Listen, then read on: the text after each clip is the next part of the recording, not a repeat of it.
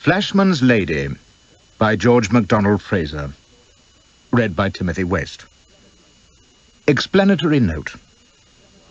Since the memoirs of Flashman, the notorious rugby school bully and Victorian military hero, first came to light 10 years ago, and have been laid before the public as each successive packet of manuscript was opened and edited, a question has arisen which many readers have found intriguing.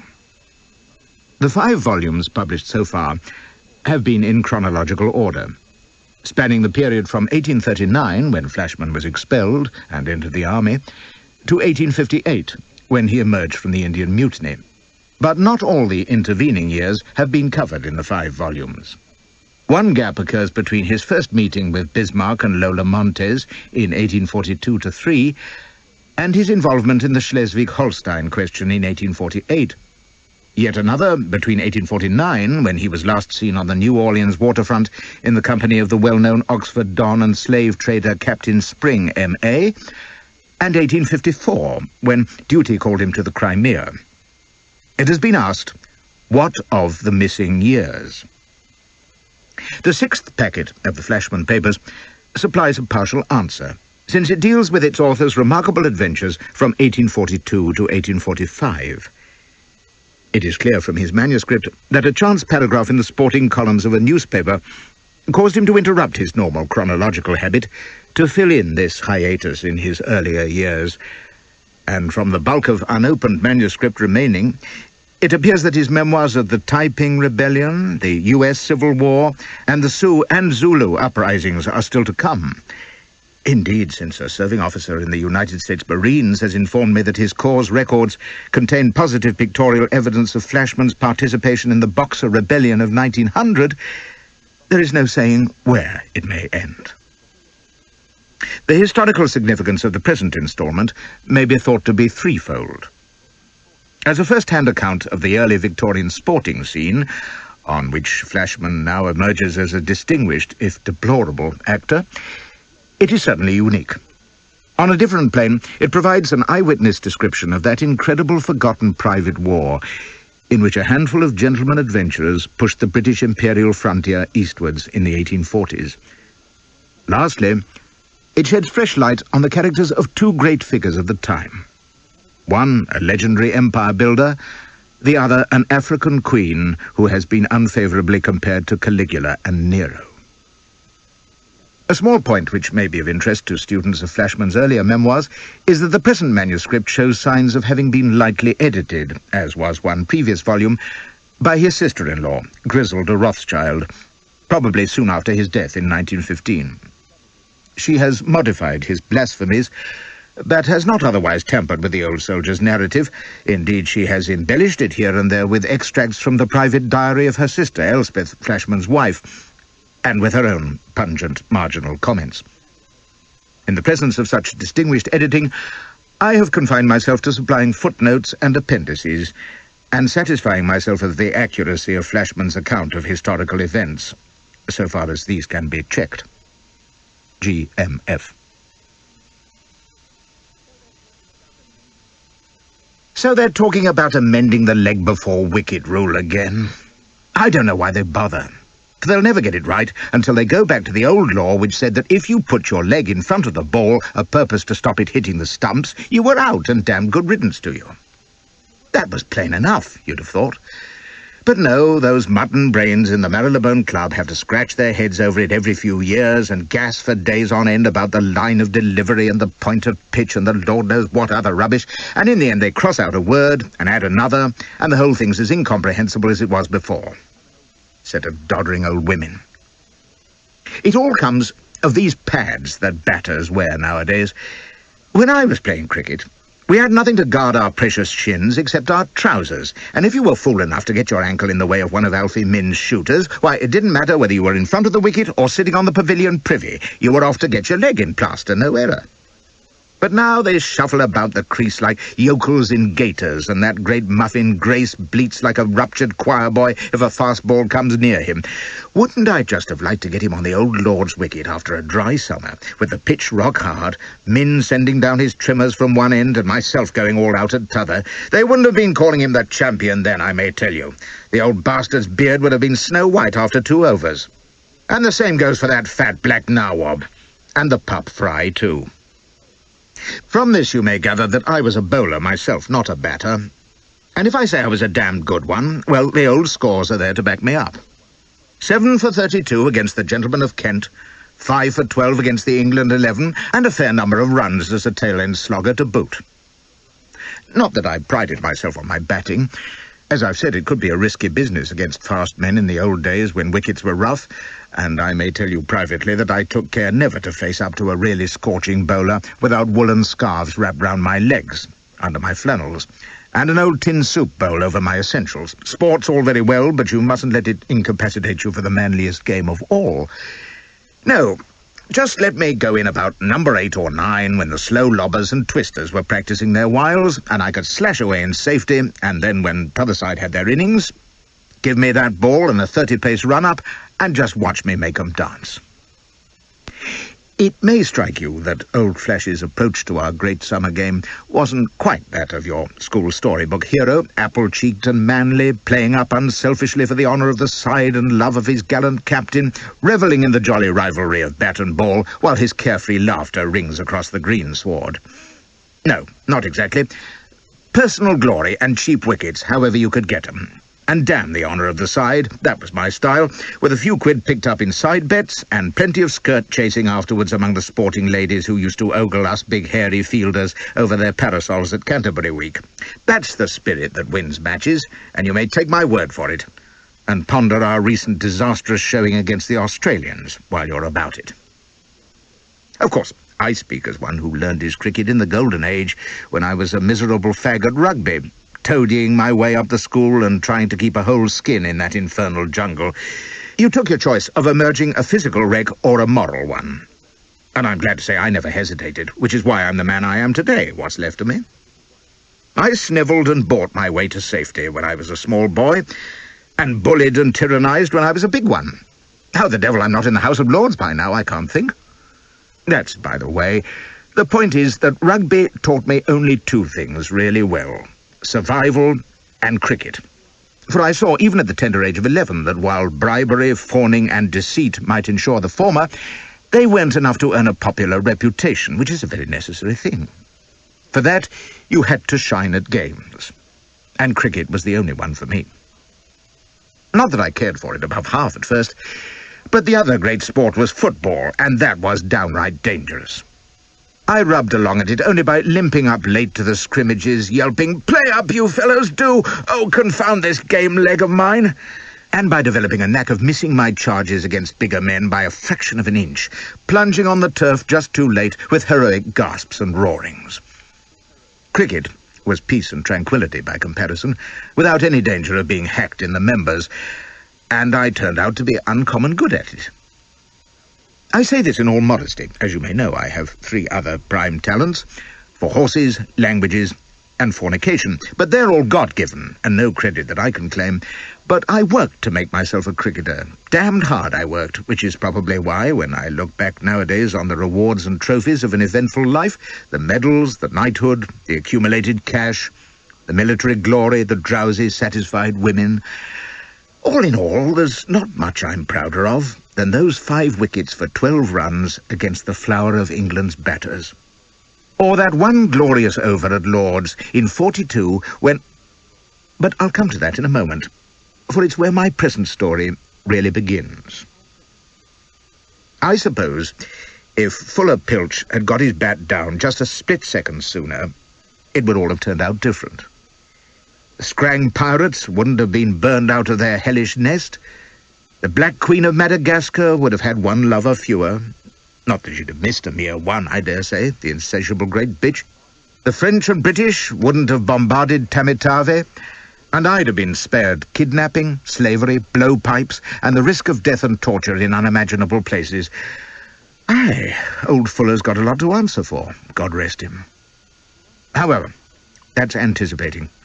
I was telling you how I became a fast bowler at rugby, which is a necessary preliminary. It was in the 30s, you see, that round-arm bowling came into its own, and fellows like Min got their hands up shoulder high. It changed the game like nothing since, for we saw what fast bowling could be, and it was fast. You talk about Spofforth and Brown, but none of them kicked up the dust like those early trimmers. Why, I've seen Min bowl to 5 slips and 3 long stops, and his deliveries going over 'em all, first bounce right down to Lord's Gate. That's my ticket, thinks I, and I took up the new slinging style. At first because it was capital fun to buzz the ball round the ears of rabbits and funks who couldn't hit back, but I soon found this didn't answer against serious batters who pulled and drove me all over the place, so I mended my ways until I could whip my fastest ball onto a crown piece, 4 times out of 5, and as I grew tall, I became faster still, and was in a fair way to being cock of the big side, until that memorable afternoon when the Puritan prig Arnold took exception to my being carried home sodden drunk and turfed me out of the school. 2 weeks before the Marylebone match, if you please. Well, they lost it without me, which shows that while piety and sobriety may ensure you eternal life, they ain't enough to beat the MCC. However, that was an end to my cricket for a few summers, for I was packed off to the army and Afghanistan, where I shuddered my way through the Kabul retreat, winning undeserved but undying fame in the siege of Jalalabad. All of which I've related elsewhere, sufficient to say that I bilked, funked, ran for dear life, and screamed for mercy as occasion demanded, all through that ghastly campaign, and came out with 4 medals, the thanks of Parliament, an audience of our Queen, and a handshake from the Duke of Wellington. It's astonishing what you can make out of a bad business if you play your hand right and look noble at the proper time. Anyway, I came home a popular hero in the late summer of '42 to a rapturous reception from the public and my beautiful idiot wife Elspeth. Being lionized and fated and making up for lost time by whoring and carousing to excess, I didn't have much time in the first few months for lighter diversions, but it chanced that I was promenading down Regent Street one afternoon, twirling my cane with my hat on 3 hairs and seeking what I might devour, when I found myself outside the Green Man. I paused, idly, and that moment's hesitation launched me on what was perhaps the strangest adventure of my life. It's long gone now, but in those days the Green Man was a famous haunt of cricketers, and it was the sight of bats and stumps and other paraphernalia of the game in the window that suddenly brought back memories, and awoke a strange hunger, not to play, you understand, but just to smell the atmosphere again and hear the talk of batters and bowlers and the jargon and gossip. So I turned in and ordered a plate of tripe and a quart of home brewed, exchanged a word or two with the jolly pipe smokers in the tap, and was soon so carried away by the homely fare, the cheery talk and laughter and the clean, hearty air of the place, that I found myself wishing I'd gone on to the Haymarket and got myself a dish of hot spiced trollop instead. Still, there was time before supper, and I was just calling the waiter to settle up when I noticed a fellow staring at me across the room. He met my eye, shoved his chair back, and came over. "I say," says he, "aren't you Flashman?" He said it almost warily, as though he didn't wish quite to believe it. I was used to this sort of thing by now, and having fellows fawn and admire the hero of Jalalabad, but this chap didn't look like a toad-eater. He was as tall as I was, brown-faced and square-chinned, with a keen look about him as though he couldn't wait to have a cold tub and a 10-mile walk. A Christian, I shouldn't wonder, and no smoking the day before a match. So I said, fairly cool, that I was Flashman, and what was it to him? "You haven't changed," says he, grinning. "You won't remember me, though, do you?" "Any good reason why I should try?" says I. "Here, waiter." "No, thank you," says this fellow. "I've had my pint for the day. Never take more during the season." And he sat himself down, cool as be damned, at my table. "Well, I'm relieved to hear it," says I, rising. "You'll forgive me, but—" "Hold on," says he, laughing. "I'm Brown. Tom Brown, of Rugby. Don't say you've forgotten." Well, in fact, I had. Nowadays his name is emblazoned on my memory and has been since Hughes published his infernal book in the 50s. But that was still in the future, and for the life of me I couldn't place him. Didn't want to, either. He had that manly open-air reek about him that I can't stomach, what with his tweed jacket. I bet he'd rub down his horse with it, and sporting cap. Not my style at all. "You roasted me over the common room fire once," says he, amiably. And then I knew him fast enough, and measured the distance to the door. That's the trouble with these snivelling little sneaks one knocks about at school. They grow up into hulking louts who box, and are always in prime trim. Fortunately, this one appeared to be Christian as well as muscular, having swallowed Arnold's lunatic doctrine of love thine enemy, for, as I hastily muttered that I hoped it hadn't done him any lasting injury, he laughed heartily and clapped me on the shoulder. "Why, that's ancient history," cries he. "Boys will be boys, what? Besides, do you know, I feel almost that I owe you an apology." "Yes," and he scratched his head and looked sheepish. "Tell the truth," went on this amazing oaf. "When we were youngsters, I didn't care for you above half, Flashman. Well, you treated us fags pretty raw, you know. Of course, I guess it was just thoughtlessness, but, well, we thought you no end of a cad, and a coward, too." He stirred uncomfortably, and I wondered, was he going to fart? "Well, you caught us out there, didn't you?" says he, meeting my eye again. "I mean, all this business in Afghanistan. The way you defended the old flag, that sort of thing. By George!" And he absolutely had tears in his eyes. "It was the most splendid thing. And to think that you... Well, I never heard of anything so heroic in my life, and I just wanted to apologize, old fellow, for thinking ill of you. 'Twas I own that I did, once, and ask to shake your hand, if you'll let me." He sat there, with his great paw stuck out, looking misty and noble, virtue just oozing out of him, while I marvelled. The strange thing is, his precious pal Scud East, whom I'd hammered just as generously at school, said almost the same thing to me years later, when we met as prisoners in Russia. Confessed how he'd loathed me, but how my heroic conduct had wiped away all old scores, and so forth. I wonder still if they believed that it did, or if they were being hypocrites for form's sake, or if they truly felt guilty for once having harboured evil thoughts of me. Damned if I know. The Victorian conscience is beyond me, thank God. I know that if anyone who'd done me a bad turn later turned out to be the Archangel Gabriel, I'd still hate the bastard, but then I'm a scoundrel, you see, with no proper feelings. However, I was so relieved to find that this stalwart lout was prepared to let bygones be bygones that I turned on all my flashy charms, pumped his fin heartily, and insisted that he break his rule for once and have a glass with me. "Well, I will, thank ye," says he. And when the beer had come and we'd drunk to dear old Rugby, sincerely no doubt on his part, he puts down his mug and says, "There's another thing. Matter of fact, it was the first thought that popped into my head when I saw you just now. I don't know how you'd feel about it, though. I mean, perhaps your wounds ain't better yet." He hesitated. "Fire away," says I, thinking perhaps he wanted to introduce me to his sister. "Well, you won't have heard, but my last half at school, when I was captain, we had no end of a match against the Marylebone men. Lost on first innings, but only 9 runs in it, and we'd have beat 'em given one more over. Anyway, old Aisleby, you remember him, was so taken with our play that he has asked me if I'd like to get up a side, Rugby past and present, for a match against Kent.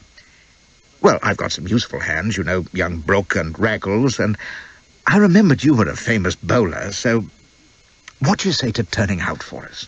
If you're fit, of course."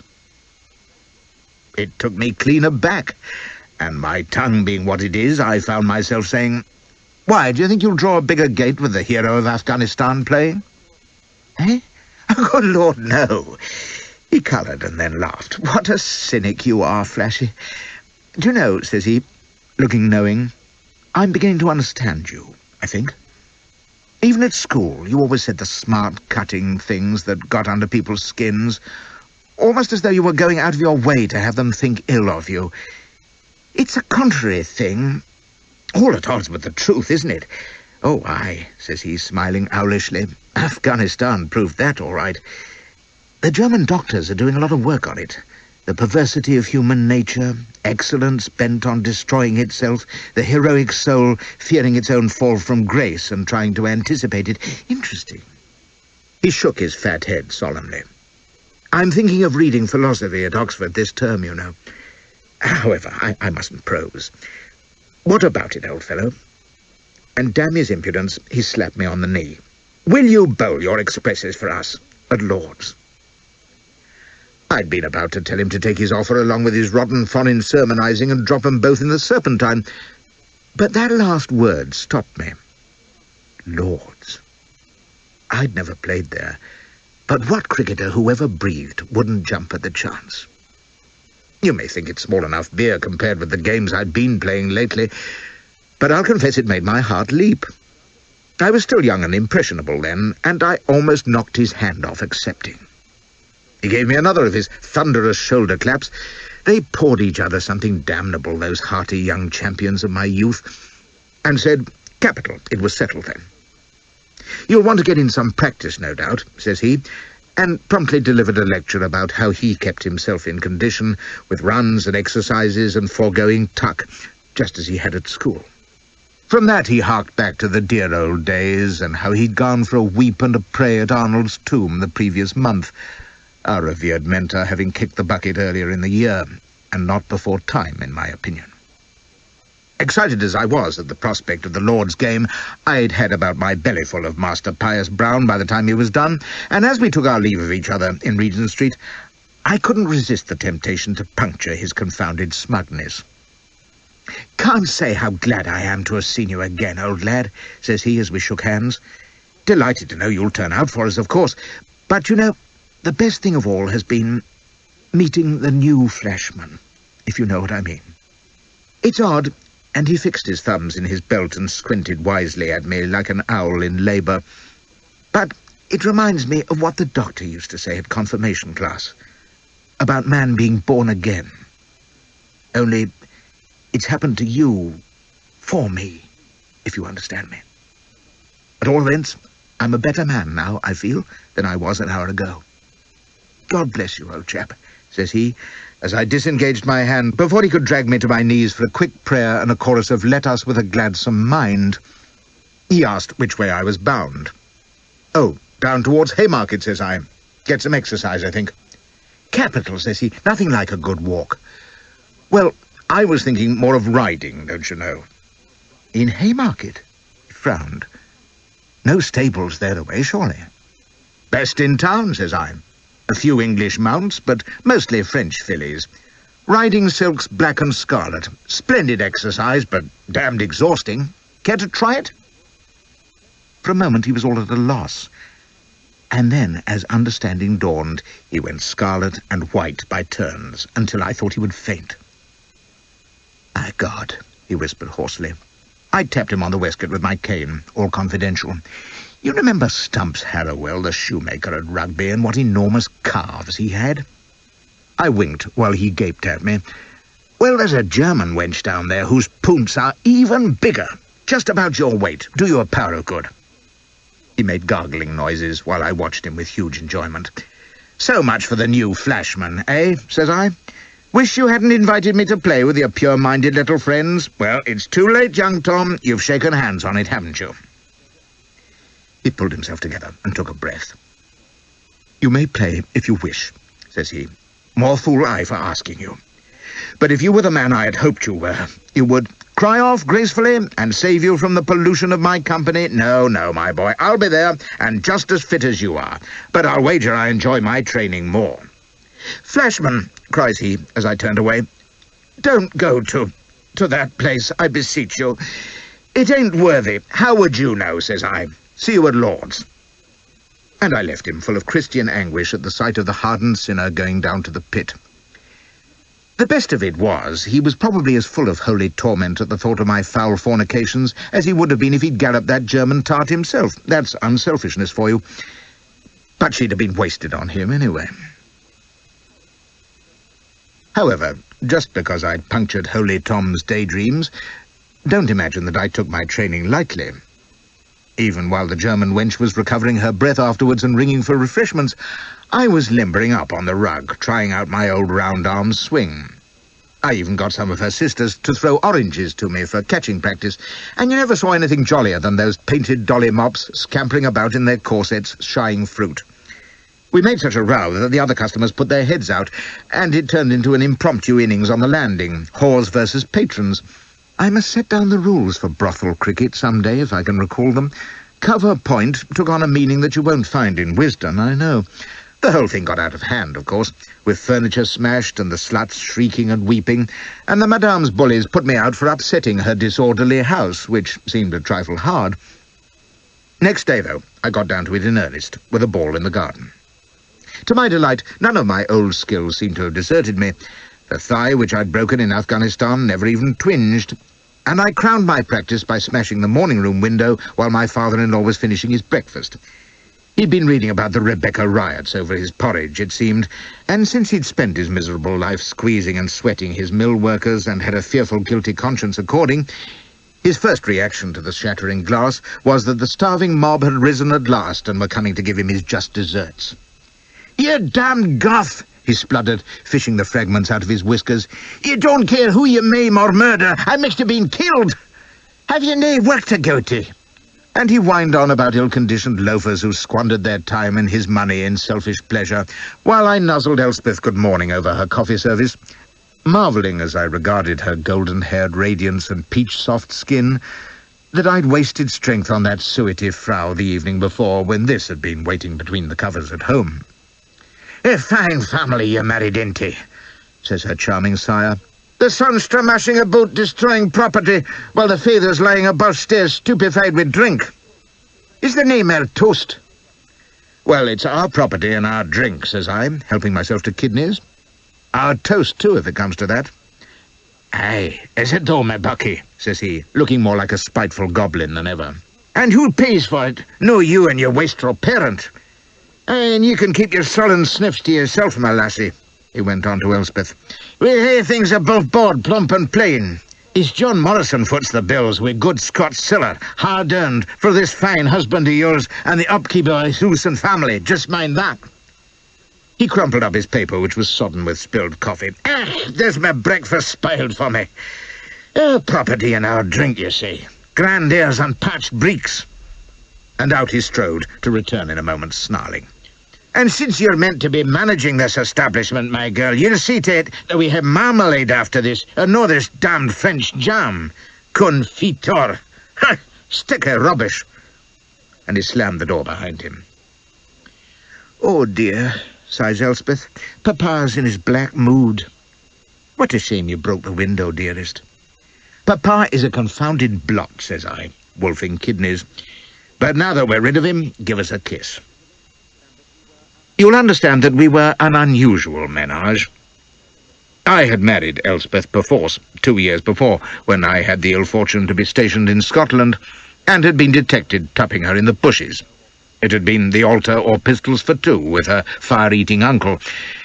Then, when my drunken governor had gone smash over railway shares, old Morrison had found himself saddled with the upkeep of the Flashman establishment, which he'd had to assume for his daughter's sake. A pretty state, you'll allow, for the little miser wouldn't give me or the governor a penny direct, but doled it out to Elspeth, on whom I had to rely for spending money. Not that she wasn't generous, for in addition to being a stunning beauty, she was also as brainless as a feather mop, and doted on me. Or at least she seemed to. But I was beginning to have my doubts. She had a hearty appetite for the two-backed game, and the suspicion was growing on me that in my absence she'd been rolling the linen with any chap who'd come handy, and was still spreading her favours now that I was home. As I say, I couldn't be sure. For that matter, I'm still not, 60 years later. The trouble was, and is, I dearly loved her in my way, and not only lustfully, although she was all you could wish as a nightcap, and however much I might stallion about the town and elsewhere, there was never another woman that I cared for besides her. Not even Lola Montes, or Lakshmi Bai, or Lily Langtry, or Co Darley's daughter, or Duchess Irma, or Take Away Cloud's woman, or Valentina, or... Oh, take your choice. There wasn't one to come up to Elspeth. For one thing, she was the happiest creature in the world, and pitifully easy to please. She revelled in the London life, which was a rare change from the cemetery she'd been brought up in, Paisley they call it, and with her looks, my new won laurels, and best of all her father's shekels, we were well received everywhere, her trade origins being conveniently forgotten. There's no such thing as an unfashionable hero or an unsuitable heiress. This was just nuts to Elspeth, for she was an unconscionable little snob, and when I told her I was to play at Lord's before the smartest of the sporting set, she went into raptures. Here was a fresh excuse for new hats and dresses and preening herself before the society rabble, she thought. Being Scotch and knowing nothing, she supposed cricket was a gentleman's game, you see. Sure enough, a certain level of the polite world followed it, but they weren't precisely the high cream in those days. Country barons, racing knights, well-to-do gentry, maybe a mad bishop or two, but pretty rustic. It wasn't quite as respectable as it is now. One reason for this was that it was still a betting game, and the stakes could run pretty high. I've known £50,000 riding on a single innings, with wild side bets of anything from a guinea to a thou on how many wickets Marsden would take, or how many catches would fall to the slips, or whether Pilch would reach 50, which he probably would. With so much cash about, you may believe that some of the underhand work that went on would have made a Hayes City stud school look like old maid's loo. Matches were sold and thrown, players were bribed and threatened, wickets were doctored. I've known the whole 11 of a respected county side to sneak out en masse and piss on the wicket in the dark so that their twisters could get a grip next morning. I caught a nasty cold myself. Of course, corruption wasn't general or even common, but it happened in those good old sporting days, and whatever the purists may say, there was a life and stingo about cricket then that you don't get now. It looked so different, even. If I close my eyes, I can see Lord's as it was then. And I know that when the memories of bed and battle have lost their colours and faded to misty grey, that at least will be as bright as ever.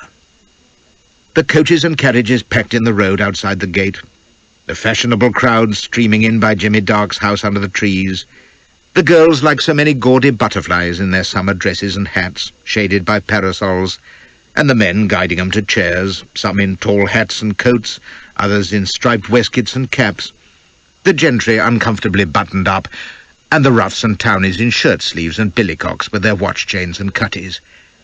The bookies with their stands outside the pavilion, calling the odds, the flash chaps in their mighty whiskers and ornamented vests, the touts and runners and swell mobsmen slipping through the press like ferrets, the pot boys from the Lord's pub thrusting along with trays loaded with beer and lemonade, crying, "Way order, gents, way order!" Old John Gully, the retired pug, standing like a great oak tree, feet planted wide, smiling his gentle smile as he talked to Alfred Minn, whose scarlet waist scarf and straw boater were a magnet for the eyes of the hero-worshipping youngsters, jostling at a respectful distance from these giants of the sporting world. The grooms, pushing away for some doddering old duke, passing through, nodding and tipping his tile with his pool of the moment arm in arm, she painted and bold-eyed and defiant as the ladies turned the other way with a rustle of skirts. The bowling green and archery range going full swing, with the thunk of the shafts mingling with the distant pumping of the artillery band, the chatter and yelling of the vendors, the grind of coach wheels, and the warm hum of summer ebbing across the great green field where Stevie Slatter's boys were herding away the sheep and warning off the bobber game players. The crowds 10 deep at the nets to see Pilch at batting practice, or Felix, agile as his animal namesake, bowling those slow lobs that seemed to hang forever in the air. Or I see it in the late evening sun, the players in their white top hats trooping in from the field, with the ripple of applause running round the ropes, and the urchins streaming across to worship, while the old buffers outside the pavilion clap and cry, "Played, well played," and raise their tankards, and the captain tosses the ball to some round-eyed small boy who'll guard it as a relic for life, and the scorer climbs stiffly down from his eyrie, and the shadows lengthen across the idyllic scene, the very picture of merry, sporting old England, with the umpires bundling up the stumps, the birds calling in the tall trees, the gentle evenfall stealing over the ground and the pavilion, and the empty benches, and the willow woodpile behind the sheep pen, where Flashy is plunging away on top of the landlord's daughter in the long grass. Aye, cricket was cricket then. Barring the last bit, which took place on another joyous occasion, that's absolutely what it was like on the afternoon when the gentleman of Rugby, including your humble servant, went out to play the cracks of Kent. 20-1 on and no takers. At first I thought it was going to be a frost, for while most of my teammates were pretty civil, as you'd expect, to the Hector of Afghanistan, the egregious Brown was decidedly cool. And so was Brooke, who'd been head of the school in my time, and was the apple of Arnold's eye. That tells you all you need to know about him. He was clean-limbed and handsome, and went to church, and had no impure thoughts, and was kind to animals and old ladies, and was a midshipman in the Navy. What happened to him, I've no idea. But I hope he absconded with the ship's funds and the Admiral's wife, and set up a knocking shop in Valparaiso. He and Brown talked in low voices in the pavilion, and glanced towards me, rejoicing, no doubt, over the sinner who hadn't repented. Then it was time to play, and Brown won the toss and elected to bat, which meant that I spent the next hour beside Elspeth's chair, trying to hush her imbecile observations on the game and waiting for my turn to go in. It was a while coming, because either Kent were going easy to make a game of it, or Brooke and Brown were better than you'd think, for they survived the opening whirlwind of Min's attack, and when the twisters came on, began to push the score along quite handsomely. I'll say that for Brown, he could play a deuced straight bat, and Brooke was a hitter. They put on 30 for the first wicket, and our other batters were game, so that we had 70 up before the tail was reached, and I took my leave of my fair one, who embarrassed me damnably by assuring her neighbours that I was sure to make a score, because I was so strong and clever. I hastened to the pavilion, collared a pint of ale from the potboy, and hadn't had time to do more than blow off the froth, when there were 2 more wickets down, and Brown says, "In you go, Flashman." So I picked up a bat from beside the flagstaff, threaded my way through the crowd, who turned to look curiously at the next man in, and stepped out onto the turf. You must have done it yourselves often enough, and remember the silence as you walk out to the wicket, so far away, and perhaps there's a stray hand clap or a cry of, "Go it, old fellow," and no more than a few spectators loafing round the ropes, and the fielding side sit or lounge about, stretching in the sun, barely glancing at you as you come in. I knew it well enough, but as I stepped over the ropes, I happened to glance up, and Lord's truly smote me for the first time. Round the great emerald field, smooth as a pool table, there was this mighty mass of people, 10 deep at the boundary. And behind them the coaches were banked solid, wheel to wheel, crowded with ladies and gentlemen, the whole huge multitude hushed and expectant, while the sun caught the glittering eyes of thousands of opera glasses and binnacles glaring at me. It was damned unnerving, with that vast space to be walked across, and my bladder suddenly holding a bushel, and I wished I could scurry back into the friendly, warm throng behind me. You may think it odd that nervous funk should grip me just then. After all, my native cowardice had been whetted on some real worthwhile horrors, Zulu impis and Cossack cavalry and Sioux riders, all intent on rearranging my circulatory and nervous systems in their various ways. But there were others to share the limelight with me then, and it's a different kind of fear anyway. The minor ordeals can be damned scaring simply because you know you're going to survive them. It didn't last above a second, while I gulped and hesitated and strode on, and then the most astounding thing happened.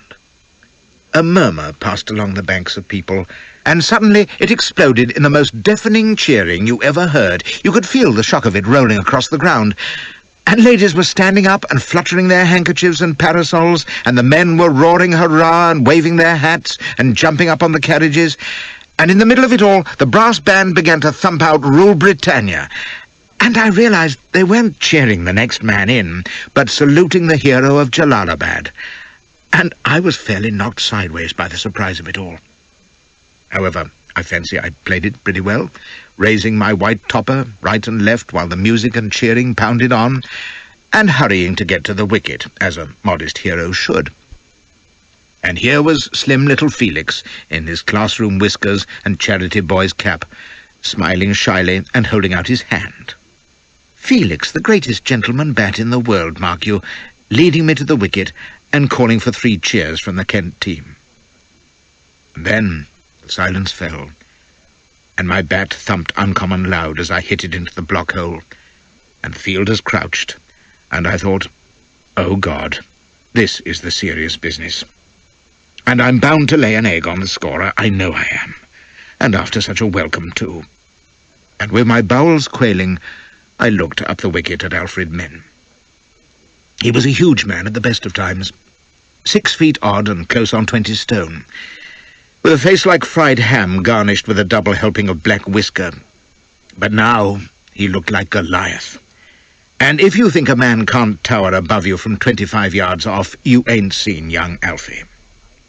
He was smiling, idly tossing up the ball, which looked no bigger than a cherry in his massive fist, working 1 foot on the turf, pawing it, by God. Old Aisleby gave me guard, quavered, "Play!" I gripped my bat, and Minn took 6 quick steps and swung his arm. I saw the ball in his hand, at shoulder height, and then something fizzed beside my right knee. I prepared to lift my bat, and the wicket-keeper was tossing the ball to Felix at point.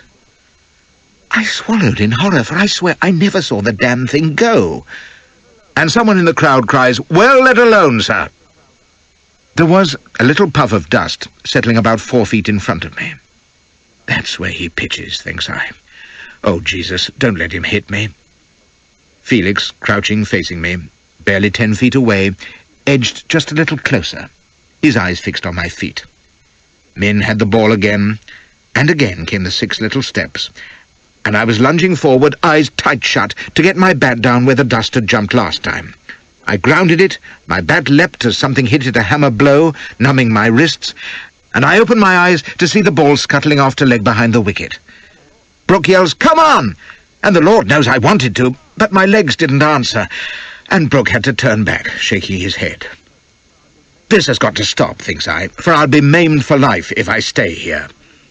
And panic, mingled with hate and rage, gripped me as Minn turned again. He strode up to the wicket, arms swinging back, and I came out of my ground in a huge despairing leap, swinging my bat for dear life. There was a sickening crack, and in an instant of elation I knew I'd caught it low down on the outside edge, full swipe. The bloody thing must be in Wiltshire by now, 5 runs for certain, and I was about to tear up the pitch when I saw Brooke was standing his ground, and Felix, who'd been fielding almost in my pocket, was idly tossing the ball in his left hand, shaking his head and smiling at me.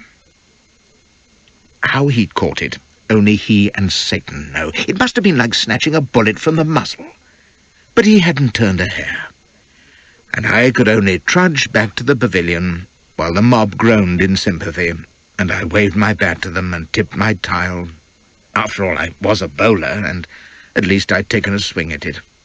And I'd faced 3 balls from Alfred Minn. We closed our hand at 91. Flashy caught Felix naught, and it was held to be a very fair score, although Kent was sure to pass it easily, and since it was a single-hand match, that would be that. In spite of my blank score, how I wished I'd gone for that single off the second ball. I was well received round the pavilion, for it was known who I was by now, and several gentlemen came to shake my hand, while the ladies eyed my stalwart frame and simpered to each other behind their parasols. Elspeth was glowing at the splendid figure I had cut in her eyes, but indignant that I had been out when my wicket hadn't been knocked down, because wasn't that the object of the game?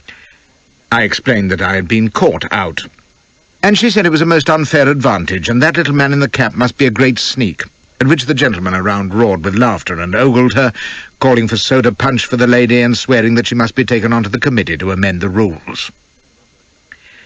I contented myself with a glass of beer before we went out to field, for I wanted to be fit to bowl, but damn it, if Brown didn't leave me loafing in the outfield, no doubt to remind me that I was a whoremonger and therefore not fit to take an over.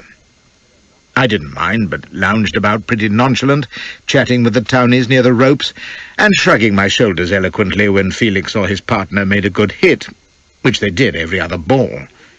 They fairly knocked our fellows all over the wicket, and had 50 up well within the hour. I observed to the townies that what we wanted was a bit of ginger, and limbered my arm, and they cheered and began to cry, "Bring on the Flash, chap! Huzzah for Afghanistan!" and so forth, which was very gratifying. I'd been getting my share of attention from the ladies in the carriages near my lookout, and indeed had been so intent on winking and swaggering that I'd missed a long hit, at which Brown called pretty sharply to me to mind out. Now one or two of the more spirited ladybirds began to echo the townies, who egged them on, so that "Bring on the Flash, chap!" began to echo round the ground in gruff bass and piping soprano. Finally Brown could stand it no longer, and waved me in, and the mob cheered like anything, and Felix smiled his quiet smile, and took fresh guard. On the whole, he treated my first over with respect, for he took only 11 off it, which was better than I deserved, for, of course, I flung my deliveries down with terrific energy. The first one full pitch at his head, and the next 3 horribly short, in sheer nervous excitement. The crowd loved it, and so did Felix, curse him. He didn't reach the first one, but he drew the second beautifully for 4, cut the third on tiptoe, and swept the last right off his upper lip and into the coaches near the pavilion. How the crowd laughed and cheered, while Brown bit his lip with vexation, and Brooke frowned his disgust. But they couldn't take me off after only one turn. I saw Felix say something to his partner, and the other laughed. And as I walked back to my lookout, a thought crept into my head, and I scowled horribly and clapped my hands in disgust, at which the spectators yelled louder than ever. "Give 'em the Afghan pepper, Flashy," cries one, "and run out the guns," hollers another. I waved my fist and stuck my hat on the back of my head, and they cheered and laughed again. They gave a huge shout when Brown called me up for my second turn, and settled themselves to enjoy more fun and fury. "You'll get it, my boys," thinks I, as I thundered up to the wicket with the mob counting each step, and my first ball smote about halfway down the pitch, flew high over the batsman's head, and they ran 3 byes. That brought Felix to face me again, and I walked back, closing my ears to the shouting and to Brown's muttered rebuke. I turned, and just from the lift of Felix's shoulders, I could see he was getting set to knock me into the trees. I fixed my eye on the spot dead in line with his off-stump. He was a left-hander, which left the wicket wide as a barn door to my round delivery, and ran up, determined to bowl the finest, fastest ball of my life. And so I did. Very well, I told you I was a good bowler, and that was the best ball I ever delivered, which is to say it was unplayable. I dropped the first one short on purpose, just to confirm what everybody supposed from the first over, that I was a wild chucker with no more head than flat beer. But the second had every fibre directed at that spot, with just a trifle less strength than I could muster to keep it steady, and from the moment it left my hand, Felix was gone. Granted, I was lucky, for the spot must have been bald. It was a shooter, skidding in past his toes when he expected it round his ears, and before he could smother it, his stump was cartwheeling away. The yell that went up split the heaven, and he walked past me, shaking his head and shooting me a quizzy look, while the fellows slapped my back, and even Brooke condescended to cry, "Well bowled." I took it very offhand, but inside I was thinking, Felix, Felix, by God! I'd not have swapped that wicket for a peerage. Then I was brought back to earth, for the crowd were cheering the new man in, and I picked up the ball and turned to face the tall, angular figure with the long-reaching arms and the short-handled bat. I'd seen Fuller Pilch play at Norwich when I was a young shaver, when he beat Marsden of Yorkshire for the single-wicket championship of England. So far as I'd ever had a boyhood hero, it was Pilch, the best professional of his day, some say of any day. Although it's my belief this new boy Rhodes may be as good. Well, Flash, thinks I, you've nothing to lose, so here goes at him. Now, what I'd done to Felix was head bowling, but what came next was luck and nothing else. I can't account for it yet, but it happened, and this is how it was. I did my damnedest to repeat my great effort, but even faster this time, and in consequence I was just short of a length. Whether Pilch was surprised by the speed, or the fact that the ball kicked higher than it had any right to do, I don't know, but he was an instant slow in reaching forward, which was his great shot. He didn't ground his bat in time, The ball came high off the blade, and I fairly hurled myself down the pitch, all arms and legs, grabbing at a catch I could have held in my mouth. I nearly muffed it, too, but it stuck between finger and thumb, and the next I knew they were pounding me on the back and the townies were in full voice, while Pilch turned away, slapping his bat in vexation. "Bloody gravel," cries he. "Hasn't Dark got any brooms, then?" He may have been right, for all I know. By now, as you may imagine, I was past caring. Felix and Pilch. There was nothing more left in the world just then, or so I thought. What could excel those twin glorious strokes? My grandchildren will never believe this, thinks I, supposing I have any. By George, I'll buy every copy of the Sporting Press for the next month and paper old Morrison's bedroom with them. And yet, the best was still to come. Min was striding to the crease. I can see him now, and it brings back to me a line that Macaulay wrote in that very year. "And now the cry is Astor, and lo, the ranks divide, as the great Lord of Luna comes on with stately stride." That was Alfred the Great to a T. Stately and magnificent, with his broad crimson sash and the bat like a kid's paddle in his hand. He gave me a great grin as he walked by, took guard, glanced leisurely round the field, tipped his straw hat back on his head, and nodded to the umpire, old Aislabie, who was shaking with excitement as he called, "Play!" Well, I had no hope at all of improving on what I'd done, you may be sure, but I was determined to bowl my best, and it was only as I turned that it crossed my mind, old Aislabie's a rugby man, and it was out of pride in the old school that he arranged this fixture. Honest as God, to be sure, but, like all enthusiasts, he'll see what he wants to see, won't he? And Min's so tarnation big, you can't help hitting him somewhere if you put your mind to it and bowl your fastest. It was all taking shape, even as I ran up to the wicket. I'd got Felix by skill, Pilch by luck, and I'd get Min by knavery, or perish in the attempt. I fairly flung myself up to the crease and let go a perfect snorter, dead on a length, but a good foot wide of the leg stump.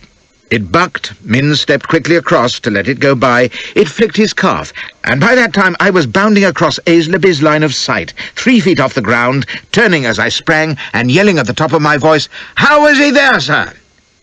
Now, a bowler who's also a gentleman of rugby don't appeal unless he believes it. That gooseberry-eyed old fool Aislabie hadn't seen a damned thing with me capering between him and the scene of the crime, but he concluded there must be something in it, as I knew he would, and by the time he had fixed his watery gaze, Min, who had stepped across, was plumb before the stumps. And Aislabie would have been more than human if he had resisted the temptation to give the word that everyone in that ground, except Alfie, wanted to hear. "Out!" cries he. "Yes, out! Absolutely! Out! Out!" It was bedlam after that. The spectators went wild, and my teammates simply seized me and rolled me on the ground. The cheering was deafening, and even Brown pumped me by the hand and slapped me on the shoulder, yelling, "Bowled! Oh, well bowled, Flashy!" You see the moral. Cover every strumpet in London if you've a mind to. It doesn't signify so long as you can take wickets. Min went walking by, shaking his head and cocking an eyebrow in Aislabie's direction. He knew it was a crab decision, but he beamed all over his big red face like the sporting ass he was, and then did something which has passed into the language. He took off his boater, presented it to me with a bow, and says, "That trick's worth a new hat any day, youngster." I'm damned if I know which trick he meant, and I don't much care. I just know that the leg before wicket rule is a perfectly splendid one, if they'll only let it alone. After that, of course, there was only one thing left to do.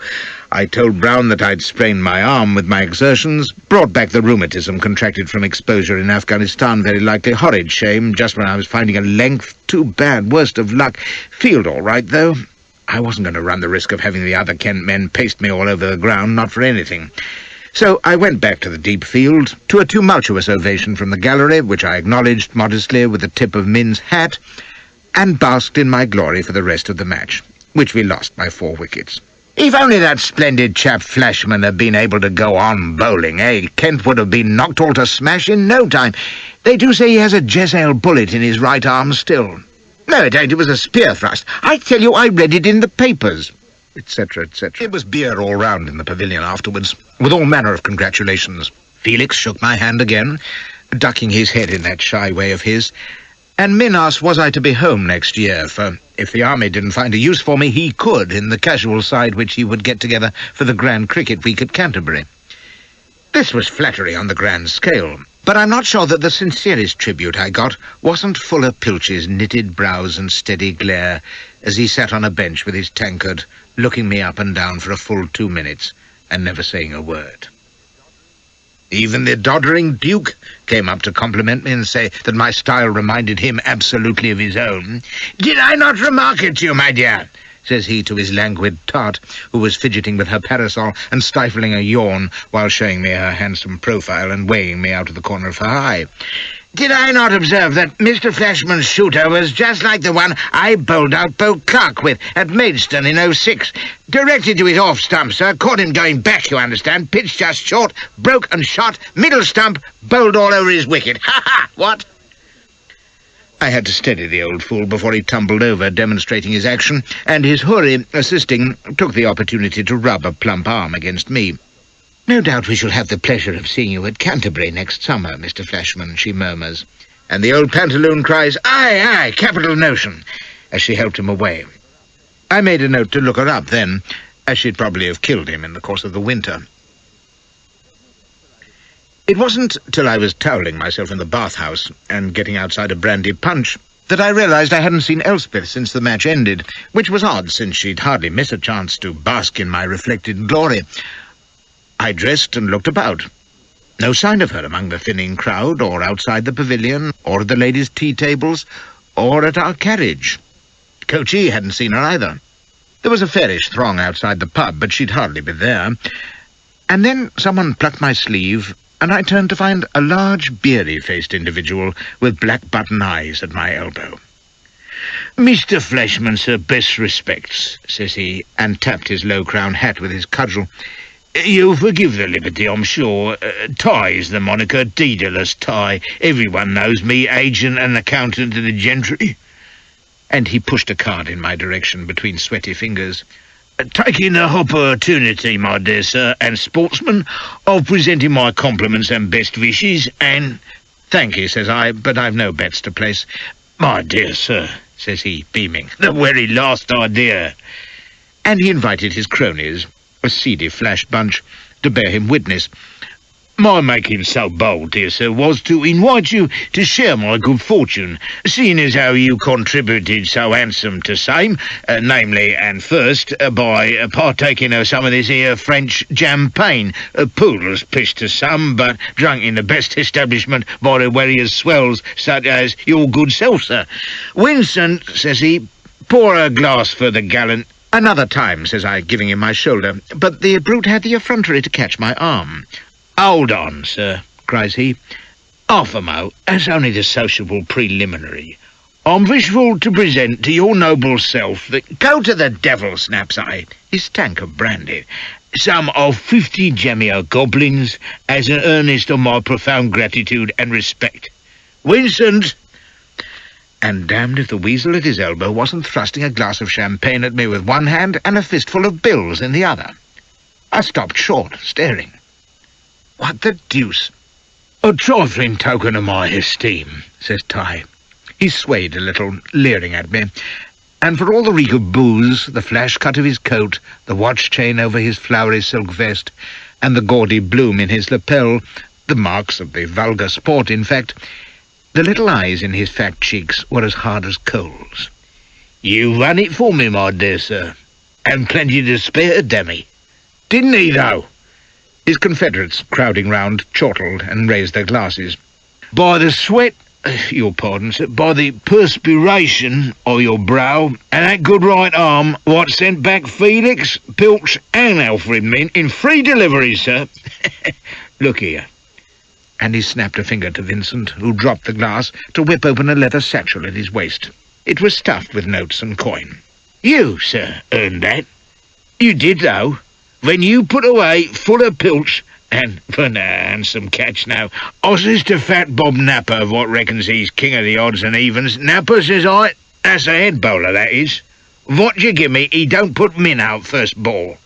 Gammon, says he. 3 in a row, never. 1,000 to 1, and you can pay me now. Generous odds, sir, you'll allow. And the rascal winked and tapped his nose. So, on goes my quid, and here's Napper's 1,000. Cash down, give him that. And 50 on it's yours, my gallant sir. With the grateful compliments of D. Diller's Toy, Esquire, agent and accountant to the gentry, who hereby salutes. And he raised his glass and belched unsteadily. Your Honour's pardon, bugger them pickles, who salutes the most vicious right arm in the noble game of cricket today. Hip, hip, hip, hooray! I couldn't help being amused at the brute and his pack of rascals, drunken bookies and touts on the spree, and too far gone to appreciate their own impudence.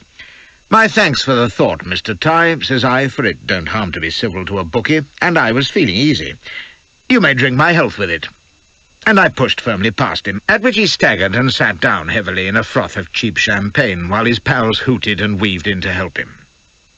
Not that I couldn't have used the 50 quid, but you can't be seen associating with cads of that kidney, much less accepting their gelt. I strode on with cries of, "Good luck, sir, and here's to the Flash Cove," following me.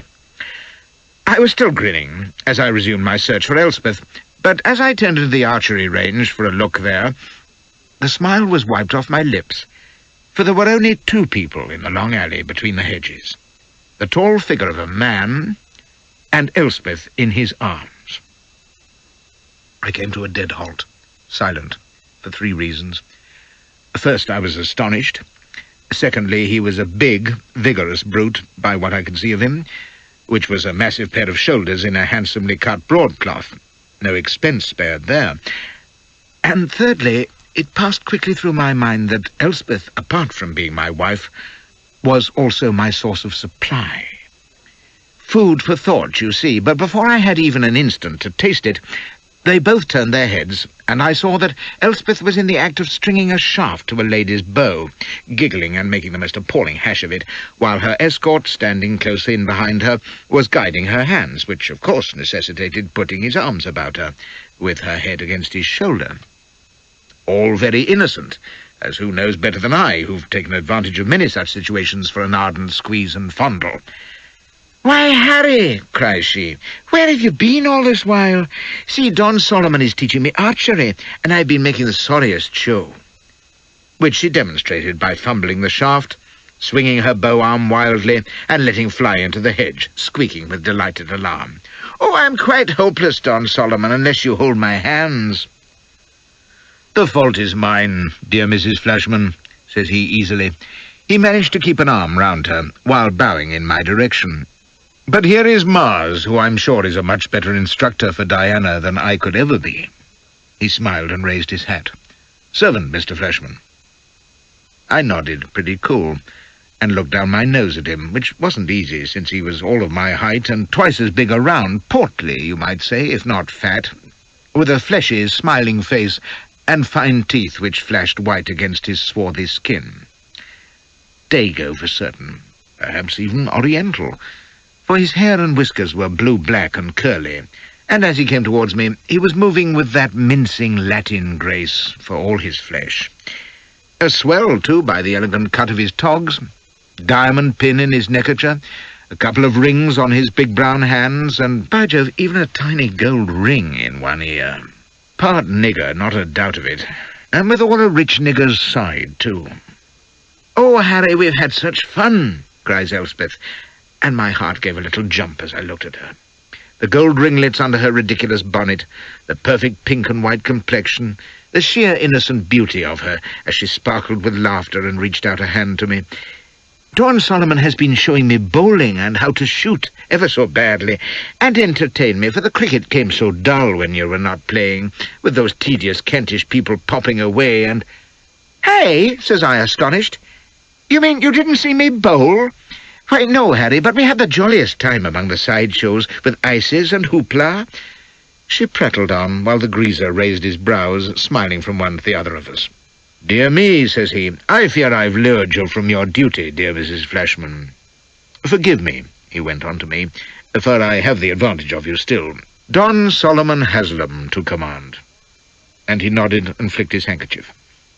Mr. Speedercut, who I believe is your friend, presented me to your so charming lady, and I took the liberty of suggesting that we take a stroll. If I'd known you were to be put on... But tell me, any luck, eh? Oh, not too bad, says I, inwardly furious that while I'd been performing prodigies, Elspeth had been fluttering at this oily flammer. Felix, Pilch and Min in 3 balls, if you call it luck. Now, my dear, if Mr. Solomon will excuse... To my amazement, he burst into laughter. I would call it luck, cries he. That would be a daydream, to be sure. I'd settle for just one of them. Well, I didn't, says I, glaring at him. I bowled Felix, caught out Pilch, and had Min leg before, which probably don't mean much to a foreigner. Good God, cries he. You don't mean it. You're banning us, surely. Now, looky, whoever you are, but, oh my God! He was fairly spluttering, and suddenly he seized my hand and began pumping it, his face alight. My dear chap, I can't believe it. All 3! And to think I missed it. He shook his head and burst out laughing again. Oh, what a dilemma. How can I regret an hour spent with the loveliest girl in London, but, oh, Mrs. Flashman, what you've cost me. Why, there's never been anything like it. And to think that we were missing it all. Well, I've paid for my susceptibility to beauty, to be sure. Well done, my dear chap, well done, but this calls for celebration.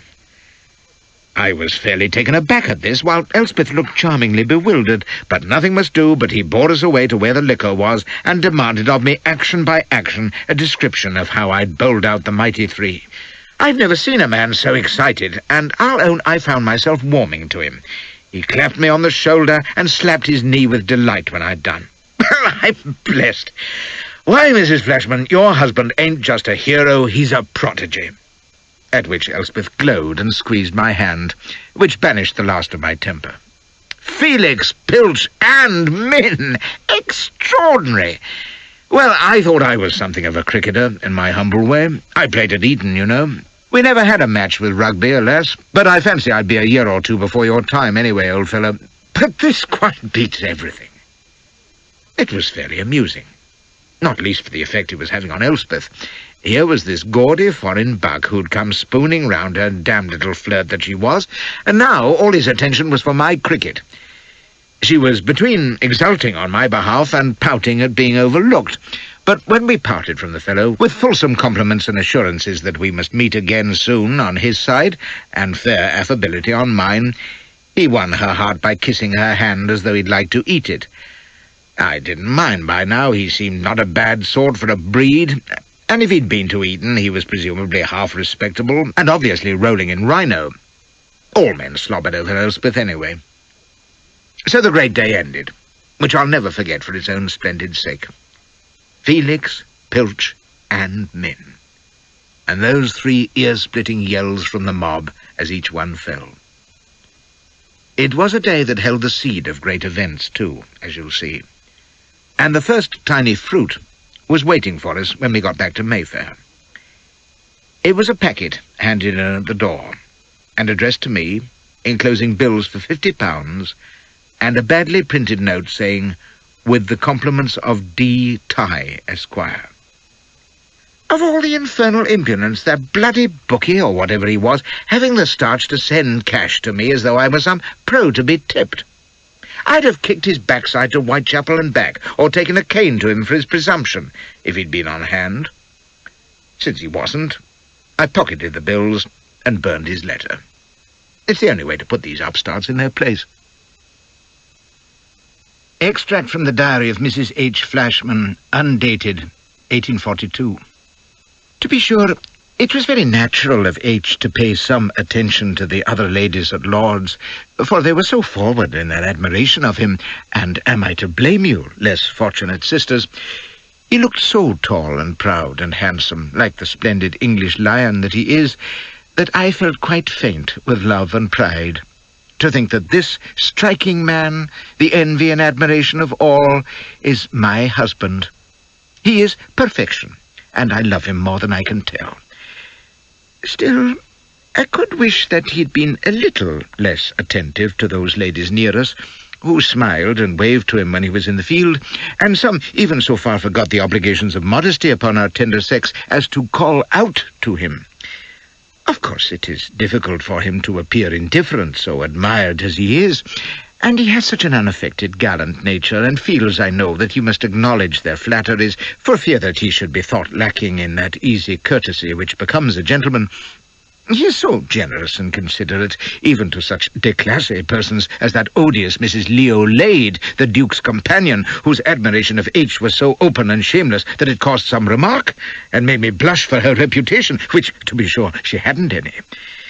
But H's simple, boyish goodness can see no fault in anyone, not even such an abandoned female as I'm sure she is, for they say... But I will not sully your fair page, dear diary, with such a paltry thing as Mrs. Leo. Yet mention of her reminds me yet again of my duty to protect my dear one, for he is still such a boy, with all a boy's naivete and high spirit. Why, today he looked quite piqued and furious at the attention shown to me by Don S.H., who is quite sans reproche and the most distinguished of persons. He has over 50,000 a year, it is said, from estates and revenues in the far East Indies, and is on terms with the best in society, and has been received by H.M. He is entirely English, although his mother was a Spanish donna, I believe, and is of the most engaging manners and address, and the jolliest person besides. I confess I was not a little amused to find how I captivated him, which is quite harmless and natural, for I have noticed that gentlemen of his complexion are even more ardent in their addresses to the fair than those of pure European blood.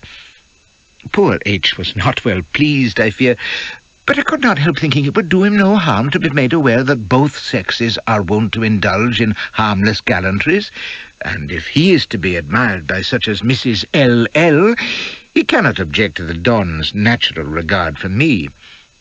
And to be sure, they are not to be compared, for Don S.H.'s addresses are of the utmost discretion and niceness. He is amusing with propriety, engaging without familiarity.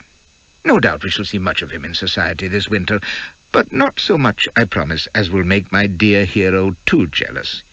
He has such sensibility. End of extract. G. de R. It was 8 months before I so much as gave a thought to cricket again, but I'm bound to say that even if it had been blazing summer from October to March, I'd still have been too busy. You can't conduct a passionate affair with Lola Montes in which you fall foul of Otto Bismarck, which is what I was doing that autumn, and still have much time for recreation. Besides, this was the season when my fame was at its zenith, what with my visit to the palace for the Kabul medal. In consequence, I was in demand everywhere, and Elspeth, in her eagerness for the limelight, saw to it that I never had a moment's peace. Balls and parties and receptions, and devil a minute for serious raking. It was splendid, of course, to be the lion of the hour, but confounded exhausting. But little enough happened to the point of my story, except that the stout Don Solomon Haslam played an increasingly lively part in our doings that winter. That was an odd fish, decidedly. Nobody, not even his old Eton chums, seemed to know much about him, except that he was some kind of nabob with connections in Leadenhall Street, but he was well received in society, where his money and manners paid for all. And he seemed to be right in the know wherever he went, at the embassies, the smart houses, the sporting set, even at the political dinners. He was friendly with Haddington and Stanley at one end of the scale, and with such rascals as Deaf Jim Burke and Brougham at t'other. One night he would be dining with Aberdeen, and the next at Rocherville Gardens or the cider cellars. And he had a quiet gift of being first with the word from all quarters. If you wanted to know what was behind the toll riots or the tale of Peel's velveteens, ask Solomon. He had the latest joke about Alice Lowe or Nelson's column, could tell you beforehand about the new race cup for Ascot, and had songs from the Bohemian Girl played in his drawing room months before the opera was seen in London. It wasn't that he was a gossip or couch whisperer either. Whatever way the talk turned, he just knew the answers. He ought to have been detestable, but strangely enough he wasn't, for he didn't push or show off. His entertainment was lavish in his house on Brook Street, where he gave a Chinese party that was said to have cost 20 thou and was the talk for weeks. and his appearance was what the ladies call romantic. I've told you about the earring, enough said. But with it all, he managed to appear modest and unaffected. He could charm, I'll say that for him, for he had the true gift of flattery, which is to show the keenest possible interest. And, of course, he had money to burn. I didn't mind him much myself. He went out of his way to be pleasant to me, and once I'd satisfied myself that his enthusiasm for Elspeth wasn't likely to go the length, I tolerated him. She was ready to flirt with anything in breeches, and more than flirt, I suspected, but there were horny captains I was far learier of than the Don. That bastard Watney, for one, and the lecherous snob Ranelagh, and I fancy young Cunningham was itching after her too. But Solomon had no name as a rake, didn't even keep a mistress, apparently, and did no damage round Windmill Street or any of my haunts, leastways. Another odd thing, he didn't touch liquor in any form. Oddest of all, though, was the way that my father-in-law took to him. From time to time during that winter, old Morrison came south from his lair in Paisley to inflict himself on us and carp about expense, and it was during one of these visits that we had Solomon to dine. Morrison took one look at the fashionable cut of his coat and Newgate side whiskers, sniffed and muttered about another scented gomeril with more money than sense. But before that dinner was through, Solomon had him eating out of his palm. Old Morrison had started off on one of his usual happy harangues about the state of the nation, so that for the first course we had cockaliki soup, halibut with oyster sauce, and the income tax, removed with minced chicken patties, lamb cutlets, and the Mines Act, followed by a second course of venison in Burgundy, fricassee of beef, and the Chartists, with grape ices, bilberry tart, and Ireland for dessert. Then the ladies, Elspeth and my father's mistress Judy, whom Elspeth had a great fancy for, God knows why, withdrew, and over the port we had the miners' strike and the general ruin of the country. Fine stuff, all of it, and my governor went to sleep in his chair, while Morrison held forth on the iniquity of those scoundrelly colliers who objected to having their infants dragging tubs naked through the seams for a mere 15 hours a day. "That's the infernal Royal Commission," cries he. "Making mischief, aye, and it'll spread, mark me. If bairns below the age of 10 year is no to work underground, how long will it be afore they're prohibiting their employment in factories, will you tell me? Damn that whippersnapper Ashley, educate them, says he, the idiot. I'd educate him, would I know? And then there's the Factory Act, that'll be the next thing." "The amendment can't pass for another 2 years," says Solomon quietly, and Morrison glowered at him. "How do you ken that?" "It's obvious, surely. We have the Mines Act, which is all the country can digest for the moment, but the shorter hours will come, probably within 2 years, certainly within 3. Mr. Horne's report will see to that." His easy certainty impressed Morrison, who wasn't used to being lectured on business. However, the mention of Horne's name set him off again. I gathered this worthy was to publish a paper on child employment, which would inevitably lead to bankruptcies all round for deserving employers like my father-in-law, with free beer and holidays for the paupers, a workers' rebellion, and invasion by the French. "Not quite so much, perhaps," smiled Solomon, "but his report will raise a storm, that's certain. I've seen some of it." "You've seen it?" cries Morrison. "But it's no out till the new year." He glowered a moment. "You're gay far ben, sir." He took an anxious gulp of port. "Was there, that is, did you chance to see any mention of Paisley, maybe?" Solomon couldn't be certain, but said there was some shocking stuff in the report. Infants tied up and lashed unmercifully by overseers, flogged naked through the streets when they were late. In one factory they'd even had their ears nailed down for bad work. "That's a lie," bawls Morrison, knocking over his glass. "A damned lie. Never a bairn in our shop had hand laid on it. My God, prayers at 7 and a cup of milk and a piece to their dinner, out of my own pocket. Even a yard of yarn whiles as a gift, and me near demented with pilfering." Solomon soothed him by saying he was sure Morrison's factories were paradise on earth, but added gravely that between the Horne report and slack trade generally, he couldn't see many good pickings for manufacturers for some years to come. Overseas investment, that was the thing. Why, there were millions a year to be made out of the Orient by men who knew their business, as he did, and while Morrison sniffed a bit and called it prospectus talk, You could see he was interested despite himself. He began to ask questions and argue, and Solomon had every answer pat. I found it a dead bore and left them prosing away, with my governor snoring and belching at the table head, the most sensible noises I'd heard all night. But later, old Morrison was heard to remark that Jan Solomon had a head on his shoulders, right enough. A ken-speckle lad, no like some that sauntered and drank away their time and sponged off their betters, etc. One result of all this was that Don Solomon Haslam was a more frequent visitor than ever, dividing his time between Elspeth and her sire, which was perverse variety, if you like. He was forever talking Far East trade with Morrison, urging him to get into it. He even suggested that the old bastard should take a trip to see for himself, which I'd have seconded in M-Con. I wondered if perhaps Solomon was some swell magsman trying to diddle the old rascal of a few thou. Some hopes if he was. Anyway, they got along like a matched pair. And since Morrison was at this time expanding his enterprises and Haslam was well connected in the city, I dare say my dear relative found the acquaintance useful. So winter and spring went by. And then, in June, I had 2 letters. One was from my Uncle Bindley at the Horse Guards to say that negotiations were underway to procure me a lieutenancy in the household cavalry. This great honour, he was careful to point out, was due to my Afghan heroics, not my social desirability, which in his opinion was negligible. He was from the Paget side of our family, you see, and affected to despise us common Flashmans, which showed he had more sense than manners.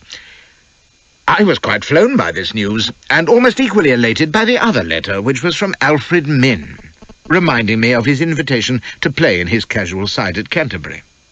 I'd been having a few games for the Montpelliers at the old Beehive Field, and was in form, so I accepted straight off. It wasn't just for the cricket, though. I had 3 good reasons for wanting to be out of town just then.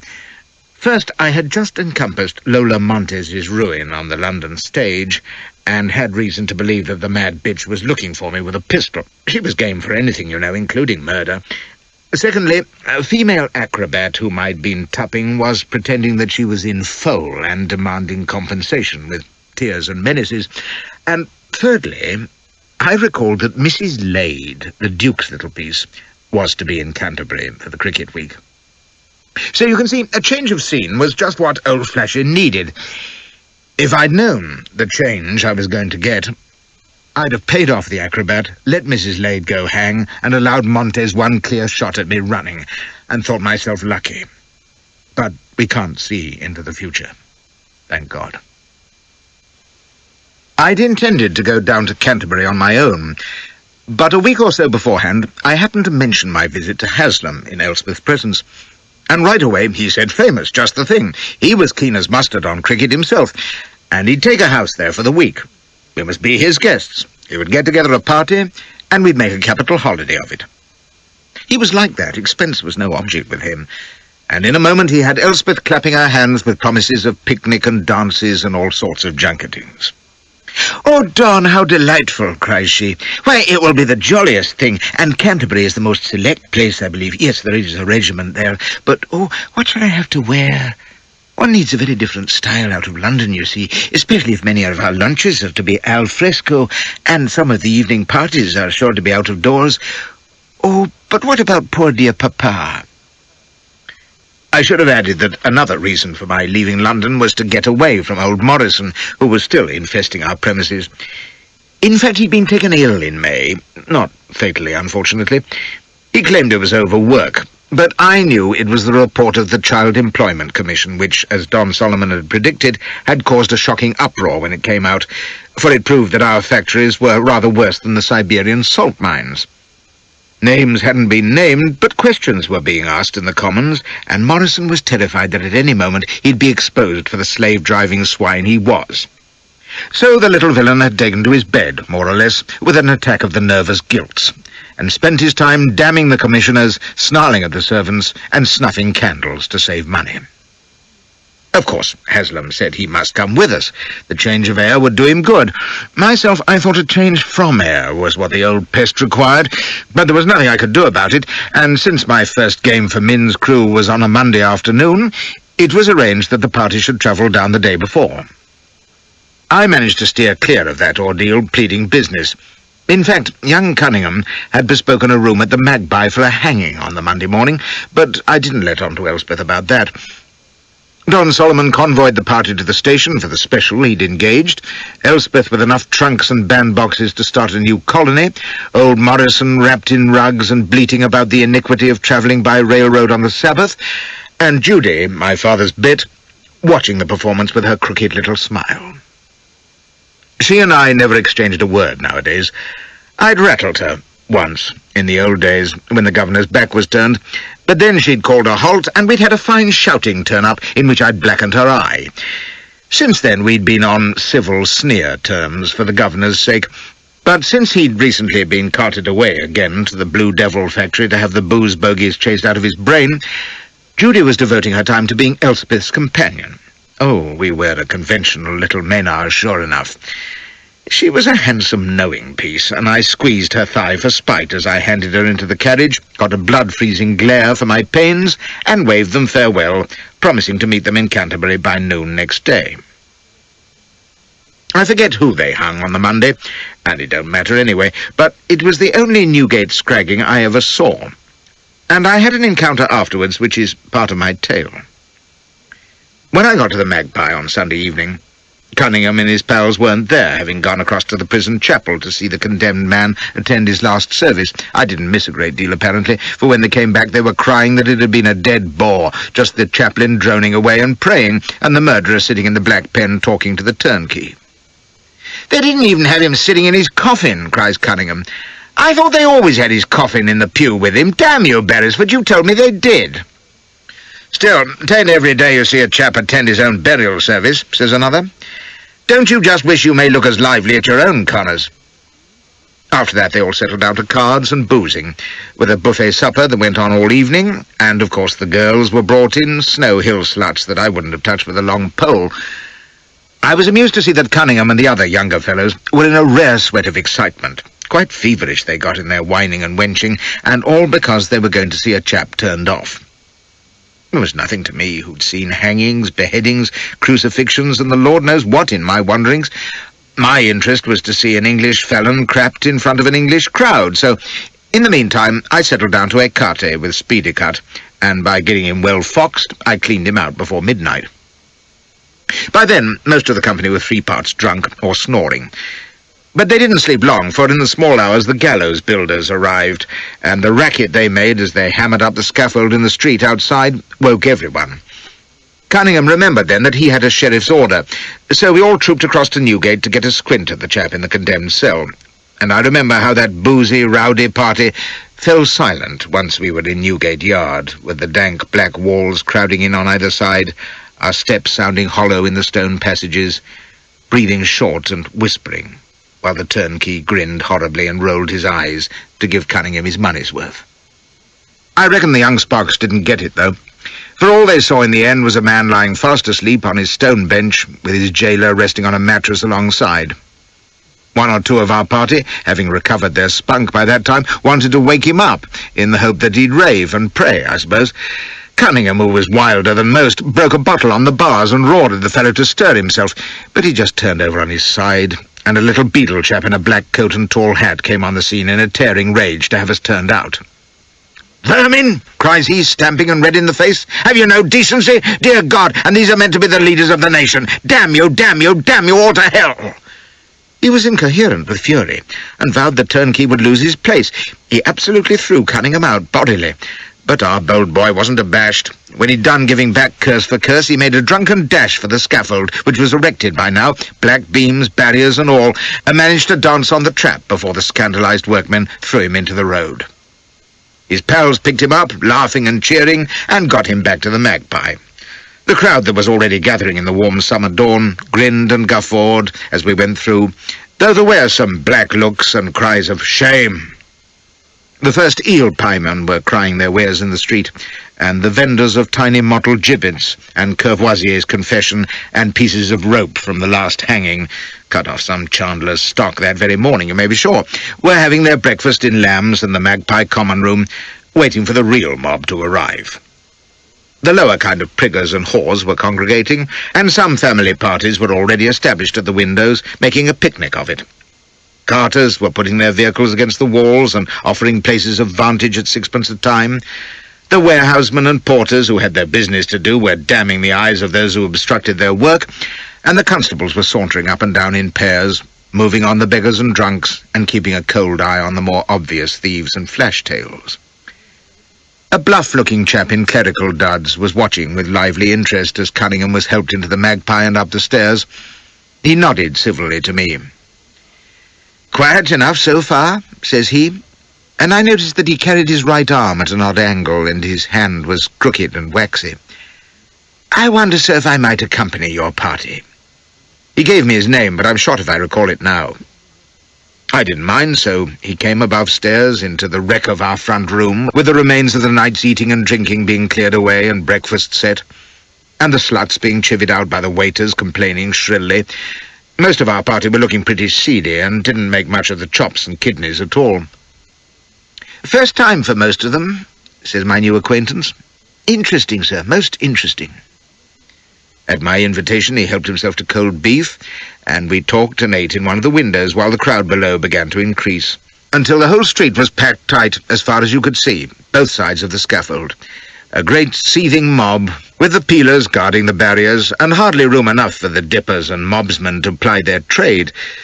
There must have been every class of mortal in London there.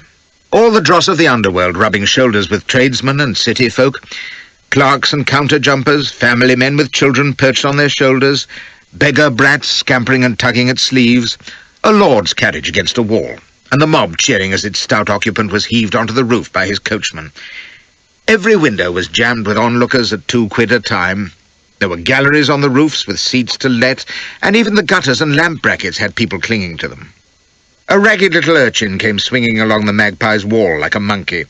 He clung to our window ledge with naked, grimy toes and fingers, his great eyes staring at our plates. My companion held out a chop to him, and it vanished in a twinkling into the ugly, chewing face. Someone hailed from beneath our window, and I saw a burly, pug-nosed fellow looking up. My crooked-armed chap shouted down to him, but the noise and hooting and laughter of the crowd was too much for conversation, and presently my companion gave up and says to me, "Thought he might be here. Capital writer. Just you watch. Put us all in the shade presently. Did you follow Miss Tickletoby last summer?" From which I've since deduced that the cove beneath our window that day was Mr. William Makepeace Thackeray. That was my closest acquaintance with him, though. "It's a solemn thought," went on my companion, "that if executions were held in churches, we'd never lack for congregations, and probably get much the same people as we do now, don't you think? Ah, there we are." As he spoke, the bell boomed, and the mob below began to roar off the strokes in unison. 1, 2, 3, until the 8th peal, when there was a tremendous hurrah which echoed between the buildings, and then died away in a sudden fall, broken only by the shrill wail of an infant. My companion whispered, "St. Sepulchre's bell begins to toll. The Lord have mercy on his soul." As the chatter of the crowd grew again, we looked across the craning sea of humanity to the scaffold, and there were the constables hurrying out of the debtor's door from the jail, with the prisoner bound between them, up the steps and onto the platform. The prisoner seemed to be half asleep. "Drugged," says my companion. "They won't care for that." They didn't either, but began to stamp and yell and jeer, drowning out the clergyman's prayer, while the executioner made fast the noose, slipped a hood over the condemned man's head, and stood by to slip the bolt. There wasn't a sound now, until a drunk chap sings out, "Good health, Jimmy!" And there were cries and laughter, and everyone stared at the white-hooded figure under the beam, waiting. "Don't watch him," whispers my friend. "Look at your companions." I did, glancing along at the next window. Every face staring, every mouth open, motionless, some grinning, some pale with fear, some in an almost vacant ecstasy. "Keep watching them," says he, and pat on his words came the rattle and slam of the drop, An almighty yell from the crowd, and every face at the next window was eagerly alight with pleasure. Speedicut grinning and crowing, Beresford sighing and moistening his lips, Spotswood's heavy face set in grim satisfaction, while his fancy woman clung giggling to his arm and pretended to hide her face. "Interesting, what?" says the man with the crooked arm. He put on his hat, tapped it down, and nodded amiably. "Well, I'm obliged to you, sir." And off he went. Across the street, the white-capped body was spinning slowly beneath the trap. A constable on the platform was holding the rope, and directly beneath me, the outskirts of the crowd was dissolving into the taverns. Over in the corner of the room, Cunningham was being sick. I went downstairs and stood waiting for the crowd to thin, but most of them were still waiting in the hopes of catching a glimpse of the hanging corpse, which they couldn't see for the throng in front. I was wondering how far I'd have to walk for a hack, when a man loomed up in front of me, and after a moment I recognized the red face, button eyes, and flash waistcoat of Mr. Daedalus Tighe. "Well, well, sir," cries he. "Here we are again. I hears as you off to Canterbury. Well, you give 'em better sport than that, I'll be bound." And he nodded towards the scaffold. "Did you ever see poorer stuff, Mr. Flashman? Not worth the watching, sir, not worth the watching. Not a word out of him, no speech, no repentance, not even a struggle, blow me. That's not what we'd have called a hanging in my young day. You'd think," says he, sticking his thumbs in his vest, "that a young cribsman like that there, what hadn't no upbringing to speak of, nor never amounted to nothing till today, you'd think, sir, that on the great occasion of his life he'd show appreciation, instead of letting them drug him with daffy. Where is his ambition, sir, allowing himself to be crapped like that there, when he might have recognised the interests, sir, of all these people here, and responded the same?" He beamed at me, head on one side. "No bottom, Mr. Flashman, no game. Now you, sir, you do your very best if you was misfortunate enough to be in his shoes, which God forbid, and so should I, eh? We give the people what they came for, like good game Englishmen. Speaking of game," he went on, "I trust you're in prime condition for Canterbury. I'm counting on you, sir. Counting on you, I am." Something in his tone raised a tiny prickle on my neck. I'd been giving him a cool stare, but now I made it a hard one. "I don't know what you mean, my man," says I, "and I don't care. You may take yourself—" No, my dear young sir," says he, beaming redder than ever. "You mistook me quite. What I'm indicating, sir, is that I'm interested, very much interested, in the success of Mr. Minns' Casual 11, what I expect to carry all before 'em for your satisfaction and my profit." He closed an eye roguishly. "You remember, sir, as how I expressed my appreciation of your notable feat at Lord's last year by forwarding a token, a small gift of admiration, really. I never had a damn thing from you," says I, perhaps just a shade too quickly. "You don't say, sir? Well, blow me, but you astonish me, sir, you really do. And me taking very particular care to send it in your direction, and you never received same. Well," and the little black eyes were hard as pebbles. "I wonder now if that willing of mine winced and slipped it in his cly, instead of delivering same to you. Human wickedness, Mr. Flashman, sir, there ain't no end to it. Still, sir, we needn't repine," and he laughed heartily. "There's more where that came from, sir. And I can tell you, sir, that if you carries your bat against the irregulars this afternoon, well, you can count to 300, I'll be bound, eh?" I stared at him, speechless, opened my mouth, and shut it. He regarded me benignly, winked again, and glanced about him. "Terrible press, sir, shocking. Why the peelers don't chivvy those damn magsmen and Clive fakers, why a gent like you ain't safe. They'll have the teeth out of your head, unless you look sharp. Scandalous, sir. What you need's a cab, that's what you need." He gave a nod. A burly brute close by gave a piercing whistle, and before you could wink, there was a hack pushing through the crowd, its driver belabouring all who didn't clear out fast enough. The burly henchman helped me to the horse's head, another held the door, and Mr. Tighe, hat in hand, was ushering me in, beaming wider than ever. "And the very best of luck this afternoon, sir," cries he. "You'll bowl them irregulars out in no time, I'll wager, and—" He winked again. "I do hope as you carries your bat, Mr. Flashman. London Bridge, cabby." And away went the cab, carrying a very thoughtful gentleman, you may be sure. I considered the remarkable Mr. Tighe all the way to Canterbury, too, and concluded that if he was fool enough to throw money away, that was his business. What kind of odds could he hope to get on my losing my wicket, for, after all, I batted well down the list and might easily carry my bat through the hand. Who'd wager above 300 on that? Well, that was his concern, not mine, but I'd have to keep a close eye on him and not become entangled with his sort. At least he wasn't expecting me to throw the game, but quite the reverse. He was trying to bribe me to do well, in fact. The upshot of it was, I bowled pretty well for Min's 11, and when I went to the wicket to bat, I stuck to my block hole like glue, to the disappointment of the spectators who expected me to slog.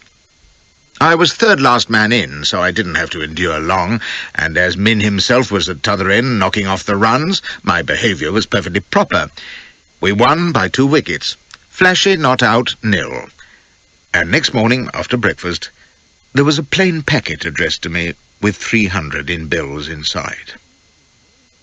I, near as a toucher, sealed it up again and told the footman to give it back to whoever had brought it. But I didn't. Warm work. But 300 is 300, and it was a gift, wasn't it? I could always deny I'd ever seen it. God, I was an innocent then, for all my campaign experience. This, of course, took place at the house which Haslam had taken just outside Canterbury. Very splendid, gravel walks, fine lawns, shrubbery and trees, gaslight throughout, beautifully appointed rooms, best of food and drink, flunkies everywhere, and go as you please. There were about a dozen house guests, for it was a great rambling place, and Haslam had seen to every comfort. He gave a sumptuous party on that first Monday night, at which Min and Felix were present, and the talk was all cricket, of course, but there were any number of ladies, too, including Mrs. Leo Lade, smouldering at me across the table from under a heap of sausage curls, and in a dress so décolleté that her udders were almost in the soup.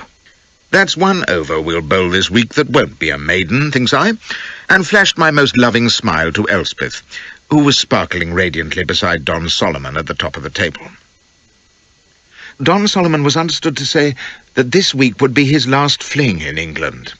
He was leaving at the end of the month to visit his estates in the East, and had no notion when he would return. It might be years, he said, at which there were genuine expressions of sorrow round the table, for those assembled knew a dripping roast when they saw one. Without the lavish Don Solomon, there would be one luxurious establishment less for the society hyenas to guzzle at. Elspeth was quite put out. "But, dear Don Solomon, what shall we do?" "Oh, you're teasing. Why, your tiresome estates will do admirably without you, for I'm sure you employ only the cleverest people to look after them." She pouted prettily. "You would not be so cruel to your friends, surely. Mrs. Lade, we shan't let him, shall we?" Solomon laughed and patted her hand. "My dear Diana," says he. Diana had been his nickname for her ever since he'd tried to teach her archery. "You may be sure nothing but harsh necessity would take me from such delightful company as your own, and Harry's yonder, and all of you. But a man must work, and my work is overseas. So," and he shook his head, his smooth, handsome face smiling ruefully, "it will be a sore wrench, sorest of all in that I shall miss both of you." And he looked from Elspeth to me and back again, "above all the rest, for you have been to me like a brother and sister." And damn it, the fellow's great dark eyes were positively glistening. The rest of the table murmured sympathetically, all but old Morrison, who was champing away at his blancmange and finding bones in it, by the sound of him. At this, Elspeth was so overcome that she began piping her eye, and her tits shook so violently that the old Duke on Solomon's other side coughed his false teeth into his wine-glass and had to be put to rights by the butler. Solomon, for once, was looking a little embarrassed. He shrugged and gave me a look that was almost appealing. "I'm sorry, old boy," says he, "but I mean it." I couldn't fathom this. He might be sorry to miss Elspeth, what man wouldn't? But had I been so friendly? Well, I'd been civil enough, and I was her husband. Perhaps that charming manner of mine which Tom Hughes mentioned had had its effect on this emotional Dago. Anyway, something seemed called for. "Well, Don," says I, "we'll all be sorry to lose you, and that's a fact. You're a damned stout chap. That is, I mean, you're one of the best, and couldn't be better if you were English." I wasn't going to gush all over him, you understand, but the company murmured, "Hear, hear," and after a moment, Min tapped the table to second me. "Well," says I, "let's drink his health, then." And everyone did, while Solomon gave me his bland smile, inclining his head. "I know," says he, "just how great a compliment that is. I thank you, all of you, and especially you, my dear Harry. I only wish—" And then he stopped, shaking his head. "But no, that would be too much to ask." "Oh, ask anything, Don," cries Elspeth, all idiot imploring. "You know we could not refuse you." He said, no, it had been a foolish thought. And at that, of course, she was all over him to know what it was. So, after a moment, toying with his wine-glass, he says, "Well, you'll think it a very silly notion, I dare say. But what I was about to propose, my dear Diana, for Harry and yourself, and for your father, whom I count among my wisest friends," and he inclined his head to old Morrison, who was assuring Mrs. Lade that he didn't want any blancmange, but he'd like another helping of yon cornflower pudding. "I was about to say, since I must go, why do the three of you not come with me?" And he smiled shyly at us in turn. I stared at the fellow to see if he was joking. Elspeth, all blonde bewilderment, looked at me and then at Solomon, open-mouthed. "Come with you?" "It's only to the other side of the world, after all," says he whimsically. No, I'm quite serious. It's not as bad as that. You know me well enough to understand that I wouldn't propose anything that you would not find delightful. We should cruise in my steam brig. It's as well appointed as any royal yacht, you know, and we'd have the most splendid holiday. We would touch wherever we liked, Lisbon, Cadiz, the Cape, Bombay, Madras, exactly as the fancy took us. Oh, it would be quite capital." He leaned towards Elspeth, smiling. "Think of the places we'd see, the delight it would give me, Diana, to show you the wonder of Africa, as one sees it at dawn from the quarter-deck. Such colours as you cannot imagine. The shores of the Indian Ocean, yes, the coral strand. Ah, believe me, until you have anchored off Singapore, or cruised the tropical coasts of Sumatra and Java and Borneo, and seen that glorious China Sea where it is always morning, oh, my dear, you have seen nothing." Nonsense, of course. The Orient stinks. Always did. But Elspeth was gazing at him in rapture, and then she turned eagerly to me. "Oh, Harry, could we?" "Out of the question," says I. "It's the back of beyond." "In these days," cries Solomon, "why, with steam you may be in Singapore in, 3 months at most. Say 3 months as my guests while we visit my estates, and you would learn, Diana, what it means to be a queen in the Orient, I assure you. And 3 months to return. You'd be home again by next Easter." "Oh, Harry!" Elspeth was positively squeaking with joy. "Oh, Harry, may we? Oh, please, Harry!" The chaps at the table were nodding admiringly, and the ladies murmuring enviously. The old Duke was heard to say that it was an adventure, damned if it wasn't, and if he was a younger man, by George, wouldn't he jump at the chance. End of Side 4. Well, they weren't getting me east again. Once had been enough. Besides, I wasn't going anywhere on the charity of some rich Dago show-off who'd taken a shine to my wife. And there was another reason which enabled me to put a good face on my refusal. "Can't be done, my dear," says I. "Sorry, but I'm a soldier with a living to make. Duty and the lifeguards call, what? I'm desolate to deny you what I'm sure would be the jolliest trip." I felt a pang, I'll admit, at seeing that lovely child face fall, but I can't go, you see. "I'm afraid, Don, we'll have to decline your kind offer." He shrugged good-humouredly. "That's settled, then. A pity, but—" He smiled consolingly at Elspeth, who was looking down in the mouth. "Perhaps another year." unless, in Harry's enforced absence, your father could be persuaded to accompany us." It was said so natural it took my breath away, but as it sank home I had to bite back an angry refusal. "You bastard," thinks I, "that's the game, is it? Wait till old Flashes put himself out of the running, and then innocently propose a scheme to get my wife far away where you can cock a leg over her at leisure." It was plain as a pikestaff.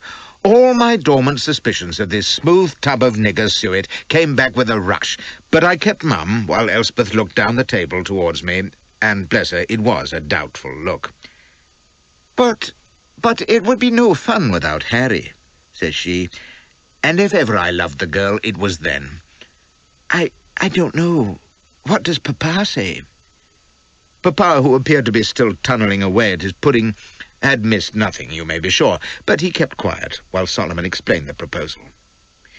"You remember, sir, we spoke of the possibility that you might accompany me to the East to see for yourself the opportunities of business expansion," he was adding, but Morrison cut him short in his charming way. "You spoke of it, nor me," says he, busily engulfing blancmange. "I've more than enough of affairs here without gallivanting to China at my time of life." He waved his spoon. "Forbye husband and wife should be together. It was bad enough when Harry yonder had to be away in India and my wee lassie near heartbroken." He made a noise which the company took for a sentimental sniff. Myself, I think it was another spoonful being pried loose. No, I'll need a good reason afore I stir forth for England." And he got it. To this day, I can't be certain that it was contrived by Solomon, but I'll wager it was. The next morning, the old hound was taken ill again. I don't know if surfeit of blancmange can cause nervous collapse, but by afternoon he was groaning in bed, shuddering as with a fever, and Solomon insisted on summoning his own medico from town, a dun-dreary-looking cove with a handle to his name and a line in unctuous gravity that must have been worth 5,000 a year in Mayfair. He looked down solemnly at the sufferer, who was huddled under the clothes like a rat in its burrow, 2 beady eyes in a wrinkled face, and his nose quivering in apprehension. "Overstrained," says the Sawbones, when he had completed his examination and caught the tune of Morrison's whimpering. "The system is simply tired, that is all. Of organic deterioration there is no sign whatever. Internally, my dear sir, you are as sound as I am, as I hope I am." He beamed like a bishop. "But the machine, while not in need of repair, requires a rest. A long rest." "Is it serious, Doctor?" quavers Morrison. Internally, as the quack said, he might be in A1 trim, but his exterior suggested James I dying. "Certainly not, unless you make it so," says the poultice walloper. He shook his head in censorious admiration. "You captains of commerce, you sacrifice yourselves without thought for personal health, as you labour for family and country and mankind. But, my dear sir, it won't do, you know. You forget that there is a limit, and you've reached it." "Could you no give me a line for a bottle?" croaks the captain of commerce, and when this had been translated, the medico shook his head. "I can prescribe," says he, "but no medicine could be as efficacious as, a few months in the Italian lakes or on the French coast. Warmth, sunshine, rest, complete rest in congenial company. That's my line for you, sir. I won't be answerable for the consequences if you don't take it." Well, there it was. In 2 seconds I had foreseen what was to follow.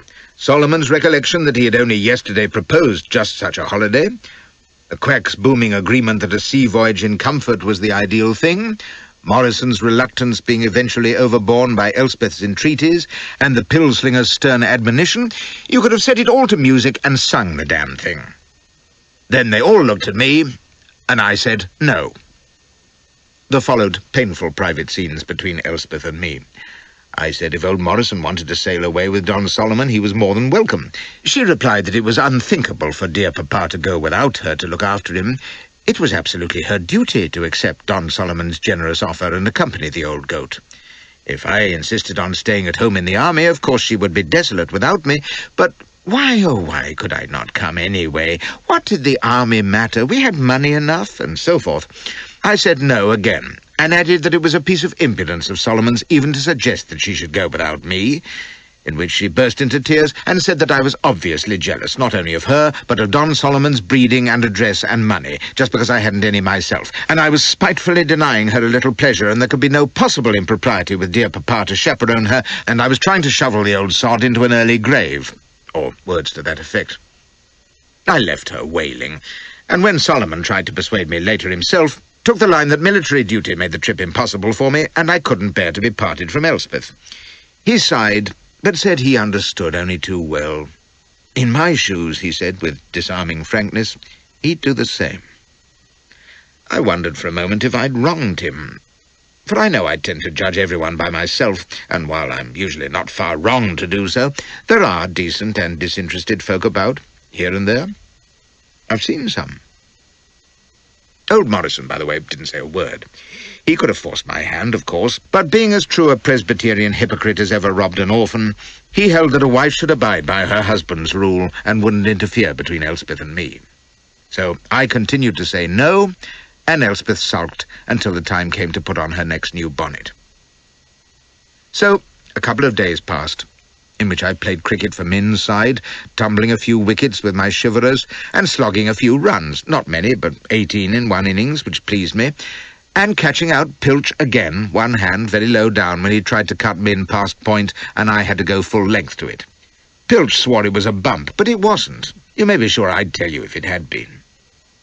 Meanwhile, Elspeth basked in admiration and the gay life. Solomon was the perfect host and escort. Old Morrison sat on the terrace grumbling and reading sermons and share prices, and Judy promenaded with Elspeth, looking cattish and saying nothing. Then, on Friday, things began to happen. And as so often is the case with catastrophe, all went splendidly at first. All week, I'd been trying to arrange an assignation with the tantalizing Mrs. Leo Lade.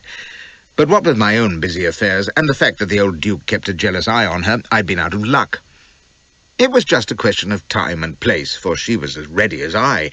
Indeed, we near got to grips on the Monday after dinner when we strolled in the garden, but I'd no sooner got her panting among the privet with her teeth halfway through my ear than that blasted minx Judy came to summon us to hear Elspeth sing The Ash Grove in the drawing-room. It would be Judy, smiling her knowing smile, telling us to be sure not to miss the treat.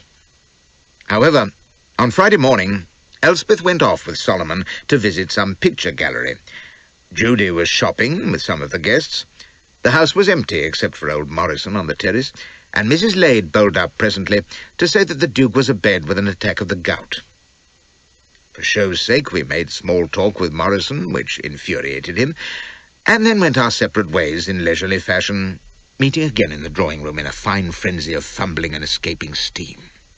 We weren't new to the business, either of us, so I had her breasts out with one hand and my breeches down with the other, while I was still kicking the door too, and she completed her undressing while we were positively humping the mutton all the way to the couch, which argued sound training on her part. By George, she was a heavy woman, but nimble as an eel for all her elegant poundage. I can't think offhand of a partner who could put you through as many different mounting drills in the course of one romp, except perhaps Elspeth herself when she had a drink in her.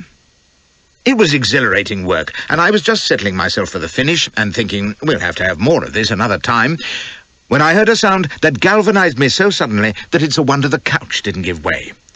Rapid footsteps were approaching the drawing-room door. I took stock. Breeches down, one shoe off, miles from the window or any convenient cover, Mrs. Lade kneeling on the couch, me peering from behind through her feathered headdress, which she'd forgotten to remove, quite a compliment, I remember thinking, the doorknob turning. Caught, hopeless, not a chance of escape. Nothing for it but to hide my face in the nape of her neck and trust that the visible side of me wouldn't be recognized by whoever came in. For they wouldn't linger, not in 1843, unless it was the Duke, and those footsteps didn't belong to a gout patient. The door opened, the footsteps stopped, and then there was what a lady novelist would call a pregnant pause, lasting about 3 hours, it seemed to me, and broken only by Mrs. Lade's ecstatic moanings. I gathered she was unaware that we were observed. I stole a peep through her feathers at the mirror above the fireplace, and almost had convulsions, for it was Solomon reflected in the doorway, his hand on the latch, taking in the scene. He never even blinked an eye. Then, as other footsteps sounded somewhere behind him, he stepped back, and as the door closed, I heard him saying, "No, there's no one here. Let us try the conservatory." Dago or not, he was a damn considerate host, that one. The door hadn't closed before I was trying to disengage, but without success, for Mrs. Lade's hands reached back in an instant, clamping her claws into my rear, her head tilting back beside mine. "No, no, no, not yet," gasps she, chewing away at me. "Don't go." "The door," I explained. "Must lock the door. Someone might see." "Don't leave me," she cried, and I doubt if she knew where she was even, for her eyes were rolling in her head, and damned if I could get loose. Mind you, I was reluctant, torn two ways, as it were. "The key," I mumbled, thrusting away. "Only take a moment. Back directly." "Take me with you," she moans, and I did, heaven knows how, hobbling along with all that flesh to carry. Fortunately, it all ended happily, just as my legs gave way and we collapsed at the threshold in joyous exhaustion. I even managed to get the key turned. Whether she could dress as quickly as she stripped, I can't say, for she was still swooning and gasping against the panels with her feathers awry when I flung on my last garment and shinned down the ivy. Feverish work it had been, and the sooner I was elsewhere, establishing an alibi, the better. A brisk walk was what I needed just then. Anyway, I had a match in the afternoon and wanted to be in trim. Extract from the diary of Mrs. Flashman, June 1843. Never have I felt so guilty, and yet what could I do? My heart warned me when Don S. cut short our visit to the gallery, and there were some exquisite watercolours which I would have liked to view at leisure, that he had some purpose in returning early to the house. What my foreboding was, I cannot explain, but, alas, it was justified, and I am the most wretched creature in the world. The house was quite deserted, except for Papa asleep on the terrace, and something in Don S.'s manner, it may have been the ardent expression in his eyes, led me to insist that we should seek out my dear H at once. Oh, would that we had found him! We looked everywhere, but there was no one to be seen, and when we came to the conservatory, Don S. filled me with alarm and shame by declaring himself in the most forward manner. For the atmosphere of the plants, being extremely oppressive, and my own agitation, made me feel so faint that I was forced to support myself by leaning on his arm, and find relief by resting my head on his shoulder. A likely story, G de R.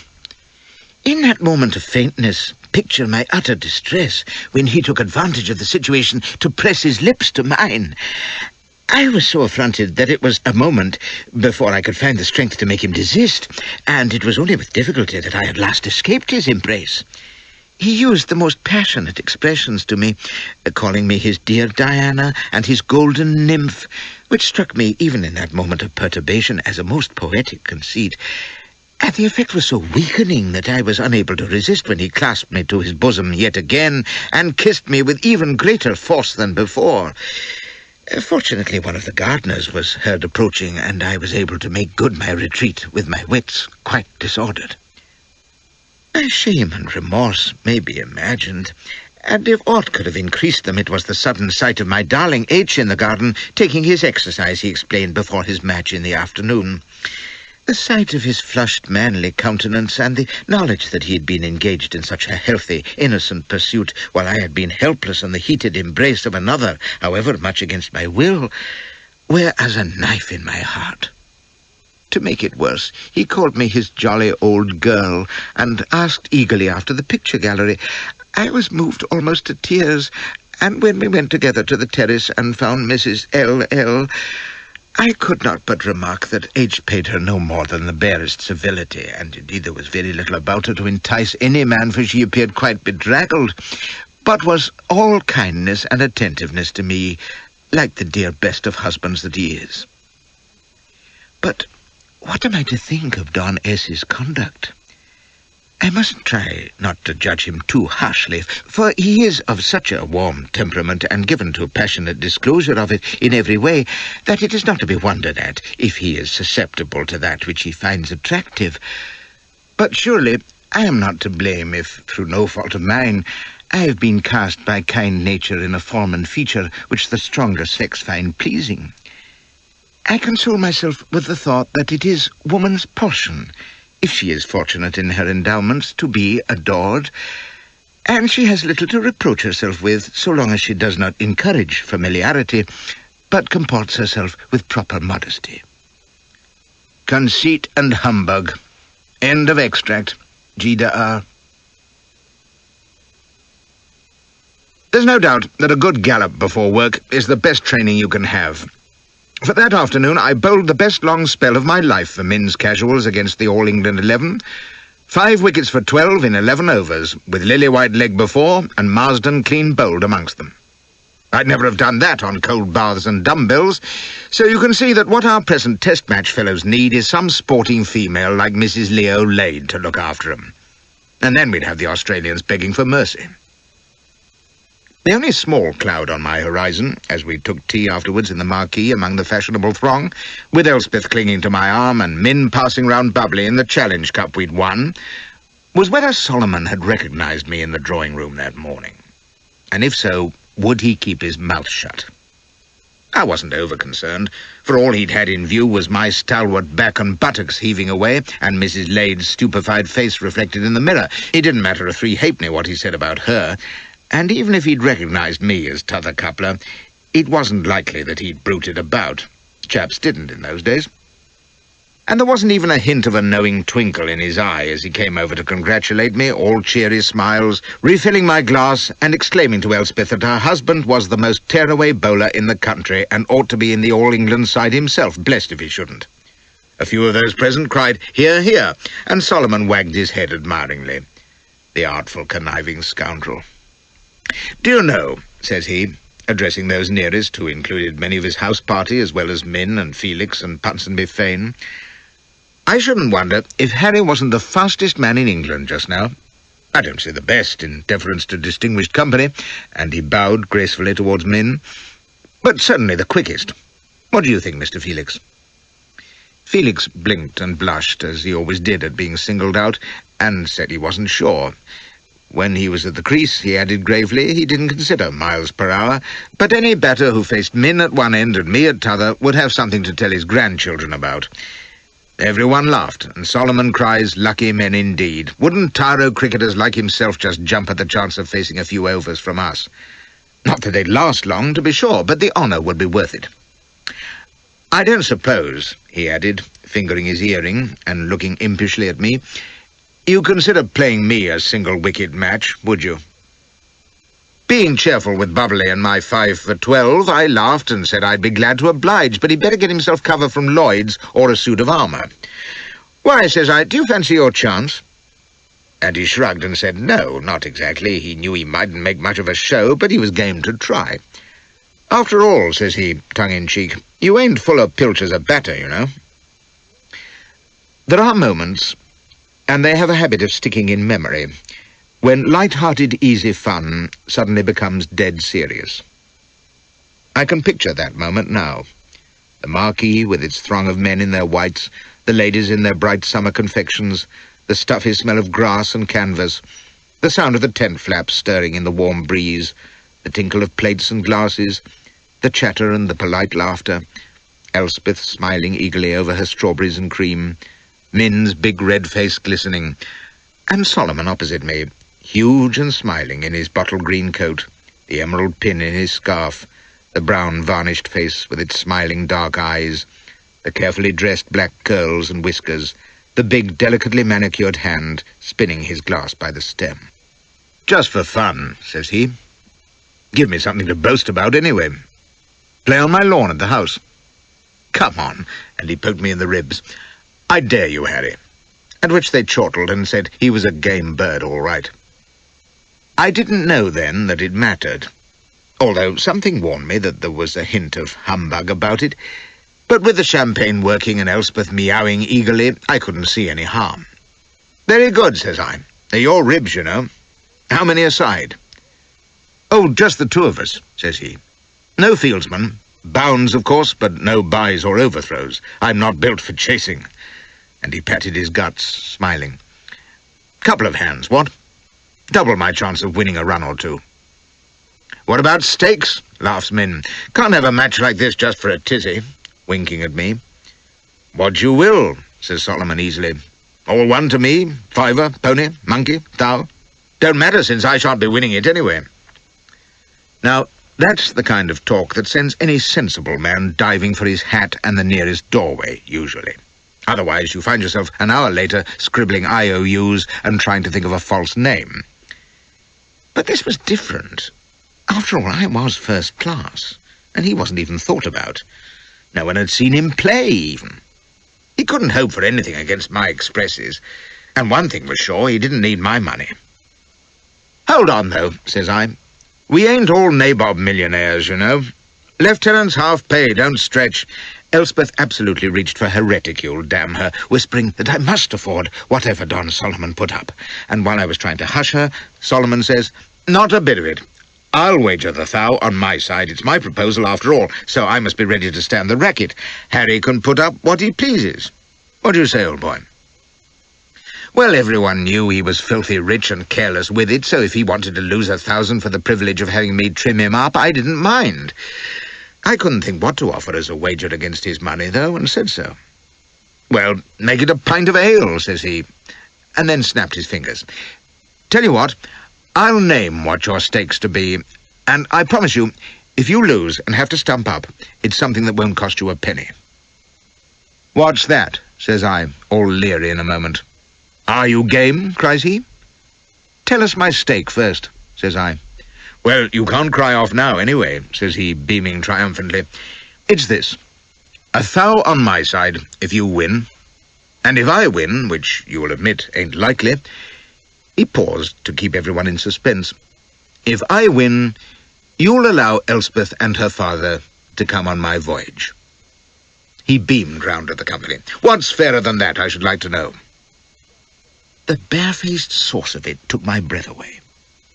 Here was this fat upstart with his nigger airs who had proclaimed his interest in my wife and proposed publicly to take her jaunting while I was left cuckolded at home, had been properly and politely warned off, and was now back on the same tack, but trying to pass it off as a jolly light-hearted game. My skin burned with fury. Had he cooked this up with Elspeth? But one glance told me she was as astonished as I was. Others were smiling, though, and I saw two ladies whispering behind their parasols. Mrs. Lade was watching with amusement. "Well, well, Don," says I, deliberately easy. "You don't give up in a hurry, do you?" "Oh, come, Harry," cries he. "What hope have I? It's just nonsense, for you're sure to win. Doesn't he always win, Mrs. Lade?" And he looked at her, smiling, and then at me, and at Elspeth, without a flicker of expression. By God, had he recognized my heaving stern in the drawing-room after all, and was he daring to say, "Accept my wager, give me this chance, or I'll blow the gaff"? I didn't know. But it made no odds, for I realized I had to take him on for my credit's sake. What flashy the heroic sport back down against a mere tyro, and thereby proclaim that he was jealous of his wife, where this fat swaggerer was concerned? No, I had to play and look pleasant. He had, as the Duke would say, humbugged me, by God. But what was he hoping for? A fluke in a million? Single wicket's a chancy game, but even so he couldn't hope to beat me. And yet he was so set on having his way, like the spoiled, arrogant pup he was, for all his modest air, that any chance, however slim, he'd snatch at. He'd nothing to lose except 1,000 quid, and that was halfpence to him. Very well, then. I'd not only beat the brute, I'd milk him for the privilege. "Done, then," says I cheerfully. "But since you've set my stake, I'll set yours. If you lose, it'll cost you 2,000, not 1. Suit you?" Of course he had to agree, laughing and saying I drove such a hard bargain I must give him the tie as well, which meant that if the scores finished even, I would forfeit my stake. I had to win to collect, but it was a trivial thing, since I was bound to drub him handsomely. Just to be sure, though, I asked Felix then and there if he'd stand umpire. I wasn't having some creature of Solomon's handing him the game in a box. So the match was made, and Elspeth had the grace not to say she hoped I would lose. Indeed, she confided later that she thought Don Solomon had been just a little sharp and not quite refined in taking her for granted. For you know, Harry, I would never accompany him with Papa against your wishes. But if you choose to accept his wager, that is different. And, Oh, it would be such fun to see India and all those splendid places. But, of course, you must play your best and not lose on my account. Don't worry, old girl, says I, climbing aboard her. I shan't. That was before dinner. By bedtime, I wasn't so sure. I was taking a turn about the grounds while the others were at their port, and had just strolled abreast the gates when someone goes, "Psst!" from the shadows, and to my astonishment I saw 2 or 3 dark figures lurking in the roadway. One of them advanced, and I choked on my cheroot when I recognized the portly frame of Daedalus Tighe, Esquire. "What the devil are you doing here?" I demanded. I'd seen the brute at 1 or 2 of the games, but naturally had avoided him.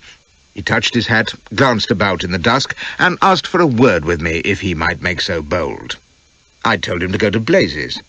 "Oh, never that, sir," says he. "You couldn't fish that now. Not you. Don't go, Mr. Flashman. I promise not to detain you. Why, the ladies and gents will be waiting in the drawing-room, I dare say, and you'll want to get back. But I hear as how you're playing a single-wicket match tomorrow against that fine sportsman, Mr. Solomon Haslam. Very esteemed cove he is, quite the slap-up. What do you know about his cricket?" says I. And Mr. Tighe chuckled beerily. "Well, sir, they do say he plays a bit, but, Lord bless you, he'd be a babby against the likes of you. Why, in the town I could get 50 to 1 against him and no takers, maybe even 100. "I'm obliged to you," says I, and was turning away when he said, "Mind you, sir, there might be some as would put money on him just on the chance that he'd win, which is impossible, of course, against a crack player like you. Then again, even cracks lose sometimes. And if you lost, why, anyone who'd put 1,000 on Haslam, well spread about the course, why, he'd pick up 50,000, wouldn't he? I think," he added, "me calculation is about right." I nearly swallowed my cheroot. The blind, blazing impudence of it was staggering, for there wasn't the slightest doubt what the scoundrel was proposing. And without even a word of what cut he was prepared to offer, rot his insolence. I hadn't been so insulted all day, and I damned his eyes in my indignation. "I shouldn't raise your voice, sir," says he. "You wouldn't want to be overheard talking to the likes of me, I'm sure, or to have folks know that you've had some of my rhino in the past for services rendered." "You infernal liar," cries I. "I've never seen a penny of your damned money." "Well, think of that now," says he. "Do you suppose that Winston has been pocketing it again? I don't see how he could have done neither, seeing as my letters to you was writ and sealed with cash enclosed in the presence of 2 reliable legal friends of mine who'd swear that same was delivered to your direction. And you never got 'em, you say? Well, that Winston must be sharper than I thought. I'll just have to break his bloody legs to learn him better. Still, that's by the by. The point is," and he poked me in the ribs, "if my legal friends was to swear to what they know, there's some as might believe you'd been taking cash from a bookie. Oh, to win, granted, but it'd make a nasty scandal. Very nasty it would be." "Damn you!" I was nearly choking with rage. "If you think you can scare me—" He raised his hands in mock horror. "I'd never think any such thing, Mr. Flashman. I know you're brave as a lion, sir. Why, you ain't even afraid to walk the streets of London alone at night. Some rare strange places you gets to, I believe. Places where young chaps has come adrift afore now, set on by footpads and beat almost to death. Why, a young friend of mine, well, he wasn't much of a friend, 'cause he welched on me, he did. Crippled for life, sir, I regret to say. Never did catch the villains that done it, neither. Of course, the peelers is shocking lax these days." "You villain! Why, I've a mind to—" "No, you haven't, Mr. Flashman. Very inadvisable it would be for you to do anything rash, sir. And where's the necessity, after all?" I could imagine the greasy smile, but all I could see was shadow. "Mr. Haslam just has to win tomorrow, and I'll see you're 5,000 richer straight away, my dear sir.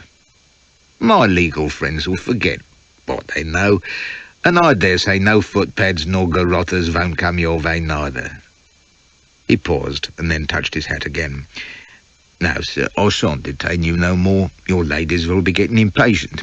A very good night to you, and I'm mortal sorry you ain't going to win in the morning. But think of how cock-a-hoop Mr. Haslam will be, eh?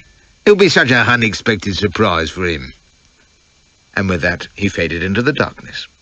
I heard his beery chuckle as he and his bullies went down the road. When I got over my indignation, my first thought was that Haslam was behind this. But saner judgment told me he wouldn't be such a fool. Only young idiots like me got hooked by the likes of Daedalus Ty. God, what a purblind ass I'd been ever to touch his dirty money. He could make a scandal, no doubt of that.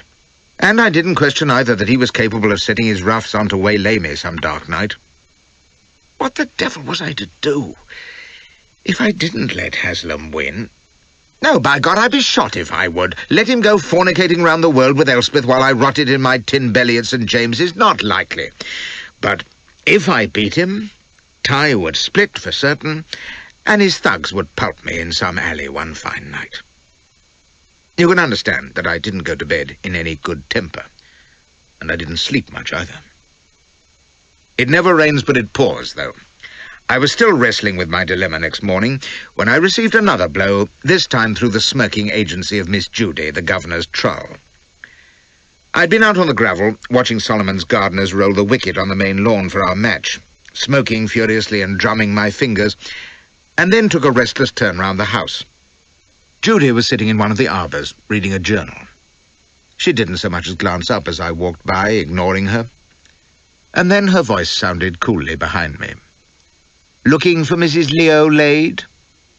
That was a nasty start to begin with. I stopped and turned to look at her. She leafed over a page and went on, "I shouldn't if I were you. She isn't receiving this morning, I fancy." "What the devil have I to do with her?" says I. "That's what the Duke is asking, I dare say," says Miss Judy, giving the journal her sly smile. "He's not directed his inquiries to you as yet. Well, well, all in good time, no doubt." And she went on reading, cool as be damned, while my heart went like a hammer. "What the hell are you driving at?" says I. And when she didn't answer, I lost my temper and knocked the paper from her hand. "Ah, that's my little man," says she, and now she was looking at me, sneering in scornful pleasure. "Are you going to strike me as well? You'd best not. There are people within call, and it would never do for them to see the hero of Kabul assaulting a lady, would it?" "Not lady," says I, "slut's the word." "It's what the Duke called Mrs. Lade, they tell me," says she, and rose gracefully to her feet, picking up her parasol and spreading it. "You mean you haven't heard?" "You will, though, soon enough." "I'll hear it now," says I, and gripped her arm. "By God, if you or anyone else is spreading slanders about me, you'll answer for it. I've nothing to do with Mrs. Lade or the Duke, do you hear?" "No." She looked me up and down with her crooked smile, and suddenly jerked her arm free. "Then Mrs. Lade must be a liar, which I dare say she is." "What do you mean? You'll tell me this instant, or—" "Oh, I wouldn't deny myself the pleasure," says she. "I like to see you wriggle and mouth first, though. Well, then, a little bird from the Duke's Hotel tells me that he and Mrs. Lade quarrelled violently last night, as I believe they frequently do, his gout, you know. There were raised voices, his at first, and then hers, and all manner of names called. You know how these things develop, I'm sure. Just a little domestic scene. But I'm afraid Mrs. Lade is a stupid woman, because when the talk touched on His Grace's capabilities, how it did, I can't imagine, she was ill-advised enough to mention your name and make unflattering comparisons." Miss Judy smiled sweetly and patted her auburn curls affectedly. "She must be singularly easy to please, I think. Not to say foolish, to taunt her admirer so. In any event, His Grace was so tender as to be jealous." "It's a damned lie! I've never been near the bitch!" "Ah, well, no doubt she's confusing you with someone else. It is probably difficult for her to keep tally. However, I dare say His Grace believed her. Jealous lovers usually think the worst. Of course, we must hope he will forgive her, but his forgiveness won't include you, I'll be bound. And—" "Shut your lying mouth," cries I. "It's all false. If that slattern has been lying about me, or if you're making up this malicious gossip to discredit me, by God, I'll make you both wish you'd never been born." "Again, you're quoting the Duke." A hot-tempered old gentleman, it seems. He spoke at the top of his voice, according to a guest at the hotel, as setting a prize-fighter onto you. It seems he is the backer of some persons called Cornt and the Great Gun, but I don't know much about such things. "Has Elspeth heard this foul slander?" I shouted. "If I thought she would believe it, I would tell her myself," says the malicious tart. "The sooner she knows what a hound she has married, the better, but she's stupid enough to worship you, most of the time. Whether she'll still find you so attractive when the Duke's pugilists have done with you is another matter." She sighed contentedly and turned away up the path. "Dear me, you're shaking, Harry, and you will need a steady hand, you know, for your match with Don Solomon. Everyone's so looking forward to it." She left me in a fine state of rage and apprehension, as you can imagine. It almost passed belief that the idiot heifer, Lade, had boasted to her protector of her bout with me, but some women are stupid enough for anything, especially when tempers are flying, and now that doddering, vindictive old pander of a duke would sick his bullies onto me. On top of Ty's threats of the previous evening, it was the wrong side of enough. Couldn't the selfish old lecher realize that his flash-tail needed a young mount from time to time to keep her in running condition? But here I was, under clouds from all directions, still undecided what I should do in my match with Solomon. And at that moment, Min hove up to bear me away to the pitch for the great encounter. I wasn't feeling like cricket one little bit. Our party and a fair number of local quality riffraff were already arranging themselves on chairs and couches set on the gravel before the house. The Duke and Mrs. Lade weren't there, thank God, probably still flinging furniture at each other in the hotel, but Elspeth was the centre of attraction, with Judy at her side, looking as though she'd just swallowed the last of the cream. Tattling trollop. I gritted my teeth and vowed I'd be even with her yet. On the other sides of the lawn was the popular mob, for Solomon had thrown open his grounds for the occasion and had set up a marquee where free beer and refreshments were being doled out to the thirsty. Well, if the damned show-off wanted to let him see him being thoroughly beat, that was his business. Oh, Christ, though, was I going to beat him? And to compound my confusion, what should I see among a group of flash coves under the trees but the scarlet waistcoat and face of Daedalus Ty, Esquire, come to oversee his great coup, no doubt. He had some likely-looking hard cases with him, too, all punishing the ale and chortling. "Breakfast disagree with you, Flashy," says Min. "You look a mite peaky. Hullo, there. Here's your opponent already. Come along." Solomon was already on the lawn, very businesslike in corduroys and pumps, with a straw hat on his black head, smiling at me and shaking hands while the swells clapped politely and the popular crowd shouted and rattled their pots. I stripped off my coat and donned my pumps, and then little Felix spun the bat, I called Blade, and so it was. "Very good," says I to Solomon. "You'll bat first." "Capital," cries he with a flash of teeth. "Then may the better man win." "He will," says I, and called for the ball, while Solomon, rot his impudence, went across to Elspeth and made great play of having her wish him luck. He even had the gall to ask her for her handkerchief to tie in his belt. "For I must carry the lady's colours, you know," cries he, making a great joke of it. Of course she obliged him, and then, catching my glare, fluttered that of course I must carry her colours too, to show no favouritism, but she hadn't another wipe, so the minx Judy said she must borrow hers to give me, and I finished up with that sly slut snot-rag in my belt, and she sitting with her acid tongue in her cheek. We went out to the wicket together, and Felix gave Solomon guard. He took his time over it too, patting his block hole and feeling the pitch before him very businesslike, while I fretted and swung my arm. It was spongy turf, I realized, so I wasn't going to get much play out of it. No doubt Solomon had taken that into account, too. Much good might it do him. "Play," calls Felix, and a hush fell round the lawn, everyone expectant for the first ball. I tightened my belt while Solomon waited in his turn, and then let him have one of my hardest. I'll swear he went pale as it shot past his shins and went first bounce into the bushes. The mob cheered, and I turned and bowled again. He wasn't a bad batter. He blocked my next ball with his hanging guard, played the third straight back to me, and then got a great cheer when he ran two off the fourth. Hullo, thinks I, what have we here? I gave him a slower ball, and he pulled it into the trees, so that I had to plough through the chattering mob to reach it, while he ran 5.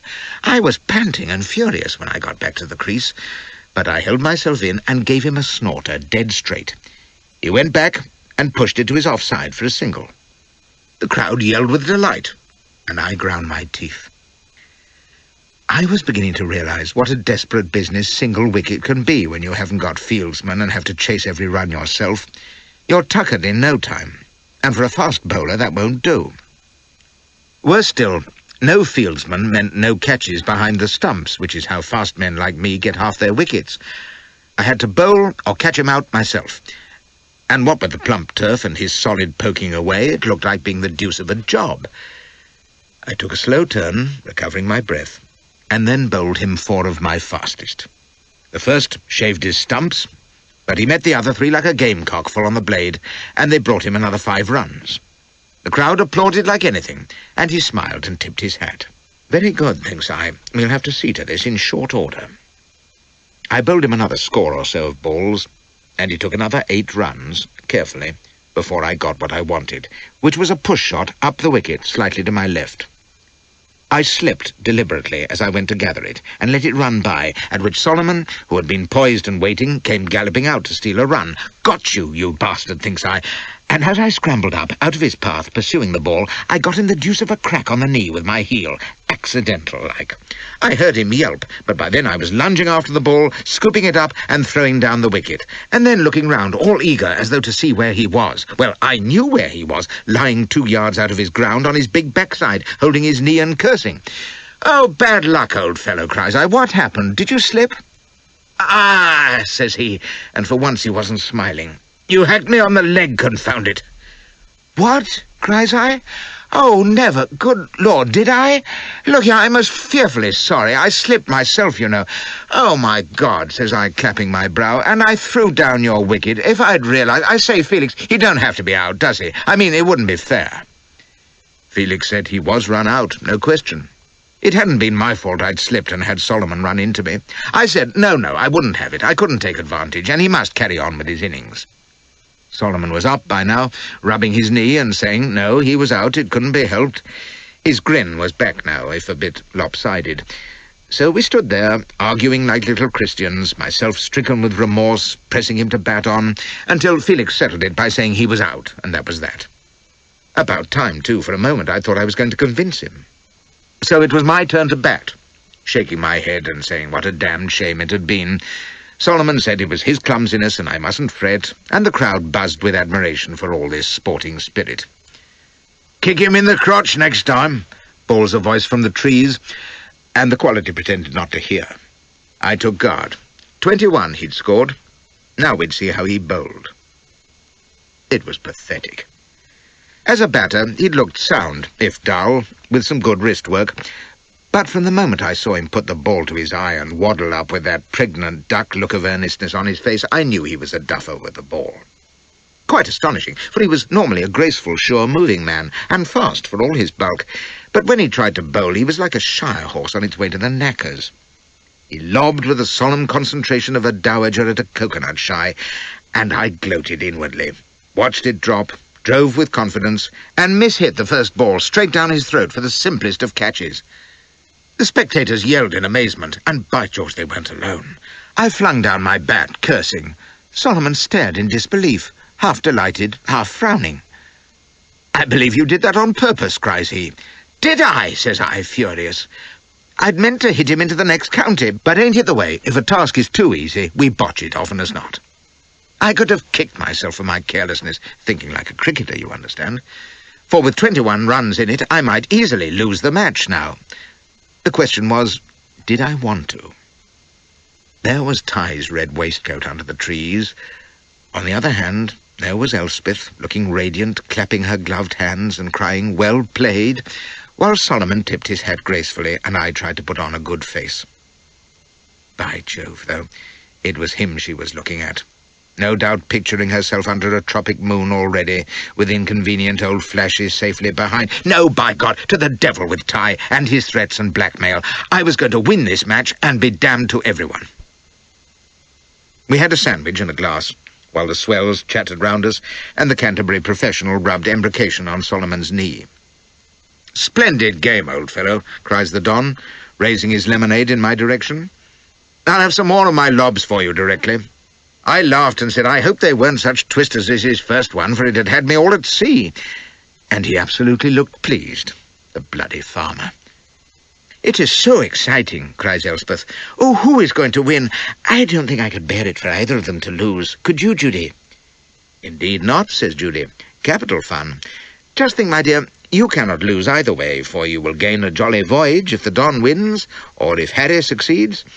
Why, he will have £2,000 to spend on you." "Oh, I can't think of it that way," cries my darling spouse. "It is the game that counts, I'm sure." Damned idiot. "Now then, gentlemen," cries Felix, clapping his hands, "we've had more eating and drinking than cricket so far. Your hand, Don." And he led us out for the second innings. I'd learned my lesson from my first bowling spell, and had a good notion now of where Solomon's strength and weakness lay. He was quick and sure-footed, and his back game was excellent. But I'd noticed that he wasn't too steady with his forward strokes, so I pitched well up to him, on the leg stump. The wicket was getting the green off it, with being played on, and I'd hopes of perhaps putting a rising ball into his groin, or at least making him hop about. He met my attack pretty well, though, and played a hanging guard, taking the occasional single on the onside. But I pegged away, settling him into place, with the ball going into his legs, and then sent one t'other way. He didn't come within a foot of it, and his off-stump went down flat. He'd made 10 runs, that hand, so I had 32 to get to win. And while it ain't many against a muffin of a bowler, well, you can't afford a single mistake. And I wasn't a batter to trade. However, with care I should be good enough to see Master Solomon away, if I wanted to. For as I took guard, I could see Ty's red waistcoat out of the corner of my eye, and felt a tremor of fear up my spine. By George, if I won and sent his stake money down the drain, he'd do his best to ruin me, socially and physically, no error. And what was left, the Duke's bruisers would no doubt share between them. Was anyone ever in such a cursed fix? But here was Felix calling "play," and the Don shuffling up to deliver his donkey drop. It's a strange thing about bad bowling. It can be deuced difficult to play, especially when you know you have only one life to lose and have to abandon your usual swiping style. In an ordinary game, I'd have hammered Solomon's rubbish all over the pasture, but now I had to stay cautiously back while he dropped his simple lobs on a length. No twist at all, but dead straight, and I was so nervous that I edged some of them, and would have been a goner if there'd been even an old woman fielding at slip. It made him look a deal better than he was, and the crowd cheered every ball, seeing the slogger Flashy pinned to his crease. However, I got over my first shakes, tried a drive or two, and had the satisfaction of seeing him tearing about and sweating while I ran a few singles. That was a thing about single wicket. Even a good drive might not win you much, for to score 1 run you had to race to the bowler's end and back, whereas in an ordinary match the same work would have brought you 2. And all his careering about the outfield didn't seem to trouble his bowling, which was as bad, but still as straight as ever. But I hung on, and got to a dozen, and when he sent me a full pitch, I let fly and hit him clean over the house, running 8, while he vanished frantically round the building, with the small boys whooping in his wake, and the ladies standing up and squeaking with excitement. I was herring away between the wickets, with the mob chanting each run, and was beginning to think I'd run past his total, when he hove in sight again, trailing dung and nettles, and threw the ball across the crease so that I had to leave off. So there I was, with 20 runs. 12 still needed to win, and both of us blowing like whales. And now my great decision could be postponed no longer. Was I going to beat him and take the consequences from Ty, or let him win and have a year in which to seduce Elspeth on his confounded boat?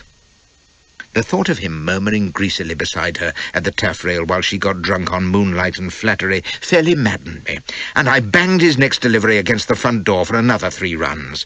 And as I waited, panting, for his next ball, there under the trees was the beast Ty, hat down on his brows and thumbs hooked in his waistcoat, staring at me with his cudgel coves behind him. I swallowed, missed the next ball, and saw it shave my bails by a whisker. What the blazes should I do? Ty was saying a word over his shoulder to one of his thugs, and I swung wildly at the next ball and sent it high over Solomon's head. I was bound to run, and that was another 2. 7 to get to win. He bowled again, and for once produced a shooter. I poked frantically at it, got the edge, and it went scuttling away in front of the bounds for a single. 6 to get, and the spectators were clapping and laughing and egging us on.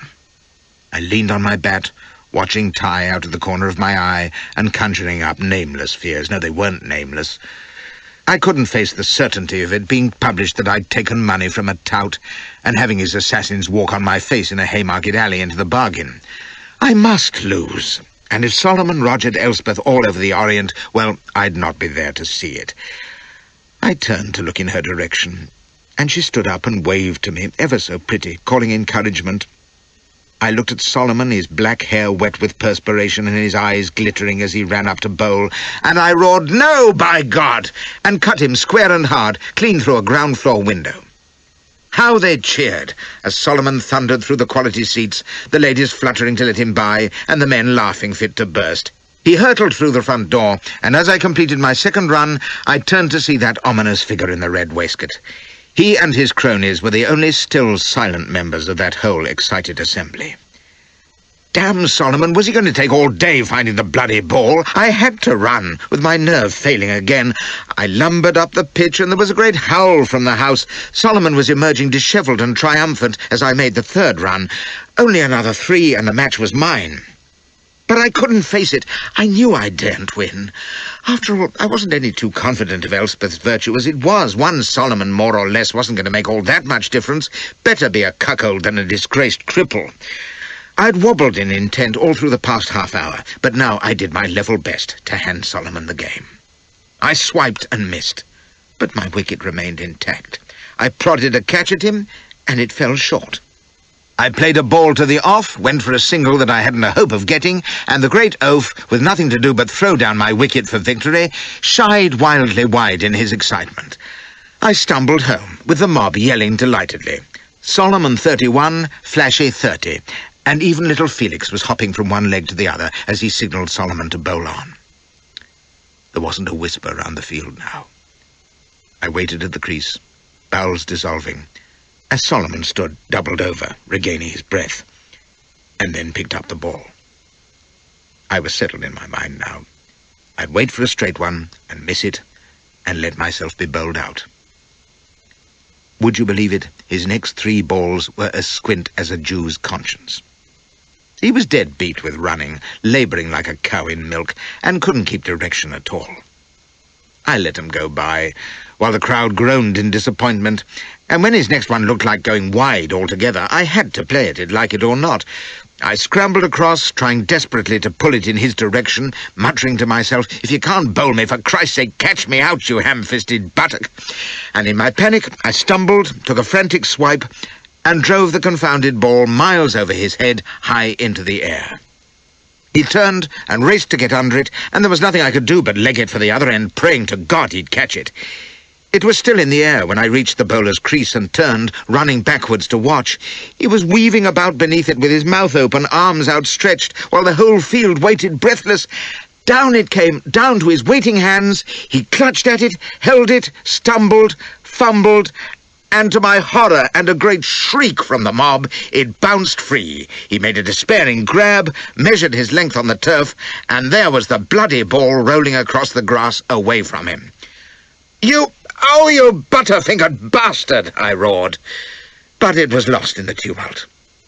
I'd regained my crease, having scored 1. But I was bound to try for the second winning run with Solomon prostrate and the ball 10 yards from him. "Run!" they were yelling. "Run, Flashy!" And poor despairing Flashy couldn't do anything else but to obey. The match was in my grasp, and with hundreds watching, I couldn't be seen deliberately ignoring the chance to win it. So I bounded forward again, full of sham eagerness, tripping artistically to give him a chance to reach the ball and run me out. I went down, rolling, and damme, the brute was still grovelling after his dropped catch. I couldn't lie there forever, so I went plunging on as slowly as possible, like a man exhausted. Even so, I'd reached the bowler's crease before he'd recovered the ball, and now his only chance was to shy the thing a full 30 yards and hit my wicket as I careered back to the batter's end. I knew he hadn't a hope in hell at that distance. All I could do was to forge ahead to victory and ruin at the hands of Ty. The crowd were literally dancing as I bore down on the crease. 3 more strides would see me home and doomed. And then the ground rose up very gently in front of me. Crowd and wicket vanished from view, and the noise died away into a soothing murmur, and I was nestling comfortably against the turf, chewing placidly at the grass, thinking, this is just the thing. A nice, peaceful rest. How extremely pleasant. I was staring up at the sky, with Felix in between, peering down anxiously, and behind him Min's beefy face saying, "Get his head up, give him air, here, a drink." And a glass rattling against my teeth, and the burning taste of brandy in my mouth. There was the deuce of a pain in the back of my head, and more anxious faces, and I heard Elspeth's voice in a distant, shrill inquiry amidst a babble of chatter. What happened?" says I, as they raised me. My legs were like jelly, and Min had held me up. "It's all right," cries Felix. "He tried to shy down your wicket, and the ball hit you crack on the back of the skull. Why, you went down like a shot rabbit." "He threw down your wicket, too, afterwards," says Min. "Damn him." I blinked and touched my head. There was a lump growing like a football. Then here was Solomon, panting like a bellows, clasping my hand and crying, "My dear Harry, are you all right? My poor chap, let me see." He was volleying out apologies, and Min was looking at him pretty cool, I noticed, while Felix fidgeted, and the assembling mob were gaping at the sensation. "You mean I was out?" says I, trying to collect my wits. "I'm afraid so," cries Solomon. "You see, I was so confused when I shied the ball, I didn't realize it had hit you, saw you lying there and the ball loose. Well, in my excitement, I just ran in and snatched it and broke your wicket." "I'm sorry," he repeated, "for of course I'd never have taken advantage if I'd had time to think. It all happened so quickly, you see." He looked round at the others, smiling whimsically. "Why, it was just like our accident in the first innings, when Flashy put me out." At that the chatter broke out, and then Elspeth was all over me, exclaiming about my poor head and calling for salts and hartshorn. I quieted her while I regained my wits and listened to the debate. Min was maintaining stoutly that it wasn't fair running a chap out when he was half-stunned, and Felix said, well, according to the rules, I was fairly out, and anyway, the same sort of thing had happened in Solomon's first hand, which was extraordinary when he came to think of it.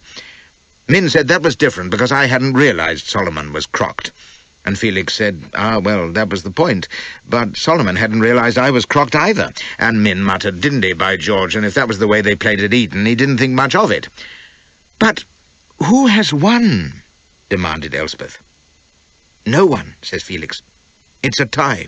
Flashy ran 1 run, which made the scores level at 31, and was run out before he could finish the second, so the game's drawn." "And if you remember," says Solomon, and although his smile was as bland as ever, he couldn't keep the triumphant gleam out of his eye, "you gave me the tie, which means," and he bowed to Elspeth, "that I shall have the joy of welcoming you, my dear Diana, and your father, aboard my vessel for our cruise. I'm truly sorry our game ended as it did, old chap, but I feel entitled to claim my wager." Oh, he was indeed, and I knew it. He'd paid me back in my own coin for felling him in the first innings. It was no consolation that I'd done my dirty work a sight more subtly than he had, not with Elspeth hopping with excitement, clapping her hands, exulting and trying to commiserate with me all at once. "'Tain't cricket," Min mutters to me, "but there's nothing for it. Pay up, look pleasant. That's the damnable thing about being English and playing against foreigners. They ain't gentlemen." I doubt if Solomon heard him. He was too busy beaming with his arm round my shoulders, calling out that there was champagne and oysters in the house and more beer for the groundlings. So he'd won his bet without winning the match. Well, at least I was clear where Ty was concerned, for... And then the horrid realization struck me. At the very moment when I looked up and saw that red waistcoat on the outskirts of the crowd with the boozy, scowling face above it, he was glaring at me, tight-lipped, shredding what I guessed was a betting slip between his fingers. He nodded at me twice, ominously, turned on his heel, and stalked away. For Ty had lost his bet, too. He'd backed me to lose and Solomon to win, and we had tied. With all my floundering indecision and bad luck, I'd achieved the worst possible result all round. I'd lost Elspeth to Solomon and his damned crews, for I couldn't oil out of paying now, and I'd cost Ty 1,000 to boot. He'd exposed me for taking his money and set his ruffians after me, oh Jesus! And there was the Duke, too, vowing vengeance on me for deflowering his tiger lily. What a bloody pickle! "Why, are you all right, old fellow?" cries Solomon. "You've gone pale again. Here, help me get him into the shade. Fetch some ice for his head." "Brandy," I croaked. No, I mean, I'm first-rate, just a passing weakness, the bump and my old wound, you know. I need a moment to recover, collect my thoughts. Horrid thoughts they were, too. How the deuce was I going to get out of this mess? And they say cricket's an innocent pastime. Extract from the diary of Mrs. Flashman, June 1843. "The most famous thing has happened. Darling Harry has consented to come with us on our voyage, and I am happy beyond all telling. He's even put aside the prospect of his appointment in the Life Guards, and all for me. It was so unexpected, but that is so like my dear hero, for almost as soon as the match was over and Don S. had claimed his prize, H. said very seriously that he had thought the matter over, and while he was reluctant to decline the military advancement that had been offered him, he could not bear to be parted from me. Such proof of his devotion moved me to tears, and I could not forbear to embrace him, which display, I suppose, caused some remark, but I don't care. Don S., of course, was very warm in agreeing that H. should come, once he had satisfied himself that my dear one was quite determined. Don S. is so good. He reminded H. of what a signal honour he was declining in not going to the Life Guards, and asked was he perfectly certain he wished to come with us, explaining that he would not have H. make any sacrifice on our account. But my darling said, "No, thank ye, I'll come if you don't mind," in that straightforward way of his, rubbing his poor head and looking so pale but determined. I was overjoyed, and longed to be private with him, so that I might better express my deep gratification at his decision, as well as my undying love. But, alas, that is denied me for the moment, for almost at once H. announced that his decision necessitated his immediate departure for town, where he has many affairs to attend to before we sail. I offered to accompany him, of course, but he wouldn't hear of it, so reluctant is he to interrupt my holiday here. He is the dearest of husbands, so considerate. He explained that his business would take him about a good deal, and he could not say where he would be for a day or so, but would join us at Dover, whence we sail for the mysterious Orient. So he is gone, not even staying to answer an invitation from our dear friend the Duke to call upon him. I am instructed to say to all inquiries that he's gone away on private business, for of course there are always people anxious to see and solicit my darling, so celebrated as he has become, not only dukes and the like, but quite ordinary mortals as well, who hope to shake his hand, I dare say, and then tell their acquaintances of it afterwards. In the meantime, dear diary, I am left alone, except for the company of Don S., of course, and dear Papa, to anticipate the great adventure which lies before us, and await that joyous reunion with my beloved at Dover, which will be but the prelude, I trust, to our fairy tale journey into the romantic unknown. End of extract. G de R.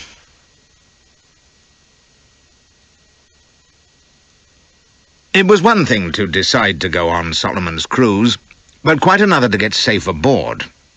I had to spend 10 days lurking in and about London like a gunpowder plotter, starting at my own shadow and keeping an eye skinned for the Duke's pluggers, and Daedalus ties. You may think I was over-timid and the danger none so great, but you don't know what people like the Duke were capable of in my young days. They thought they were still in the 18th century, and if you offended them, they could have their bullies thrash you, and then trust to their title to keep them clear of the consequences. I was never a Reform Bill man myself, but there's no doubt the aristocracy needed its comb-cutting. In any event, it required no great arithmetic to decide to flee the country for a spell. It was sickening to have to give up the Life Guards, but if Ty spread a scandal about me, it might well force me to resign anyway. You could be an imbecile viscount with a cleft palate and still fit to command in the household brigade, but if they found you were taking a bookie's tin for favours, heaven help you, however famous a soldier you were. So there was nothing for it but to lie doggo until the boat sailed, and make one furtive visit to Horse Guards to tip Uncle Bindley the bad news. He quivered with disbelief down the length of his aristocratic spine when I told him. "Do I apprehend," says he, "that you are refusing an appointment, free of purchase, may I remind you, in the Household Brigade, which has been specially procured for you, at Lord Wellington's instance, in order to go junketing abroad with your wife, her extraordinary father, and this person from Threadneedle Street?" He shuddered. "It's nothing short of commercial travelling." "Can't be helped," says I. "There's no staying in England just now. You realise this is tantamount to refusing an honour from the throne itself, that you can never again hope for any similar mark of favour. I know that you are dead to most dictates of decent behaviour and common discretion, but surely even you can see—" "Damn it, Uncle," cries I, "I've got to go." He squinted down his long nose. "You sound almost desperate. Am I right in supposing there will be some scandal if you do not?" "Yes," says I reluctantly. "Well, then that is entirely different," cries he. "Why could you not say so at once? I suppose it is some woman or other." I admitted it, and dropped a hint that the Duke of was involved, but that it was all a misunderstanding, and Bindley sniffed again and said he had never known a time when the quality of the House of Peers was quite so low. He would speak to Wellington, he said, and since it was advisable for the family's credit that I should not be seen to be cutting the painter, he would see if some official colour couldn't be given to my Far Eastern visit. The result was that a day or two later, at the room over the pawn shop where I was hiding out, I got a note instructing me to proceed forthwith to Singapore, there to examine and approve the first consignment of Australian horses, which would be arriving next spring for the company's Indian Army. Well done, old Bindley. He had his uses. So then it was just a question of skulking down to Dover for the last of the month, which I accomplished, arriving after dark and legging it along the crowded quay with my valise, hoping to God that neither Ty nor the Duke had camped out their ruffians to intercept me. They hadn't, of course, but if I've lived this long, it's because I've always feared the worst and been ready for it. A boat took me out to Solomon's steam brig, and there was a great reunion with my loved ones.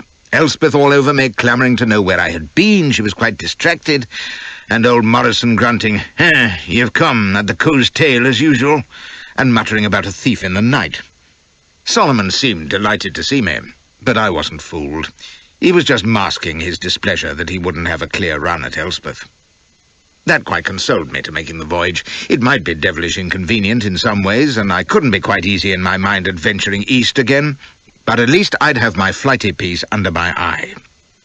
Indeed, when I reflected, that was my prime reason for going, and rated above even escaping Ty and the Duke. Looking back from mid-channel, they didn't seem nearly so terrible, and I resigned myself to enjoying the cruise. Why, it might even turn out to be quite fun. I'll give it to Solomon. He hadn't lied about the luxury of his brig, the Sulu Queen. She was quite the latest thing in screw vessels, driven by a wheel through her keel, twin-masted for sail, and with her funnel well back, so that the whole forward deck, which was reserved for us, was quite free of the belching smoke which covered the stern with smuts and left a great black cloud in our wake. Our cabins were under deck, aft, though, out of the reek, and they were tip-top. Oak furniture screwed down, Persian carpets, panelled bulkheads with watercolour paintings, a mirrored dressing table that had Elspeth clapping her hands, Chinese curtains, excellent crystal and well-stocked cellarette, clockwork fans, and a double bed with silk sheets that would have done credit to a New Orleans sporting house. Well, thinks I, this is better than riding the gridiron. We'll be right at home here. The rest of the appointment was to match. The saloon where we dined couldn't have been bettered for grub, liquor and service. Even old Morrison, who'd been groaning reluctantly, I gathered, ever since he'd agreed to come, had his final doubts settled when they set his first sea meal before him. He was even seen to smile, which I'll bet he hadn't done since he last cut the mill hand's wages. Solomon was a splendid host, with every thought for our comfort. He even spent the first week pottering about the coast while we got our sea legs, and was full of consideration for Elspeth. When she discovered that she had left her toilet water behind her, he had her maid landed at Portsmouth to go up to town for some, with instructions to meet us at Plymouth. It was royal treatment, no error. and damn all expense. Only two things raised a prickle with me in all this idyllic luxury. One was the crew. There wasn't a white face among 'em. When I was helped aboard that first night, it was by two grinning yellow-faced rascals in reefer jackets and bare feet. I'd tried 'em in Hindi, but they just grinned with brown fangs and shook their heads. Solomon explained that they were Malays. He had a few half-caste Arabs aboard as well, who were his engineers and black gang. But no Europeans, except the skipper, a surly enough frog with a touch of nigger in his hair, who messed in his cabin so that we never saw him, hardly. I didn't quite care for the all-yellow crew, though. I like to hear a British or Yankee voice in the forecastle. It's reassuring-like. Still, Solomon was a Far East trader and part-breed himself, so it was perhaps natural enough. He had him under his heel, too, and they kept well clear of us, except for the chink stewards, who were sleek and silent and first-rate. The other thing was that the Sulu Queen, while she was fitted like a floating palace, carried 10 guns, which is about as many as a brig will bear. I said it seemed a lot for a pleasure yacht, and Solomon smiled and says, "She's too valuable a vessel to risk in Far Eastern waters, where even the British and Dutch navies can afford little protection. And, bowing to us, she carries a precious cargo. Piracy is not unknown in the islands, you know, and while its victims are usually defenseless native craft, well, I believe in being overcautious." "You mean there's danger?" goggled Morrison. "Not," says Solomon, "with 10 guns aboard." And to settle old Morrison's qualms and show off to Elspeth, he had all 40 of his crew perform a gun practice for our benefit. They were handy, all right, scampering about the white scrubbed deck in their tunics and short breeches, running out the pieces and ramming home cold shot to the squeal of the Arab boatswain's pipe, precise as guardsmen, and afterwards standing stock-still by their guns like so many yellow idols. Then they performed cutlass drill and arms drill, moving like clockwork, and I had to admit the trained troops couldn't have shaped better. What with her speed and handiness, the Sulu Queen was fit to tackle anything short of a man-of-war. "It is merely precaution piled on precaution," says Solomon. "My estates lie on peaceful lanes on the Malay mainland for the most part, and I take care never to venture where I might be blown into less friendly waters, but I believe in being prepared." And he went on to talk about his iron water tanks and stores of sealed food. I'd still have been happier to have seen a few white faces and brown whiskers around us. We were 3 white folk, and Solomon himself, of course, and we were outward bound, after all. However, these thoughts were soon dispelled in the interest of the voyage. I shan't bore you with descriptions, but I'm bound to say it was the pleasantest cruise of my life, and we never noticed how the week slipped by. Solomon had spoken of 3 months to Singapore. In fact, it took us more than twice as long, and we never grudged a minute of it. Through the summer we cruised gently along the French and Spanish coasts, looking in at Brest and Vigo and Lisbon, being entertained lavishly by local gentry, for Solomon seemed to have a genius for easy acquaintance, and then dipping on down the African coast into the warm latitudes. I can look back now and say I've made that run more times than I can count, in everything from an Indiaman to a Middle Passage slaver. But this was not like any common voyage. Why, we picnicked on Moroccan beaches, made excursions to desert ruins beyond Casablanca, were carried on camels with veiled drivers, strolled in Berber marketplaces, watched fire dancers under the massive walls of old Corsair castles, saw wild tribesmen run their horse races, took coffee with turbaned, white-bearded governors, and even bathed in warm blue water, lapping on miles and miles of empty silver sand, with palms nodding in the breeze. And every evening there was the luxury of the Sulu Queen to return to, with its snowy cloths and sparkling silver and crystal, and the delicate chink stewards attending to every want in the cool dimness of the saloon. Well, I've been a crown prince once in my wanderings, but I've never seen the like of that voyage. "It is a fairy tale," Elspeth kept exclaiming, and even old Morrison admitted it wasn't half bad. The old bastard became positively mellow, and why shouldn't he, weighted on hand and foot, with 2 slant-eyed and muscular yellow devils to carry him ashore and bear him on a palki on our excursions? "It's doing me good," says he. "I can feel the benefit. And Elspeth would sigh dreamily while they fanned her in the shade, and Solomon would smile and beckon the steward to put more ice in the glasses. Oh, he even had a patent ice house stowed away somewhere, down by the keel. Farther south, along the jungly and desert coasts, there was no lack of entertainment. A cruise up a forest river in the ship's launch, with Elspeth wide-eyed at the sight of crocodiles, which made her shudder deliciously, or laughing at the antics of monkeys and marvelling at the brilliance of foliage and bird life. "Did I not tell you, Diana, how splendid it would be?" Solomon would say. And Elspeth would exclaim rapturously, "Oh, you did, but this is quite beyond imagination." Or there would be flying fish and porpoises, and once we were round the Cape, where we spent a week, dining out ashore and attending a ball at the governor's, which pleased Elspeth no end, there was the real deep blue sea of the Indian Ocean, and more marvels for my insatiable relatives. We began the long haul across to India in perfect weather, and at night Solomon would fetch his guitar and sing Dago dirges in the dusk, with Elspeth drowsing on a daybed by the rail, while Morrison cheated me at écarté, or we would play whist, or just laze the time contentedly away. It was tame stuff, if you like, but I put up with it, and kept my eye on Solomon. For there was no doubt about it, he changed as the voyage progressed. He took the sun pretty strong, and was soon the brownest thing on board, but in other ways, too, I was reminded that he was at least half Dago or native. Instead of the customary shirt sleeves and trousers, he took to wearing a tunic and sarong, saying jokingly that it was the proper tropical style. Next, it was bare feet.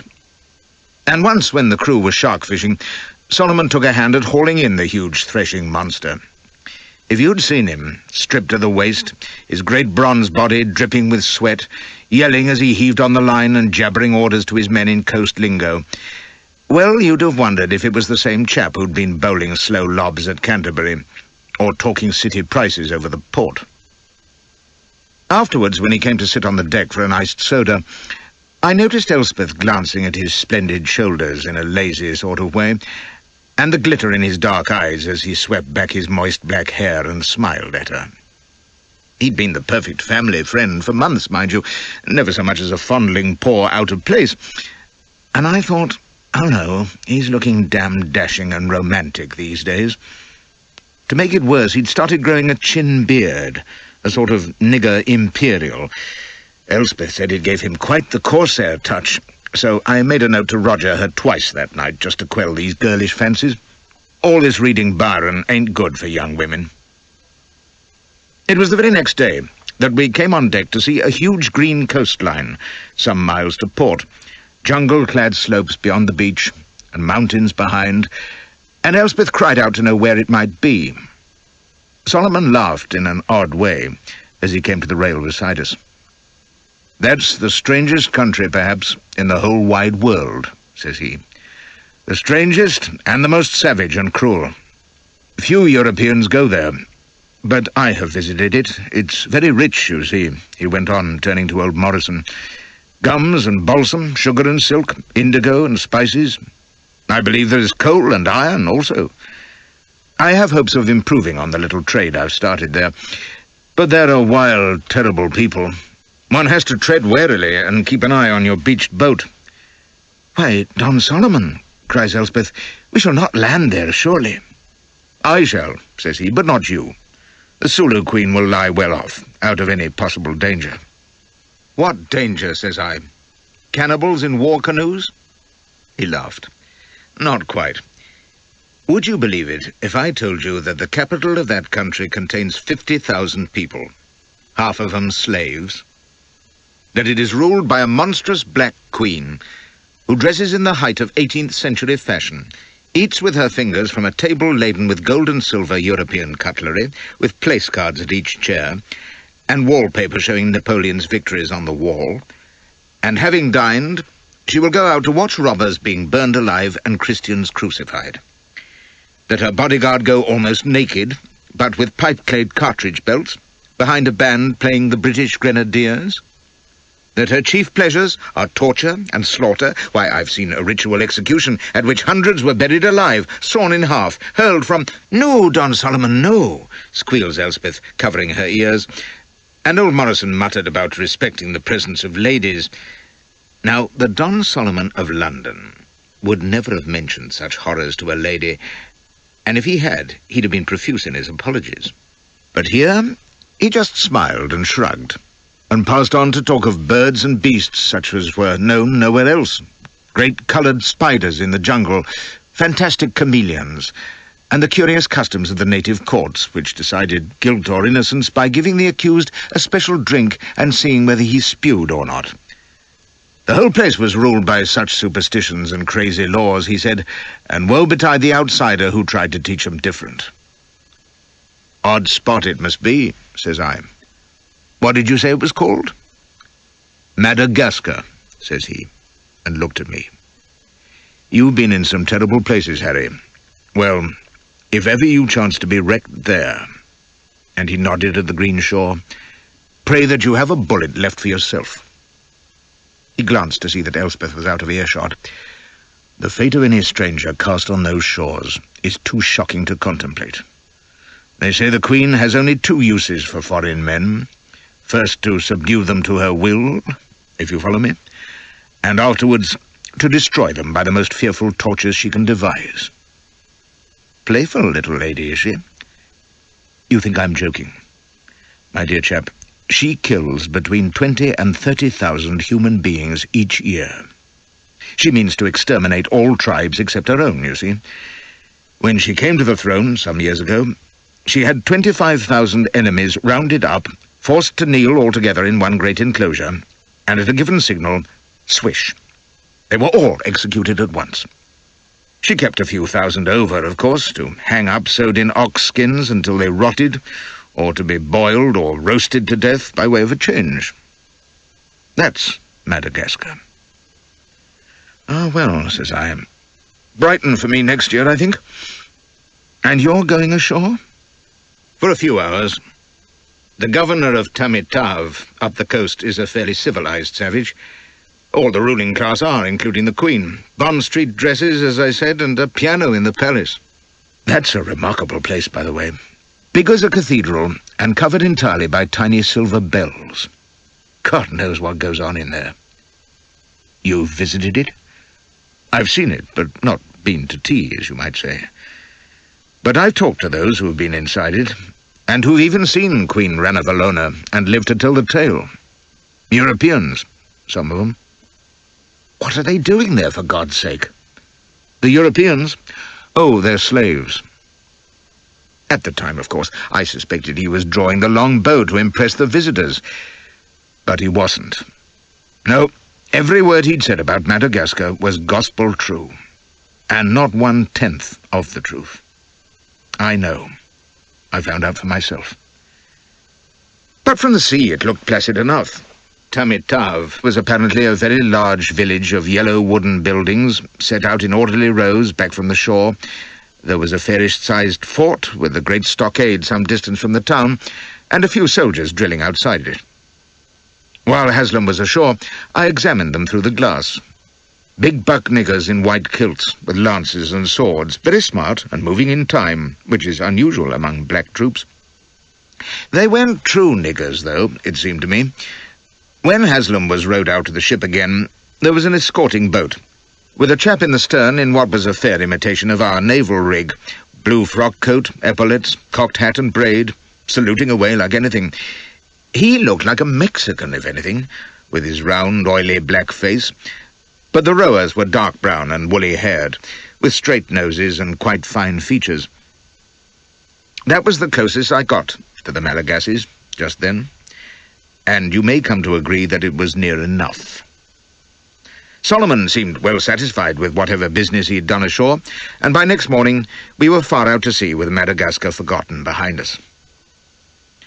Now, I said I wouldn't weary you with our voyage, so I shall do no more than mention Ceylon and Madras, which is all they deserve anyway, and take you straight away across the Bengal Bay, past the infernal Andamans, south by the heel of Great Nicobar, and into the steaming straits where the great jellyfishes swim between the mainland of Malaya and the strange jungle island of Sumatra with its man-monkeys, down to the sea where the sun comes from, and the islands lie ahead of you in a great brilliant chain that runs thousands of miles from the South China Sea to Australia and the far Pacific on the other side of the world.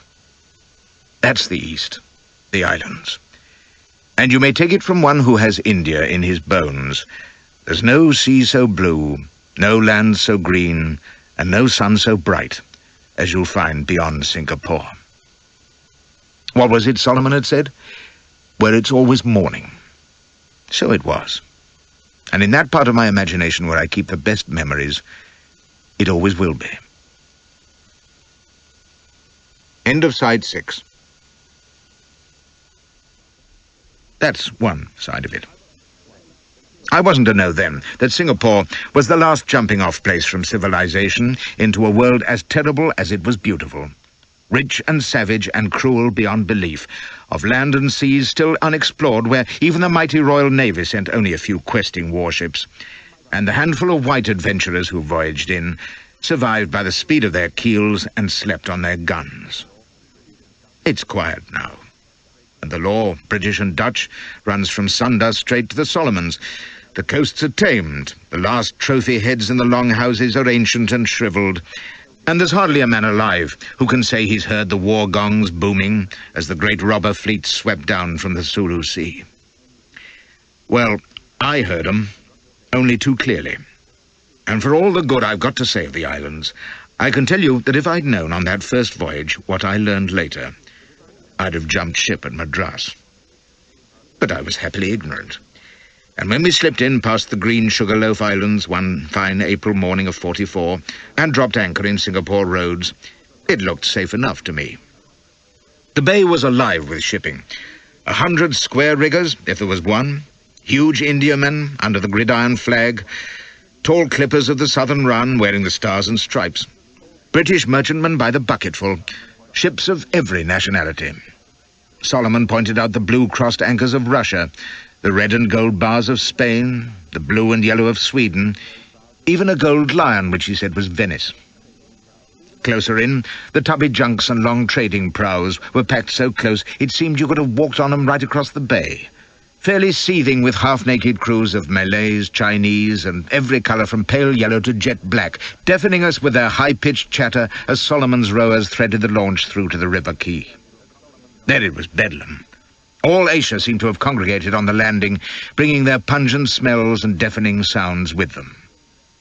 There were coolies everywhere, in straw hats or dirty turbans, staggering half-naked under bales and boxes. They swarmed on the quays, on the sampans that choked the river, round the warehouses and godowns, and through them pushed Yankee captains in their short jackets and tall hats, removing their cheroots from their rat-trap jaws only to spit and cuss. Armenian Jews in black coats and long beards, all babbling. British bluejackets in canvas shirts and ducks.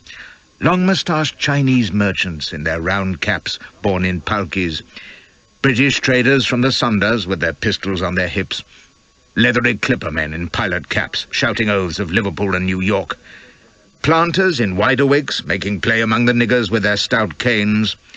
A file of prisoners tramping by in leg-irons, with scarlet-coated soldiers herding them and bawling the step. I heard English, Dutch, German, Spanish, and Hindi all in the first minute, and most of the accents of England, Scotland, Wales, Ireland, and the American seaboards to boot. God knows what the native tongues were, but they were all being used at full pitch, and after the comparative quiet we'd been used to, it was enough to make you dizzy. The stink was fearful, too. Of course, waterfronts are much the same everywhere. Once you were away from the river, out on the Mayfair side of the town, which lay east along Beach Road, it was pleasant. And that was where Solomon had his house. A fine two-story mansion set in an extensive garden, facing the sea. We were installed in cool, airy rooms, all complete with fans and screens, legions of Chinese servants to look after us, cold drinks by the gallon, and nothing to do but rest in luxury and recover from the rigours of our voyage, which we did for the next 3 weeks. Old Morrison was all for it. He had gluttonized to such a tune that he'd put on flesh alarmingly, and all he wanted to do was lie down, belching and refreshing his ill nature in a hot climate. Elspeth, on the other hand, must be up and doing at once. She was off almost before she'd changed her shift, carried in a palki by menials to pay calls on what she called the society people, find out who was who, and squander money in the shops and bazaars. Solomon pointed her in the right directions, made introductions, and then explained apologetically that he had weeks of work to do in his changing house at the Quays. After that, he assured us, we would set off on our tour of his possessions, which I gathered lay somewhere on the east coast of the peninsula. So there was I, at a loose end, and not before time. I didn't know when I'd been so damnably bored. A cruise of wonders was all very well, but I'd had my bellyful of Solomon in his floating mansion with its immaculate appointments and unvarying luxury and everything so exactly confoundedly right, and the finest foods and wines coming out of my ears. I was surfeited with perfection, and sick of the sight of old Morrison's ugly mug, and the sound of Elspeth's unwearying imbecile chatter, and having not a damn thing to do but stuff myself and sleep. I'd not had a scrap of vicious amusement for 6 months, and for me that's a lifetime of going hungry. Well, thinks I, if Singapore and the flesh-pot of the Orient can't supply my urgent needs and give me enough assorted depravity in 3 weeks to last the long voyage home, there's something amiss. Just let me shave and change my shirt, and we'll stand this town on its head. I took a long slant to get my bearings, and then plunged in, slavering. There were 8 cross streets in the Mayfair section, where all the fine houses were, and a large upland park below Governor's Hill, where society congregated in the evening. And by Jove, wasn't it wild work, though? Why, you might raise your hat to as many as 1,000 couples in 2 hours, and when you were fagged out with this, there was the frantic debauch of a gig drive along Beach Road to look at the ships, or a dance in the assembly rooms, where a married woman might even polka with you, provided your wife and her husband were on hand. Unmarried ladies didn't waltz, except with each other, the daring little hussies. Then there were dinners at Du Tranquoy's Hotel, with discussions afterwards about whether the Raffles Club oughtn't to be revived, and how the building of the new Chinese pauper hospital was progressing, and the price of sugar, and the latest leaderette in the Free Press, and, for the wilder spirits, a game of pyramids on the hotel billiard table. I played twice and felt soiled at my beastly indulgence. Elspeth was indefatigable, of course, in her pursuit of pleasure, and dragged me to every soiree, ball, and junket that she could find, including church twice each Sunday, and the subscription meetings for the new theatre. And several times we even met Colonel Butterworth, the governor. Well, thinks I, this is Singapore, to be sure, but I'm shot if I can stand this pace for long. Once I asked a likely-looking chap, you could tell he was a rake, he was using pomade, where the less respectable entertainments were to be found, supposing there were any, and he coloured a bit and shuffled and said, well, there are the Chinese processions, but not many people would care to be seen looking at them, I dare say. They begin in the native quarter, you know. By George, says I, that's bad. Perhaps we could look at them for just a moment, though. We needn't stay long. He didn't care for it, but I prevailed on him, and we hurried down to the promenade, with him muttering that it wasn't at all the thing, and what Penelope would say if she got to hear of it, he couldn't imagine. He had me in a fever of excitement, and I was palpitating by the time the procession hove in view. 20 chinks beating gongs and letting off smoke and whistles, and half a dozen urchins dressed in Tartar costumes with umbrellas, all making a hell of a din. Is that it? Says I. That's it, says he. Come along, do, or someone will see us. It's not done, you know, to be seen at these native displays, my dear Flashman. I'm surprised the authorities allow it, says I. And he said the Free Press was very hot against it, but the Indian processions were even worse, with chaps swinging on poles and carrying torches, and he'd even heard rumours that there were fakirs walking on hot coals on the other side of the river. That was what put me on the right track. I'd seen the waterfront, of course, with its great array of commercial buildings and warehouses, but the native town that lay beyond it on the west bank had looked pretty seedy and hardly worth exploring. Being desperate by this time, I ventured across one evening when Elspeth was at some female gathering, and it was like stepping into a brave new world. Beyond the shanties was Chinatown. Streets brilliantly lit with lanterns, gaming houses and casinos roaring away on every corner, sideshows and acrobats, Hindu firewalkers too, my pomaded chum had been right. Pimps accosting you every other step with promises of their sister, who was, of course, every bit as voluptuous as Queen Victoria. How our sovereign lady became the carnal yardstick for the entire Orient through most of the last century, I've never been able to figure. Possibly they imagined all true Britons lusted after her, and on all sides enough popsy to satisfy an army. Chinese girls with faces like pale dolls at the windows, tall, graceful cling tarts from the Coromandel swaying past and smiling down their long noses, saucy Malay wenches giggling and beckoning from doorways, popping out their boobies for inspection. It was Vanity Fair come true. But it wouldn't do, of course. Pox to a turn, most of them. They were all right for the drunken sailors lounging on the verandas who didn't care about being fleeced and possibly knifed. But I'd have to find better quality than that. I didn't doubt that I would, and quickly, now that I knew where to begin. But for the present, I was content to stroll and look about, brushing off the pimps and the more forward whores, and presently walking back to the river bridge. And who should I run slap into but Solomon, coming late from his office. He stopped short at sight of me. "Good God," says he, "you ain't been in Bazaar Town, surely?" "My dear chap, if I'd known you wanted to see the sights, I'd have arranged an escort. It ain't the safest place on earth, you know." Not quite your style, either, I'd have thought. Well, he knew better than that, but if he wanted to play innocent, I didn't mind. I said it had been most interesting, like all native towns, and here I was, safe and sound, wasn't I? "Sure enough," says he, laughing and taking my arm. "I was forgetting. You've seen quite a bit of local colour in your time. But Singapore's, well, quite a surprising place, even for an old hand. You've heard about our black-faced gangs, I suppose? Chinese, you know. Nothing to do with the Tongs or Hueys, who are the secret societies who rule down yonder, but murderous villains just the same. They've even been coming east of the river lately, I'm told.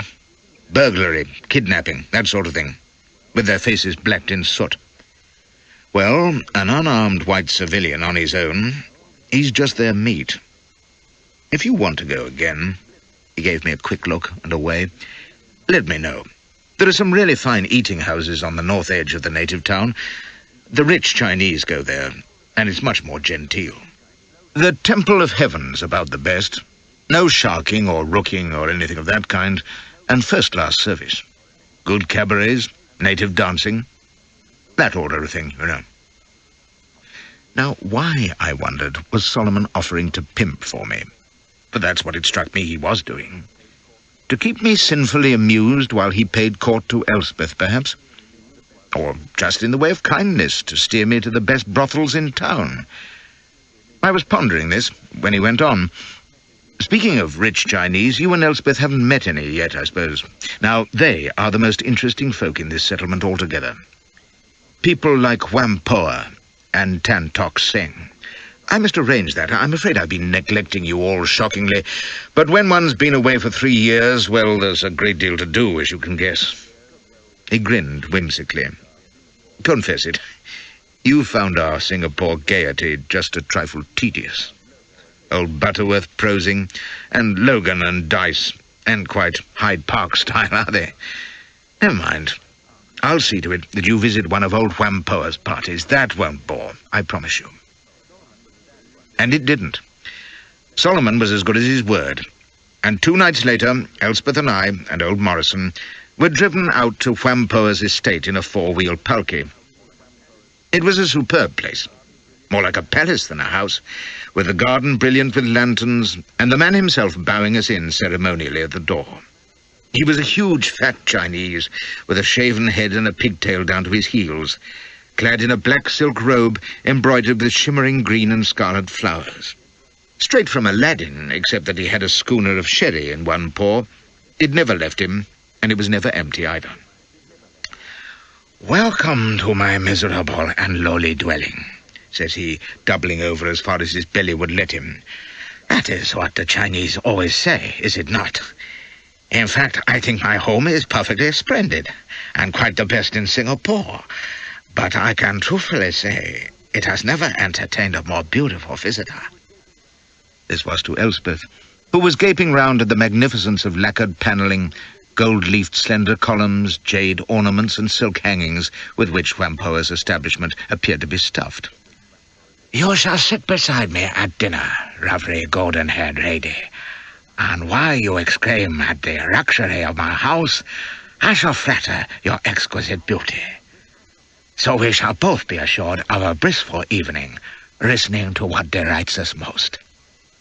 Which he did, keeping her entranced beside him, sipping continually at his sherry, while we ate a Chinese banquet in a dining room that made Versailles look like a garret. The food was atrocious, as Chinese grub always is. Some of the soups and the creamed walnuts weren't bad, though, but the servants were the most delightful little Chinese girls, in tight silk dresses, each of a different colour. Even ancient eggs with seaweed dressing and carrion sauce don't seem so bad when they're offered by a slant-eyed little goer who breathes perfume on you and wriggles in a most entrancing way as she takes your hand in velvet fingers to show you how to manage your chopsticks. Damned if I could get the hang of it at first. It took two of them to show me, one either side, and Elspeth told Whampoa she was sure I'd be much happier with a knife and fork. There were quite a few in the party, apart from us three and Solomon. Balestier, the American consul, I remember, a jolly Yankee planter with a fund of good stories, and Catchick Moses, a big noise in the Armenian community, who was the decentest Jew I ever met, and struck up an immediate rapport with old Morrison. They got to arguing about interest rates, and when Whampoa joined in, Balestier said he wouldn't rest till he made up a story which began, "There was a Chinaman, a Scotchman, and a Jew," which caused great merriment. It was the cheeriest party I'd struck yet, and no lack of excellent drink. But after a while, Whampoa called a halt, and there was a little cabaret of Chinese songs and plays, which were the worst kind of pantomime drivel, but very pretty costumes and masks, and then 2 Chinese dancing girls. Exquisite little trollops, but clad from head to foot, alas. Afterwards, Whampoa took Elspeth and me on a tour of his amazing house. All the walls were carved screens in ivory and ebony, which must have been hellish draughty, but splendid to look at. And the doors were all oval in shape, with jade handles and gold frames. I reckon 500,000 might have bought the place. When we were finished, he presented me with a knife, inlaid with mother-of-pearl, in the shape of a miniature scimitar. To prove its age, he dropped a filmy scrap of muslin on the blade, and it fell in half, sheared through by its own insignificant weight. I've never sharpened it since, and it's as keen as ever, after 60 years. To Elspeth he gave a model jade horse, whose bridle and stirrups were tiny jade chains, all cut out of one solid block. God knows what it was worth. She scampered off to show it to the others, calling on Solomon to admire it. And Whampoa says quietly to me, "You have known Mr. Solomon Hazram for a long time." I said, "A year or so in London," and he nodded his great bald head and turned his Buddha-like face to me. "He is taking you on a cruise round his plantations, I believe. That will be interesting. I must ask him where they are. I should much like to visit them myself some day." I said I thought they were on the peninsula, and he nodded gravely and sipped his sherry. "No doubt they are. He is a man of sufficient shrewdness and enterprise, I think. He does business well."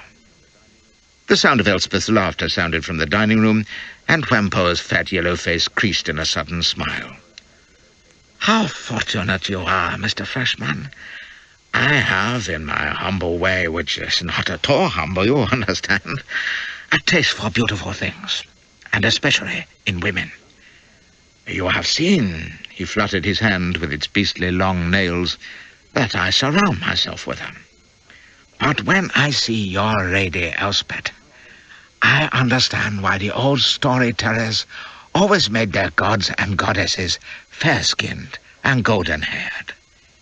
If I were 40 years younger, I should try to take her from you." He sluiced down some more Amontillado, without success, of course.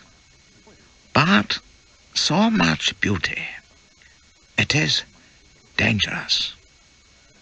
He looked at me, and I can't think why, But I felt a chill of sudden fear, not of him, but of what he was saying. Before I could speak, though, Elspeth was back to exclaim again over her present and prattle her thanks, and he stood smiling down at her, like some benign, sherry-soaked heathen god. "Thank me, beautiful child, by coming again to my humble Paris. For hereafter it will truly be humble without your presence," says he. Then we joined the others, and the thanks and compliments flew as we took our leave in that glittering place, and everything was cheery and happy. But I found myself shivering as we went out, which was odd, for it was a warm and balmy night. I couldn't account for it after such a jolly affair, but I went to bed thoroughly out of sorts.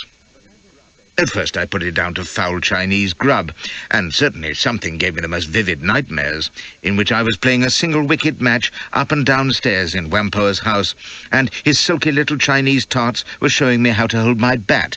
That part of it was all right, as they snuggled up, whispering fragrantly and guiding my hands, but all the time I was conscious of dark shapes moving behind the screens. And when Daedalus Tai bowled to me, it was a Chinese lantern that I had to hit, and it went ballooning up into the dark, bursting into 1,000 rockets, and old Morrison and the Duke came jumping out at me in sarongs, crying that I must run all through the house to score a single at compound interest. And I set off, blundering past the screens where nameless horrors lurked, and I was trying to catch Solomon, who was flitting like a shadow before me, calling out of the dark that there was no danger because he carried 10 guns. And I could feel someone or something drawing closer behind me, and Elspeth's voice was calling fainter and fainter, and I knew if I looked back I should see something terrible. And there I was, gasping into the pillow, my face wet with sweat, and Elspeth snoring peacefully beside me. It rattled me, I can tell you, because the last time I'd had a nightmare was in Gul Shah's dungeon 2 years before, and that was no happy recollection. It's a strange thing, by the way, that I usually have my worst nightmares in jail. I can remember some beauties. In Fort Raim prison, up on the Aral Sea, where I imagined old Morrison and Rudy Starnberg were painting my backside with boot polish. And in Gwalior Fort, where I waltzed in chains with Captain Charity Spring conducting the band. And the beastliest of all was in a Mexican clink during the Juarez business, when I dreamed I was charging the balaclava guns at the head of a squadron of skeletons in mortarboards, all chanting Ab and Absque Coram Dei, while just ahead of me Lord Cardigan was sailing in his yacht, leering at me and tearing Elspeth's clothes off. Mind you, I'd been living on chili and beans for a week. In any event, I didn't sleep well after Whampoa's party, and was in a fine fit of the dismals next day, as a result of which Elspeth and I quarrelled, and she wept and sulked, until Solomon came to propose a picnic on the other side of the island. We would sail round in the Zulu Queen, he said, and make a capital day of it. Elspeth cheered up at once, and old Morrison was game too, but I cried off, pleading indisposition. I knew what I needed to lift my gloom, and it wasn't an al fresco lunch in the mangrove swamps with those three. Let them remove themselves, and it would leave me free to explore Chinatown at closer quarters, and perhaps sample the menu at one of those exclusive establishments that Solomon had mentioned. The Temple of Heaven was the name that stuck in my mind.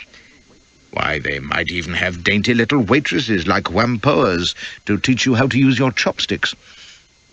So, when the three of them had left, Elspeth with her nose in the air because I wasn't disposed to make up, I loafed about until evening and then whistled up a palki. My bearers jogged away through the crowded streets, and presently, just as dusk was falling, we reached our destination in what seemed to be a pleasant residential district inland from Chinatown, with big houses half hidden in groves of trees from which paper lanterns hung. All very quiet and discreet. The Temple of Heaven was a large frame house on a little hill, entirely surrounded by trees and shrubs, with a winding drive up to the front veranda, which was all dim lights and gentle music and Chinese servants scurrying to make the guests at home. There was a large, cool dining room, where I had an excellent European meal with a bottle and a half of champagne, and I was in capital fettle and ready for mischief when the Hindu head waiter sidled up to ask if all was in order, and was there anything else that the gentleman required. Would I care to see a cabaret, or an exhibition of Chinese works of art, or a concert if my tastes were musical, or "The whole damned lot," says I, "for I ain't going home till morning, if you know what I mean. I've been 6 months at sea, so drum 'em up, Sambo, and sharp about it." He smiled and bowed in his discreet Indian way, clapped his hands, and into the alcove where I was sitting there stepped the most gorgeous creature imaginable. She was Chinese, with blue-black hair coiled above a face that was pearl-like in its perfection and colour, with great slanting eyes, and her gown of crimson silk clung to a shape which English travellers are wont to describe as a thought too generous for the European taste, but which, if I'd been a classical sculptor, would have had me dropping my hammer and chisel and reaching for the meat. Her arms were bare, and she spread them in the prettiest curtsy, smiling with perfect teeth between lips the colour of good port. "This is Madame Saba," says the waiter. "She will conduct you, if your Excellency will permit." "I may, just about," says I. "Which way's upstairs?" I imagined it was the usual style, you see, but Madame Saba, indicating that I should follow, led the way through an arch and down a long corridor, glancing behind to see that I was following, which I was, breathing heavy, with my eyes on that trim waist and wobbling bottom. I caught her up at the end door and was just clutching a handful when I realized that we were on a porch, and she was slipping out of my fond embrace and indicating a palki, which was waiting at the foot of the steps. "What's this?" says I. "The entertainment," says she, "is a little way off. They will take us there." "The entertainment," says I, "is on this very spot." And I took hold of her, growling, and hauled her against me. By George, she was a randy armful, wriggling against me and pretending she wanted to break loose, while I nuzzled into her, inhaling her perfume and munching away at her lips and face. "But I am only your guide," she giggled, turning her face aside. "I shall take you—" "Just to the nearest bed, ducky. I'll do the guiding after that." "You're like me?" says she, playing coy, while I overhauled her lustfully. "Why, then, this is not suitable here. We must go a little way. But I believe when you see what else is offered, you will not care for Saba." And she stuck her tongue into my mouth, and then pulled me towards the palki. "Come, that will take us quickly." "If it's more than 10 yards, it'll be a wasted trip," says I, pawing away as we clambered aboard and pulled the curtains. I was properly on the boil, and intent on giving her the business then and there. But to my frustration, the palki was one of those double sedans where you sit opposite each other, and all I could do was paw at her frontage in the dark, swearing as I tried to unbutton her dress and squeezing at the delights beneath it, while she kissed and fondled, laughing, telling me not to be impatient, and the palki men jogged along, bouncing us in a way that made it impossible to get down to serious work. Where they were taking us, I didn't care. What with champagne and passion, I was lost to everything with the scented beauty teasing me in the dark. At last I managed to get one tit clear and was nibbling away when the palki stopped, and Madame Saba gently disengaged herself. "A moment," says she, and I could imagine her adjusting her gown in the darkness. "Wait here." Her fingers gently stroked my lips. There was a glimpse of dusk as she slipped through the palki curtain, and then silence. I waited, fretting and anticipating, for perhaps half a minute, and then stuck my head out. For a moment I couldn't make out anything in the gloom, and then I saw that the palki was stopped in a mean-looking street between dark and shuttered buildings. But of the palki men and Madame Saba there wasn't a sign. Just deserted shadow, not a light anywhere, and not a sound except the faint murmur of the town a long way off. My blank astonishment lasted perhaps 2 seconds, to be replaced by rage as I tore back the palki curtain and stumbled out, cursing. I hadn't had time to feel the first chill of fear before I saw the black shapes moving out of the shadows at the end of the street, gliding silently towards me. I'm not proud of what happened in the next moment. Of course, I was very young and thoughtless, and my great days of instant flight and evasion were still ahead of me, but even so, with my Afghan experience and my native cowardice to boot, my reaction was inexcusable. In my riper years, I'd have lost no precious seconds in bemused swearing. Long before those stealthy figures even appeared, I'd have realized that Madame Saba's disappearance portended deadly danger, and been over the nearest wall and heading for the high country. But now, in my youthful folly and ignorance, I absolutely stood there gaping and calling out, "Who the devil are you, and what do you want? Where's my whore, confound it?" And then they were running towards me, on silent feet, and I saw in a flash that I'd been lured to my death. Then, at last, was seeing Flashy at his best, when it was all but too late. One scream, 3 strides, and I was leaping for the rickety fence between 2 houses. For an instant, I was astride of it, and had a glimpse of 4 lean black shapes converging on me at frightening speed. Something sang past my head, and then I was down and pelting along the alley beyond, hearing the soft thuds behind as they vaulted over after me. I tore ahead full tilt, bawling "help" at the top of my lungs, shot round the corner, and ran for dear life down the street beyond. It was my yellow belly that saved me, nothing else. A hero wouldn't have stood and fought, not against those odds in such a place, but he'd at least have glanced back to see how close the pursuit was, or maybe even have drawn rein to consider which way to run next, which would have been fatal, for the speed at which they moved was fearful. One glimpse I caught of the leader as I turned the corner, a fell black shape moving like a panther, with something glittering in his hand, and in pure panic I went hurtling on from one street to another, leaping every obstruction, screaming steadily for aid, but going at my uttermost every stride. That's what you young chaps have got to remember. When you run, run, full speed, with never a thought for anything else. Don't look or listen or dither even for an instant. Let terror have his way, for he's the best friend you've got. He kept me ahead of the field for a good quarter of a mile, I reckon, through deserted streets and lanes, over fences and yards and ditches, and never a glimpse of a human soul until I turned a corner and found myself looking down a narrow alley which obviously led to a frequented street, for at the far end there were lanterns and figures moving, and beyond that, against the night sky, the spars and masts of ships under riding lights. "Help!" I bawled. "Murder! Assassins! Hell and damnation! Help!" I was pelting down the alley as I shouted, and now, like a fool, I stole a glance back. There he was, like a black avenging angel, gliding round the corner, a bare 20 yards behind.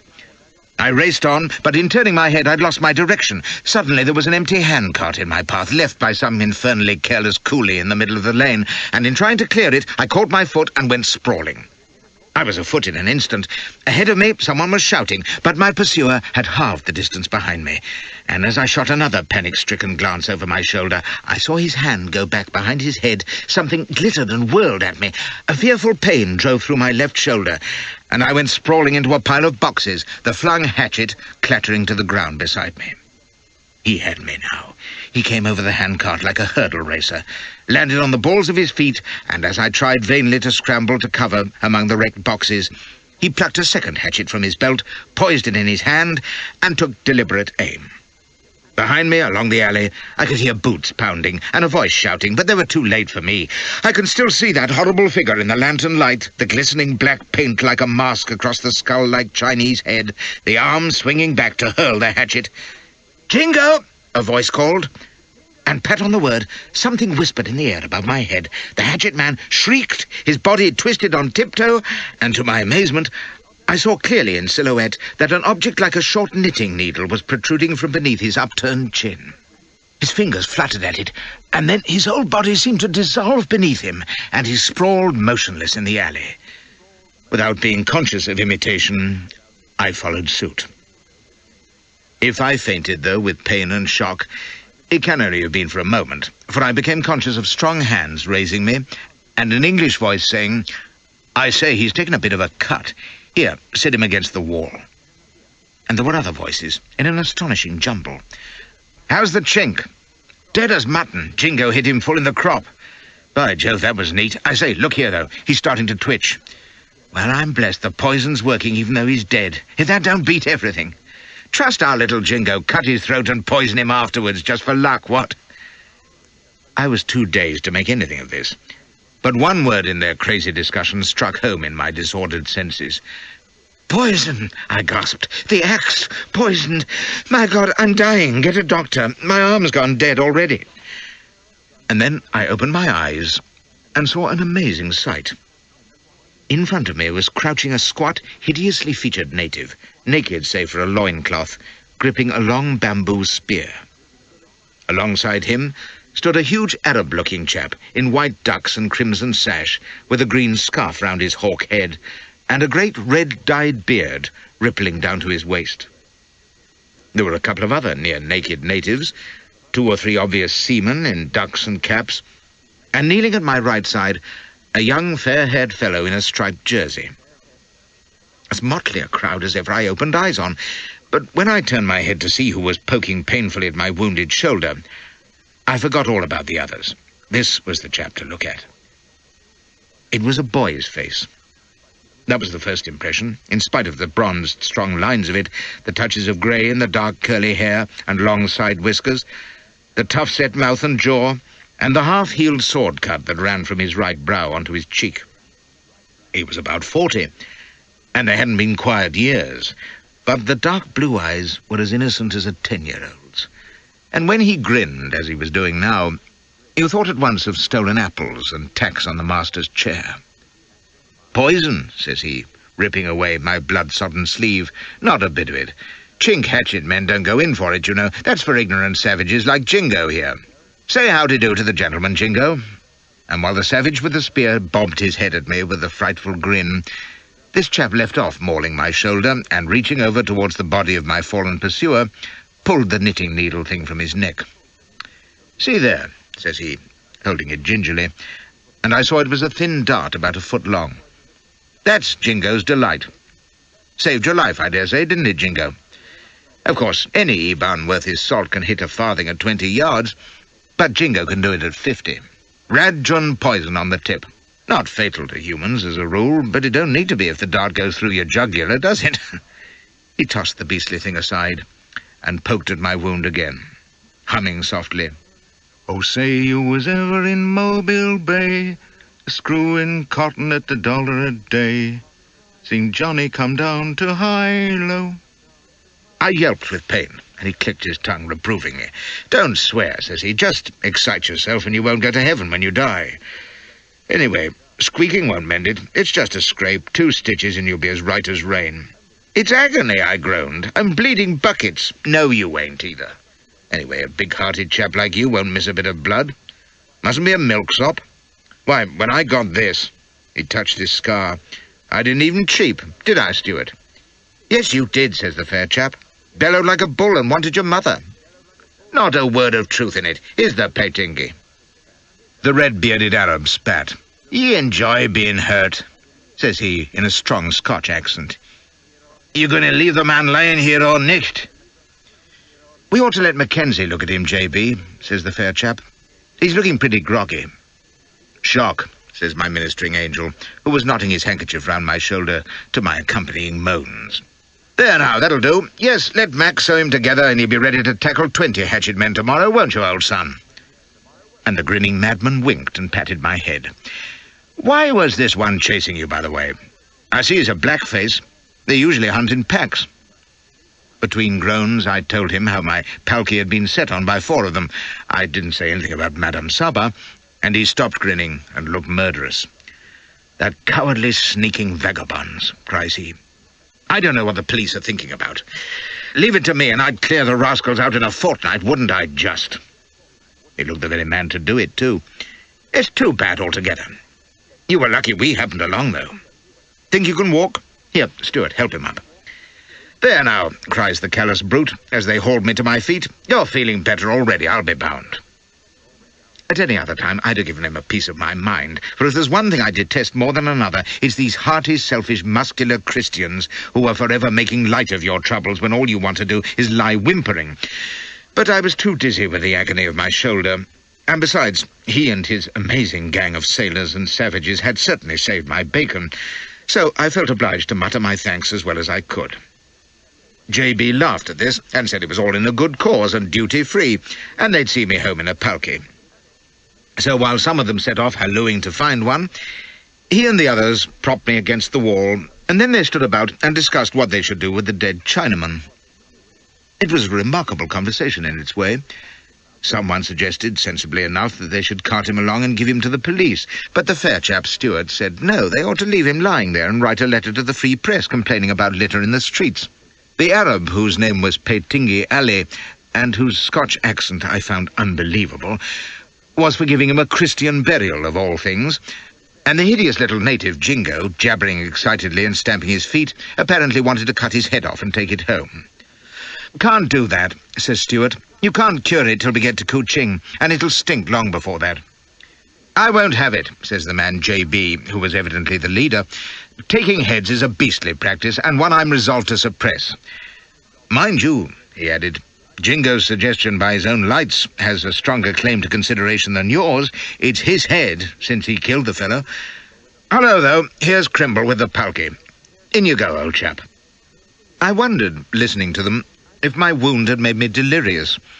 Either that or I'd fallen in with a party of lunatics. But I was too used up to care. I let them stow me in the palki, and lay half-conscious while they debated where they might find Mackenzie, who I gathered was a doctor at this time of night. No one seemed to know where he might be, and then someone recalled that he'd been going to play chess with Whampoa. I had just enough of my wits left to recall the name, and croak out that Whampoa's establishment would suit me splendidly. The thought that his delectable little Chinese girls might be employed to nurse me was particularly soothing just then. "You know Whampoa, do you?" says J.B. "Well, that settles it. Lead on, Steward. By the way," says he to me, as they picked up the palki, "my name's Brooke, James Brooke, known as J.B.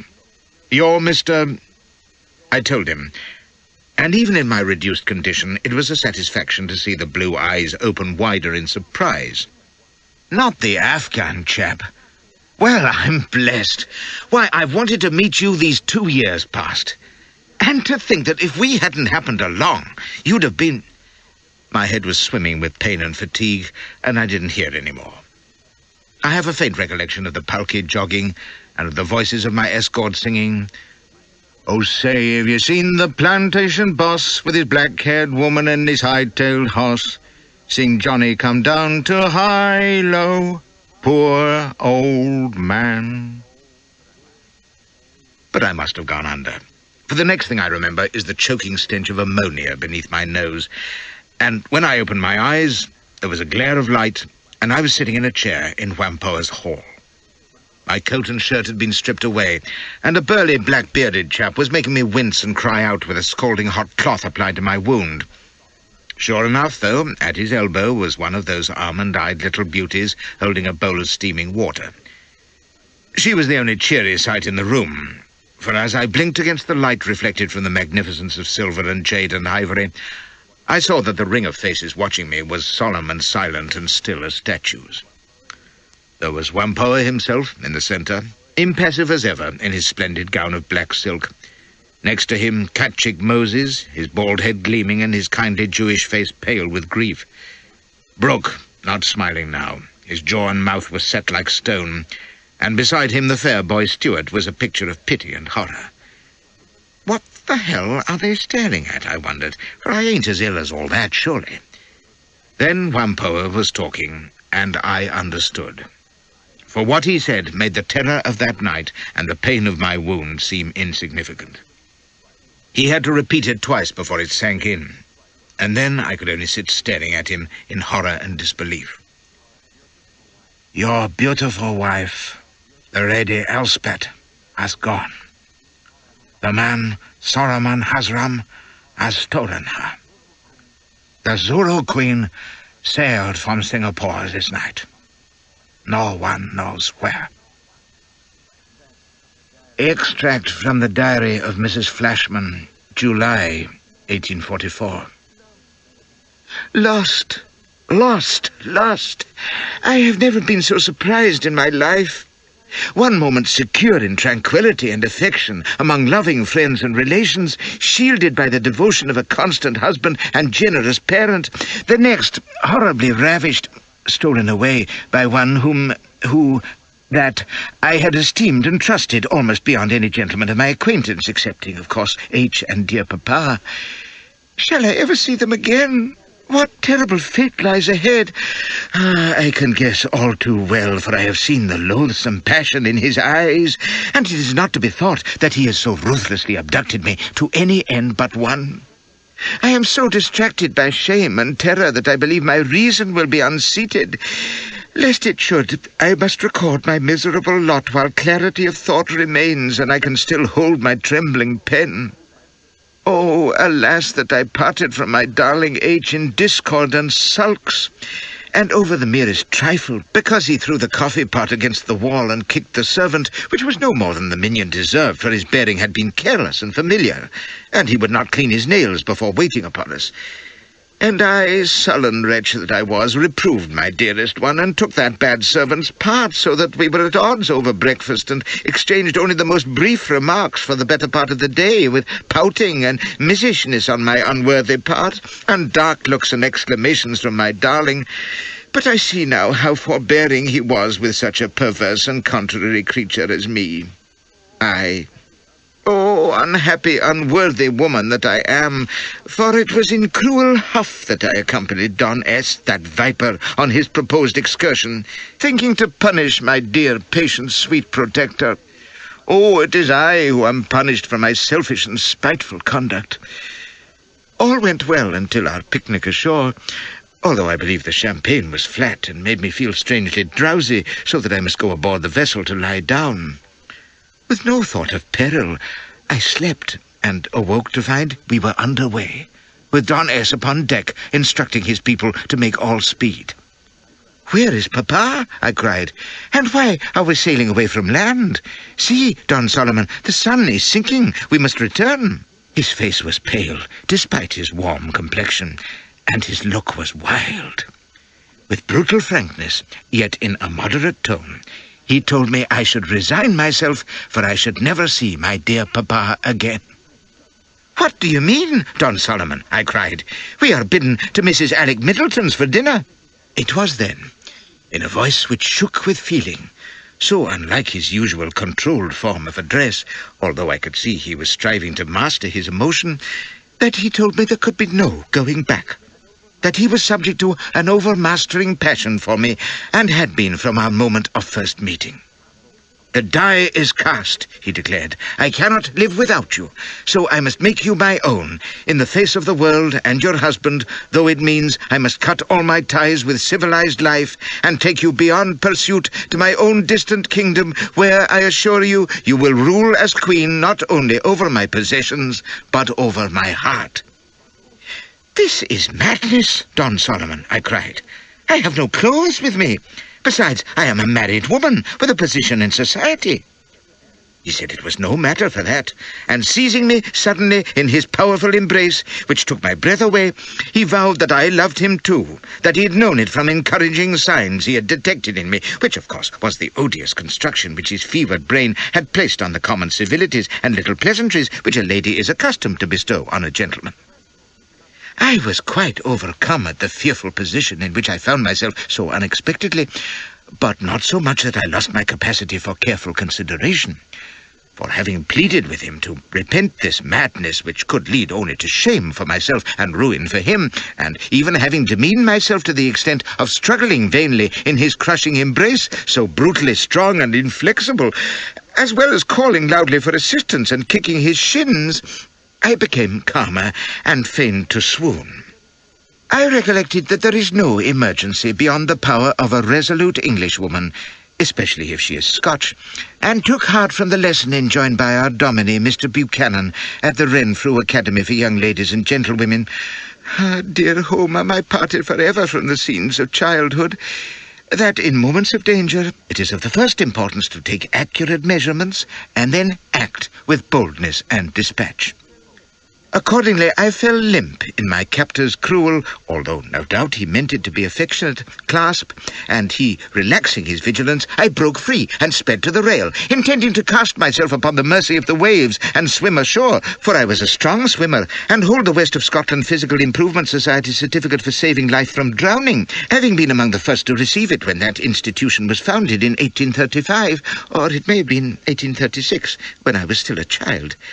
It was not very far to the shore either, but before I could fling myself into the sea, in the trust of Almighty God, I was seized by one of Don S.'s hideous and smelling natives, and despite my struggles I was carried below at Don S.'s orders, and am confined in the saloon, where I write this melancholy account. What shall I do? Oh, Harry, Harry, darling Harry, come and save me. Forgive my thoughtless and wayward behavior, and rescue me from the clutches of this improper person. I think he must be mad. And yet such passionate obsessions are not uncommon, I believe, and I am not insensible of the regard that I have been shown by others of his sex who have praised my attractions, so I must not pretend that I do not understand the reason for his horrid and ungallant conduct.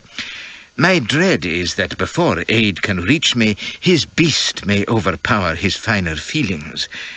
And even now I cannot suppose that he is altogether dead to propriety, though how long such restraint will continue, I cannot say. So come quickly, my own love, for how can I, weak and defenseless as I am, resist him unaided? I am in terror and distraction at 9 p.m. The weather continues fine. End of extract. This is what comes of forward and immodest behavior. G. de R. I blame myself, says Whampoa, sipping his sherry. For years one does business with a man, and if his credit is good and his merchandise sound, one clicks the abacus and sets aside the doubts one feels on looking into his eyes. He was enthroned behind his great desk, impassive as Buddha, with one of his little tarts beside him holding the Amontillado bottle. I knew he was not safe, but I let it go, even when I saw how he watched your golden lady 2 evenings since. It disturbed me, but I am a lazy, stupid, and selfish fool, so I did nothing. You shall tell me so, Mr. Flashman, and I shall bow my unworthy head beneath your deserved censure. He nodded towards me while his glass was refilled, and Catchick Moses burst out, Not as stupid as I, for God's sake, and I'm a man of business, they say. Sure, haven't I for the past week been watching him liquidate his assets, closing his warehouses, selling his stock to my committee, auctioning his lighters? He spread his hands. Who cared? He was a cash-on-the-table man, so did I mind where he came from, or that nobody knew him before 10 years back? He was in spice, they said, and silk, and antimony, and God knows what, with plantations up the coast and something or other in the islands. And now you tell us, Whampoa, that no one has ever seen these estates of his. That is my information in the past few hours, says Whampoa gravely.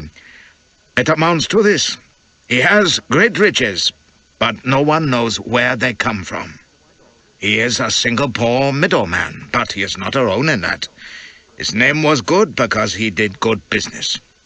And now he's done us, cried Catchick. This in Singapore, under our very noses, in the most respectable community in Asia, he steals a great English lady. What will they say in the world, eh? Where's our reputation, our good name, I should like to know? It's gone out yonder, heaven knows where, aboard his accursed brig. Pirates, they'll call us, thieves and kidnappers. I tell you, Whampoa, this could ruin trade for 5 years. In God's name, man, cries Brooke, it could ruin Mrs. Flashman forever. Oi, cries Catchick, clutching his head with his hands. And then he came trotting across to me and dropped his hand on my shoulder, kneading away at me. Oh, my poor friend, forgive me, he groans. My poor friend. It was just on dawn, and we'd been engaged in such useful conversation for 2 hours past. At least they had. I'd been sitting in silence, sick with shock and pain, while Catchick Moses apostrophized and tore his whiskers. Whampoa reviled himself in precise grammatical terms and sank half a gallon of manzanilla. Balestia, the American consul who had been summoned, damned Solomon to Hades and beyond, and 2 or 3 other leading citizens shook their heads and exclaimed from time to time. Brooke just listened, mostly, having sent his people out to pick up news.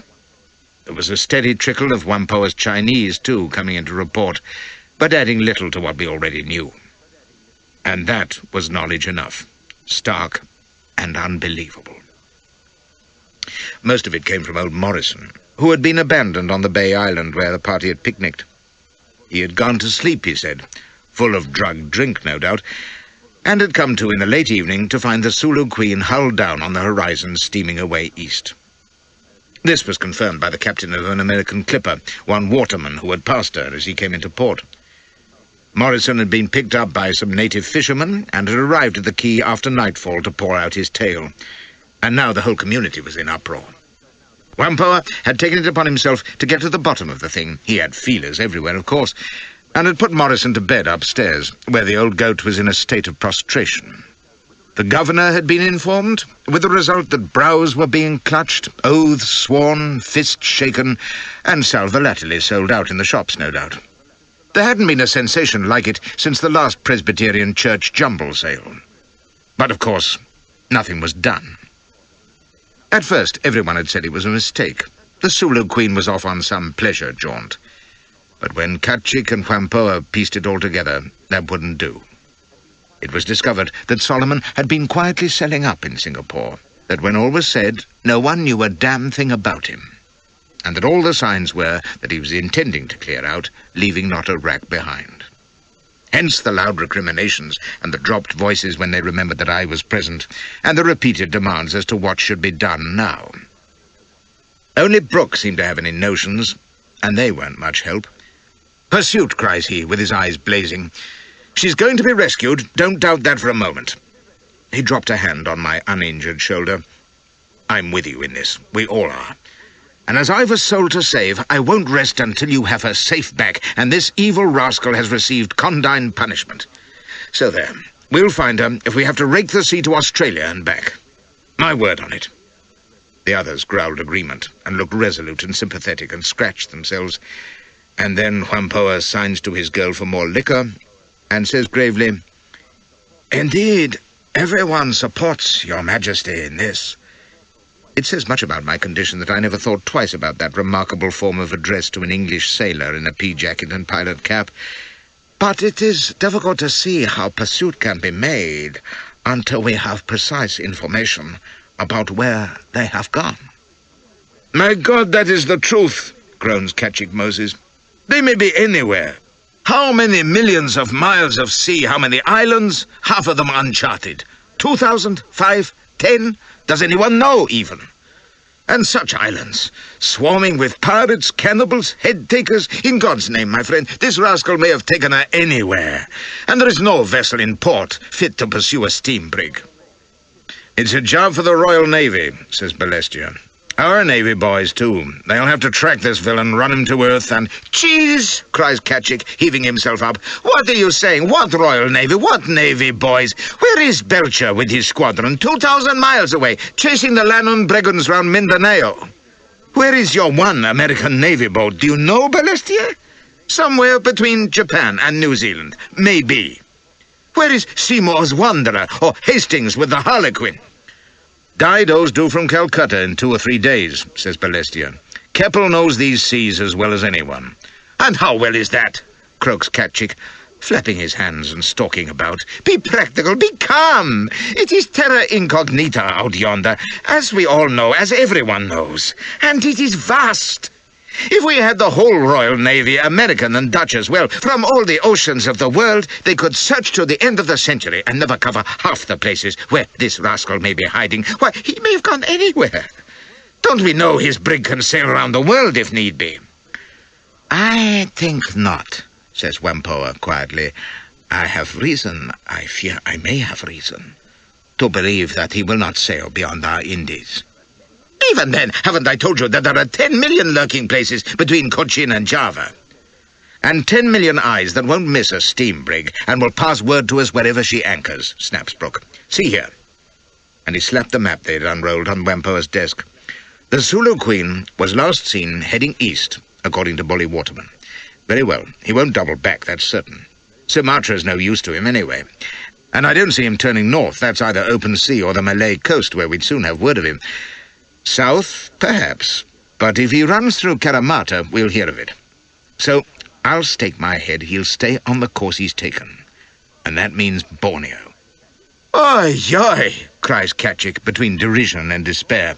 "And is that nothing, then? Borneo, where every river is a pirate nest, where every bay is an armed camp, where even you don't venture far, J.B., without an armed expedition at your back. And when you do, you know where you are going, not like now, when you might hunt forever." "I'll know where I'm going," says Brooke.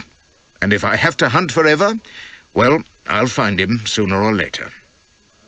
Kachik shot an uneasy glance across at me, where I sat in the corner nursing my wound, and I saw him pluck at Brooke's sleeve and mutter something of which I caught only the words, "Too late by then." At that, they fell silent, while Brooke pored over his map, and Whampoa sat silent, sipping his damned sherry.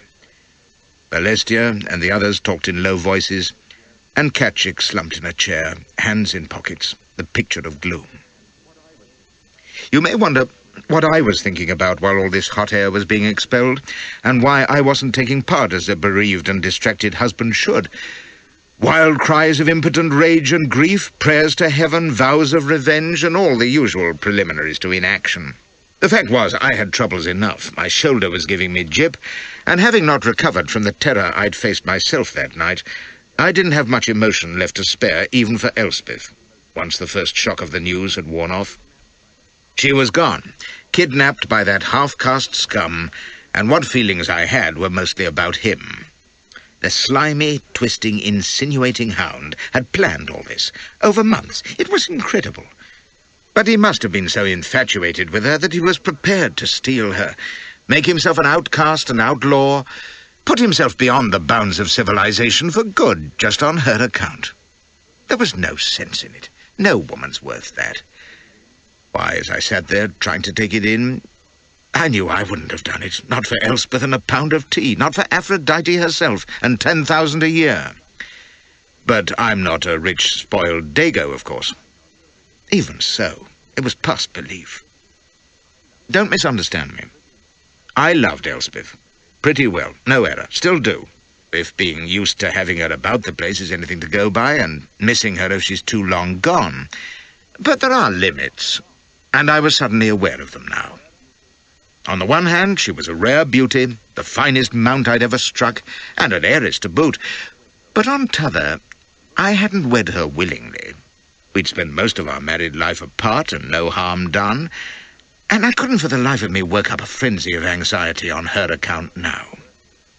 After all, the worst that could happen to her was that this scoundrel would roger her if he hadn't done it already while my back was turned. Well, that was nothing new to her. She'd had me and enjoyed it, and I hadn't been her only partner, I was certain. So being rattled stupid by Solomon would be no fate worse than death to her. If I knew the little trollop, she'd revel in it. Beyond that, well, if he didn't tire of her, and considering the sacrifices he'd made to get her, he presumably intended to keep her, he'd probably look after her well enough. He wasn't short of blunt, and could no doubt support her in luxury in some exotic corner of the world. She'd miss England, of course, but taking the long view, her prospects weren't unendurable. It would make a change for her. But that was only one side of it, of course, her side, which shows, since I've put it first, that I ain't so selfish after all. What did twist my innards with fury was shame and injured pride. Here was my wife, the beloved of the heroic Flashy, stolen from him by a swarthy, treacherous, lecherous Etonian nigger, who'd be bullying her all over the shop, and what the deuce was I to do about it? He was cuckolding me, by God, as he might well have done 20 times already. By George, there was a fine thought. Who was to say that she hadn't gone with him willingly? But no, idiot and flirt that she was, she knew better than that. Either way, though, I looked damned ridiculous, and there wasn't a thing to be done.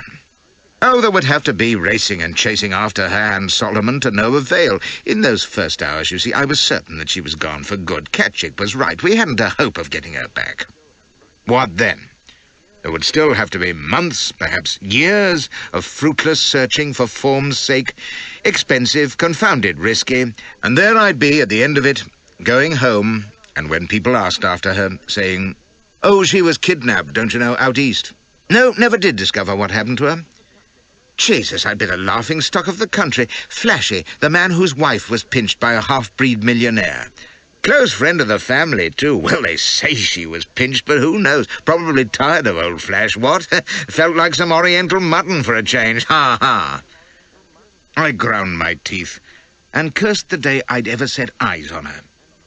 But above all, I felt such hatred of Solomon as I'd never felt for any other human being. That he'd done this to me. There was no fate too horrible for the greasy rat, but precious little chance of inflicting it, so far as I could see at the moment. I was helpless, While that bloody wop steamed off with my wife, I could just picture him galloping away at her while she pretended maiden modesty, and the world roared with laughter at me. And in my rage and misery, I must have let out a muffled yowl, for Brooke turned away from his map, strode across, dropped on one knee beside my chair, gripped my arm and cries, "You poor chap, what must you be feeling? It must be unbearable, the thought of your loved one in the hands of that dastard." "I can share your anguish," he went on, "for I know how I should feel if it were my mother. We must trust in God and our own endeavours, and don't you fret, we shall win her back." He absolutely had tears in his eyes, and had to turn his head aside to hide his emotions. I heard him mutter about a captive damoiselle, and blue eyes and golden hair of hyacinthine flow, or some fustian of that sort. Then, having clasped my hand, he went back to his map and said that if the bleeder had taken her to Borneo, he'd turn the place inside out. "An unexplored island the size of Europe," says Katchik mournfully. "And even then you are only guessing. If he's gone east, it may as well be to the Celebes or the Philippines." "He burns wood, doesn't he?" says Brooke. "Then he'll touch Borneo, and that's my bailiwick. Let him show his nose there, and I'll hear of it." "But you are not in Borneo, my friend." "I will be, though, within a week of Keppel's getting here in Dido. You know her. 18 guns, 200 bluejackets, and Keppel would sail her to the pole and back on a venture like this." He was fairly glittering with eagerness. "He and I have run more chases than you can count, Katchik. Once we get this fox's scent, he can double and turn till he's dizzy, but we'll get him. Aye, he can sail to China." "Needle in a haystack," says Balestier, and Katchik and the others joined in, some supporting Brooke and others shaking their heads. While they were at it, one of Wampoa's Chinese slipped in and whispered in his master's ear for a full minute, and our host put down his sherry glass and opened his slit eyes a fraction wider, which for him was the equivalent of leaping to his feet and shouting, "Great Scott!" Then he tapped the table, and they shut up. "If you will forgive my interruption," says Wampoa, "I have information which I believe may be vital to us, and to the safety of the beautiful Mrs. Flashman." He ducked his head at me. "A little time ago, I ventured the humble opinion that our abductor would not sail beyond the Indies waters. I had developed a theory from the scant information in my possession. My agents have been testing it in the few hours that have elapsed since this deplorable crime took place. It concerned the identity of this mysterious Don Solomon Hazram, whom Singapore has known as a merchant and trader for how long?" 10 years, or thereabouts," says Katchik. "He came here as a young man in about 35. Wampoa bowed acknowledgment. "Precisely. That accords with my own recollection. Since then, when he established a warehouse here, he has visited our port only occasionally, spending most of his time where? No one knows. It was assumed that he was on trading ventures or on these estates about which he talked vaguely. Then, 3 years ago, he returned to England, where he had been at school. He returns now with Mr. and Mrs. Flashman and Mr. Morrison." "Well, well," cries Katchik, "we know all this. What of it?" "We know nothing of his parentage, his birth, or his early life," says Wampoa. "We know he is fabulously rich, that he never touches strong drink, and I gather from conversation I have had with Mr. Morrison that on his brig he commonly wore the sarong and went barefoot." He shrugged. "These are small things. What do they indicate?" "That he is half-caste, we know. I suggest the evidence points to his being a Muslim, although there is no proof that he ever observes the rituals of that faith. Now then, a rich Muslim who speaks fluent Malay." "The islands are full of them," cries Brooke. "What are you driving at?" "Who has been known in these waters for 10 years, except for the last 3, when he was in England. And his name is Solomon Hazram, to which he attaches the Spanish honorific Don." They were still as mice, listening. Whampoa turned his expressionless yellow face, surveying them, and tapped his glass, which the wench refilled. "This suggests nothing to you? Nor to you, Ketchick? Mr. Barestier? Your Majesty?" This to Brooke, who shook his head. "It did not to me, either," Whampoa continued, "until I considered his name, and something stirred in my poor memory. Another name. Your Majesty knows, I am sure, the names of the principal pirates of the Borneo coast for several years back. Could you recall some of them to us now?" "Pirates," cries Brooke. "You're not suggesting—" "If you please," says Whampoa. "Why, well then, let's see." Brooke frowned. "There's Jaffir at Fort Linga, Sharif Mullah of the Scrang, nearly cornered him on the Rajang last year. Then there's Pangeran Suva out of Brunei, Suleiman Uzman of Maladu, but no one's heard of him for long enough, Sharaf Saib of Patusan, Ranu—" He broke off, for Ketchick Moses had let fly one of his amazing Hebrew exclamations and was staring at Whampoa, who nodded placidly. "You noticed, Ketchick, as I did. I asked myself why I did not notice 5 years ago. That name," and he looked at Brooke and sipped his sherry, "Suleiman Osman of Maradu, but no one has heard of him for long enough," he repeated. "I think, indeed I know, that no one has heard of him for precisely 3 years. Suleiman Osman. Solomon Hassan." He put down his sherry glass. For a moment there was stupefied silence. And then Balestier burst out, "But that can't be. What, a coast pirate, and you suggest he set up shop here amongst us as a trader and carried on business and went a-pirating on the side? That's not just too rich, it's downright crazy." "What better cover for piracy?" wonders Whampoa. "What better means of correcting information?" "But, damn it, this fellow Haslam's a public school man," cries Brooke. "Isn't he?" "He attended Eton College," says Whampoa gravely, "but that is not in itself necessarily inconsistent with a greater rife of crime." "But consider," cries Ketchick, "if it were as you say, would any sane man adopt an alias so close to his own name? Wouldn't he call himself Smith or Brown or anything?" "Not necessarily," says Whampoa.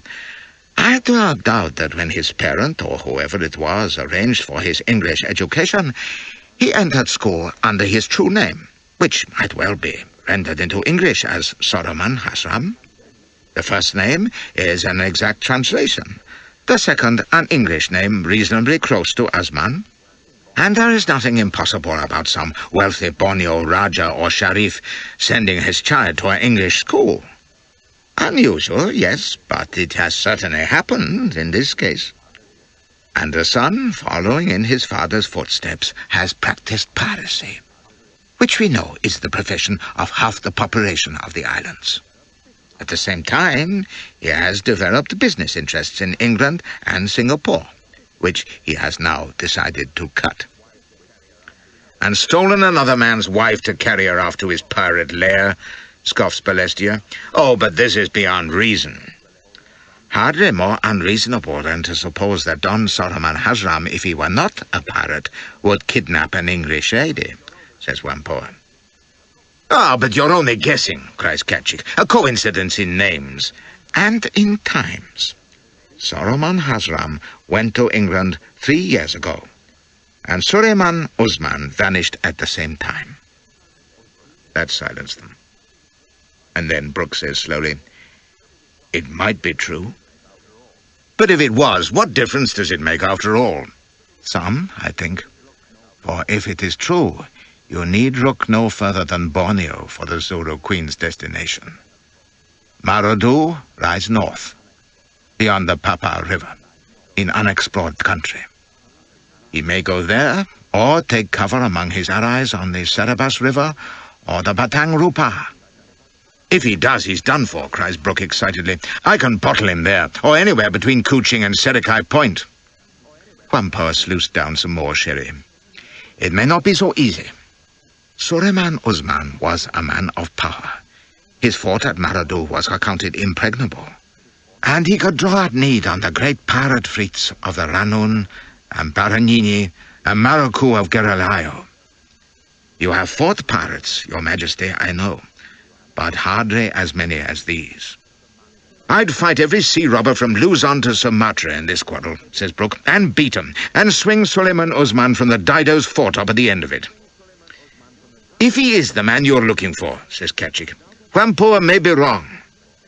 Undoubtedly, I make frequent mistakes in my poor ignorance, says Whampoa, but not, I think, in this.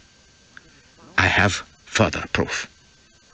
No one among us, I believe, has ever seen Suleiman Osman of Maradu, or met anyone who has? No.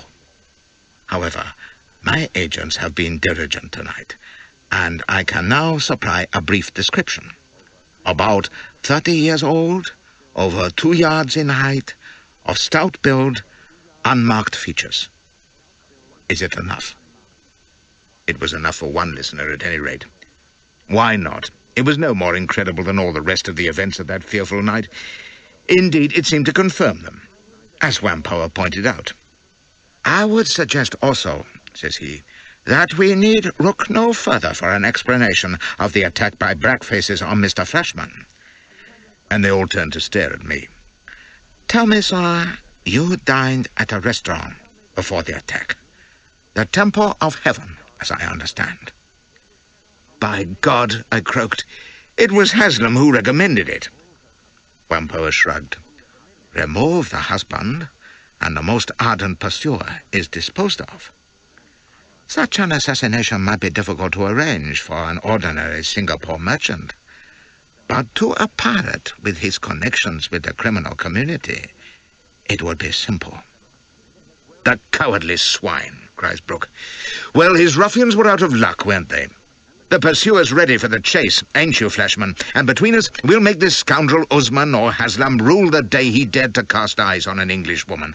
We'll smoke him out and his foul crew with him. Oh, let me alone for that. I wasn't thinking that far ahead, I confess, and I didn't know James Brooke at this moment for anything but a smiling madman in a pilot cap with an odd taste in friends and followers. If I'd known him for what he truly was, I'd have been in an even more agitated condition when our discussion finally ended, and I was helped up Whampoa's staircase to a magnificent bedchamber, and tucked in between silk sheets, bandaged shoulder and all, by his stewards and Dr. Mackenzie. I hardly knew where I was. My mind was in a perfect spin. But when they'd left me, and I was lying staring up at the thin rays of sunlight that were breaking through the screens, for it was now full day outside, there broke at last the sudden, dreadful realization of what had happened. Elspeth was gone. She was in the clutches of a nigger pirate, who could take her beyond the maps of Europeans to some horrible stronghold where she'd be his slave, where we could never hope to find her. My beautiful idiot Elspeth, with her creamy skin and golden hair and imbecile smile and wonderful body, lost to me forever. I ain't sentimental, but suddenly I could feel the tears running down my face, and I was muttering her name in the darkness over and over, alone in my empty bed, where she ought to have been, all soft and warm and passionate. And just then there was a scratching at my door, and when it opened, there was Whampoa, bowing from his great height on the threshold. He came forward beside the bed, his hands tucked into his sleeves, and looked down at me. Was my shoulder, he asked, giving me great pain? I said it was agony. But no greater, says he, than your torment of mind. That, too, nothing can alleviate. The loss you have suffered of the loveliest of companions is a deprivation which cannot but excite compassion in any man of feeling. I know that nothing can take the place of the beautiful golden lady, and that every thought of her must be a pang of the most exquisite agony. But as some small, poor consolation to your grief of mind and body, I humbly offer the best that my poor establishment provides. He said something in Chinese, and through the door, to my amazement, glided 2 of his little chink girls, one in red silk, t'other in green. They came forward and stood either side of the bed like voluptuous little dolls, and began to unbutton their dresses. "These are white tigress and honey and milk," says Whampoa. "To offer you the services of only one would have seemed an insulting comparison with the magic of your exquisite lady. Therefore I send two, in the hopes that quantity may be some trivial amend for a quality which they cannot hope to approach. Triflingly inadequate as they are, their presence may soothe your pains in some infinitesimal degree. They are skillful by our mean standards, but if their clumsiness and undoubted ugliness are offensive, you should beat them for their correction and your pleasure. Forgive my presumption in presenting them." He bowed, retreating, and the door closed behind him, just as the two dresses dropped to the floor with a gentle swish, and two girlish giggles sounded in the dimness. You must never refuse an Oriental's hospitality, you know. It doesn't do, or they get offended. You just have to buckle to and pretend it's exactly what you wanted, whether you like it or not. For 4 days I was confined in Whampoa's house with my gashed shoulder, recuperating, and I've never had a more blissfully ruinous convalescence in my life. It would have been interesting, had there been time, to see whether my wound healed before Whampoa's solicitous young ladies killed me with their attentions. My own belief is that I would have expired just about the time the stitches were ready to come out. As it was, my confinement was cut short by the arrival and swift departure of HMS Dido, commanded by one Keppel, R.N. Willy-nilly, I had to sail with her, staggering aboard, still weak with loss of blood, etc., clutching the gangway not so much for support as to prevent my being wafted away by the first puff of breeze. You see, it was taken for granted that as a devoted husband and military hero, I was in a sweat to be off in quest of my abducted spouse and her pirate ravisher. That was one of the disadvantages of life on the frontiers of empire in the earlies, that you were expected to do your own avenging and recovering, with such assistance as the authorities might lend.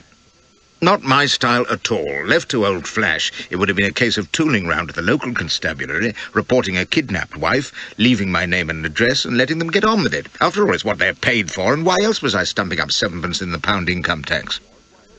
I said as much to old Morrison, thinking it was the kind of view that would appeal to him, but all I got for my pains was tears and curses.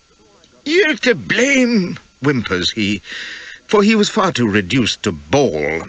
He looked fit to pass away, his eyes sunk and his cheeks blenched, but still full of spite against me. "If you'd been doing your duty as a husband, this would never have happened. Oh, God, my poor wee lamb, my whippet lassie, and you, where were you, whoring away in some hussa ill fame like enough?" "Well, nothing of the sort," cries I indignantly. "I was at a Chinese restaurant," at which he set up a great wail, burying his head in the bedclothes and bawling about his wee bairn. "You'll bring her back," he croaks presently. "You'll save her. You're a military man with decorations, and she's the wife of your bosom, so she is. Say you'll bring her back to her poor old feyther. Aye, you'll do that. You're a good lad, Harry. You'll no fail her." And more in the same nauseating vein, interspersed with curses that he had ever set foot outside Glasgow. No doubt it was very pitiable, and if I'd been less disturbed myself and hadn't despised the little swine so heartily, I might have felt sorry for him. I doubt it, though. I left him lamenting and went off to nurse my shoulder, and reflect gloomily that there was no help for it. I would have to be first in the field when the pursuit got under way. The fellow Brooke, who, for reasons that I couldn't fathom just then, seemed to have taken on himself the planning of the expedition, obviously took it for granted that I would go, and when Keppel arrived and agreed at once to put Dido and her crew into the business, there was no hanging back any longer. Brooke was in a great lather of impatience to be away, and stamped and ground his teeth when Keppel said it would be at least 3 days before he could sail. He had treasure from Calcutta to unload, and must lay in stores and equipment for the expedition. "It'll be river fighting, I dare say," says he, yawning. He was a dry, likely-looking chap, with blazing red hair and sleepy, humorous eyes. "Cutting out, jungle work, ambushes, that sort of thing." "Yeah. Well, we know what happens if you rush at it half-cock. Remember how Belcher ripped the bottom out of Samarang on a shoal last year? I'll have to restow Dido's ballast for one thing, and take on a couple of extra launches. I can't wait for that, cries Brooke. I must get to Kuching for news of this villain Suleiman, and get my people and boats together. I hear Harlequin's been sighted. I'll go ahead in her. Hastings will take me when I tell him how fearfully urgent it is.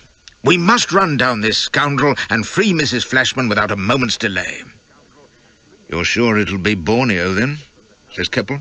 It has to be, cried Brooke. No ship from the south in the last 2 days has sighted him. Depend upon it, he'll either run for Maladu or the rivers. It was all Greek to me, and sounded horribly active and risky, but everyone deferred to Brooke's judgment, and next day off he sailed in Harlequin. Because of my wound, I was to rest in Singapore until Dido sailed 2 days later, but perforce I must be down at the quay when Brooke was rowed out with his motley gang by Harlequin's boat crew. He seized my hand at parting. "By the time you reach Kuching, we'll be ready to run up the flag and run out the guns," cried he. "You'll see. And don't fret yourself, old fellow. We shall have your dear lady back safe and sound before you know it. Just you limber up that sword arm, and between us we'll give these dogs a bit of your Afghan sauce. Why, in Sarawak we do this sort of thing before breakfast, don't we, Petingi? Eh, Mackenzie?" I watched them go.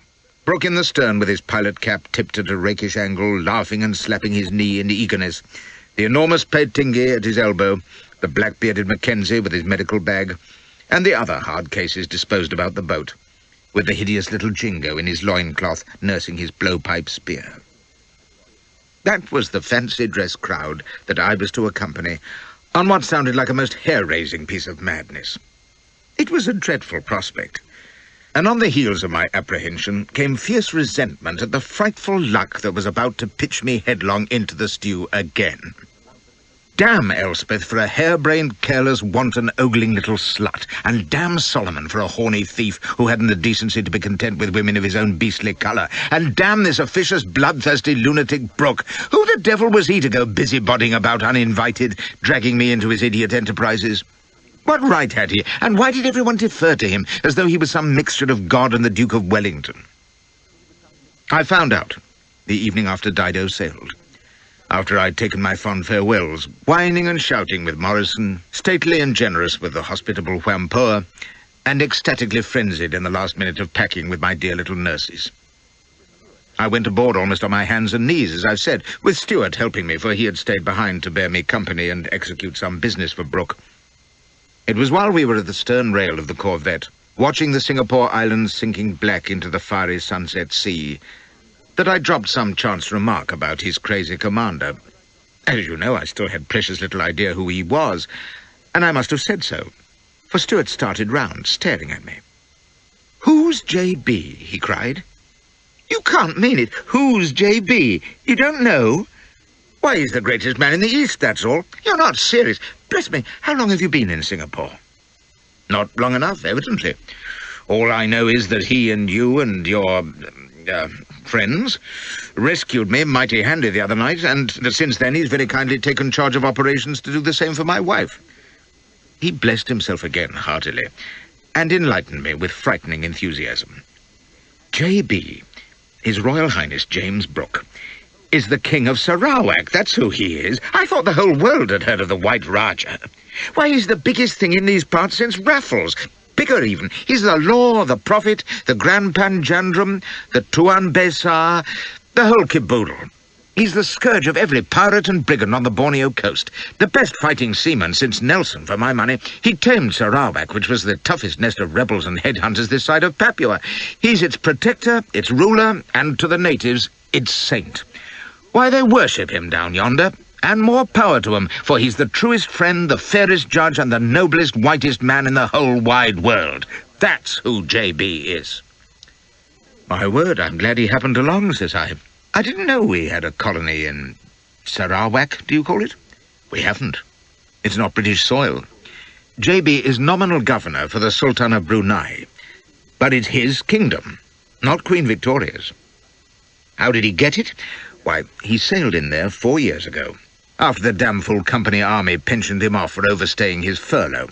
He'd bought this brig, the Royalist, you see, with some cash his governor left him, and just set off on his own account." He laughed, shaking his head. God, we were mad. There were 19 of us, with one little ship and 6 6-pounder guns, and we got a kingdom with it. JB delivered the native people from slavery, drove out their oppressors, gave them a proper government, and now, with a few little boats, his loyal natives, and those of us who survived, he's fighting single-handed to drive piracy out of the islands and make them safe for honest folk. Very commendable, says I, but isn't that the East India Company's job? Or the Navy's? Bless you, they couldn't even begin it, cries he. There's barely a British squadron in all these enormous waters. And the pirates are numbered in tens upon tens of thousands. I've seen fleets of 500 praus and bangkongs, those are their warboats, cruising together, crammed with fighting men and cannon, and behind them hundreds of miles of coastline in burning ruin. Towns wiped out, thousands slaughtered, women carried off as slaves, every peaceful vessel plundered and sunk. I tell you, the Spanish Main was nothing to it. They leave a trail of destruction and torture and abomination wherever they go. They set our navy and the Dutch at defiance, and hold the islands in terror. They have a slave market at Sulu, where hundreds of human beings are bought and sold daily. Even the kings and rajas pay them tribute, when they aren't pirates themselves. Well, JB don't like it, and he means to put a stop to it. Hold on, though. What can he do if even the navy's powerless?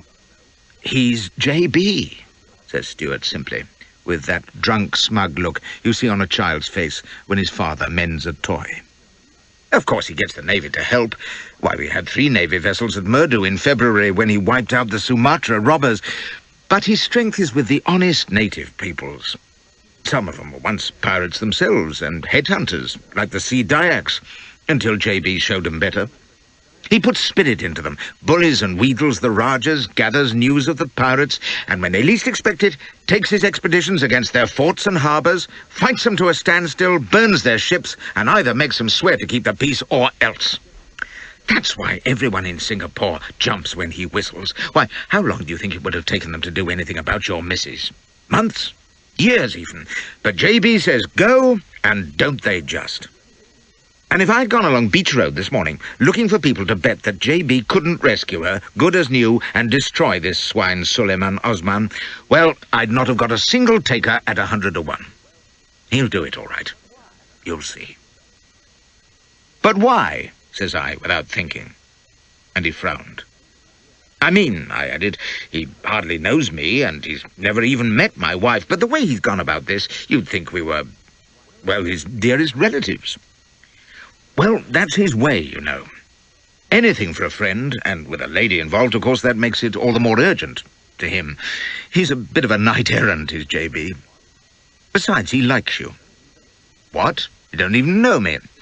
Don't he, though? Why, I remember when we got the news of the great deeds you'd done at Kabul, JB talked of nothing else for days, read all the papers, kept exclaiming over your defence of Piper's Fort. That's the man for me, he kept saying. By Jingo, what wouldn't I give to have him out here? We'd see the last pirate out of the China Sea between us. Well, now he's got you, I shouldn't wonder if he doesn't move heaven and earth to keep you. You can guess how this impressed me. I could see, of course, that JB was just the man for the task in hand. If anyone could bring Elspeth off more or less undamaged, it was probably he, for he seemed to be the same kind of desperate, stick-at-nothing adventurer I'd known in Afghanistan. Wild men like Georgie Broadfoot and Secundar Burns. The trouble with fellows like those is that they're damn dangerous to be alongside. It would be capital if I could arrange it that Brooke went off a-rescuing while I stayed safe in the rear, hallooing encouragement, but my wound was healing nicely, blast it, and the outlook was disquieting. It was a question which was still vexing me 4 days later when the Dido under sweeps came gliding over a sea like blue glass to the mouth of the Kuching River. And I saw for the first time those brilliant golden beaches washed with foam, the low green flats of mangrove creeping to the water's edge among the little islands, the palm-fringed creeks, and in the distant southern haze, the mountains of Borneo. Paradise, exclaimed Stuart, breathing in the warm air. And I don't give a damn if I never see Dover Cliffs again. Look at it. 500,000 square miles of the loveliest land in the world. Unexplored, except for this little corner. Sarawak's where civilization begins and ends, you know. Go a day's march in yonder." He pointed towards the mountains. "And if you're still alive, you'll be among headhunters who've never seen a white man. Ain't it capital, though?" I couldn't say it was. The river, as we went slowly up it, was broad enough, and the land green and fertile, but it had that steamy look that spells fever, and the air was hot and heavy. We passed by several villages, some of them partly built over the water on stilts, with long primitive thatched houses. The water itself was a swarm with canoes and small boats manned by squat, ugly, grinning little men like Jingo. I don't suppose one of them stood more than 5 feet, but they looked tough as teak. They wore simple loincloths with rings round their knees and headcloths. Some had black and white feathers in their hair. The women were fairer than the men, although no taller, and decidedly good-looking in an impudent, pug-nosed way. They wore their hair long, down their backs, and went naked except for kilts, swinging their bums and udders in a way that did your heart good to see. They couple like stoats, by the way, but only with men of proved bravery. In a country where the usual engagement ring is a human head, it follows that you have to be bloodthirsty in order to get your muttons. "Sea Dyaks," says Stuart, "the bravest, cheeriest folk you'll ever see. Fight like tigers, cruel as the grave, but loyal as Swiss. Listen to 'em jabber. That's the coast lingua franca, part Malay, but with Portuguese, French, Dutch, and English thrown in. "Amigo sua!" cries he, waving to one of the boatmen. That, I learned, means my friend, which gives you some notion. Sarawak, as Stuart said, might be the civilized corner of Borneo, but as we drew closer to Kuching, you could see that it was precious like an armed camp. There was a huge log boom across the river, which had to be swung open so that Dido could warp through, and on the low bluffs either side there were gun emplacements, with cannon peeping through the earthworks. There were cannon, too, on the 3 strange craft at anchor inside the boom. They were like galleys, with high stern and forecastles, 60 or 70 feet long, with their great oars resting in the water like the legs of some monstrous insect. "War prows," cries Stuart. "By Jove, there's something up. Those are Lundu boats. JB's mustering his forces with a vengeance." We rounded a bend and came in sight of Kuching proper. It wasn't much of a place, just a sprawling native town with a few Swiss cottages on the higher ground, but the river was jammed with ships and boats of every description. At least a score of prows and barges, light sailing cutters, launches, canoes, and even a natty little paddle steamer. The bustle and noise were tremendous, and as Dido dropped anchor in midstream, she was surrounded by swarms of little boats, from one of which the enormous figure of Peitingi Ali came swinging up to the deck to present himself to Keppel, and then come over to us. "Aye, well," says he, in that astonishing accent which sounded so oddly with his occasional pious Muslim exclamations. "He was right again. The praise to the one." "What do you mean?" cries Stuart. "A spy boat came in frae Budradin yesterday. A steam brig, which canna be any other than the Sulu Queen, put into Batang Lupar 4 days ago and went upriver. Budradin's watching the estuary, but there's nae fear she'll come out again, for the word along the coast is that the great Suleiman Usman is back, and has gone up to Fort Linga to join Sarif Saab. He's in there, all right. All we have to do is to gang in and attack him." "Huzzah!" roars Stuart, capering and seizing his hand. "Good old JB! Borneo he said it would be, and Borneo it is." He swung to me. "You hear that, Flashman? It means we know where your lady is, and that kidnapping rascal, too. JB guessed exactly right. Now do you believe that he's the greatest man in the East?" "Will you tell me how he does it?"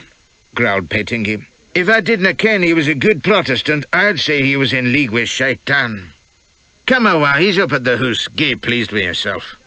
Bismillah. Perhaps when he's told you in person he'll be less insufferable." But when we went ashore to Brooke's house, the Grove as it was called, the great man hardly referred to Peitingi's momentous news. I discovered later that this was delicacy on his part. He didn't want to distress me by even talking about Elspeth's plight. Instead, when we'd been conducted to that great shady bungalow on its eminence, commanding a view of the teeming river and landing places, he sat us down with glasses of arak punch and began to talk, of all things, about roses. I'm going to make 'em grow here if it kills me, says he. Imagine that slope down to the river below us, covered with English blooms. Think of warm evenings in the dusk and the perfume filling the veranda.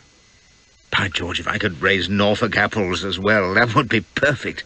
Great red beauties like the ones that grow on the roadside by North Walsham, what? You can keep your mangoes and pawpaws, Stuart. What wouldn't I give for an honest old apple this minute? But I might manage the roses one day. He jumped up. Come and see my garden, Flashman. I promise you won't see another like it in Borneo, at any rate. So he took me round his place, pointing out his jasmine and sundals and the rest, exclaiming about their night scents, and suddenly snatching up a trowel and falling on some weeds. "These confounded Chinese gardeners," cries he. "I'd be better served by Red Indians, I believe. But I suppose it's asking too much to expect," he cries, troweling away, "that a people as filthy, ugly and ungraceful as the Chinks should have any feeling for flowers. Mind you, they're industrious and cheery, but that ain't the same." He chattered on, pointing out how his house was built carefully on palm piles to defy the bugs and damp, and telling me how he had come to design it. We'd had the deuce of a scrap with Lundu headhunters just across the river yonder, and were licking our wounds in a dirty little kampong, waiting for 'em to attack again. It was evening, and we were out of water altogether, and pretty used up, down to our last ounces of powder, too. And I thought to myself, what you need, J.B., my boy, is an easy chair and an English newspaper and a vase of roses on the table. It seemed such a splendid notion, and I resolved that I'd make myself a house with just those things, so that wherever I went in Borneo, it would always be here to return to. He waved at the house. And there she is, all complete, except for the roses. I'll get those in time. It was true enough.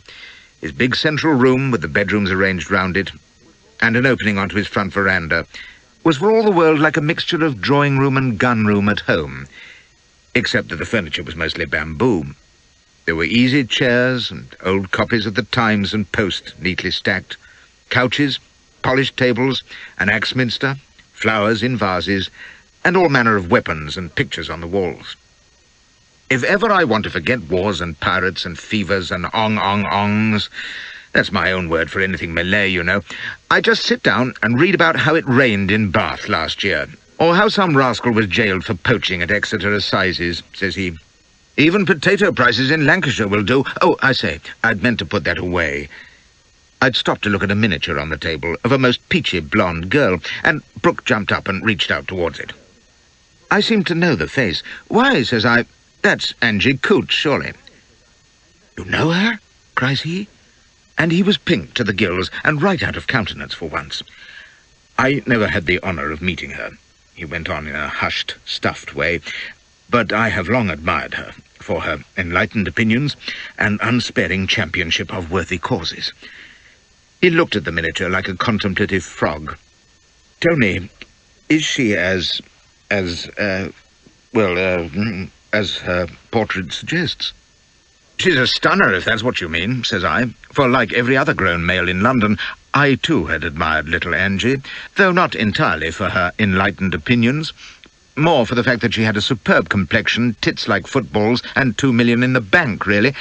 I'd taken a loving fumble at her myself during Blind Man's buff at a party in Stratton Street, but she'd simply stared straight ahead of her and dislocated my thumb. Wasteful little prude. "Perhaps one of these days, when I return to England, you will present me," says he, gulping, and shovelled her picture into a drawer. Well, well, thinks I, who'd have thought it? The mad pirate killer and rose fancier spoony on Angie Coote's picture. I'll bet that every time he contemplates it, the local Dyak lasses have to scamper for cover. I must have said something to this effect, in my tasteful way, that same evening to Stuart, no doubt with my lewd, flashy nudge and leer, but he was such an innocent that he just shook his head and sighed deeply. "Miss Burdett Coote," says he. "Poor old J.B. He's told me of his deep regard for her, although he's a very secret man about such things. I dare say they'd make a splendid match, but it can't be, of course, even if he realized his ambition to meet her." "Why not?" says I. "He's a likely chap, and just the kind to fire a romantic piece like young Angie. Why, they'd go like duck and green peas."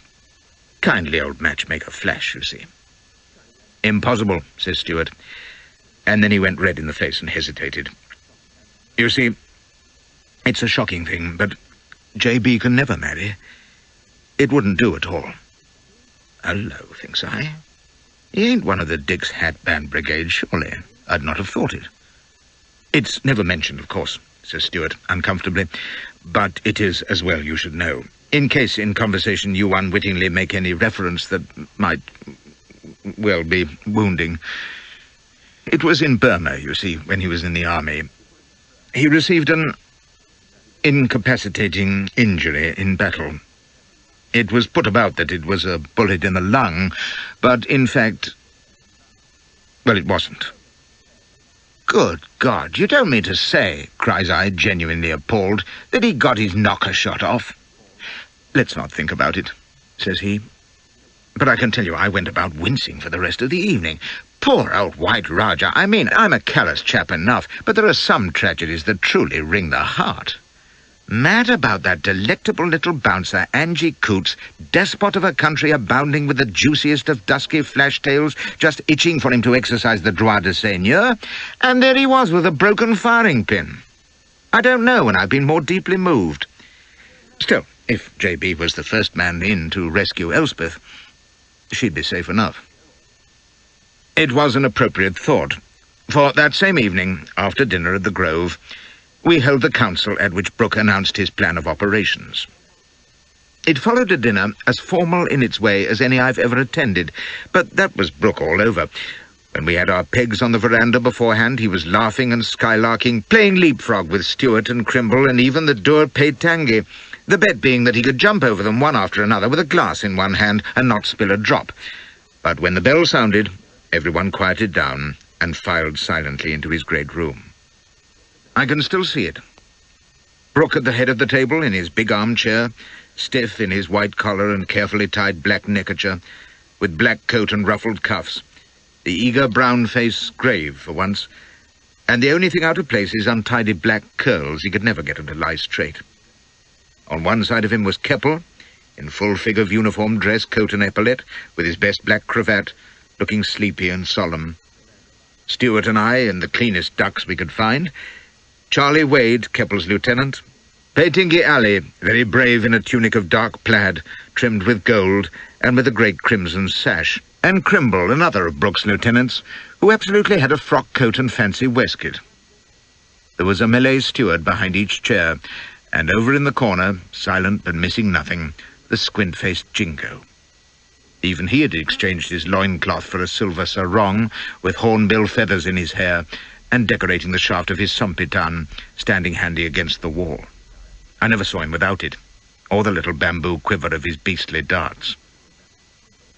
I don't remember much of the meal, except that the food was good and the wine execrable, and that conversation consisted of Brooke lecturing interminably.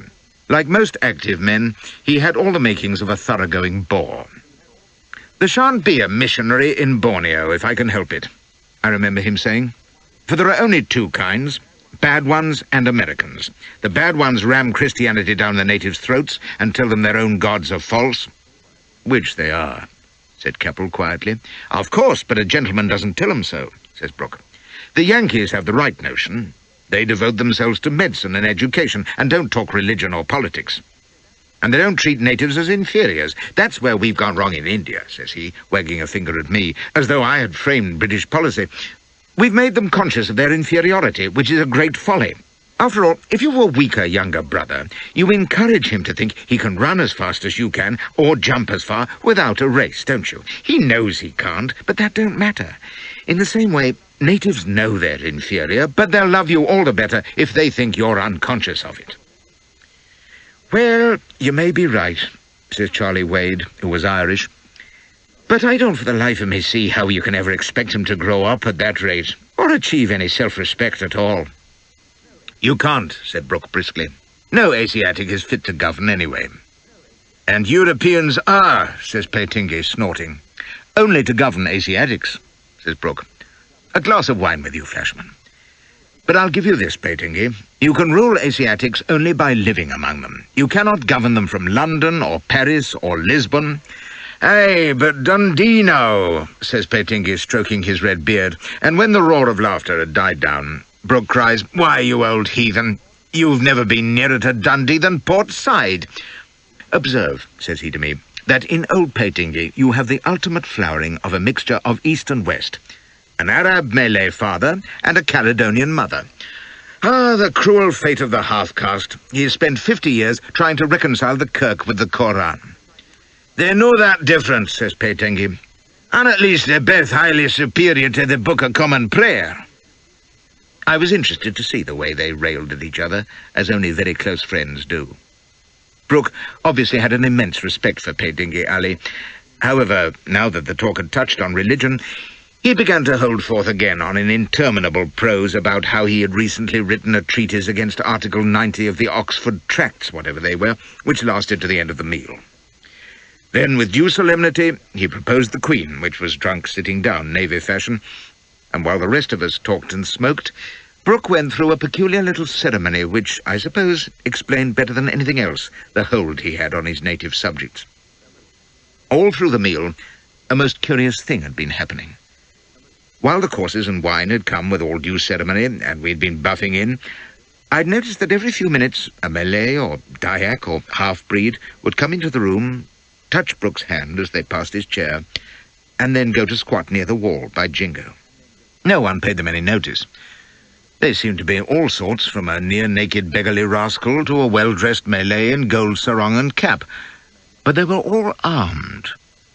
I learned later that it was great insult to come into the White Raja's presence without your krees, which is the strange, wavy-bladed knife of the people. In any event, while the rest of us gasped, Brooke turned his chair, beckoned each suppliant in turn, and talked with him quietly in Malay.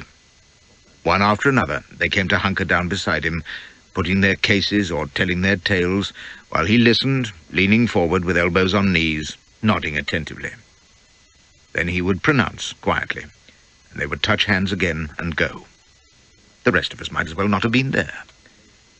When I asked Stuart about it later, he said, "Oh, that's J.B. ruling Sarawak. Simple, ain't it?"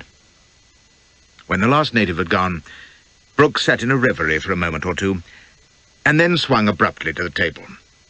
"No singing tonight," says he. "Business. Let's have that map, Crimble." We crowded round. The lamps were turned up, shining on the ring of sunburned faces under the wreath of cigar smoke, and Brooke tapped the table. I felt my belly muscles tightening. "We know what's to do, gentlemen," cries he, "and I'll answer that the task is one that strikes a spark in the heart of every one of us. A fair and gentle lady, the beloved wife of one here, is in the hands of a bloody pirate. She is to be saved, and he destroyed. By God's grace we know where the quarry lies, not 60 miles from where we sit, on the Batang Lupa, the greatest lair of robbers in these islands, save Mindanao itself. Look at it." His finger stabbed the map.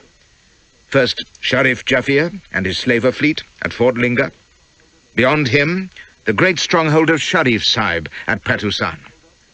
Farther on, at Undop, the toughest nut of all, the fortress of the Scrang pirates under Sharif Mullah.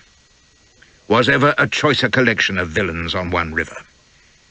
Add to 'em now the archdevil Suleiman Usman, who was stolen away, Mrs. Flashman, in dastardly fashion. She is the key to his vile plan, gentlemen, for he knows we cannot leave her in his clutches an hour longer than we must." He gave my shoulder a manly squeeze. Everyone else was carefully avoiding my eye. "He realizes that chivalry will not permit us to wait. You know him, Flashman. Is this not how his scheming mind will reason?" I didn't doubt it, and said so. "He's made a fortune in the city, too, and plays a damned dirty game of single wicket," I added. And Brooke nodded sympathetically. "He knows I dare not delay, even if it means going after him with only the piecemeal force I have here, 50 praus and 2,000 men, a third of which I must leave to garrison Kuching. Even so, Usman knows I must take at least a week to prepare. A week in which he can muster his praus and savages, outnumbering us 10 to 1, and make ready his ambushes along the Lupa, confident that we'll stumble into them half-armed and ill-prepared. "Stop it before I start wishing I was on their side," mutters Wade, and Brooke laughed in his conceited fashion and threw back his black curls. "Why, he'll wipe us out to the last man," cries he. "That's his beastly scheme. That," he smiled complacently round at us, "is what Suleiman Usman thinks." Petingi sighed. "But of course he's wrong, the poor heathen," says he with heavy sarcasm. "You'll tell us how." "You may wager the bank to a tinker's dam he's wrong," cries Brooke, his face alive with swank and excitement. "He expects us in a week. He shall have us in 2 days. He expects us with 2/3 of our strength. Well, we'll show him all of it.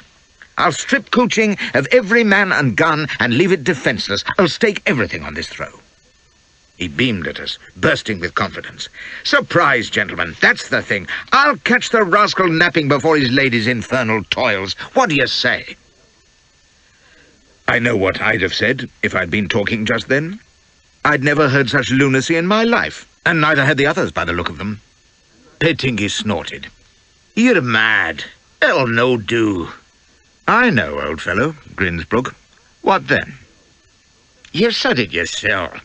There's 100-mile river between Scrang Creek and the sea, every yard of it hotching with pirates, slavers, Nata-Hutan, and headhunters by the thousand, every side stream crawling with war prows and bangkongs, to say nothing of the forts. Surprised, says you? By Eblis, I ken who'd be surprised. We've done our share of river fighting, but this," he waved a great red hand, "without a well-fitted expedition in strength, man, it's fatal folly." "He's right, J.B., says Keppel. "Anyway, even the poor force we've got couldn't be ready in 2 days. "Yes, it can, though, in 1 if necessary." "Well, even then. You might catch Fort Linga unprepared, but after that they'll be ready for you upriver." "Not at the speed I'll move," cries Brooke. "The messenger of disaster from Linga to Patusan will have us on his heels. We'll carry all before us, all the way to Scrang, if need be." "But Kuching," Stuart protested. "Why, the Balanini or those beastly Lanun could sweep it up while our back was turned." "Never!"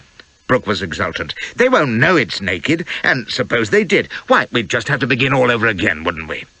You talk about the odds against us on the Lupar. Were they a whit better at Saribas or Murdu? Were they any better when you and I, George, took all Sarawak with 6 guns and a leaky pleasure yacht? I tell you, gentlemen, I can have this thing over and done in a fortnight. Do you doubt me? Have I ever failed, and will I fail now, when there is a poor, weak creature crying out for rescue, and I, a Briton, hear that cry? When I have the stout hearts and good keels that will do the thing and crush this swarm of hornets too, before they can scatter on their accursed errands. What, I tell you, all the Queen's ships and all the Queen's men could not bring such a chance together again, and I mean to take it." I'd never seen it before, although I've seen it more times than I care to count since. One man, mad as a hatter and drunk with pride, sweeping sane heads away against their better judgment. Chinese Gordon could do it, and Jacob Beg, the Kyrgyz. So could J.E.B. Stewart, and that almighty maniac George Custer. They and Brooke could have formed a club. I can see him still, erect, head thrown back, eyes blazing, like the worst kind of actor mouthing the Agincourt speech to a crowd of yokels in a tent theatre in the backwoods.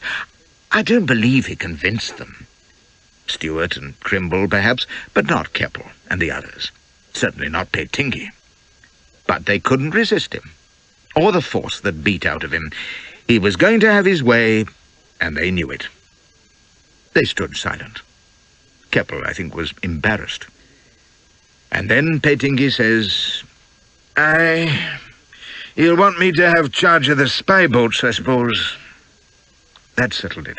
And at once Brooke quieted down, and they set to earnestly to discuss ways and means, while I sat back contemplating the horror of the whole thing and wondering how I could weasel out of it. Plainly they were going to catastrophe, lugging me along with them, and not a thing to be done about it. I turned over a dozen schemes in my mind, from feigning insanity to running away. Finally, when all but Brooke had hurried off to begin the preparations which were to take them all night and the following day, I had a feeble shot at turning him from his harebrained purpose. Perhaps, I suggested diffidently, it might be possible to ransom Elspeth. I'd heard of such things being done among the Oriental pirates, and old Morrison was stiff with blunt, which he'd be glad— "What?" cries Brooke, his brow darkening. "Treat with these scoundrels? Never. I should not contemplate such— Ah, but I see what it is." He came over all compassionate and laid a hand on my arm. "You are fearful for your dear one's safety when battle is joined. You need have no such fear, old fellow. No harm will come to her." Well, it was beyond me how he could guarantee that, but then he explained, and I give you my word that this is what he said. He sat me down in my chair and poured me a glass of arrack first.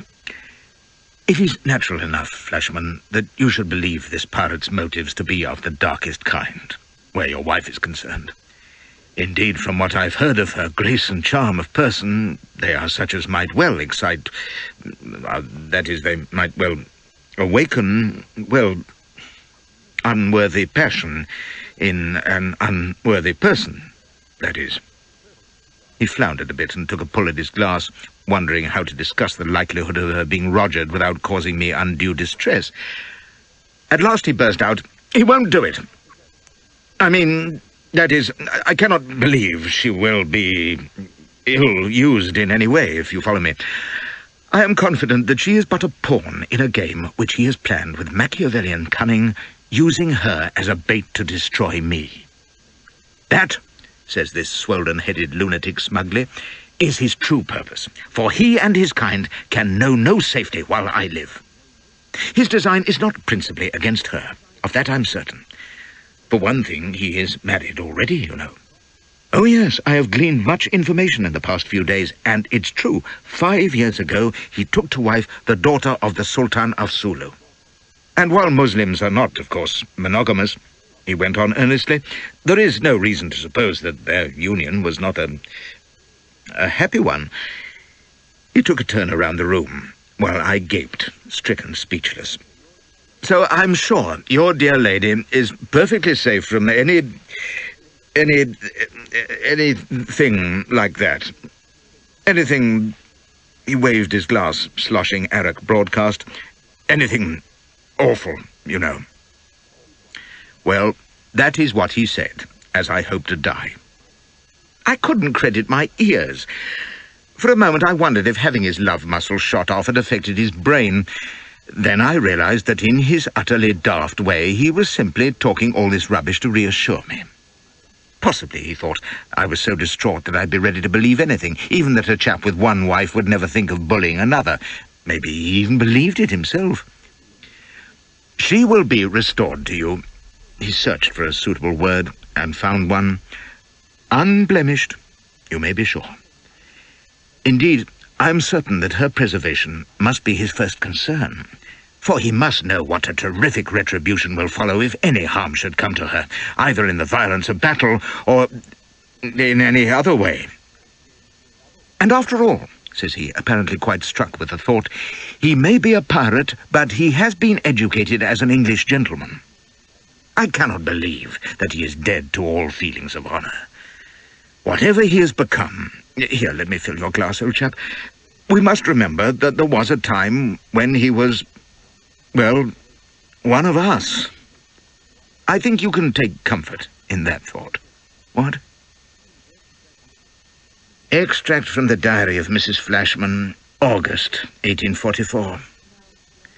"I am now beyond hope, and utterly desolate in my captivity, like the prisoner of Chillon, except that he was in a dungeon and I am in a steamship, which I'm sure is 1,000 times worse, for at least in a dungeon one stays still, and is not conscious of being carried away far beyond the reach of loving friends. A week I've been in durance. Nay, it seems like a year. I can only pine my lost love, and await in terror whatever fate is in store for me at the hands of my heartless abductor. My knees tremble at the thought, and my heart fails me. How enviable does the lot of the prisoner of Chillon seem, see above, for no such dread hung over his captivity, and at least he had mice to play with, laying their wrinkly wee noses in his hand in sympathy. Although, to be sure, I don't like mice, but no more than I don't like the odious native who brings my food. which I cannot endure to eat anyway, although there have been some pleasant fruits added to my diet the last day or two, when we came in sight of land, as I saw from my porthole. Is this strange and hostile tropic shore to be the scene of my captivity? Shall I be sold on Indian soil? Oh, dear father, and kind, noble, generous H, thou art lost to me forever. Yet even such loss is no worse than the suspense which racks my brain. Since the first dreadful day of my abduction, I have not seen Don S., which at first I supposed was because he was so a prey to shame and remorse that he could not look me in the eye. I pictured him restless on his prow, torn by pangs of conscience, gnawing at his nails and oblivious of his sailors' requests for directions, as the vessel ploughed on, heedless over the waves. Oh, how well deserved his torment! And yet it is extremely strange, after his passionate protestations, that he should restrain himself for 7 whole days from seeing me, the object of his madness. I don't understand it, for I don't believe he feels remorse at all, and the affairs of his boat cannot take all his time, surely. Why, then, does the cruel wretch not come to gloat over his helpless prey and jeer at her sorry condition? For my white taffeta is now quite soiled, and so oppressively hot in the confines of my cabin that I have perforce discarded it in favour of some of the native dresses called sarongas, which have been provided by the creeping little Chinese woman who waits upon me, a sallow creature and not a word of English, though not as handless as some I've known. I have a sarong of red silk, which is, I think, the most becoming, and another in blue and gold embroidery, quite pretty, but of course they're very simple and slight, and would not be the thing at all for European wear, except in déshabillé. But to these I am reduced, and the left heel of my shoe broken, so that I must put them both off, and no proper articles for toilette, and my hair a positive fright. Don S. is a brute and beast, first to wrench me away, and then so heartlessly to neglect me in this sorry condition. P.M. He came at last, and I am distraught. While I was repairing, as best I might, the slight disorders in my appearance which my cruel confinement has wrought, and trying how my sarong, the red one, might fold most elegantly, for it is an excellent rule that in all circumstances a gentlewoman should make the best of things and strive to present a collected appearance, I was of a sudden aware of his presence. To my startled protest, he replied with an insinuating compliment on how well my sarong became me, and such a look of ardent yearning that I at once regretted my poor discarded taffeta, fearing the base ardour that the sight of me in native garb might kindle in him. To my instant and repeated demands that I be taken home at once, and my upbraidings for his scandalous usage and neglect of me, he replied with the utmost composure and odiously solicitous inquiries for my comfort. I replied with icy disdain, "Restore me instantly to my family, and keep your tiresome comforts." He received this rebuff quite unabashed, and said I must put such hopes from my mind forever. "What?" I cried. "You will deny me even some suitable clothing and proper toilet articles and a change of bed linen every day and a proper variety in diet instead of roast pork, of which I am utterly tired, and a thorough airing and cleaning of my accommodation?" "No, no," he protested. "These things you shall have, and whatever else your heart desires. But as for returning to your family, it is out of the question, for the die is cast." "We shall see about that, my lad," I cried, masking the terror which his grim and unrelenting manner inspired in my quaking bosom, and presenting a bold front, at which, to my astonishment, he dropped to his knees, and taking my hand, but with every sign of respect, he spoke in so moving and pleading a manner, protesting his worship, and vowing that when I returned his love, he would make me a queen indeed, and my lightest whim instantly obeyed, that I could not but be touched. Seeing me weaken, he spoke earnestly of the kindness and companionship which we had shared, at which, despising my own frailty, I was moved to tears. "Why, oh why, Don S., did you have to spoil it all by this thoughtless and ungenteel behaviour? And after such a jolly cruise," I cried. "It is most disobliging of you." "I could not bear the torture of seeing you possessed by another," cried he. I asked "Why, who do you mean, Don S.? Your husband," cries he, "but by heaven he shall be your husband no longer." And springing up, he cried that my spirit was as matchless as my beauty, which he praised in terms that I cannot bring myself to repeat, although I dare say the compliment was kindly intended, and adding fiercely that he should win me at whatever cost. Despite my struggles and reproaches and feeble cries for an aid which I knew could not be forthcoming, he repeatedly subjected me to the assault of his salutes upon my lips, so fervently that I fainted into a merciful oblivion for between 5 and 10 minutes, after which, by the intervention of heaven, he was called on deck by one of his sailors, leaving me, with repeated oaths of his fidelity, in a state of perturbed delicacy. There is still no sign of pursuit by H, which I had so wildly hoped for. Am I then forgotten by those dearest to me? And is there no hope indeed? Am I doomed to be carried off forever? Or will Don S. yet repent the intemperate regard for me, nay, for my mere outward show, which drove him to this inconsiderate folly?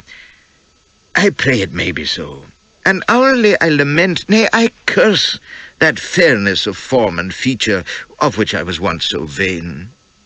Ah, why could I not have been born safe and plain, like my dearest sister Agnes, or our Mary, who is even less favoured, although to be sure her complexion is none too bad, or—" At this point, a heavy deletion of 2 lines occurs in the manuscript, doubtless to excise some unflattering reference to Lady Flashman's third sister, Griselda Rothschild, who edited the journal. "Oh, sweet sisters 3, gone beyond hope of recall, could you but know and pity me in my affliction. Where is H? Don S. has set down a great posy of flowers to my cabin. Jungle blossoms, pretty, but quite gaudy." End of extract, which passes belief for shamelessness, hypocrisy, and unwarranted conceit. G.D.R. We dropped down Kuching River on the evening tide of the day following. A great convoy of ill-assorted boats gliding silently through the open booms, and down between banks dark and feathery in the dusk to the open sea. How Brooke had done it, I don't know. I dare say you can read in his journal, and Keppel's, how they armed and victualled and assembled their ramshackle war fleet of close on 80 vessels, loaded with the most unlikely crew of pirates, savages, and lunatics, and launched them onto the China Sea like a damned regatta. I don't remember it too clearly myself, for all through a night and a day it had been bedlam among the Kuching wharves, in which, being new to the business, I'd borne no very useful part. I have my usual disjointed memories of it, though. I remember the long war prows, with their steep sheers and forests of oars, being warped one after another into the jetty by sweating, squealing Malay steersmen, and the Rajah's native allies pouring aboard. A chattering, half-naked horde of Dayaks, some in kilts and sarongs, others in loincloths and leggings, some in turbans, some with feathers in their hair, but all grinning and ugly as sin, loaded with their vile Sumpitan pipes and arrows, their creeses and spears, all fit to frighten the French. Then there were the Malay swordsmen, who filled the sampans, big flat-faced villains with muskets and the terrible straight-bladed Campelan cleavers in their belts. The British tars in their canvas smocks and trousers and straw hats, their red faces grinning and sweating while they loaded Dido's pinnace, singing Whiskey Johnny as they stamped and hauled. The silent Chinese cannoneers, whose task it was to lash down the small guns in the bows of the sampans and longboats, and stow the powder kegs and matches. The slim, olive-skinned Linga pirates, who manned Peiting's spy boats. Astonishing craft these, for all the world like varsity racing shells, slim, frail needles with 30 paddles that could skim across the water as fast as a man can run. They darted among the other vessels, the long, stately prows, the Dido's pinnace, the cutters and launches and canoes, the long sloop Jolly Bachelor, which was Brooke's own flagship, and the flower of our fleet, the East India paddle steamer Phlegethon, with her massive wheel and platform and her funnel belching smoke. They all packed the river in a great tangle of oars and cordage and rubbish, and over it rang the constant chorus of curses and commands in half a dozen languages. It looked like a waterman's picnic gone mad. The variety of weapons was an armourer's nightmare. Aside from those I've mentioned, there were bows and arrows, every conceivable kind of sword, axe and spear, modern rifled muskets, pepper-pot revolvers, horse pistols, needle guns, fantastically carved Chinese flintlocks, 6-pounder naval guns, and stands of Congreve rockets with their firing frames mounted on the forecastles of 3 of the prows. God help whoever gets in the way of this collection, thinks I. Noting especially a fine comparison on the shore. A British naval officer in tailcoat and waterproof hat testing the hair triggers of a pair of mantons, his blue jackets sharpening their brass-hilted cutlasses on a grindstone, and within a yard of them, a jabbering band of Dyaks, dipping their langar darts in a bubbling cauldron of the beastly white Radjun poison. "Let's see you puff your popgun, Johnny," cries one of the tars, and they swung a champagne cork on a string as a target 20 yards off. One of the grinning little brutes slipped a dart into his sompitan, clapped it to his mouth, and in a twinkling there was the cork jerking on its string, transfixed by the foot-long needle. "Christ," says the blue jacket reverently, "don't point that bloody thing at my backside, will you?" And the others cheered the Dyak and offered to swap their gunner for him. So you can see the kind of army that James Brooke took to sea from Kuching on the morning of August the 5th, 1844. And if, like me, you had shaken your head in despair at the motley ragbag confusion of it as it assembled by the wharves, you would have held your breath in disbelief as you watched it sweeping in silent, disciplined order out onto the China Sea in the breaking dawn. I'll never forget it. The dark purple water, ruffled by the morning wind, the tangled green mangrove shore a cable's length to our right, the first blinding rays of silver turning the sea into a molten lake ahead of our bows as the fleet ploughed east.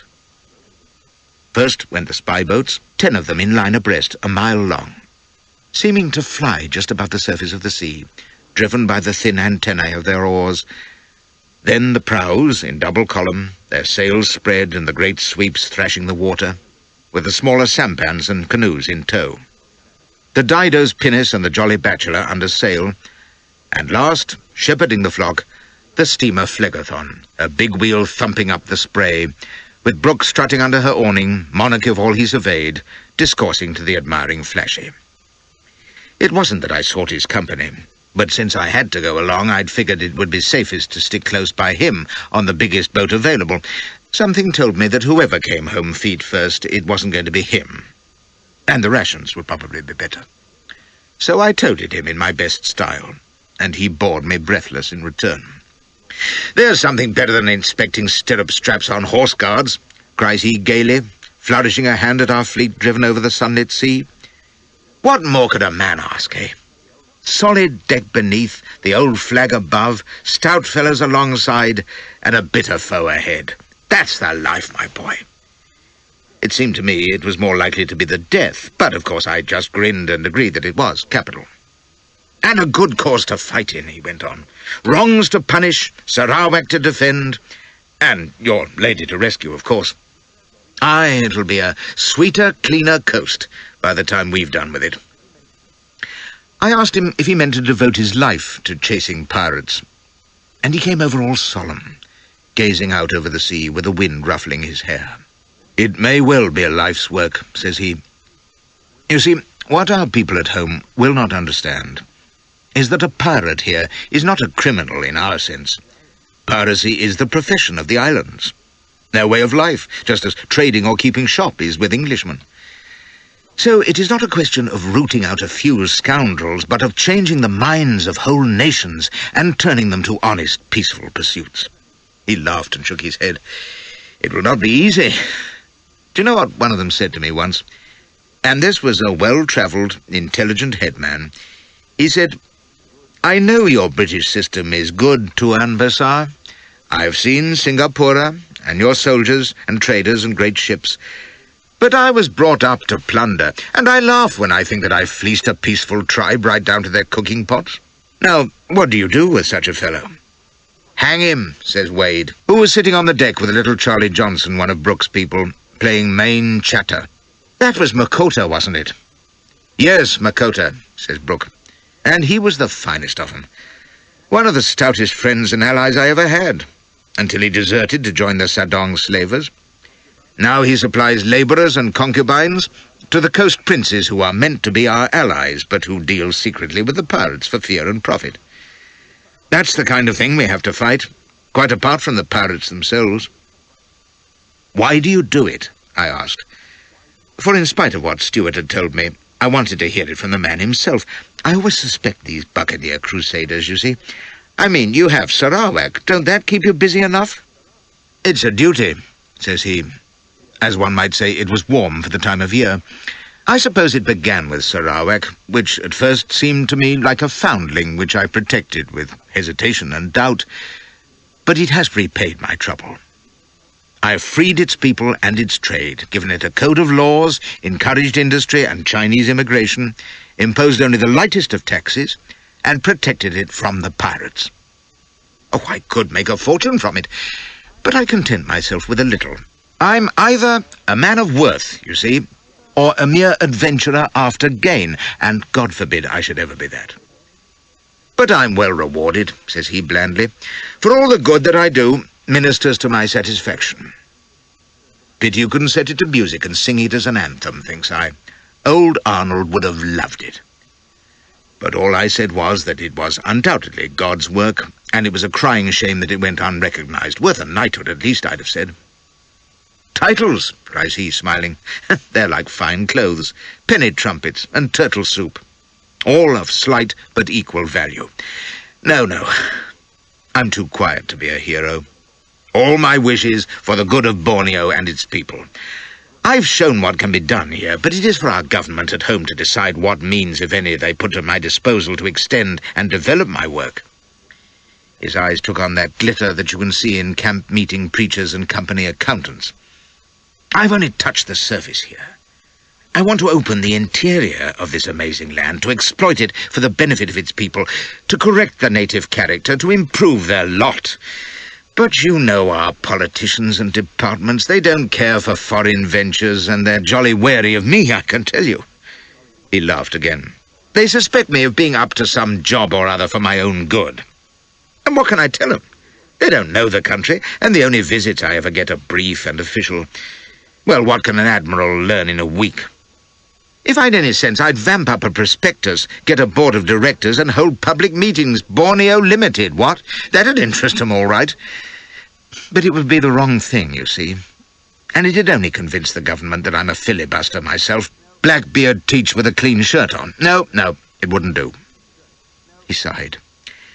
"Yet, how proud I should be some day to see Sarawak and all Borneo under the British flag, for their good, not ours. It may never happen, more's the pity. But in the meantime, I have my duty to Sarawak and its people. I'm their only protector, and if I leave my life in the business, well, I shall have died nobly." Well, I've seen pure-minded complacency in my time, and done a fair bit in that line myself when occasion demanded, but J.B. certainly beat all. Mind you, unlike most Arnoldian hypocrites, I think he truly believed what he said. At least he was fool enough to live up to it, so far as I could see, which is consistent with my conclusion that he was off his head. And when you remember that he excited the wrath of Gladstone, well, that speaks volumes in a chap's favour, doesn't it? But at the time I was just noting him down as another smug, lying psalm-smiter devoted to prayer and profit, when he went and spoiled it all by bursting into laughter and saying, "Mind you, if it's in a good cause, it's still the greatest fun. I don't know that I'd enjoy the protection and improvement of Sarawak above half if it didn't involve fighting these piratical head-taking vagabonds. It's just my good luck that duty combines with pleasure. Maybe I'm not so different from Makota and the rest of these villains after all. They go a-roving for lust and plunder, and I go for justice and duty. It's a nice point, don't you think? You'll think me crazy, I dare say." He little knew how right he was. "But sometimes I think that rascals like Sharif Saab and Suleiman Usman and the Balanini sea wolves are the best friends I've got.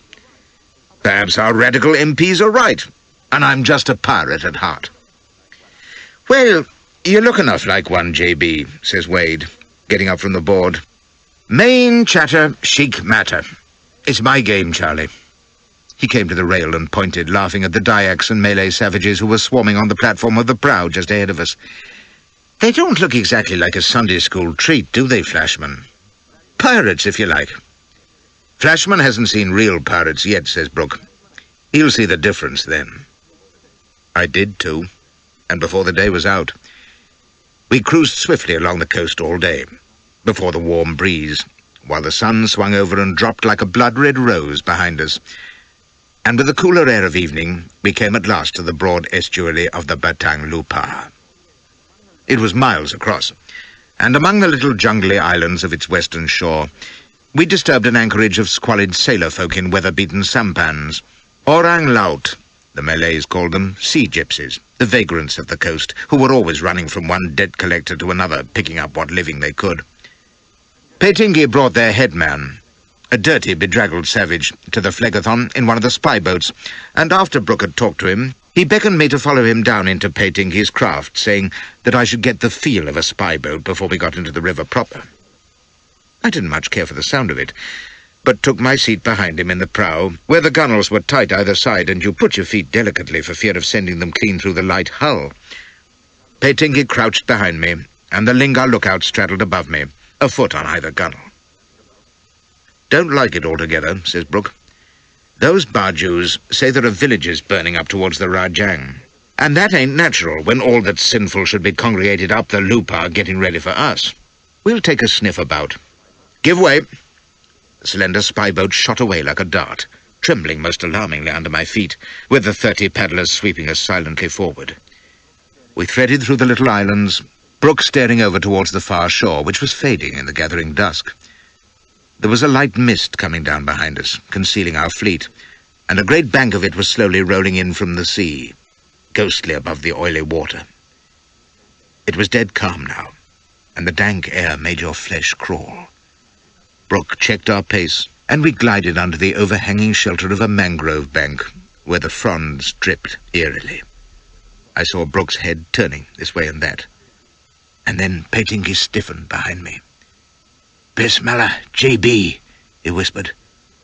"Listen." Brooke nodded, and I strained my ears, staring fearfully across that limpid water at the fog blanket creeping towards us. Then I heard something.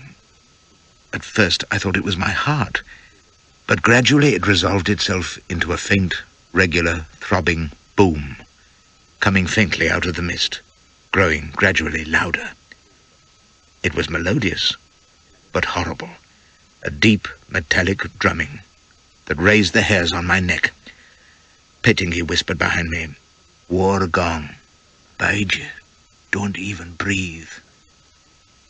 Brooke gestured for silence, and we lay hidden beneath the mangrove fronds, waiting breathlessly, while that hellish booming grew to a slow thunder, and it seemed to me that behind it I could hear a rushing, as of some great thing flying along. My mouth was dry as I stared at the fog, waiting for some horror to appear.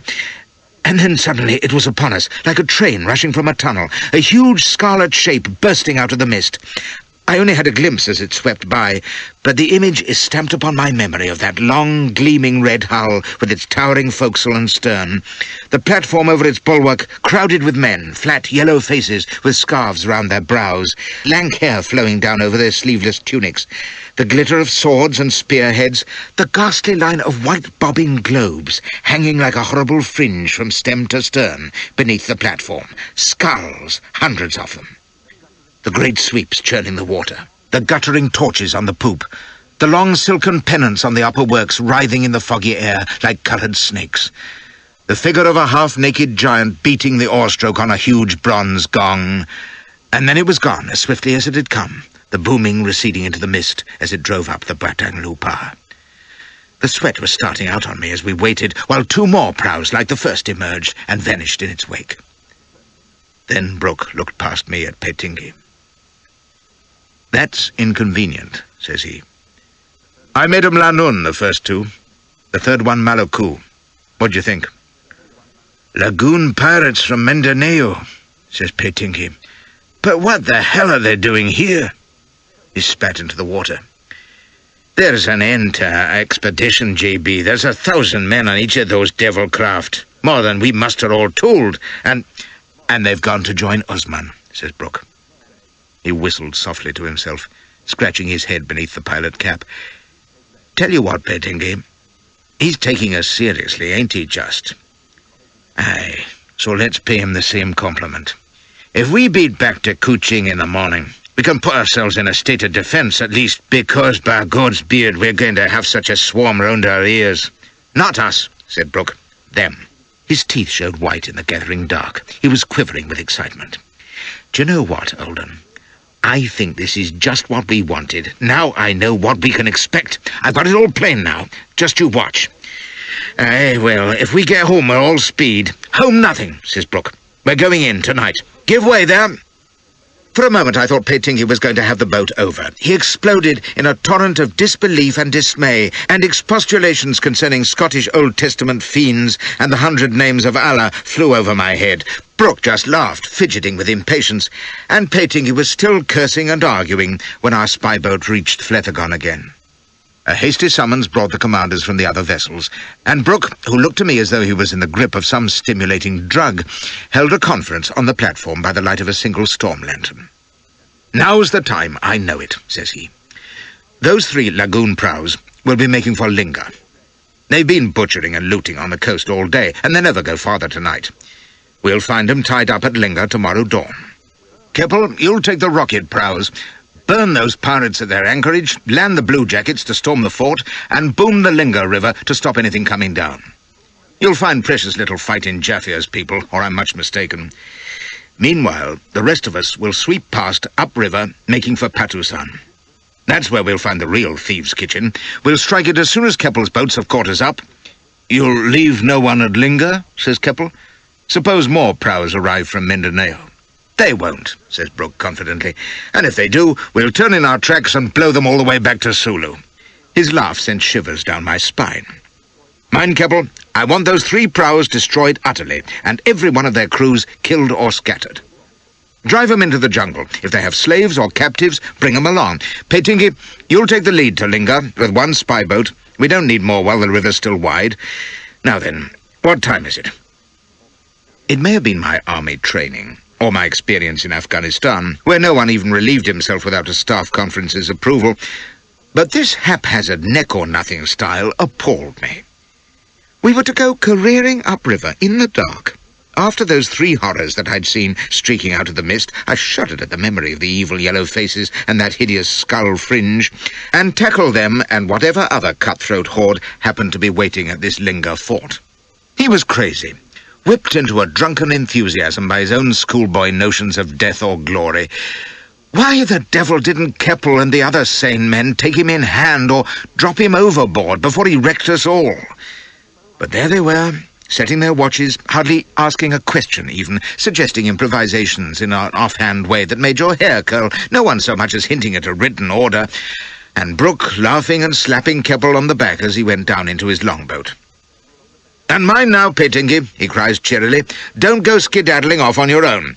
As soon as those prows are well alight, I want to see your ugly old mug heading back to Phlegethon, you hear? Look after him, Stuart. He's a poor old soul, but I'm used to him." The spy boat vanished into the dark, and we heard the creak of the longboat's oars as they dispersed. Brooke rubbed his hands and winked at me. "Now's the day and now's the hour," says he. "Charlie Johnson, pass my compliments to the engineer and tell him I want steam up. We'll have Fort Linka for our Chota Hazri."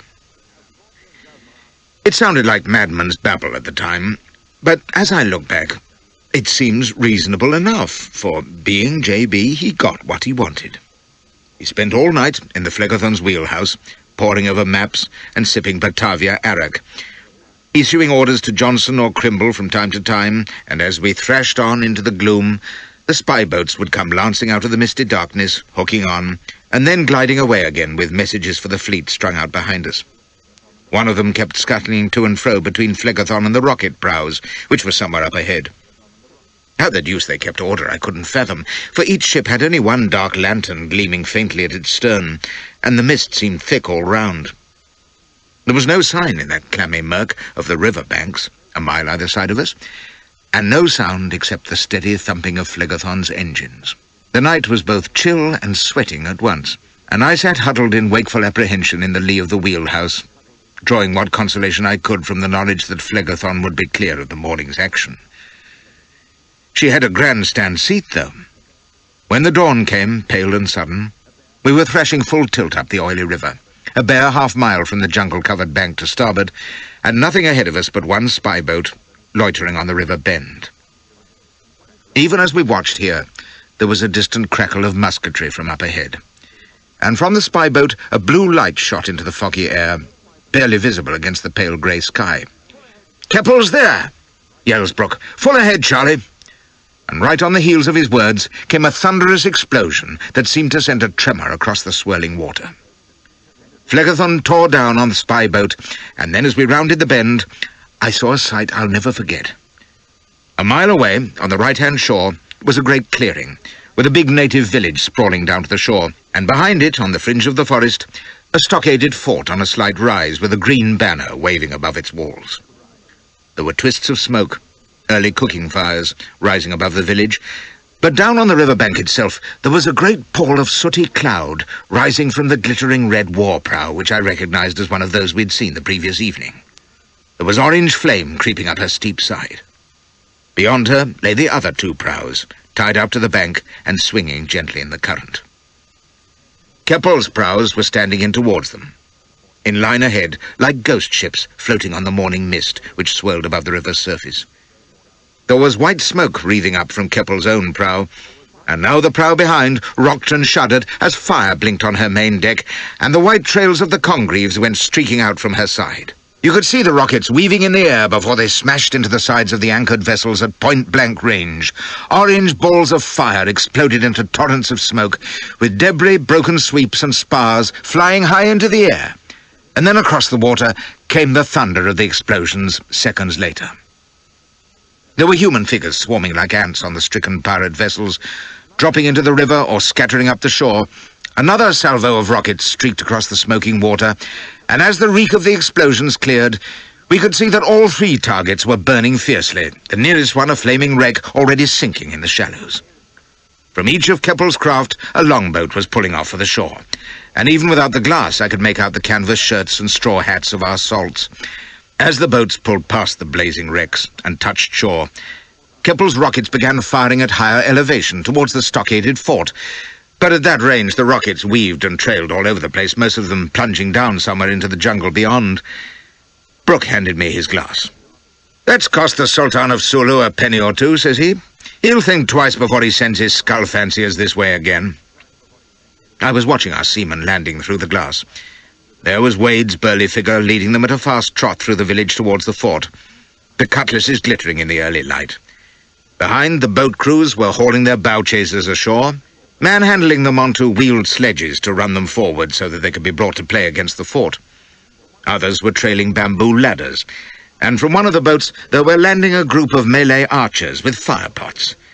It was beginning to dawn on me that for all his bullet-a-gate style, Brooke, or someone, knew his business.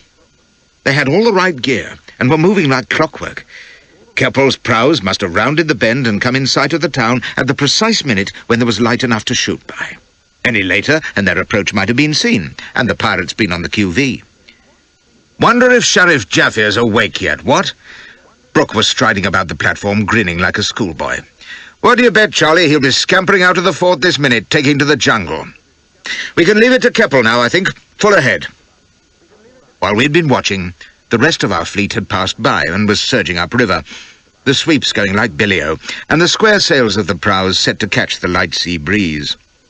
The spy boat was scooting out towards us from Keppel's prow, the burly figure of Peitingi in the bow. Beyond him the village was half hidden by the smoke from the pirate prows, which were burning down to the waterline, and the rockets were firing again, this time against the smaller prows which were assembled farther up, near the Linga River mouth. I watched until my eye ached, and just before the Phlegethon rounded the next bend, a couple of miles upstream, cheering broke out from the vessels around us. I turned my glass and saw that the green flag on the distant fort was coming down, and the Union Jack was running up in its place. Well, I was thinking, If it's as easy as this, we don't need to break much sweat. With any luck, you'll have a quiet passage, Flash, my boy." And at that very moment, Brooke was at my elbow. "Tame work for you," says he. "Don't you fret, old fellow. You'll get a swipe at 'em presently, when we come to Patusan. There'll be some capital fun there, you'll see." And just to give me the idea, he took me below and offered me the choice of some Jersey revolvers with barrels as long as my leg. "And a cutlass, of course," says he. "You'll feel naked without that." He little knew that I could feel naked in a suit of armour in the bowels of a dreadnought being attacked by an angry bumboat woman. But one has to show willing, so I accepted his weapons with a dark scowl and tried a cut or two with the cutlass for display, muttering professionally and praying to God I'd never have the chance to use it. He nodded approvingly, and then laid a hand on my shoulder. "That's the spirit," says he. "But, I say, Flashman, I know you feel you've got a lot to repay, and the thought of that dear sweet creature of yours, well, I can see from your face the rage that is in you, and I don't blame you, mind. But do you know what? Whenever I go to battle, I try to remember that our Saviour, when he had laid out those money-changing chaps in the temple, felt remorse, didn't he, for having got in such a bait. So I try to restrain my anger and temper justice with mercy. Not a bad mixture, what? God bless you, old chap." And off he went, no doubt for another gloat over the burning prows. He baffled me, but then so many good Christians do, probably because I'm such a damned bad one myself. And not having much of a conscience, I'm in no position to judge those that are apparently made of India rubber. Not that I gave a rap how many pirates he'd roasted before giving me his cautionary pie-jaw. As it turned out, not many. When Keppel caught us up, he reported that the fort had fallen without a shot, Sheriff Jaffier having legged it for the jungle with most of the Lanun pirates in tow. Those remaining had thrown in their hand when they saw their vessels destroyed and the size of our fleet. So that was all good business, and what pleased Brooke most was that Keppel had brought along 300 women whom the Lanuns had been carrying off as slaves. He visited them on Keppel's prow, patting their heads and promising them they'd soon be safe home again. I'd have consoled some of them more warmly than that myself. Good taste those Lanun pirates had, but of course there was none of that under our peckerless leader. Thereafter, he had a quick look at the pirates and slavers who had been taken prisoner, and ordered the execution of 2 of them on the spot. One of them was the renegade Makota, I think. At any rate, he and Brooke conversed earnestly for about 5 minutes, while the squat little villain grinned and shuffled his bare feet, looking bashful. According to Stewart, he was confessing to indescribable tortures which he and his pal had inflicted on some of the women prisoners the previous evening. Keppel's party had found grisly evidence in the village. Finally, when Brooke told him his course was run, the horrid fellow nodded cheerfully, touched hands, and cries, "Salam Tuan Tessa." The hovering Jingo slipped a mosquito net and a rope over his head, and pfft, one quick jerk, and that was Makota off to the happy head-hunting grounds. The other condemned chap kicked up a frightful row at this, exclaiming, "Crease! Crease!" and eyeing the rope and mosquito net as though they were port being passed to the right. What his objection to strangulation was, I'm not certain, but they humoured him, taking him ashore so as not to make a mess. I watched from the rail. He stood up straight, his toad-like face impassive, while Jingo laid his crease point delicately inside the clavicle on the left side and thrust down hard. The fellow never even twitched. "A sorry business," says Brooke, "but before such atrocities, I find it hard to remain composed." After that, it was all aboard the Skylark again, bound for Patusan, which lay about 20 miles further upstream. "They'll stand and fight there where the river narrows," says Keppel. 200 prows, I dare say, and their jungle men peppering us with blowpipes from the trees. "That don't matter," says Brooke. "It'll be a case of bursting the booms and then run up on board, hand to hand. It's the forts that count. 5 of them, and you may be sure there'll be 1,000 men in each. We must smoke 'em out with rockets and cannon, and then charge home in the old style. That'll be your innings, Charles, as usual," says he to Wade, and to my horror he added, "We'll take Flashman with us. Make use of your special talents, what?" And he grinned at me as though it were my birthday. "Couldn't be better," cries Wade, slapping me on the back. "Sure, and we'll show you some pretty mixed scrapping, old son. Better than Afghanistan, and you may lay to that.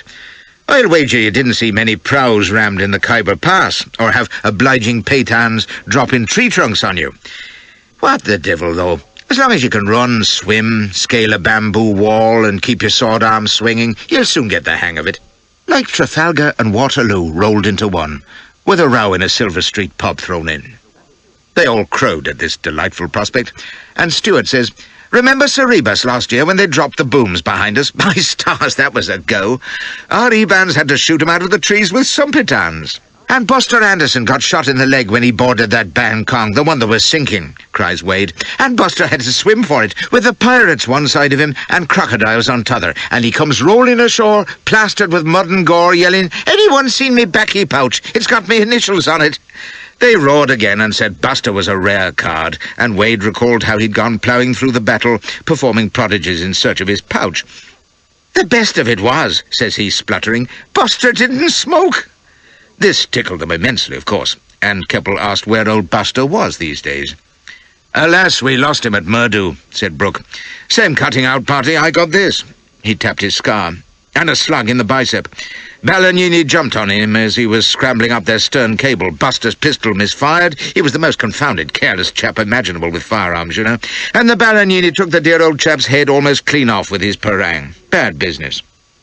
They shook their heads and agreed it was a damned shame, but cheered up presently when someone recalled that Jack Penty had settled the Balagnini with a lovely backhand cut soon after. And from this they passed to recalling similar happy memories of old pals and enemies, most of them deceased in the most grisly circumstances, apparently. Just the kind of thing I like to hear before breakfast, but, you know, I learned from Brooke afterwards that they'd absolutely been trying to raise my spirits. "Forgive their levity," says he. "It is kindly meant. Charlie Wade sees you're quite down in the dumps, fretting about your lady, and he tries to divert you with his chatter about battles past and brave actions ahead. Well, when the warhorse hears the trumpets, he don't think about much else, does he? If you just give your mind to what's to do, and I know you're itching to be at it, you'll feel ever so much better." He muttered something else about my heart being tender enough to suffer, but tough enough not to break, and tooled off to see that we were still headed in the right direction. I was ready to bolt. But that's the trouble with being afloat. You can only run in circles. The land not far off, of course, if one could have reached it through water that was no doubt well stocked with crocodiles, and was prepared to wander in unexplored jungle full of headhunters. And the prospect got worse through that steaming, fevered day. The river twisted and got narrower, until there was a bare few hundred yards of sluggish water either side of the vessels, with a solid jungle wall hemming us in. Whenever a bird screamed in the undergrowth, I almost had a seizure, and we were tormented by mosquito clouds, which added their unceasing buzzing to the monotonous throb of Phlegethon's engines and the rhythmic swish of the prow's sweeps. Worst of all was the stench. The farther we went on, the closer the jungle loomed in on us, the more unbearable became that rotten, musky, choking atmosphere, stifling in its steaming intensity. It conjured up nightmares of corpses decaying in loathsome swamps. I found the sweat which bathed me turning to ice as I watched that hostile green forest wall, conjuring up hideous faces in its shadows, imagining painted horrors lurking in its depths, waiting. If day was bad, night was 10 times worse. Dark found us still a few miles from Patusan, and the mist came with the dusk. As we swung at anchor in midstream, there was nothing to be seen but pale white wraiths coming and going in the festering gloom. With all engines stopped, you could hear the water gurgling oozily by. Even above the devil's chorus of screams and yells from the darkness, I was new to jungle and had no conception of the appalling din with which it is filled at night. I stayed on deck about 10 minutes, in which time I saw at least half a dozen skull-laden prows crammed with savages starting to emerge from the shadows, at which point they dissolved into shadows themselves. After that I decided I might as well turn in, which I did by plumbing the depths of that sweltering iron tub, finding a hole in the corner of the engine room, and crouching there with my Colt in my fist, listening to the evil whispers of headhunters congregating on the other side of the half-inch plate. And barely 10 days before, I'd been unbuttoning in that Singapore chop house, bursting with best meat and drink, and running a lascivious eye over Madame Saba. Now, thanks to Elspeth's wantoning, I was on the eve of death, or worse.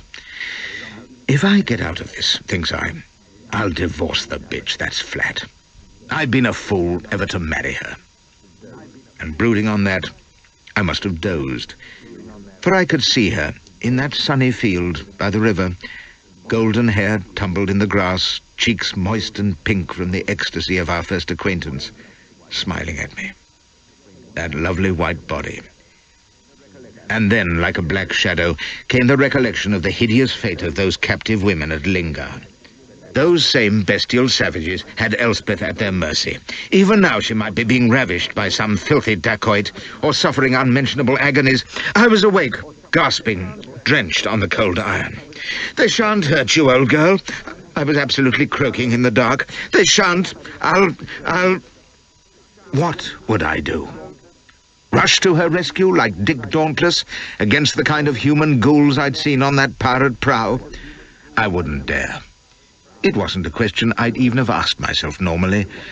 For the great advantage to real true blue cowardice like mine, you see, was that I'd always been able to take it for granted.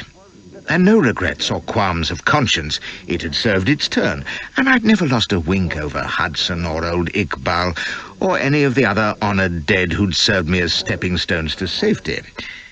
But Elspeth, and to haunt me in that stinking stokehold, came the appalling question, suppose it was my skin or hers, would I turn tail then?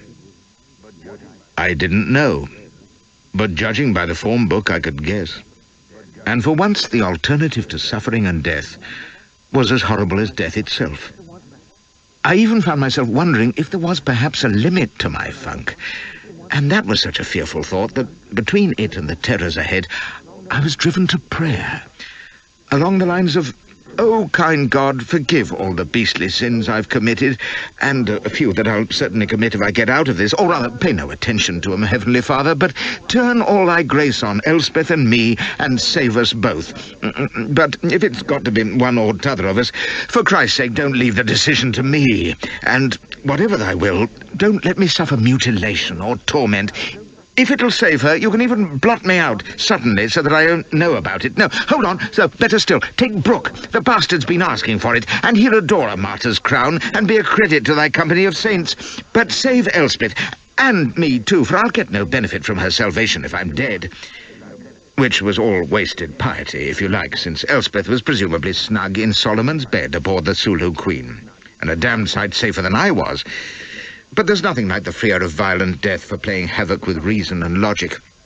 I dare say if Socrates had been up the Batang Lupa that night, he might have put my thoughts in order. Not that he'd have had much chance. He'd have had a colt thrust into his fist and been pushed over the side with instructions to lay on like fury, look out for a blonde female in distress, and give me a shout when the coast was clear. As it was, having no counsel but my own, I went to sleep. Extract from the diary of Mrs. Flashman, August 1844. An extremely uncomfortable night. Oppressive heat and much plagued by insects. The noise of the natives is too much to be borne. Why should they beat their gongs after dark? No doubt it has some religious purpose. If so, it is trying to a degree. I despair of sleep, even in nature's garb. So intense is the heat and drumliness of the air. It is with difficulty that I pen even these few lines. The paper is quite damp and blots most provokingly. No sign of Don S. since this morning, when I was allowed briefly on deck for air and exercise. Almost forgot my pitiful condition in the interest of what I saw, of which I have rough notes and a few modest sketches. The colours of the forest blooms are most exquisite, but pale to nothing before the extravagance of the natives themselves. So many splendid and barbaric galleys, adorned with streamers and flags like corsairs of yore, manned by swarthy crews, many of repulsive appearance, but others quite commanding. As I stood in the bows, one such galley swept by on the bosom of the stream, urged on by the oars plied by dusky Argonauts, and at the back of the boat, plainly its chief, a tall and most elegantly shaped young barbarian, clad in a sarong of shimmering gold, with many ornaments on his exposed arms and legs. Really a most noble carriage, and quite handsome. for a native who inclined his head to me and smiled pleasantly, very respectfully, yet with a natural dignity. Not at all yellow, but quite pale of skin, as I had imagined an Aztec god. His name, as I discovered by discreet inquiry of Don S., is Sheriff Sahib, and I suppose from this title that he is at least a justice of the peace. I believe he would have come aboard our vessel, but Don S. spoke to him from the gangway, which I confess was a disappointment, for he seemed a personage of some gentility, if one may use the word of a heathen, and I should have liked time to sketch him and try if I could not capture some of that savage nobility of his bearing. However, I've not passed my time in idle staring, but recollecting what Lord Fitzroy Somerset told me at the Guards' Ball, have made careful count of all the armaments I have seen, and the disposition of the enemy's strength, which I have noted separately, both the number of large guns and ships, or galleys. There seem to be a vast host of these people on land and water, which fills me with dread. How can I hope to be delivered? But I shall not waste my pen on that, or other vain repining. A diverting occurrence which I should not record, I know I am a sadly undutiful daughter. Among the animals and birds of the most beautiful plumage I have seen was a most droll ape on one of the native boats, where I guess he is a pet creature. A most astonishing pug, for never was anything more like a human, quite as tall as a small man, and covered with an overcoat of red hair of remarkable luxuriance. He had such a melancholy expression, but with so appealing a glint to his een, and the aspect of a dour wee old man, that I was greatly amused, and his captors, seeing my interest, made him perform most divertingly, for he had the trick of perfect imitation, and even essayed to kindle a fire, as they did, putting together twigs to himself. But poor pug, they did not light by themselves, as he expected they would. He was quite cast down and annoyed, and it was when he mouthed his discontent and scattered his twigs in temper that I saw he was the speaking likeness of dear Papa, even to the way he screwed up his eyes. Almost I expected him to express himself with a round "Deal Tucket." What a preposterous fancy to see a resemblance in that brute to one's parent. But he did look exactly like Papa in one of his tantrums. But this awoke such poignant memories that I could not look long. So, to my prison again, and forebodings, which I put resolutely from me. I am alive, so I hope, and will not be cast down. Don S. continues attentive, though I see little of him.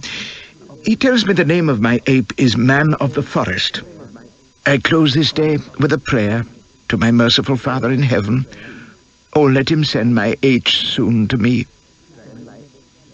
End of extract. And a most malicious libel on a good and honest parent who, whatever his faults, deserved kinder usage from an ungrateful child whom he indulged far too much. G to R. I was back in Patusan just a few years ago, and it's changed beyond belief.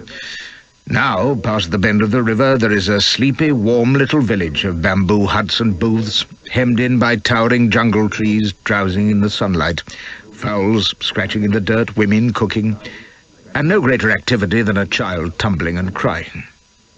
However much I walked round and squinted at it from odd angles, I couldn't match it to my memory of bristling stockades along the banks, with 5 mighty wooden forts fringing the great clearing. The jungle must have been farther back then, and even the river has changed.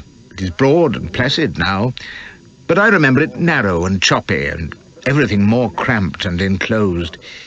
Even the sky seems farther away nowadays, and there's a great peace, where once there was pandemonium of smoke and gunfire and rending timber and bloody water.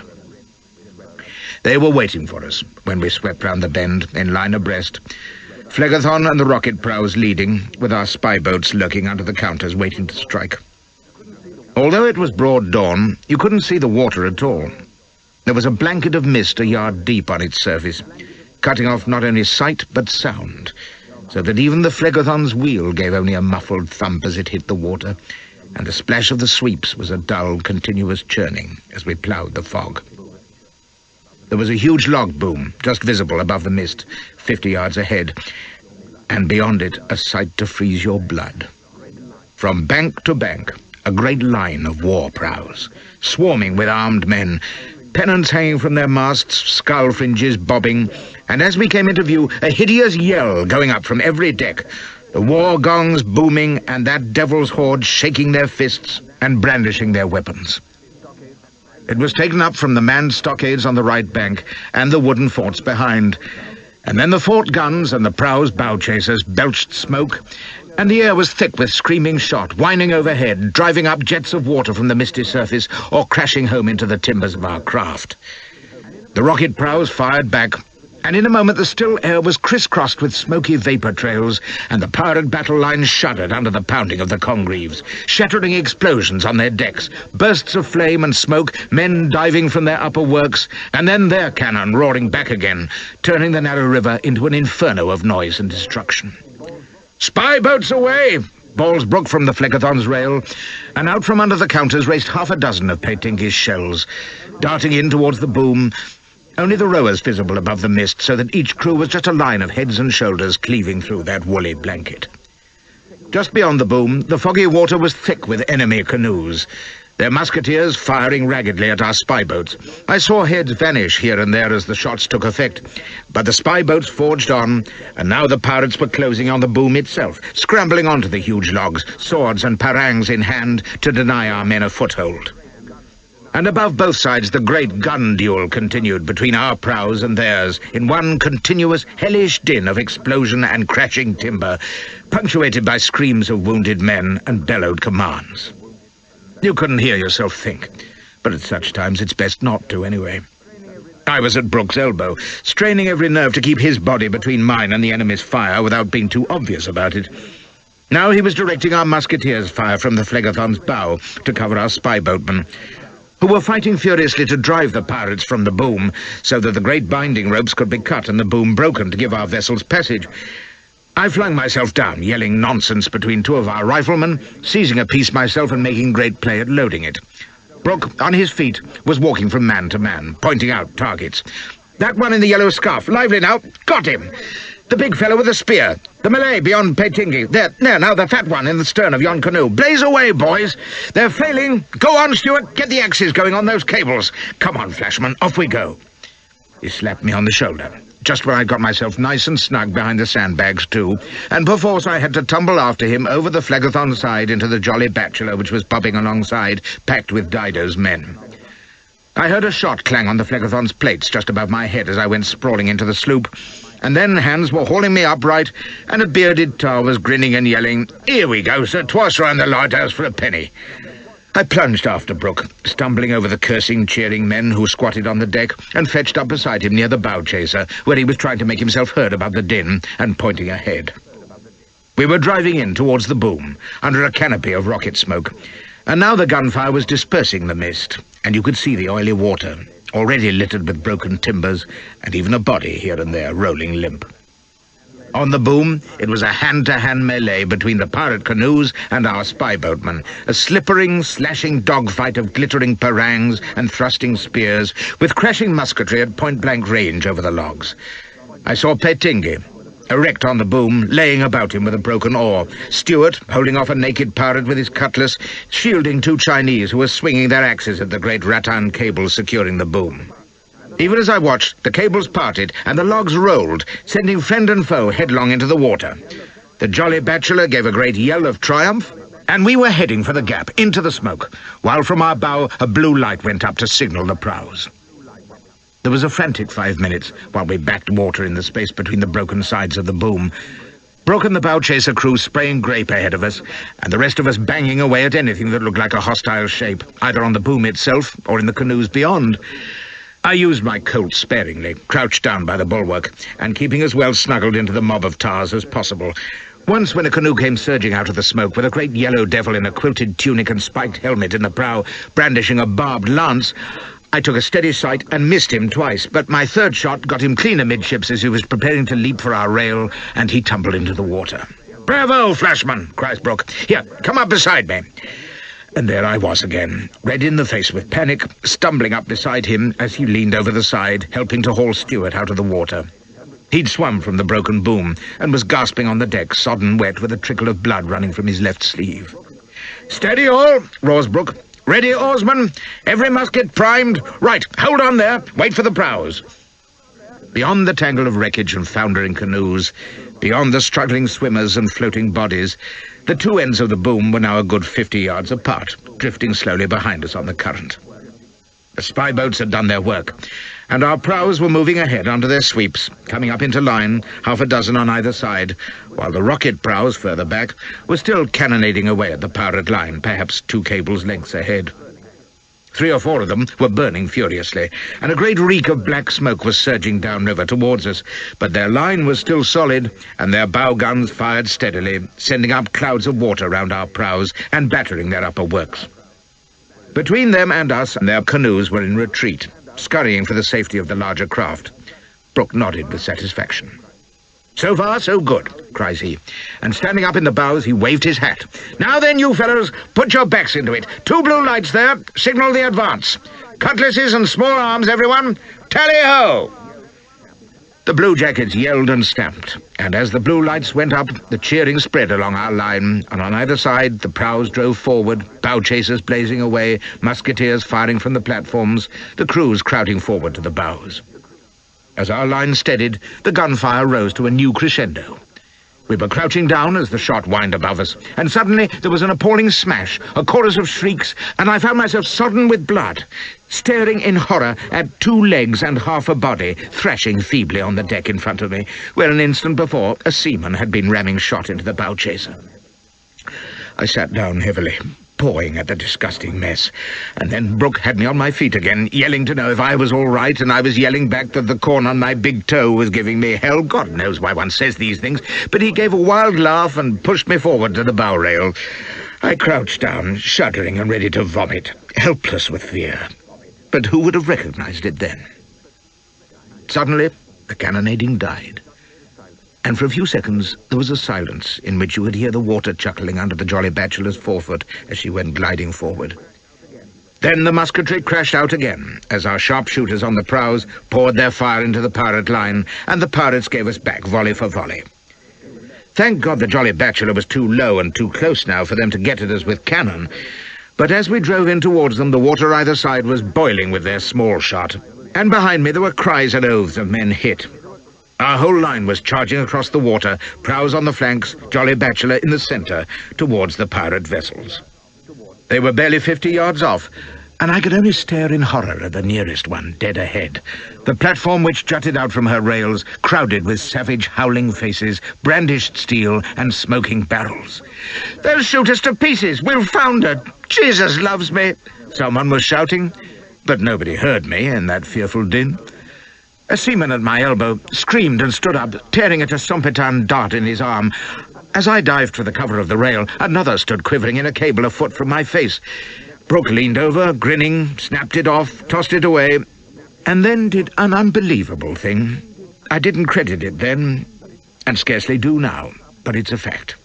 He stood up, full height in the bows, 1 foot on the rail, threw away his straw hat and folded his arms, staring straight ahead at that yelling, grimacing death that was launching shot, steel and poisoned arrows at us in clouds. He was smiling serenely and seemed to be saying something.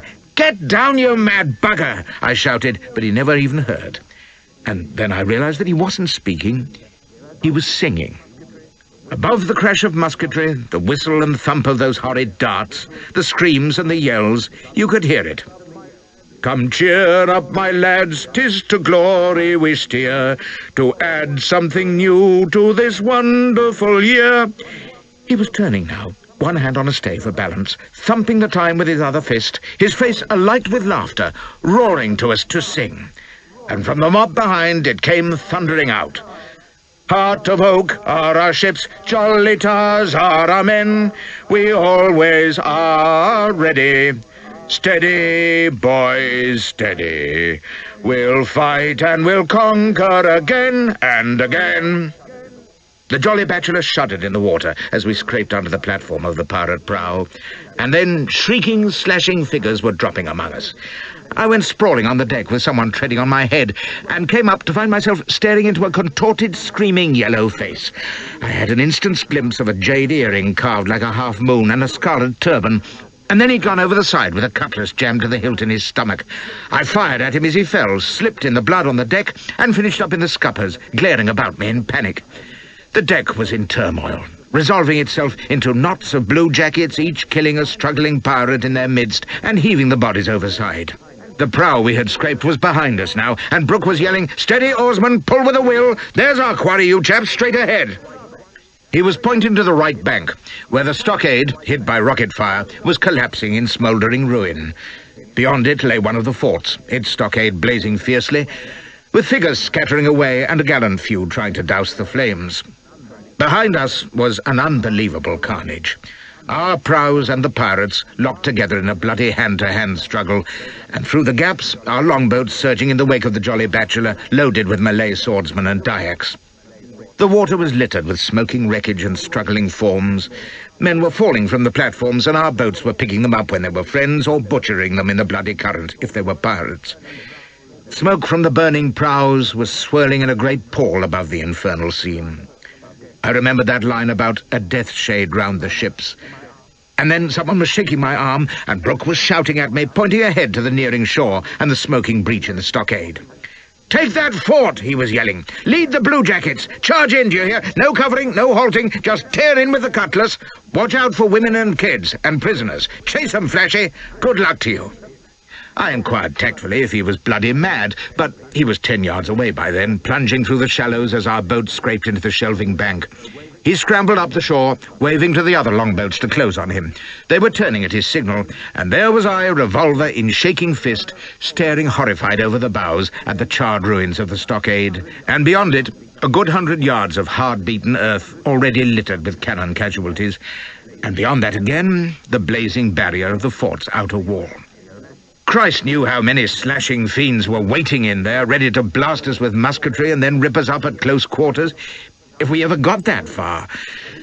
I looked round at the Jolly Bachelor, crammed with yelling sailors, straw hats, bearded faces, white smocks, glaring eyes, cutlasses at the ready, waiting for the word.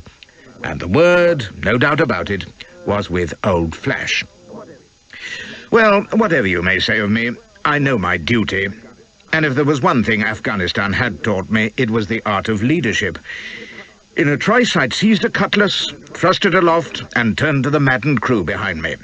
"Ha, you fellows," I bellowed. "Here we go, then. Who'll be first after me into yonder fort?" I sprang to the bank, waved my cutlass again, and bawled, "Follow me!" They came tumbling out of the boat on my heels, yelling and cheering, brandishing their weapons, and as I stood shouting, "On, on, rule Britannia!" they went pouring up the shore, scattering the embers of the stockade. I advanced with them, of course, pausing only to encourage those in the rear with manly cries, until I reckoned there were about a score in front of me. Then I lit out in pursuit of the vanguard. Not leading from behind exactly, more from the middle, really, which is the safest place to be unless you're up against civilized artillery. We charged across the open space, howling like hounds. As we ran, I saw that on our right flank, Brooke was directing the Malay swordsmen towards another fort. They were drawing those dreadful Campilans with the hair tufts on their hilts, and behind them came a second wave from the boats of half-naked Iban, carrying their Sompitan spears and screeching, "Dyak! Dyak!" as they ran. But none of them matched the speed and fury of my tars, who were now almost up to the blazing fort stockade. Just as they reached it, the whole thing, by great good luck, fell inwards with a great whooshing of sparks and smoke, and as the foremost leapt through the burning rubbish, I was able to see how wise I'd been in not leading the charge myself. There, in a ragged double line, was a troop of pirate musketeers presenting their pieces. Out crashed their volley, knocking over 2 or 3 of our first fellows, and then the rest were into them, cutlasses swinging, with old Flash arriving full of noble noise at the point where our chaps were thickest. It seemed to me that I could employ my best efforts picking off the enemy with my Colt, and this gave me the opportunity to watch something which is worth going a long way to see, providing you can find a safe vantage: the terrible cut and thrust shoulder to shoulder of British bluejackets in a body. I dare say the Navy has been teaching it since Blake's day, and Mr. Gilbert, who never dreamed what it was like, makes great fun of it nowadays. But I've seen it, and I know now why we've been ruling the oceans for centuries. There must have been 100 pirates to our first line of 20, but the tars just charged them in a solid wedge. Cutlasses raised for the backhand cut, stamp and slash, then thrust, stamp and slash, then thrust, stamp, slash, thrust. And that pirate line melted into a fallen tangle of gashed faces and shoulders, through which the sailors ploughed roaring. Those pirates who still stood turned tail and fairly pelted for the fort gates, with our chaps chasing and damning them for cowardly swabs. Made me quite proud to be British, I can tell you.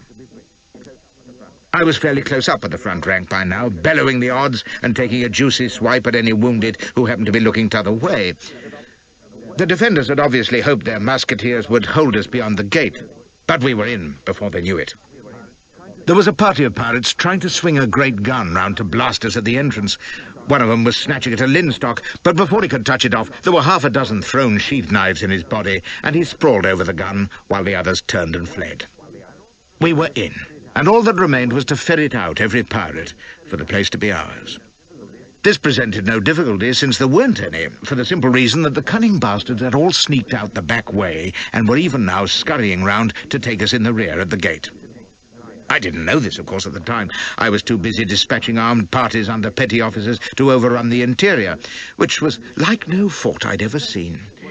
In fact, it was Sharif Sahib's personal bamboo palace and headquarters, a great labyrinth of houses, some of them even 3 stories high, with outside staircases connecting walkways, verandas, and screened passages everywhere.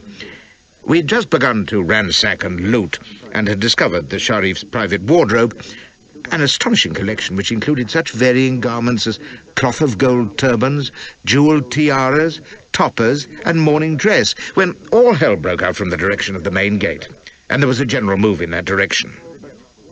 General, but not particular. While the loyal tars surged off in search of further blood, I was skipping nimbly out of Sharif Sahib's wardrobe in the opposite direction. I didn't know where it would lead, but it was at least away from the firing. I'd seen enough gore and horror for one day, and I sped quickly across a bamboo bridge into the adjoining house, which appeared to be deserted. There was a long passage with doors on one side, and I was hesitating over which would be the safest bolt hole when one of them shot open and out rushed the biggest man I've ever seen in my life. He was at least 7 feet tall and as hideous as he was big, a great yellow globular face set on massive shoulders with a tasseled cap on top, staring pop eyes, and a great sword clutched in his pudgy hands. He screamed at the sight of me, backing down the passage in a strange waddling run, and then he swung his sword back over his head, squealing like a steam whistle, overbalanced, and vanished with a rending crash down a steep flight of stairs. By the sound of it, he must have carried away 2 floors with him, but I wasn't waiting about for any more like him. I leapt through the nearest door and stopped dead in my tracks, unable to believe my eyes. I was in a great room full of women. I closed my eyes and opened them, wondering if I was dreaming or having hallucinations after my trying day. It was still there, like something out of Burton's Arabian Nights, the illustrated one that you can only get on the continent. Silken hangings, couches, carpets, cushions, a stink of perfume coming at you in waves, and the ladies, a round score of them. Beautifully round, I realized, and evidently proud of it, for there wasn't clothing enough among the lot of them to cover one body respectably. A few sarongs, wisps of silk, bangles, satin trousers, a turban or 2, but not worth a damn when it came to concealing those splendid limbs, shapely hips, plump buttocks, and pouting tits. I could only gape, disbelieving, and tear my eyes from the bodies to the faces. Every shade from coffee and beige to honey and white, and all beautiful. Red lips parted and trembling, dark, coal-fringed eyes wide with terror. I wondered for a moment if I'd been killed in the fight and transported to some delightful paradise, but celestial or earthly, I couldn't pass up a chance like this. And the thought must have shown in my expression, for with one accord the whole gorgeous assembly screamed in unison and turned to flee. Mind, I don't blame 'em, for Flashy leering in your doorway, covered in blood and grime, pistol in one hand and bloody cutlass in t'other, ain't quite the vicar dropping into tea. They ran pell-mell, falling over cushions, blundering into each other, scrambling for the other doors in the room, and it seemed only common sense to grab for the nearest. A voluptuous little thing whose entire wardrobe was a necklace and gauzy trousers. It may have been my hand on her ankle or her top-heavy bosom that made her overbalance. Either way, she fell through a curtained alcove and slithered headlong down a narrow stairway, scrambling and shrieking, with Flashy in hot pursuit. She fetched up against a screen wall at the bottom. I seized her joyfully, and in that moment I was recalled to a sense of my true position by a sound that drove all carnal thoughts from my mind. A deafening volley of musketry crashed in the street, just outside the flimsy house wall. There was a clash of steel, a jabber of native voices, pirates for certain, and in the distance an English voice bawling orders to take cover. It seemed a capital notion. I pinned the wriggling wench to the floor, brandished my pistol, and mouthed at her to be silent. She lay shuddering in my grip, her face working with terror. Lovely little face it was, part Chink Indian Malay, probably. Great eyes filled with tears, short nose, plump little lips, and by George, she was handsomely built, too. More by instinct than a purpose, I found myself taking in a praising fondle, and she trembled under my hand, but had sense enough to keep her mouth shut. I listened fearfully. The pirates were moving just behind our screen wall. And then suddenly they were blazing away again, yelling and cursing or crying out in agony, feet running and shots whining horribly near. I clapped a hand over her mouth and gripped her close, terrified that she would scream and bring some bestial savage cleaving through the flimsy wall to fillet me. We lay there in the stuffy dimness of the stairfoot, with the noise of battle pounding by not 6 feet away. And once, during a second's lull in the tumult, I heard the sounds of squealing and wailing somewhere overhead, the other young ladies of the Patusan finishing school waiting to be ravished and murdered, presumably. I found I was hissing hysterically in her ear, "Quiet, quiet, quiet, for God's sake!" And to my astonishment, she was whimpering tearfully back, "Amiga sua, amiga sua," stroking my sweating face with her hand, a look of terrified entreaty in her eyes. She was even trying to smile, too, a pathetic little grimace, straining to bring her slobbering lips up to mine, making little moaning noises. Well, I've seen women in the grip of terror often enough, but I couldn't account for this passionate frenzy until I realized that my shuddering was of a curiously rhythmic nature, that I had a quivering tit in one hand and a plump thigh in the other, that our nether garment seemed to have come adrift somehow, and that my innards were convulsing with another sensation besides fear. I was so startled that I nearly broke stride. I never believed that I could gallop a female without realizing I was doing it. Yet here we were, thundering away like King Hal on honeymoon, after all I'd been through that day, and with battle, murder, and sudden death raging around us. It just shows how your better instinct will prevail in a crisis. Some fall to prayer, others cry upon Queen and country, but here's one, I'm proud to say, who instinctively fornicated in the jaws of death, gibbering with fright and reckless lust, but giving of his best, for when you realize it may be your last ride, you make the most of it. And you know, it may well be true that perfect love casteth out fear, as Dr. Arnold used to say. Leastways, I doubt if I can ever have been in finer tupping trim, for in the last ecstatic moment, my partner fainted clean away. And you can't do better by 'em than that. They were still going at it hammer and tongs outside, but after a while the action seemed to move along, and when presently I heard in the distance the unmistakable sound of a British cheer, I judged it was safe to venture forth again. My wench had come to, and was lying limp and blubbering, too scared to stir. I had to lay the flat of my sword across her rump to drive her up the stairs, and then, after a cautious prowl, I sallied out. It was all over by then. My bluejackets, who didn't seem to have missed me, had driven off the pirate attack, and were busy emptying the fort of its valuables before it was burned, for Brooke was determined to destroy the pirate nests utterly. I told them that during the fighting I'd heard the cries of women in one of the buildings, and that the poor creatures must be sought out and treated with all consideration. I was very stern about that. But when they went to look, it appeared that the whole gaggle had decamped into the jungle. There wasn't a living soul left in the place. So I went off to find Brooke and report. Outside the fort it was a nightmare. The open space down to the river was littered with enemy corpses, most of them headless, for the victorious Dyaks had been busy at their ghastly work of collecting trophies, and the river itself was just a mess of smoking wreckage. The pirate prows had either been burned in the battle or had fled upriver. Fewer than a quarter of them had escaped.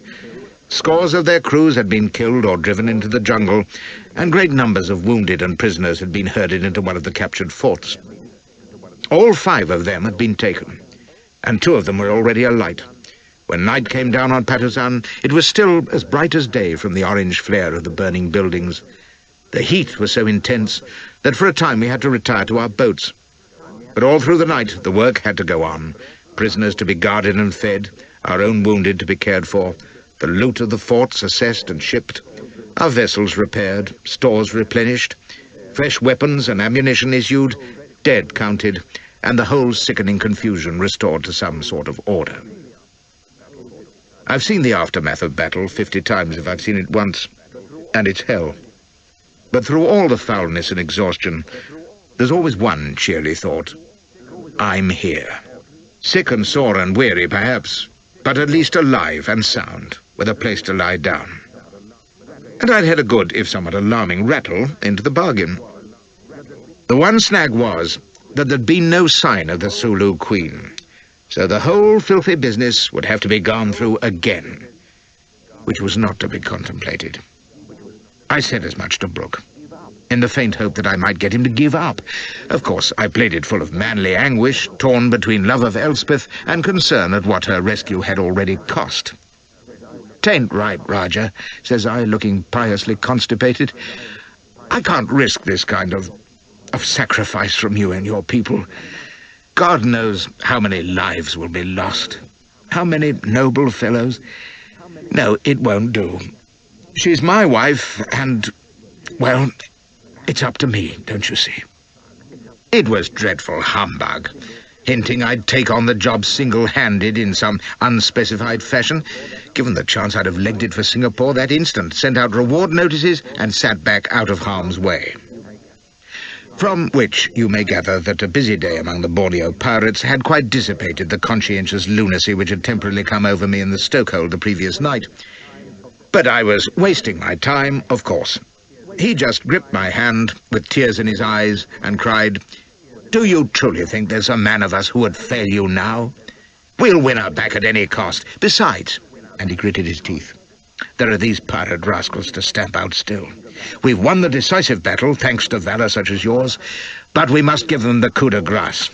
So you see, I'd be bound to go on, even if your loved one were not in their foul hands." He gripped my shoulder. "You're a white man, Flashman, and I know you'd go on alone if you had to. Well, you can count on JB to blazes and beyond. So there." That was what I'd been afraid of. We were another 2 days in Patusan, waiting for news from Brooke's spies, and keeping to windward of the Dyaks' funeral pyres on the river bank, before word came that the Sulu Queen had been sighted 20 miles further upstream, with a force of enemy prows. But when we cruised up there on the 10th, the birds had flown to Sharif Mullah's fort on the Undop River. So for 2 more days we must toil after them, plagued by boiling heat and mosquitoes, the stream running stronger all the time, and our pace reduced to a struggling crawl. The Phlegethon had to be left behind because of the current and snags, to which the pirates had added traps of tree trunks and sunken rattan nets to trammel our sweeps. Every few minutes there would have to be a halt while we cut our way loose, hacking at the creeper ropes, and then hauling on, drenched with sweat and oily water, panting for breath, eyes forever turning to that steaming olive wall that hemmed us in on either side, waiting for the whistle of a Sompitan dart that every now and then would come winging out of the jungle to strike a paddler or quiver in the gunwales. Beith, Keppel's surgeon, was up and down the fleet constantly, digging the beastly things out of limbs and cauterizing wounds. Fortunately, they were seldom fatal, but I reckoned we were suffering a casualty every half hour. It wouldn't have been too bad if I'd still had the Phlegethon's iron sheets to skulk behind, but I'd been assigned to Peitingi's spy boat, which was as often as not in the lead. Only at night did I go back aboard the Jolly Bachelor with Brooke, and that wasn't much comfort.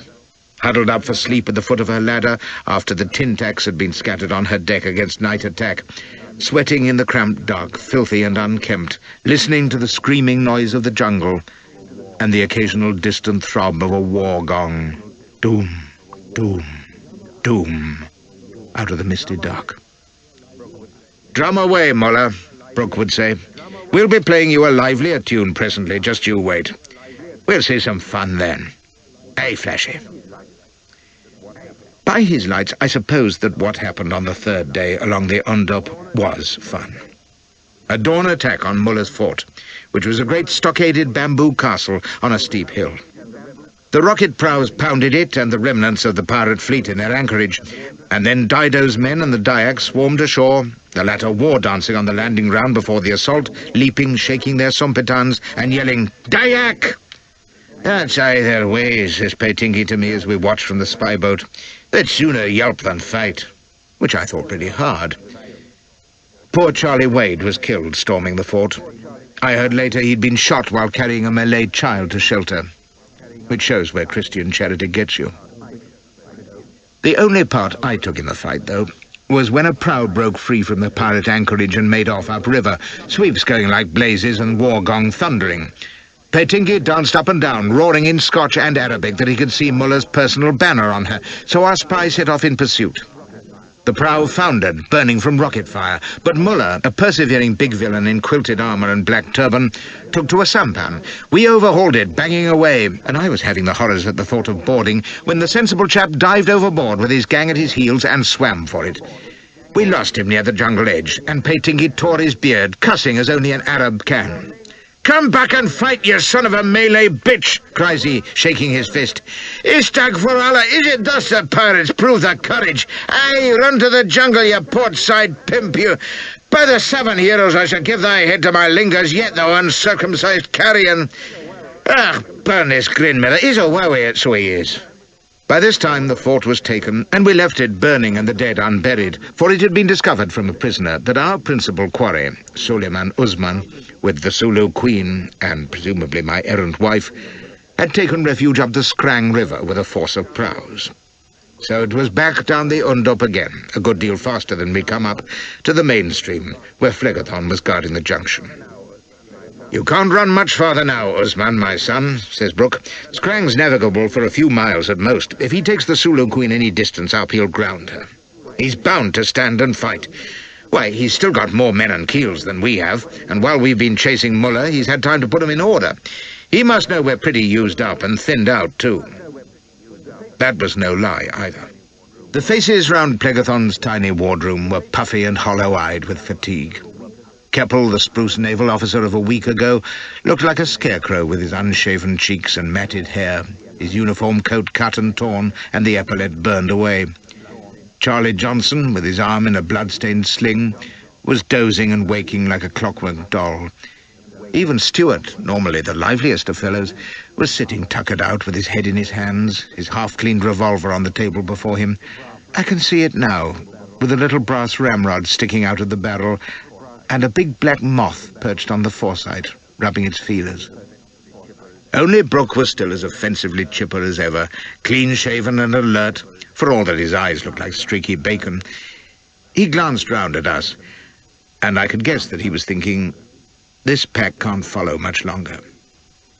"However," says he, grinning slyly, "we ain't as used up as all that, are we? I reckon there's 3 days' energy left in every man here, and 4 in me. I tell you what," he squared his elbows on the table, "I'm going to give a dinner party tomorrow night. Full dress for everyone, of course. On the eve of what is going to be our last fight against these rascals." "Bismillah, I'd like to believe that," says Patinky. "Well, our last on this expedition anyway," cries Brooke. "It's bound to be. Either we wipe them up, or they finish us, but that ain't going to happen. Not after the drubbings we've given them already. I got a dozen of champagne down below, and we'll crack 'em to our crowning success. Eh?" "Wouldn't it be better to keep 'em for afterwards?" says Keppel. But at this Stuart raised his head and shook it, smiling wearily. "Might not all be here by then. This way everyone's sure of a share beforehand. That's what you said the night before we went in against the Lingers in the old Royalist, ain't it, JB? Remember? The 19 of us, 5 years ago? There's no drinking after death. By Jove, though, there ain't many of the 19 left." Plenty of new chums, though, says Brooke quickly, and they're going to sing for their supper, just the way we did then, and have done ever since. He shoved Charlie Johnson's nodding head to and fro. Wake up, Charlie. It's singing night if you want your dinner tomorrow. Come on, or I'll shove a wet sponge down your back. Sing, laddie, sing. George has given you the lead. Johnson blinked and stammered, but Brooke gave tongue with, here's a health to the king and a lasting peace, thumping the table, and Charlie came in, croaking on the lines, so let us drink while we have breath, for there's no drinking after death, and carried on solo to the end, goggling like an owl, while Brooke beat the table and cried, good boy, Charlie, sick 'em, pup. The others looked embarrassed, but Brooke rounded on Keppel, badgering him to sing. Keppel didn't want to at first, and sat looking annoyed and sheepish, but Brooke worked away at him, full of high spirits, and what else was the chap to do? So he sang Spanish Ladies. He sang well, I'm bound to say, in a rolling bass, and by this time even the tiredest round the table were grinning and joining in the chorus, with Brooke encouraging and keeping time, and watching us like a hawk. He sang the Arethusa himself, and even coaxed Petingi, who gave us a psalm, at which Charlie giggled hysterically. But Keppel joined in like thunder, and then Brooke glanced at me, nodding quietly, so I found myself giving 'em drink, puppy, drink, and they stamped and thumped to make the cabin shiver. It was a shameful performance. So forced and false, it was disgusting, this jolly lunatic putting heart into his men by making 'em sing, and everyone hating it. But they sang, you'll notice, and me along with them. And at the finish, Brooke jumps up and cries, come, that's none so bad. We'll have a choir yet. Spy boats will lead tomorrow, 5 a.m. sharp. Then Dido's pinnace, the two cutters, gig, Jolly Bachelor, then the small boats. Dinner at 7, prompt. Good night, gentlemen. And off he went, leaving us gawking at each other. Then Keppel shook his head, smiling, and sighed, and we dispersed, feeling pretty foolish, I dare say. I found myself wondering why they tolerated Brooke and his schoolboy antics, which were patently pathetic. Why did they humour him? For that's what it was. It wasn't fear, or love, or even respect. I suspect they felt it would somehow be mean to disappoint him, and so they fell in with every folly, whether it was charging a pirate prow in a jolly boat, or singing shanties when they ought to have been nursing their wounds, or crawling away to sink into an exhausted sleep. Yes, they did humour him. God only knows why. Mind you, mad and dangerous as he was, I'm bound to say he was difficult to refuse in anything. I managed it later that night, though, admittedly not to his face. I was snug under the Jolly Bachelor's ladder when the pirates came sneaking silently out of the mist in sampans and tried to take us by surprise. They were on the deck and murdering our lookouts before we were any the wiser, and if it hadn't been that the deck was littered with tacks to catch their bare feet, that would have been the end of the ship and everyone aboard, including me. As it was, there was the deuce of a scrap in the dark, with Brooke yelling for everyone to pitch in. I burrowed closer into cover myself, clutching my pistol until the hurroosh had died down, when I scuttled up quickly and blundered about, glaring and letting on that I'd been there all the time. I did yeoman work helping to heave the dead pirates overside, and then we stood to until daylight, but they didn't trouble us again. Next day, it began to rain like fury, and we set off up the Scrang into a perfect sheet of water which cut visibility almost to nothing and pitted the river like small shot. All day we toiled slowly into the murk, with the river narrowing until it was a bare furlong wide, and devil an enemy did we see. I sat sodden in Petingi's spy boat, reduced to the nadir of misery, bailing constantly until my whole body cried out with one great ache. By dark I was dropping with fatigue, and then when we anchored, damn my skin if we didn't have to shave and wash and dig out clean duds for Brooke's dinner party on the Jolly Bachelor. Looking back, I can't imagine why I put up with it. I don't attempt to fathom the minds of the others. They all dressed in their best, soaking wet, and I couldn't show unwilling, could I? We assembled in the Jolly Bachelor's cabin, steaming and dripping, and there was the table laid for dinner, silver, glass and all, with Brooke in his blue swallowtail and brass buttons, welcoming us like a bloody Governor-General, taking wine with Keppel, waving us to our seats, and frowning because the turtle soup was cold. I don't believe this is happening, thinks I. It's all a terrible nightmare. And Stuart isn't sitting opposite me in his black broadcloth with his string cravat tied in a fancy bow. And this ain't real champagne I'm drinking by the light of reeking slush lamps, with everyone crowded round the board in the tiny cabin. And they're not listening breathlessly while I tell them about getting Alfred Minn leg before at Lord's. There aren't any pirates, really, and we're not miles up some stinking creek in Borneo, drinking the loyal toast with the thunder bellowing outside and the rain gushing down the companion, and Brooke clipping cigars and passing them round, while the Malay steward puts the port on the table. I couldn't bring myself to believe that all around us was a fleet of sampans and spy boats loaded with Dyaks and bluejackets and other assorted savages, and that tomorrow we would be reliving the horror of Patusan all over again. It was all too wild and confused and unreal. And although I must have accounted for a bottle of warm champagne and about a pint of port, I got up from that table as sober as I sat down. It was real enough in the morning, though. The morning of that last dreadful day on the Scrang River. The weather had cleared like magic just before dawn, and the narrow waterway ahead was gleaming brown and oily in the sunlight between its olive walls of jungle. It was deathly hot, and for once the forest was comparatively silent, but there was an excitement through the fleet that you could almost feel beating in waves through the muggy air. It wasn't only that Brooke had predicted that this would be the last battle. I believe there was a realization, too, that if we didn't reach conclusions with the pirates lurking somewhere ahead, our expedition would come to a halt through sheer exhaustion, and there would be nothing for it but to turn downriver again. It bred a kind of wild desperation in the others. Stuart was shivering with impatience as he dropped beside me into Petingi's spy boat, drawing his pistol and shoving it back in his belt, then doing the same thing over again. Even Petingi in the bow was taut as a fiddle string, snapping at the lingers and twitching at his red beard. My own condition, I leave you to guess. End of Side 12, of course, was his usual jaunty self. He was perched in the Jolly Bachelor's bows as our spy boat shoved off, straw hat on head, issuing his orders, and cracking jokes fit to sicken you. "There, there, Olden," cries he to Petingi.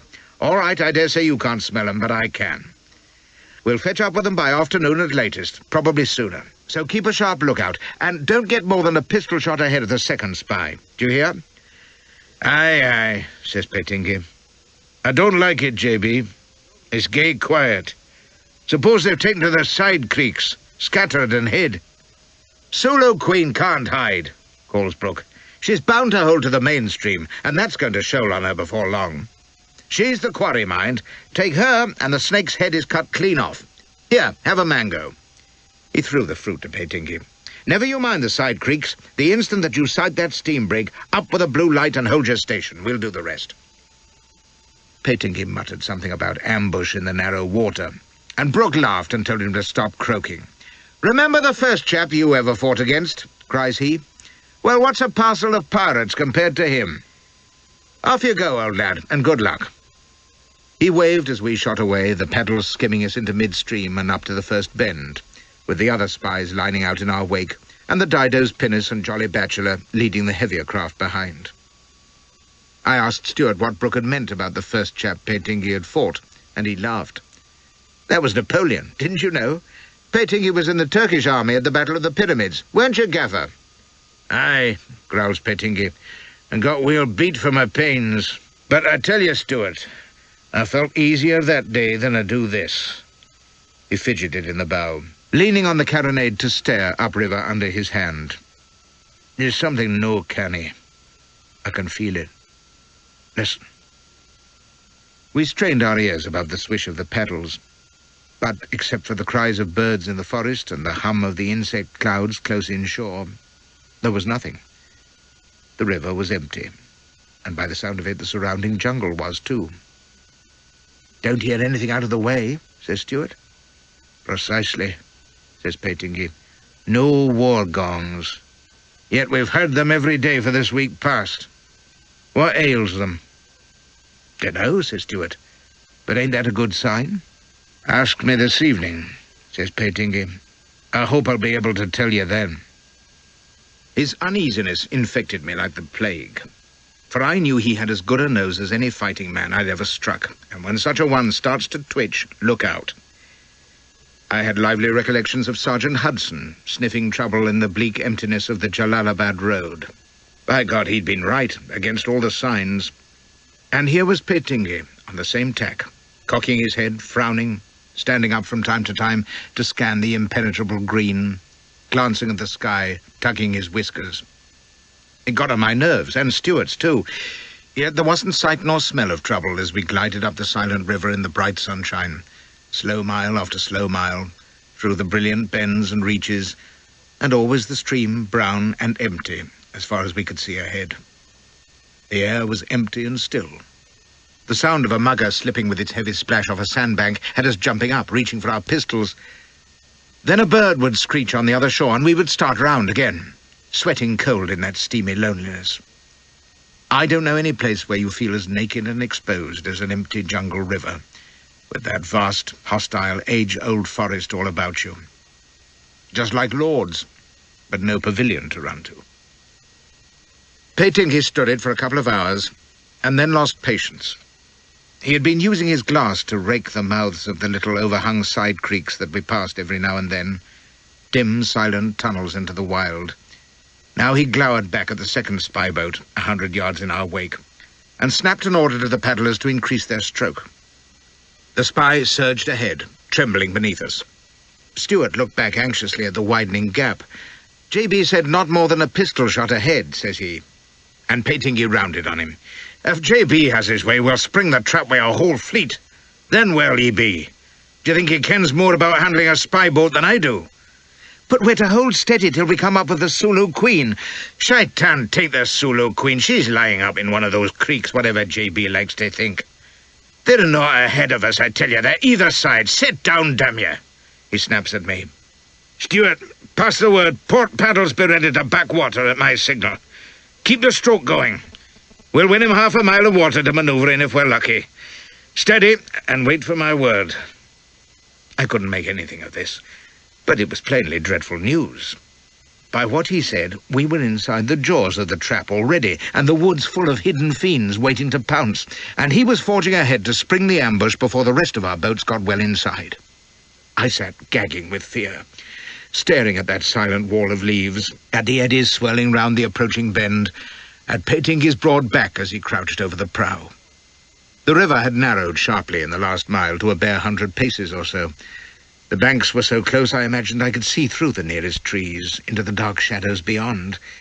Was there something stirring there? Could I hear some awful presence? The spy boat was fairly flying round the bend, and behind us the river was empty for a couple of furlongs. We were alone, far ahead. Now, roars Petingi, dropping to his knees and clutching the gunwales, and as the port paddlers backed water, the spy boat spun crazily on her heel, her bow rearing clear out of the water, so that we had to cling like grim death to avoid being hurled out. For an awful instant she hung suspended at a fearful angle, with the water a good 6 feet beneath my left elbow. Then she came smashing down as though she would plunge to the bottom, wallowed with the water washing over her sides, and we were round and driving downriver, with Petingi yelling to us to bail for our lives. The water was ankle-deep as I scooped at it with my hat, dashing it over the side. The paddlers were gasping like leaky engines, the current helping to scud us along at a frightening pace. And then there was a yell from Petingi. I raised my head to look, and saw a sight that froze me in my seat. 100 yards ahead, downriver, something was moving from the tangle of the bank. A raft, poling slowly out on the bosom of the stream, crowded with men. At the same moment, there was a great rending, tearing noise from the jungle on the opposite bank. The forest seemed to be moving slowly outward, and then it detached itself into one huge tree, a mass of tangled green, falling ponderously with a mighty splash to block a third of the stream on our port bow. From the jungle either side came the sudden thunderous boom of war gongs. Behind the first raft, another was setting out. There were small canoes sprouting like black fingers from the banks ahead, each loaded with savages. Where a moment since the river had been silent and empty, it was now vomiting a horde of pirate craft, baying their war cries, their boats alive with steel and yelling cruel faces, cutting us off, swarming towards us. There were others on the banks on our beams, archers and blowpipe men. The whist, whist, whist of shafts came lancing towards us. There, you see, roars Patinky. "Where's your clever J.B. now, Stuart? Solo Queen, says he. Well, he's got clear water to work in, small thanks to himself. These sons of Eblis look to trap a fleet. They've got one wee spy boat." And he stood up, roaring with laughter and defiance. "Drive for the gap, steersman! On! Charge!" There are moments in life which defy description. In my black moods, they seem to have occurred about once a week, and I have difficulty distinguishing them. The last minutes at Balaclava, the moment when the Welsh broke at Little Hand Rock and the Zulus came bounding over our position, the breaching of Piper's Fort Gate, the neck-or-nothing race for Reno's Bluff, with the Sioux braves running among the shattered rabble of Custer's 7th. I stretched my legs in all of those, knowing I was going to die and being damned noisy at the prospect. But in Patinky's spy boat, running was impossible. So, depressingly, was surrender. I observed those flat, evil faces sweeping down on us behind their glittering lance heads and campellans, and decided they weren't open to discussion. There was nothing for it but to sit and blaze away in panic. And then a red-hot pain shot through my left ribs, and I looked down bewildered to see a Sampitan shaft in my side. Yellow it was, with a little black tuft of lint on its butt, and I pawed at it, whimpering, until Stuart reached over and wrenched it clear to my considerable discomfort. I screamed, twisted, and went over the side. I dare say it was that saved me, although I'm blessed if I know how. I took a glance at the official account of the action before I wrote this, and evidently the historian had a similar difficulty in believing that anyone survived our little water party, for he states flatly that every man jack of Patinky's crew was slaughtered. He notes that they'd got too far ahead, were cut off by a sudden ambush of rafts and prows, and by the time Brooke's fleet had come storming up belatedly to the rescue, Patinky and his followers had all been killed. There's a graphic account of 20 boats jammed together in a bloody melee, of thousands of pirates yelling on the bank, of the stream running crimson, with headless corpses, wreckage, and capsized craft drifting downstream. But never a word about poor old Flashy, struggling half-foundered, dyeing the water with his precious gore, spluttering, "Wait, you careless bastards, I'm sinking!" Quite hurtful being ignored like that, although I was glad enough of it at the time when I saw how things were shaping. It was, I've since gathered, touch and go that Brooke's whole fleet wasn't wiped out. Indeed, if it hadn't been for Patinky's racing ahead, sacrificing his spy boat like the gallant idiot he was, the pirates would have jumped the whole expedition together. But as it was, Brooke had time to dress his boats into line and charge in good order. It was a horrid near-run thing, though. Keppel confessed later that when he saw the fighting horde that was waiting for him, for a moment I was at a loss what steps to take. And there was one chap treading water upstream with a hole in his belly and roaring for succour who shared his sentiments exactly. I was viewing the action from t'other side, so to speak, but it looked just as confused and interesting to me as it did to Keppel. I was busy, of course, holding my wounded guts with one hand and clutching at a piece of wreckage with the other, trying to avoid being run down by boats full of ill-disposed persons with swords. But as I came up for the 10th time, I saw the last seconds of Patinky's spy boat, crashing into the heart of the enemy, its bow gun exploding to tear a bloody cleft through the crew of a raft. Then the pirate wave swept over them. I had a glimpse of Stuart, stuck like a pincushion with Sampitan darts, toppling into the water, of a Linga swordsman clearing a space with his campellan swinging in a shining circle round his head, of another in the water stabbing fiercely up at the foes above him, of the steersman on hands and knees on the raft being hacked literally into bits by a screaming crowd of pirates, of Patinky, a bristling red giant, his turban gone, roaring, "Allah il Allah!" with a pirate swung up in his huge arms. And then there was just the shell of the spy boat, overturned, in the swirling bloody water, with the pirate boat surging away from it, turning to meet the distant, unseen enemy downstream. I didn't have time to see any more. The water was roaring in my ears. I could feel my strength ebbing away through the tortured wound in my side, my fingers slipping from their grip on the wreckage. The sky and treetops were spinning slowly overhead, and across the surface of the water, something, a boat, a raft, was racing down on me with a clamour of voices. air and water were full of the throbbing of war gongs, and then I was hit, a violent blow on the head. Something scraped agonizingly over my body, forcing me down, choking with water, my ears pounding, lungs bursting. And then, as old Wild Bill would have said, "Why, boys, I drowned." For a moment, I thought I was back in Jalalabad, in that blissful awakening after the battle. There was a soft bed under me, sheets at my chin, and a cool breeze. I opened my eyes and saw that it came from a porthole opposite me. That wasn't right, though. No portholes in the Khyber country. I struggled with memory, and then a figure blocked the light. A huge figure in green sarong and sleeveless tunic, with a crease at his girdle, and fingering his earring as he stared down at me, his heavy brown face as hard as a curling stone. "You should have died," says Don Solomon Haslam. Just what an awakening invalid needs, of course, but it brought the nightmare flooding back. The reeking waters of the Scrang, the overwhelmed spy boat, the dart in my side. I was conscious of a dull ache in my ribs and of bandages. But where the devil was I? In the Sulu Queen, sure enough. But even in that dizzy moment of waking, I was aware that her motion was a slow, steady heave. There were no jungle noises, and the air blowing from the port was salt. I tried to speak, and my voice came in a parched croak. What am I doing here?" "Surviving," says he, "for the moment." And then, to my amazement, he thrust his face into mine and snarled, "But you couldn't die decently, could you?" "Oh, no, not you. Hundreds perished in that river, but you survive. Every man of Petingi's, good men, Lingas who fought to the last, Petingi himself, who was worth 1,000. All lost, but not you, blubbering in the water where my men found you. They should have left you to drown. I should have... Bah!" He wheeled away, fuming.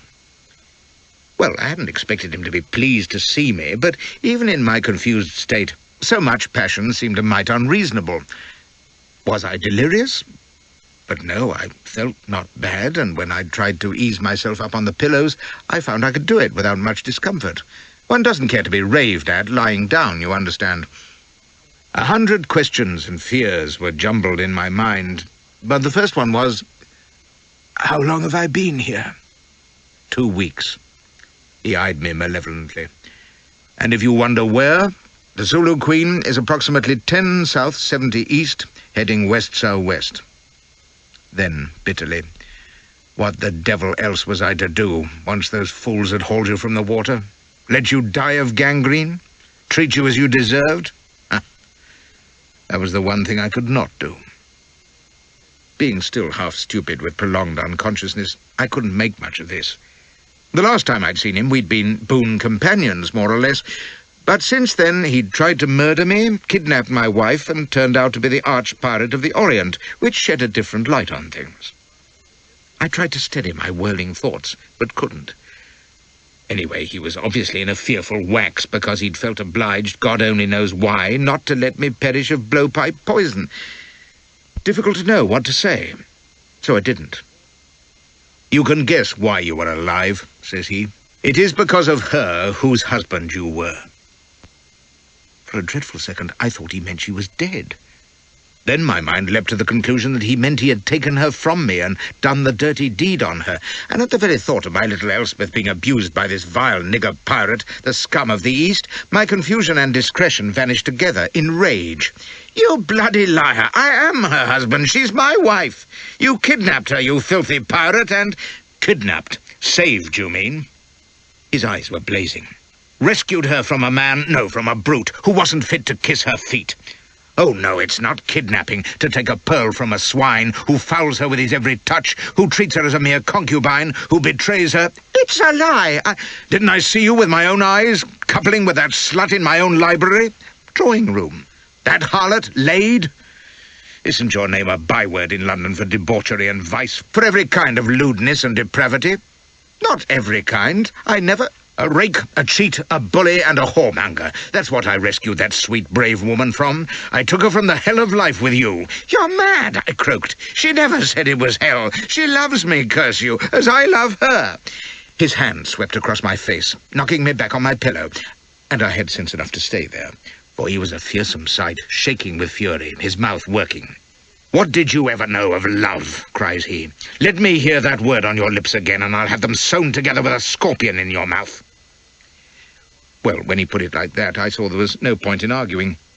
I lay there, quaking, while he mastered himself, and went on more quietly. "Love is not for animals like you. Love is what I felt, for the first time, on an afternoon at Lord's, when I saw her. I knew then, as surely as I know there is one God, that there could be no other woman, that I should worship her for life, a life that would be death without her. Yes, I knew then what love was." He let out a great breath, and he was trembling. "By George," thinks I, "we've got a maniac here. He means it." He heaved a minute, and then went on, like a poet on opium. "She filled my life from that moment. There was nothing else. But it was a pure love. She would have been sacred to me, had she been married to a husband truly worthy of her. But when I saw the truth, that she was shackled to the basest kind of brute," he shot me a withering look, "I asked why my life, and hers, which was infinitely more precious, should be ruined by a stupid convention which, after all, meant nothing to me. Oh, I was a gentleman, trained in the English way, at an English school, but I was also a prince at the house of MacDonald, descended from the prophet himself, and I was a pirate, as you of the West know the word. Why should I respect your customs, when I could offer her a destiny as high above life with you as the stars are above the slime? Why should I hesitate? I could make her a queen, instead of the chattel of a drunken, licentious bully who had only married her at pistol point. That ain't fair. She was damn glad to get me, and if that poxy little varmint Morrison says other— No, don't hit me, I'm wounded. Not by one word, by one gesture did she complain. Her loyalty, like everything else about her, is perfect, even to a worm like you. But I knew, and I determined to save her for a love worthy of her. So I worked, carefully, patiently, for both our sakes. It was torture to impose on that sweet innocence, but I knew that in time she would bless me for the subterfuge. I was ready to sacrifice anything, millions what were there to me. I, who was half of the East, half of the West, was prepared to put myself beyond the law, beyond civilization, for her sake. I would give her a throne, a fortune, and true love. For I still have my kingdom of the East, and she shall share it with me. Well, you won't want me as British ambassador, thinks I, but I kept mum tactfully. He paced about the cabin, looking masterful as he prated on. So I took her. And I fought for her, in the face of that vicious madman Brooke. Oh, he'll come too often to Borneo, that one, with his lying piety and promises, he that is the bloodiest pirate of us all. No doubt he made a fine pretext of rescuing her, so that he could come again and harry and burn us, butcher our people. He was working into a fine froth now, waving his hands. What's it to him how we live? What sacred right has he to war on us and our ways? I'd have eaten his fleet alive on the Scrang, but for Petingi. As it was, I slipped him in the creeks and came down river with this one vessel. He thinks he's finished, Suleiman Osman, does he? Let him come to Maladu when I return there. He paced some more, chewing over Brooke, and then rounded on me. But he doesn't matter, not now. You do. You're here, and you're inopportune. He paused, considering me. Yes, you should have died. I wished to God he'd stop harping on that. You could see where it was going to lead. This wasn't Don Solomon of Brook Street any longer. Not so you'd notice. This was a beastly aborigine who went plundering about in ships festooned with skulls, and I was an inconvenient husband. Enough said. In addition, he clearly had more screws loose than a drunk sapper. All that moonshine about worshipping Elspeth, not being able to live without her, making her a queen, well, it would have been laughable if it hadn't been true. After all, when a man kidnaps a married woman and fights a war over her, it ain't just a passing fancy. But one thing was plain. His wooing hadn't prospered. or I'd have been overside long ago with a bag of coal round my ankles. Why the hell couldn't he have rattled her in London and got tired of it? And we'd have been spared all this. But here we were, in a pickle whose delicacy made my flesh crawl. I considered, took a deep breath, and tried not to talk shrill. "Well now, Don Solomon," says I take note of what you've said, and, I'm glad we've had this little prose together, you know, and you've told me, what you think. Yes, you've put it very fair, and, well, I can't but deplore what you've done, mind. Well, I understand your feelings, as any man of sensibility must, and I'm that, I hope, and I see you were deeply affected by my wife, and I know what it's like, of course. I mean, she's a little stunner, we agree. Heavens, yes. I babbled on while he gaped in bewilderment. Small blame to him. But you've got it quite wrong, you know.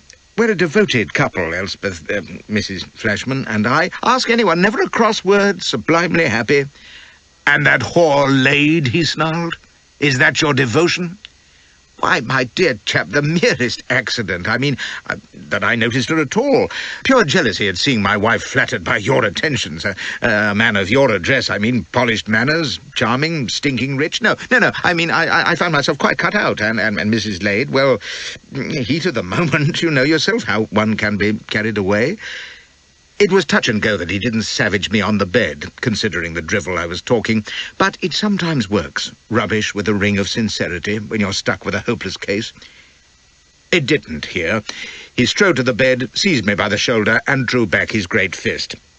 "You infernal liar," cries he. "Do you think you can gammon me with your snivelling?" "I'm not," I bawled. "I love Elspeth, and she loves me, and you know it. She don't want you." I'd done it now, I could see, so I went roaring on. "That's why you wish I died, because, you know, if you harm me now, your last hope of winning her is gone. Don't! I'm an invalid. My wound." His fingers bit my shoulder like a vice. Suddenly, he flung me back and straightened up with an ugly laugh. "So that's what you're counting on? Why, you miserable toad, she doesn't even know you're here. I could drop you overboard, and she'd never know. You go pale at—" "I don't believe you. If that were true, you'd have done me in already. You tried it in Singapore, rot you, with your foul black gangsters." He stared at me. "I've no notion what you're talking about." And he sounded sincere, curse him. "I don't expect you to understand it, Flashman, but the reason you're still alive is that I'm a man of honor. When I take her to her throne, and I shall, it will be with a clean hand, not one fouled with a husband's blood, even a husband like you." That was reassuring enough to banish my immediate terrors. I even recovered sufficiently for a cautious sneer. "Talk's cheap, Solomon. Honour, says you, but you ain't above wife-stealing. And cheating at cricket. Oh, aye, breaking a chap's wicket when you've laid him out foul. If you're such a man of honour," I taunted him, "you'd let Elspeth choose for herself, but you daren't, 'cause you know she'd plump for me, warts and all." He stood stock-still, just looking at me, without expression, fingering his earring again. Then, after a moment, he nodded slowly. "Yes," says he quietly. "It must come to that, must it not?" "Very well." He threw open the door and barked an order, glancing oddly at me while we waited. Feet sounded, and I felt my heart begin to thump uncontrollably as I sat up in bed. God knows why, but I was suddenly dizzy. And then she was there in the doorway, and for a moment I thought it was someone else. This was some eastern nymph in a clinging sarong of red silk. Her skin tanned to the gold of honey, whereas Elspeth's was like milk. Her blonde hair was bleached almost white by the sun. And then I saw those magnificent blue eyes, round with bewilderment like her lips. And I heard a sob coming out of me. "Elspeth!" She gave a little scream and stumbled in the doorway, putting her hand to her eyes, and then she was running to my arms, crying, "Harry! Oh, Harry!" flinging herself at me, her mouth against mine, clutching my head in wild hands, sobbing hysterically, and I forgot Solomon and the ache of my wound and fear and danger as I pressed that lovely softness against me and kissed her until she went suddenly limp and slid from my arms to the floor in a dead faint. It was only then, as I scrambled out, clutching my bandaged side, that I realized the door was closed and Solomon was gone. I tried to haul her up to the bed, but I was still weak as a kitten from my wound and confinement, and couldn't manage it. So I had to be content with pawing and fondling until her eyes fluttered open, and then she clung to me, muttering my name, and after we had babbled thankfully for a few minutes and exchanged our news, so to speak, we got down to the reunion in earnest. And in the middle of it, while I was just wondering if my wound was about to come asunder, she suddenly pulled her mouth free of mine and cried, "Harry, what is Mrs. Leo Lade to you?" "Hey?" I yelped. "What? What do you mean? Who's she? I mean, you know her very well. The Duke's companion, who paid you such singular attention. What is between you?" "Good God, at a time like this—" "Elspeth, my dear, what has Mrs. Lade to do with anything?" "That is what I'm asking." "No, desist.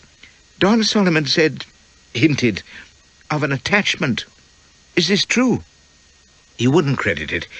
Here she was, on a pirate ship, having been abducted, shanghaied round half the East, through war, ambush, and confounded headhunters, reunited with her long-lost spouse, and just as he was proving his undying affection at grievous risk to his health, her jealous little pea-brain was off on another tack altogether. Unbelievable, and most unflattering. But I was equal to the occasion. "Solomon," cries I, "that viper, has he been trying to poison your mind against me with his lies? I might have guessed it. Not content with stealing you, the villain traduces me to you. Don't you see? He'll stop at nothing to win you away from me." "Oh," she frowned up at me. God, she was lovely, if half-witted. "You mean he... Oh, how could he be so base? Oh, Harry..." And she began to cry, trembling all down her body in a way that almost brought me to the boil. All the rest I could bear, the fear and shame and all of it. But the thought that you might have been untrue, as he suggested, that would have broken my heart. Tell me it wasn't so, my love." "Course it wasn't. Good Lord, that rattled pudding Lade. How could you think it? I despise the woman. And as though I could even look at her or any other when I have my own perfect angelic Aphrodite."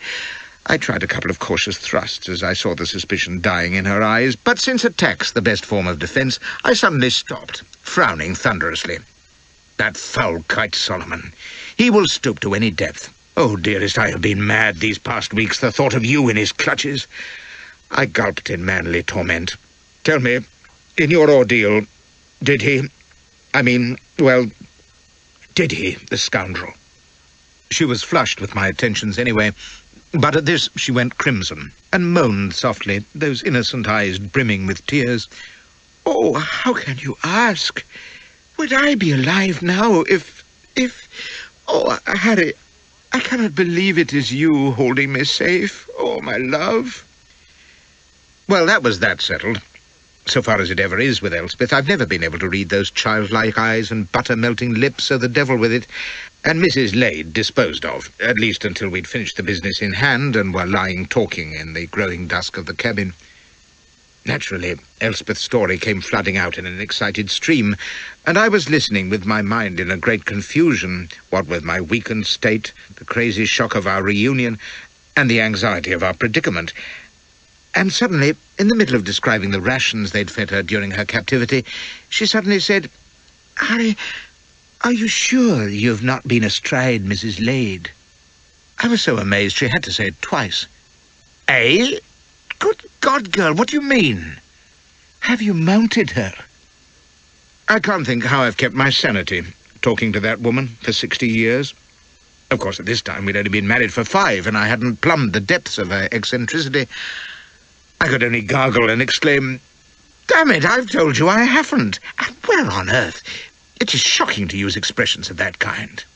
"Why? You use them? I heard you at Lady Chalmers, when you were talking to Jack Speedicut, and you were both remarking on Lottie Cavendish, and whatever her husband could see in such a foolish creature, and you said you expected he found her a good mount. I dare say I was not meant to hear." "I should think not. And I could have said no such thing. And, anyway, ladies ain't meant to understand such vulgar words. The ladies who get mounted must understand them. They ain't ladies." "Why not?" "Lottie Cavendish is. So am I, and you've mounted me lots of times." She sighed and nestled close, God help us. "Well, I have not. done any such thing with Mrs. Lade, so there." "I'm so glad," says she, and promptly fell asleep. Now, I've told you this partly because it's all of the conversation that I remember of that reunion, and also to let you understand what a truly impossible scatterhead Elspeth was, and still is. There's something missing there, always has been, and it makes her senselessly unpredictable. Heaven knows what idiocy she'll come out with on her deathbed, but I'll lay drunkard's odds it's nothing to do with dying. I only hope I ain't still above ground to hear it, that's all. She'd been through an ordeal that would have driven most women out of their wits, not that she had many to start with, but now she was back with me, safe as she supposed, she seemed to have no notion of the peril in which we both stood. Why, when Solomon's Malays took her away to her own quarters that first night, she was more concerned about the sunburn she'd taken, and if it would spoil her complexion, than about the fate Solomon might have in store for us. What can you do with a woman like that? Mind you, there was a dead weight off my heart at having seen her and knowing she'd come to no bodily harm. At least her captivity hadn't changed her. Come to think of it, if she'd wept and raved about her sufferings, or sat numb and shocked, or been terrified of her situation like a normal woman, she wouldn't have been Elspeth, and that would have been worse than anything somehow. For the next 2 days, I was confined to my cabin, and didn't see a living soul, except the chink steward who brought my food, and he was deaf to all my demands and questions. I'd no notion what was happening, or where we were going. I knew from what Solomon had said that we were in the South Indian Ocean, and the sun confirmed that we were westering steadily. But that was all. What did Solomon intend? The one thing that grew on me was that he wasn't likely to do me in, praise God. Not now that Elspeth had seen me, for that would have scuppered any hopes he had of winning her, and that was the nub of it. You see, lunatic though his behaviour had been, the more I thought about it, the more I believed him. The blighter was really mad about her, and not just to board and scuttle her either, but with all the pure romantic trimmings like Shelley or one of those chaps. Astonishing. Well, I'd love her myself, always have, but not to put me off my food. But Solomon had it to the point of obsession where he'd been willing to kidnap and kill and give up civilization for her. And he'd believed that in spite of his behaving like a bloody Barbary corsair, he could eventually woo and win her, given time. But then he'd seen her run into my arms, sobbing, and had realized it was no go. Shocking blow it must have been. He'd probably been gnawing his futile passion ever since, realizing that he'd brought outlawry and the gallows for nothing. But what was he to do now? Unless he chopped us both, which seemed far-fetched, pirate and old Etonian though he was, it seemed to me he had no choice but to set us free with apologies and sail away grief-stricken to join the Foreign Legion or become a monk or an American citizen. Why, he'd as good as thrown up the sponge in letting Elspeth and me spend hours together alone. He'd never have done that if he hadn't given up all hope of her, surely. He was in no hurry to repeat his generosity, however. On the 3rd day, a little chink doctor visited me with the steward, but he didn't have a word of English and busied himself impassively examining the Sompetan wound in my guts, which was fairly healed and barely ached, while remaining deaf to my demands to see Solomon. In the end, I lost patience and made for the door, roaring for attention. But at this, 2 of the Malay crew appeared, all bulging muscles and evil fizzies, and indicated that if I didn't hold my tongue, they'd hold it for me. So I did, until they'd gone, and then I set about the door with my boots, bawling for Elspeth and calling Solomon every name I could think of, indulging my natural insolence, if you like, since I figured it was safe enough. By George, wasn't I young and innocent, though? The response to that was nil, and an icy finger of fear traced down my back. For the past 2 days, with my belly still in a sling, it had seemed natural enough to be in the cabin. But now that the doctor had been and seemed satisfied, why weren't they letting me out? Or why, at least, wasn't Solomon coming to see me? Why weren't they letting me see Elspeth? Why weren't they letting me take exercise? It didn't make sense to keep me cooped here if he was going to let us go, and if he was going to let us go. It suddenly rushed in on me that that was pure assumption, probably brought on by my blissful reunion with Elspeth, which had been paradise after the weeks of peril and terror. Suppose I was wrong. I don't know anyone who despairs faster than I do. Mind you, I've had cause. and the hours that followed found me in the depths. I didn't know what to think or believe. My fears mounted steadily, and by next morning I was my normal self, in a state of abject funk. I was even drawing significance from the fact that this cabin I was in was obviously in the forward part of the vessel, with the engines between me and the civilized quarters where Elspeth and Solomon would be. God, was he ravishing her now that he knew he could never seduce her? Was he bargaining with her for my life? Threatening to feed me to the sharks unless she buckled to with him? That was it, for certain. It's what I'd have done in his place, and I tore my hair at the thought that, like as not, she'd defy him. She was forever reading trashy novels in which proud heroines drew themselves upright and pointed to the door, crying, "Do your worst, sinister man! My husband would die rather than be the price of my dishonour." Would he, by jingo? Surrender, you stupid bitch, if that's all he wants, I found myself muttering. What's another, more or less? Charming husband, ain't I? Well, why not? Honour's all very well, but life matters. Besides, I'd do the same to save Elspeth, if any lustful woman threatened me. They never do, though. With such happy thoughts, in a torture of uncertainty, I passed the days that followed. How many, I'm not sure, but I guess about a week. In all that time, no one came near me except the steward, with a Malay thug to back him up. I was alone, hour after hour, night after night, in that tiny box, alternating between shivering panic and black despair. Not knowing. That was the worst of it. I didn't even know what to be afraid of. And by the end of the week I was ready for anything, if it would only end my misery. It's a dangerous state to be in, as I know now that I'm old and experienced. I didn't realize then that things can always get worse. Then I saw the American ship, by chance, as I paced past my porthole. She was maybe half a mile off. A sleek black Southern Run clipper, with Old Glory at her jackstaff. The morning sun was shining like silver on her topsails as they flapped from the reefs and were sheeted home. Now, I'm no shellback, but I'd seen that setting a score of times, when a vessel was standing out from port. God, were we near some harbour of civilization where big ships ran? I hallooed for all I was worth, but of course they were too far off to hear, and then I was rummaging feverishly for matches to start a fire. Anything to attract attention and bring that Yankee to my rescue. But of course I couldn't find any. I nearly broke my neck trying to squint out of the port in search of land. But there was nothing but blue rollers and the Yankee dwindling towards the eastern horizon. All day I sat fretting, wondering. And then in mid-afternoon I saw a little native craft from my port, and a low green mainland beyond them. Gradually a beach came into view, and a few huts, and then wooden houses with steep roofs. No flags and nothing but niggers in loincloths. No, there was a uniform, an unmistakable navy coat, black with gold braid, and a cocked hat among a group on a little jetty. But there was the rumble of the Sulu Queen's cable. We were anchoring, a good quarter of a mile out. Never mind, that was close enough for me.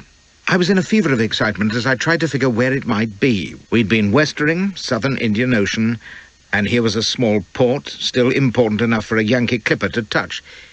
It couldn't be the Cape with that coastline. Port Natal? Surely we weren't that far west. I tried to conjure up the map of that huge sea east of Africa. Of course, Mauritius. The navy coat, the niggers, the Arabi-looking small craft, they all fitted, and Mauritius was British soil. I was trembling as I took stock. What the devil was Solomon thinking of, putting into Mauritius? Wood and water. He'd probably had no chance of either since bolting from the Scrang. And with me cooped tight, and Elspeth probably likewise, what had he to fear? But it was my chance, there'd never be another like it. I could swim the distance easily, and the lock scraped in my door at that moment. There are split seconds when you can't afford to plan. I watched the steward setting down my tray, and without making a conscious decision, I turned slowly towards the door where the Malay thug was hovering, beckoned him, and pointed, frowning, to the corner of the cabin. He advanced a pace, squinting up where I was pointing, and the next instant his courting tackle was halfway up inside his torso, impelled by my right boot. He was flying across the cabin, screaming, and Flashy was out and racing. Where? There was a ladder, but I ducked past it instinctively and tore along a short passage, the Chinese steward squealing in my rear. Round the corner, and there was a piece of open deck, Malays coiling rope, and iron doors flung wide to the sunshine and sea. As I ploughed through the startled Malays, scattering them, I had a glimpse of small craft between me and the shore, a distant jetty and palms, and then I was through those doors like a hot rivet, in an enormous dive, hitting the water with an almighty splash, gliding to the surface, and then striking out head down for dear life towards the distant land. I reckon it took about 10 seconds from my cabin to the water, and as many minutes before I was alongside the piles of the wharf. I was half-conscious with the exertion of my swim, and had to cling to the slimy wood while curious niggers in small boats drew up to gape at me, chattering like magpies. I looked back at the Sulu Queen, and there she was, riding peacefully, with a few native craft round her. I looked landward. There was the beach, and a fair-sized native town behind it, with a big building with a veranda and a flagpole. It was a deuced odd-looking flag, striped and blazoned, some shipping line, perhaps. I hauled myself wearily along the piles, found a ladder, dragged myself up it, and lay panting and sodden on the wooden jetty, conscious of a small crowd forming round me. They were all niggers, in loincloths or white robes, some pretty Arab-looking by their noses and headgear. But there was the navy coat, pushing towards me, and the crowd falling back. I tried to pull myself up, but couldn't, and then the navy trousers stopped beside me, and their owner was bending down towards me. I tried to control my panting. "I'm a British Army officer," I wheezed. "Escaped from that ship. Pirate." I raised my head, and the words died on my lips. The fellow bending towards me was in full navy rig, right enough, even to the hat and epaulet. The green sash looked strange, though, but that wasn't the half of it. The face beneath the cocked hat was jet black. I stared at him, and he stared back. Then he said something in a language I couldn't understand, so I shook my head and repeated that I was an army officer. Where was the commandant? He shrugged, showed his yellow teeth in a grin, and said something, and the crowd giggled. "Damn your eyes," cries I, struggling up. "What the hell's going on here? Where's the harbour master? I'm a British Army officer, Captain Flashman, and—" I was stabbing him on the chest with my finger, and now, to my utter amazement, he struck my hand angrily aside, and snapped something in his heathen lingo right in my face. I fell back, appalled at the brute's effrontery, and then there was a commotion behind, and I looked to see a small boat ploughing up at the seaward end of the jetty, and Solomon, of all people, springing from her bows and striding towards us along the planking, a massive figure in his tunic and sarong, with a face like thunder. Right, my hearty, thinks I, this is where you receive your ration allowance, once these people realise you're a bloody pirate, and I flung out a hand to denounce him to my epauletted nigger. But before I could get a word out, Solomon had seized me by the shoulder and spun me round. "You infernal fool," cries he, "what have you done?" You can be sure I told him, a trifle incoherently, at the top of my voice, drawing the nigger's attention to the fact that here was the notorious pirate and brigand Suleiman Usman delivered into his hands, and would he mind arresting him and his ship, and restoring me and my wife to liberty. "And you can swing till the crows peck you, you kidnapping tyke," I informed Solomon. "You're done for." "In God's name, where do you think you are?" His voice was shrill. "Mauritius, ain't it?" "Mauritius?" He suddenly pulled me aside. "You booby, this is Tav, Madagascar." Well, that startled me, I admit. It explained the nigger in uniform, I suppose, but I couldn't see it made much difference. I was saying so, when the nigger stepped up and addressed Solomon pretty sharp, and to my amazement the Don shrugged apologetically as though it had been a white official, and replied in French. But it was his abject tone, as much as the language, that bewildered me. "Your pardon, Excellency. A most unfortunate mistake. This man is one of my crew, a little drunk, you understand. With your permission, I shall take him—" "Balderdash!" I roared. "You'll take me nowhere, you lying dago!" I swung to the nigger. "You speak French, do you? Well, so do I, and I'm no more one of his crew than you are. He's a damned pirate who has abducted me and my wife." "Be quiet, you clown!" cries Solomon in English, thrusting me aside. "You'll destroy us. Leave him to me." And he began to patter to the black again in French. But the other silenced him with a flap of his hand. "Silence," says he, as if he were the bloody Duke. "The commandant approaches." Sure enough, there was a file of soldiers coming from the landward end of the jetty, strapping blacks in white loincloths and bandoliers, with muskets at the shoulder. And behind them, carried by coolies in an open sedan, came an unbelievable figure. It is solemn truth. He was black as your boot, and he wore a turban on his head, a flowered red and yellow shirt, and a 42nd Highlander's kilt.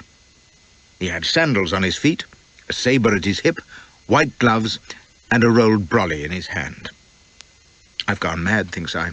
It's been the strain, or the sun. That thing can't be real. Solomon was hissing urgently in my ear. "Don't say a word. Your one chance is to pretend to be one of my crew." "Are you mad?" says I. "After what you've done, you—" "Please!" And unless my ears deceived me, he was pleading. "You don't understand. I intend you no harm. You shall both go free. Mauritius, if I can do it safely. I swear—" "You swear? Do you imagine I'd trust you for an instant?" And then the black's voice, speaking harsh French, cut across his reply. "You," he was pointing at me, "you say you were a prisoner on that ship, and you are English, is it so?" I looked at the Commandant, leaning forward from his sedan in that ludicrous Halloween rig, his great ebony head cocked on one side, bloodshot eyes regarding me. As I nodded in reply to the officer's question, the Commandant took a peeled mango from one of his minions and began to cram it into his mouth, juice spurting over his gloved hand and over his ridiculous kilt. He tossed the stone away, wiped his hand on his shirt, and said in careful French, in a croaking rasp, "And your wife, you say, is also a prisoner of this man?" "Pardon, Excellency," Solomon pushed forward. "This is a great misunderstanding, as I've tried to explain. This man is of my ship's company, and is covered by my safe-conduct and trading license from Her Majesty. I beg you to allow—" "He denies it," croaked the Commandant. He cleared his throat and spat comprehensively, hitting one of the soldiers on the leg. "He swam ashore, and he is English." He shrugged. "Shipwrecked." "Oh, Christ," muttered Solomon, licking his lips. The Commandant wagged a finger the size of a black cucumber, peering at Solomon. "He is plainly not covered by your license or safe conduct, nor is his wife. That license, Monsieur Suleiman, does not exempt you from Malagasy law, as you should know. It is only by special favor that you yourself escape the Fanampuana, what do you call, corvée." He gestured at me. "In his case, there is no question." "What the deuce is he talking about?" says I to Solomon. "Where's the British consul? I've had enough." "There's no such thing, you fool." Solomon was positively wringing his hands. Suddenly he was a fat, frightened man. "Excellency, I implore you to make an exception. This man is not a castaway. I can swear he intended no harm in Her Majesty's dominions." "He will do none," says the Commandant, and jabbered curtly at the officer. "He is lost," a phrase whose significance escaped me just then. The coolies lifted the sedan, and away it swayed. The officer barked an order, and a file of his soldiers trotted past us, their leader bawling to one of the boatmen, summoning his craft to the jetty. "No, wait!" Solomon's face was contorted with anguish. "You idiot!" he shrieked at me. And then he started first this way and that, calling to the Commandant and then running down the jetty after the file of soldiers. The black officer laughed, indicated me, and snapped an order to two of his men. It wasn't until they grabbed my arms and began to run me off the jetty that I came to my senses. I roared and struggled, bawling for Solomon, shouting threats of what would happen to them for laying their filthy hands on an Englishman. I lashed out, and a musket butt sprawled me half-conscious on the planking. Then they dragged me up, and one of them, his great black face blasting foul breath all over me, snapped shackles on my wrists. They seized the chain and hauled me headlong up the street, with the blacks eyeing me curiously and children running alongside squealing and laughing. That was how I became a captive in Madagascar. As you know, or rather you don't, but if you're intelligent you'll have guessed, I'm a truthful man, at least where these memoirs are concerned. I've got nothing to lie for any longer, who lied so consistently and successfully all my life, but every now and then, in writing, I feel I have to remind you, and myself, that what I tell you is unvarnished fact. There are things that strain belief, you see, and Madagascar was one of them. So I will only say that if at any point you doubt what follows, or think old Flash is telling stretchers, just go to your local libraries and consult the memoirs of my dear old friend Ida Pfeiffer of the elastic-sided boots, or Messrs. Ellis and Oliver, or the letters of my fellow captives, Laborde of Bombay and Jake Heppick, the American shipmaster, or Hasty the missionary. Then you'll realize that the utterly unbelievable things I tell you of that hellish island, straight out of Gulliver, are simple, sober truth. You couldn't make 'em up. Now, I won't bore you by describing the shock and horror I experienced. either at the beginning, when I realized I'd escaped from Solomon's frying pan into something infinitely worse, or later, as further abominations unfolded. I'll just recount what I saw and experienced as plain as I can. My first thoughts, when they threw me, chained and battered, into a stuffy godown at Tamitave, were that this must be some bad dream from which I would soon awake. Then my mind turned to Elspeth. From what had passed on the jetty, it had seemed that they'd been going to drag her ashore too, for what fate I could only guess. You see, I was at a complete nonplus, quite out of my depth. Once I'd had my usual little rave and blubber to myself, I tried to remember what Solomon had told me about Madagascar on the voyage out, which hadn't been much, and what I recalled was far from comforting. Wild and savage beyond description, he'd said. Weird customs and superstitions, half the population in slavery, a she-monster of a queen who aped European fashions and held ritual executions by the thousand. A poisonous hatred of all foreigners. Well, my present experience confirmed that, all right. But could it truly be as awful as Solomon had painted it? I hadn't believed him above half, but when I thought of that frightful nigger commandant in his Bumby tartan kilt and brolly, well... Fortunately for my immediate peace of mind, I didn't know one of the worst things about Madagascar, which was that once you were inside it, you were beyond hope of rescue. Even the most primitive native countries in my young days were at least approachable, but not this one. Its capital, Antananarivo, Antan to you, might as well have been on the moon. There was no appeal to outside, or even communication. No question of Pam or the Frogs or Yanks sending a gunboat or making diplomatic representations even. You see, no one knew about Madagascar, hardly. Barring a few pirates like Kidd and Avery in the old days, and a handful of British and French missionaries who'd soon been cleared out or massacred, no one had visited it much except heeled and ready traders like Solomon, and they'd walked damn warily and did their business from their own decks offshore. We'd had a treaty with an earlier Malagasy king, sending him arms on condition that he stopped slave trading. But when Queen Ranavalona came to the throne, by murdering all her relatives, in 1828, she'd broken off all traffic with the outside world, forbidden Christianity and tortured all converts to death, revived slavery on a great scale, and set about exterminating all tribes except her own. She was quite mad, of course, and behaved like Messalina and Attila the Hun, either of whom would have taken one look at her and written to the Times protesting. To give you some notion of the kind of blood-stained bedlam the country was, she'd already slaughtered 1/2 of her subjects, say 1 million or so, and passed decrees providing for a wall round the whole island to keep out foreigners. It would only have had to be 3,000 miles long, 4 gigantic pairs of scissors to be set up on the approaches to her capital to snip invaders in two, and the building of massive iron plates from which the cannon shots of European ships would rebound and sink them. Eccentric, what? Of course, all this was unknown to me when I landed. I began to find out about it, painfully, when they hauled me out of the cooler next morning, still in my innocence protesting and demanding to see my lawyer. My French-speaking officer had disappeared, so all my entreaties earned were blows and kicks. I'd had no food or drink for hours, but now they gave me a stinking mess of fish, beans and rice, and a leaf spoon to eat it with. I gagged it down with the help of their vile brown rice water, and then, despite my objections, I and a gang of other unfortunates, all black of course, were herded up through the town, heading inland. Tamitave's not much of a settlement. It has a fort and a few hundred wooden houses, some of them quite large, with the high-pitched Malagasy thatches. At first sight, it looks harmless enough, like the people. They're black, but not Negro, I'd say, perhaps a touch of Malay or Polynesian, well-built, not bad-looking, lazy and stupid. The folk I saw at first were poorer-class peasants, slaves and provincials, both men and women wearing simple loincloths or sarongs, but occasionally we encountered one of the better off, being toted about in a sedan. No rich or aristocratic Malagasy will walk 100 yards, and there's a multitude of slaves, bearers and couriers to carry 'em.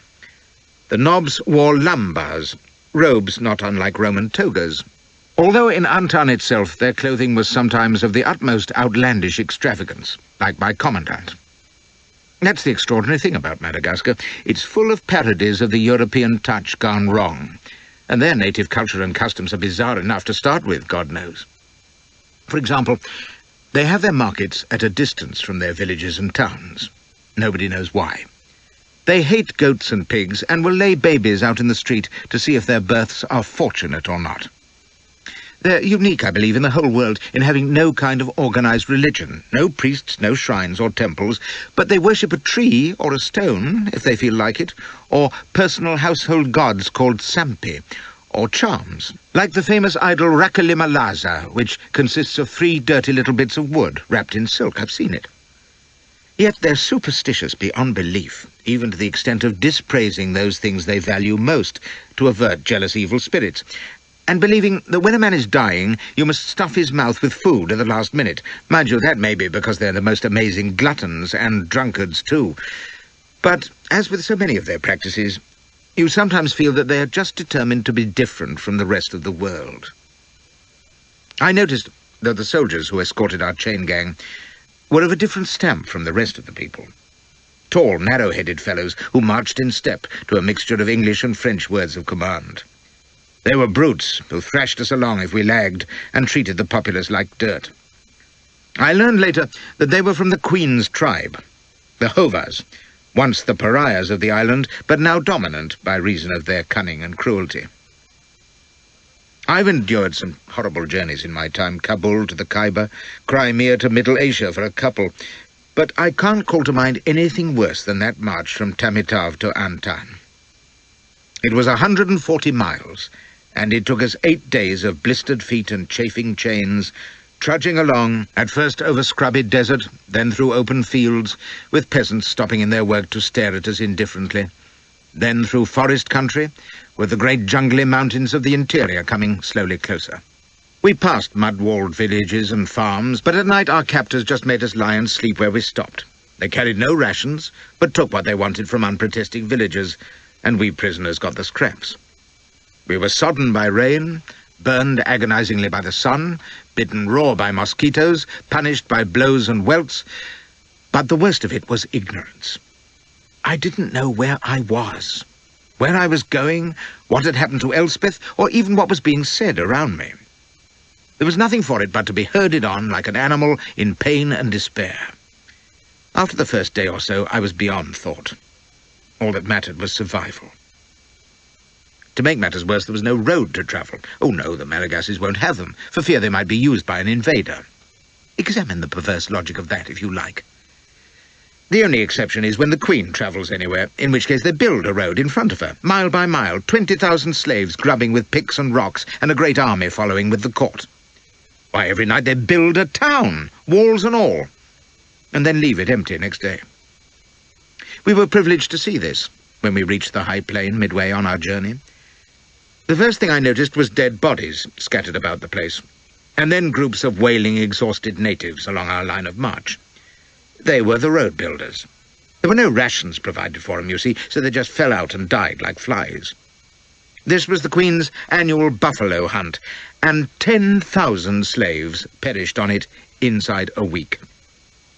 The stench was indescribable, especially along the road itself, which cut perversely across our line of march, where they were lying in rows, men, women, and children. Some of them would haul themselves up as we passed and crawl towards us, whimpering for food. The Hovers just kicked them aside. To add to the horrors, we passed occasional gallows, on which victims were hung or crucified, or simply tied to die by inches. One abomination I'll never forget. 5 staggering skeletons yoked together at the neck by a great iron wheel. They put them in it and turn them loose, wandering together until they starve or break each other's necks. The Queen's procession had passed by long before, up the rough, rock-paved furrow of the road, which ran straight as a die, through forest and over mountain.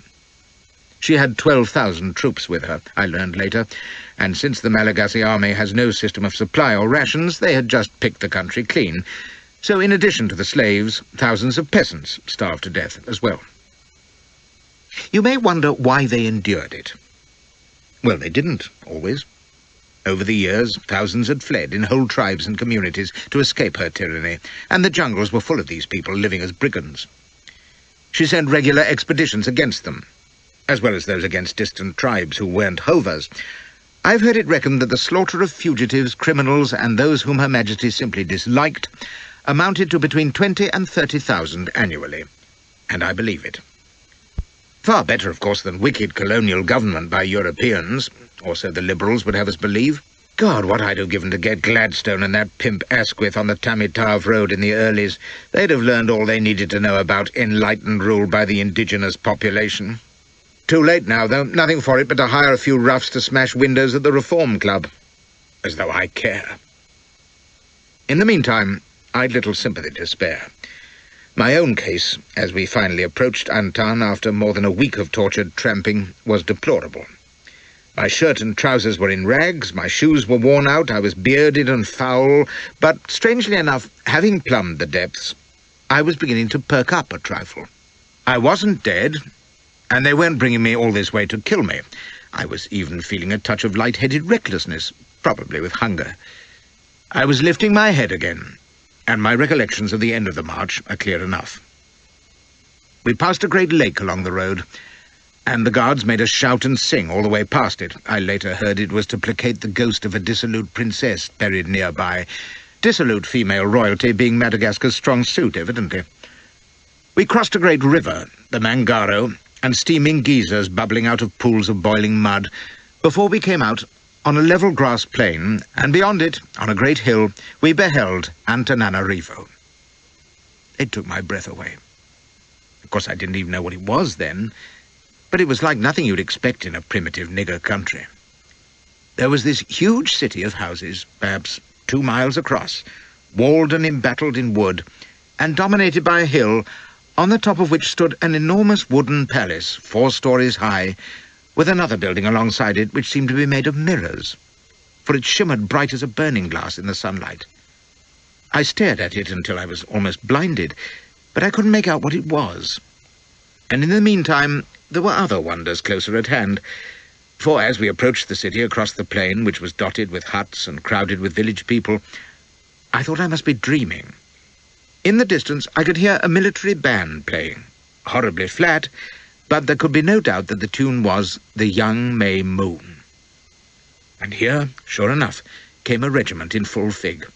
Red tunics, shakos, arms at the shoulder, bayonets fixed, and every man jack of 'em black as Satan. I stood and fairly gaped.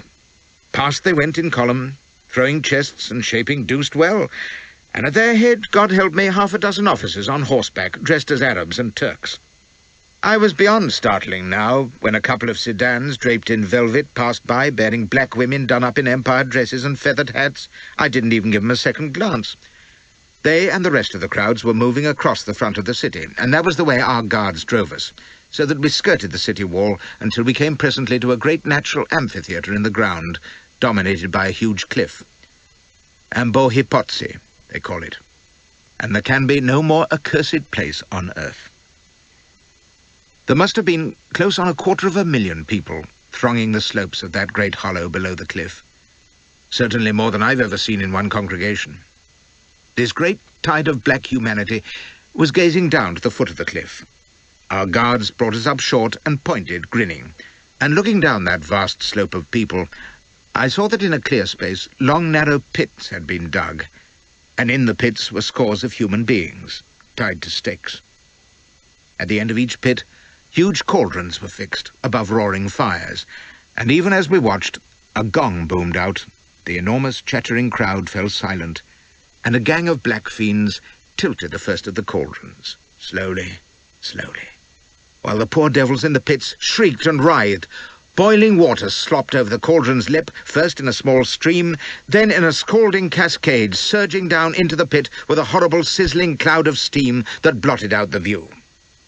When it cleared, I saw to my horror that it only filled the pit waist deep.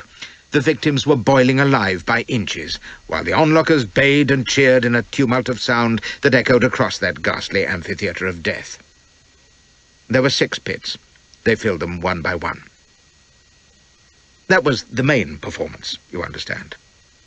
After that, figures appeared at the top of the cliff, which was 300 feet up, and the luckier condemned were thrown off, the crowd giving a great rising whistle as each struggling body took flight, and a mighty howl when it struck the ground below. There was particular applause if one landed in the water pits, which were still steaming mistily with the contorted figures hanging from their stakes. They didn't just throw the condemned people down the cliff, by the way. They suspended them first by ropes, to let the mob have a good look, and then cut them free to drop. I make no comment myself, because as I watch this beastly spectacle, I seem to hear the voice of my little Newgate friend in my ear. Interesting, isn't it? And see again the yelling, gloating audience outside the Magpie and Stump. They were much the same, I suppose, as their heathen brethren. And if you tell me indignantly that hanging is a very different thing from boiling alive, or burning, flaying, flogging, sawing, impaling, and live burial, all of which I've seen at Ambohipotsi, I shall only remark that if these spectacles were offered in England, it would be a case of standing room only, for the first few shows anyway. However, if the relation of such atrocities nauseates you, I can only say that I swore to tell the truth of what I saw, and any qualms you may suffer were as nothing to poor old Flash's mental distress as we were herded away from the scene of execution.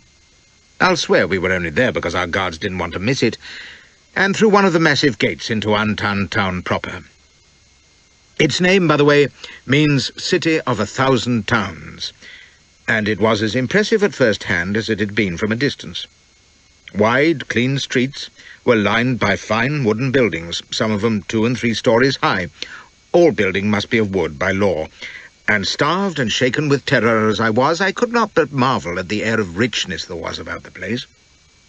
Well-stocked booths, shady avenues, neatly robed folk bustling about their business, expensively carved and painted sedans swaying through the streets carrying the better sort, some in half-European clobber, others in splendid sarongs and lambas of coloured silk. There was no making sense of it. On the one hand, the horrors I had just watched, and on the other, this pleasant, airy, civilized-looking city, with Captain Harry Flashman and friends being kicked and flogged through the middle of it, and no one giving us more than a casual glance. Oh, aye, every building had a European lightning conductor. They locked us in an airy, reasonably clean warehouse for the night, took off our fetters, and gave us our first decent meal for a week. A spicy mutton stew, bread and cheese, and more of their infernal rice piddle. We scoffed it like wolves, a dozen woolly niggers shuffling over their bowls, and one English gentleman dining with refinement, I don't think. But if it did something for my aching, filthy body, it did nothing for my spirits. This nightmare of existence seemed to have endured forever, and it was mad, incredible, out of all reason. But I must hang on. I'd played cricket once and bowled Felix. I'd been to rugby and Horse Guards and Buckingham Palace. I had an address in Mayfair. I'd dined at White's, as a guest, granted, and strolled on Pall Mall. I wasn't just a lost soul in a lunatic black world. I was Harry Flashman, ex-11th Hussars, 4 medals and thanks of Parliament, however undeserved. I must hang on. And surely in the city I'd seen there must be some civilized person in authority who spoke French or English to whom I could state my case and receive the treatment that was my due as a British officer and citizen. After all, they weren't real savages. Not with streets and buildings like these, a touch colourful in the way they disposed of malefactors, no doubt, and no poor relief worth a damn, but no society's perfect. I must talk to someone. The difficulty was, who? When they turned us out next morning, we were taken in charge by a couple of black overseers who spoke nothing but jabber. They thrust us along a narrow alley and out into a crowded square in which there was a long platform railed off to one side, with guards stationed at its corners to keep the mob back.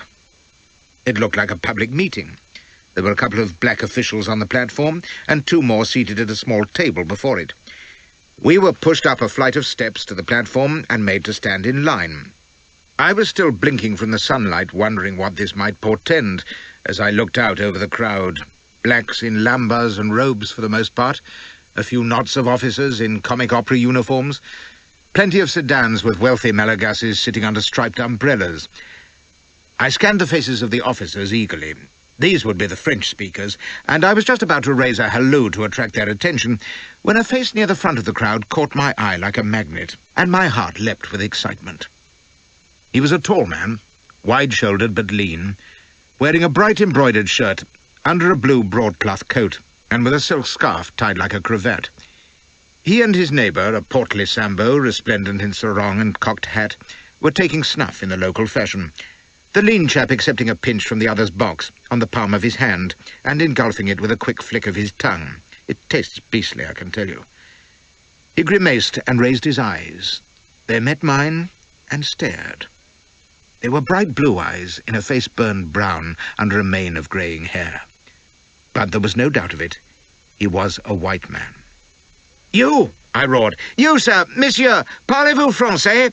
Anglais? Hindi? Latin? Bloody Greek, even! Listen to me! I must talk to you!" One of the guards was striding forward to thrust me back, but the lean man was pushing his way through the mob to my unutterable relief, and at a word from him to the officials, he was allowed to approach the platform. He looked up at me, frowning, as I knelt down to be close to him. "Français," says he.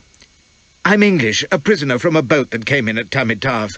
In God's name, how can I get out of this? No one listens to me. They've been dragging me all over the blasted country for weeks. I must—" "Gently, gently," says he, and at the sound of the English words I could have wept. Then, "Smile, monsieur, smile. What is the word? Broadly. Laugh, if you can, but converse quietly. It is for your own good. Now, who are you?" I didn't understand, but I forced a ghastly grin and told him who I was, what had happened, and my total ignorance of why I'd been brought here. He listened intently, those vivid eyes playing over my face, motioning me to speak softly whenever my voice rose, which, as you can imagine, it tended to do. All the time he was plainly avoiding glancing at my guards or the officials, but he was listening for them.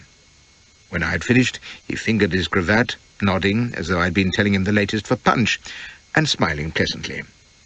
"Eh bien," says he, "now attend and not interrupt. If my English is not perfect, I use French, but better not. No? Whatever I say, betray no amaze, do you see? Smile, if you please. Good. I am Jean Laborde, once of the Emperor's cavalry.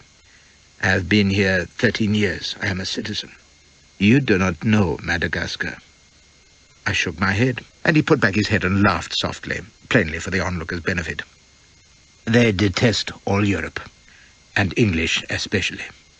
Since you land without permission, they treat you as naufragé, how you call shipwreck, castaway. By their law, please to smile, monsieur, very much, all such persons must be made slaves. This is a slave market. They make you a slave. Forever." The smiling brown face with its blue eyes swam in front of me. I had to hold on to the edge of the platform. Laborde was speaking again, quickly, and the smile had vanished. "Say nothing. Wait, wait. Do not despair. I will make inquiry. I see you again. Only wait. Don't despair. Now, my friend, forgive me." On the heels of the last word, he suddenly shouted something in what I took to be Malagasy, gesturing angrily. Heads came round, my guard stooped and wrenched at my shoulder, and Laborde struck me full in the face with his open hand. "Scélérat!" he cried. "Canaille!" He swung angrily on his heel and pushed his way back into the grinning crowd, while the guard kicked me upright and thrust me back into line. I tried to call to Laborde, but I was choked with horror and my own tears, and then one of the officials mounted a rostrum, shouting an announcement, the chatter of the crowd died away, and the first of our coffle was pushed forward, and the bidding began. No one who has not stood on the block can truly understand the horror of slavery. To be thrust up in public before a crowd of leering niggers, waiting your turn while your fellow unfortunates are knocked down one by one to the highest bidder, and you stand like a beast in a pen, all dignity, manhood, even humanity gone. Aye, it's hell. It's even worse when nobody buys you. I couldn't credit it. Not even an opening bid. Imagine it. Here's Flashy, gentlemen.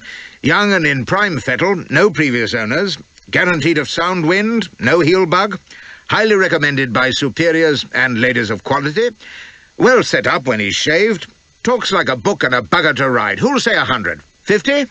20? Come, come, gentlemen, the hair on his head's worth more than that. Do I hear 10? 5, then. 3, for a capital bargain with years of wear in him. Do I hear 1?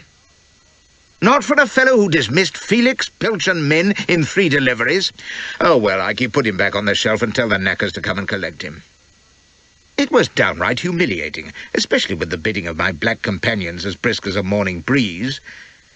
Mind you, the thought of being bought by one of those disgusting Malagasys was revolting. Still, I couldn't but feel disgruntled when they shoved me back in the warehouse alone, the selling plater nobody wanted. It was night before I found out the reason, for night brought Laborde, past bribed officials and guards, with soap, a gourd of water, a razor, and enough bad news to last a lifetime. "It is simple," says he, when he had slipped a coin to the sentry and we were locked in alone. He spoke French now, which he'd been afraid to do in public for fear of eavesdroppers. "I had no time to tell you. The other slaves were being sold for debt or crime. You, as a castaway, are in effect crown property. Your display on the block was a mere formality, for no one would dare to bid. You belong to the Queen, as I did when I was shipwrecked years ago." But you ain't a slave. Can't you get away?" "No one gets away," says he flatly. And it was now I learned a good deal of what I've told you already. Of the monstrous tyranny of Queen Ranavalona, her hatred of foreigners, which had caused Madagascar to be quite cut off from the world, of the diabolical practice of losing, which is their word for enslaving, all strangers.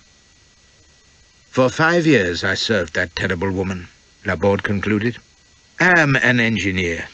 You will have seen my lightning rods on the houses. I'm also skilled in the making of armaments, and I cast cannon for her. My reward was freedom," he laughed shortly, "but not freedom to leave. I shall never escape. Nor will you, unless—" He broke off, and then hurried on. "But refresh yourself, my friend. Wash and shave, at least, while you tell me more of your own misfortune. We have little time."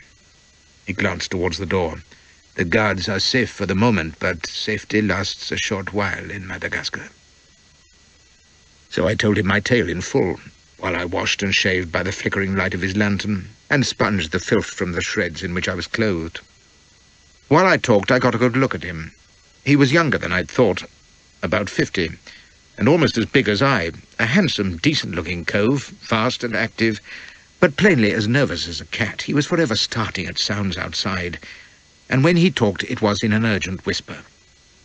"I shall inquire about your wife," says he when I'd done.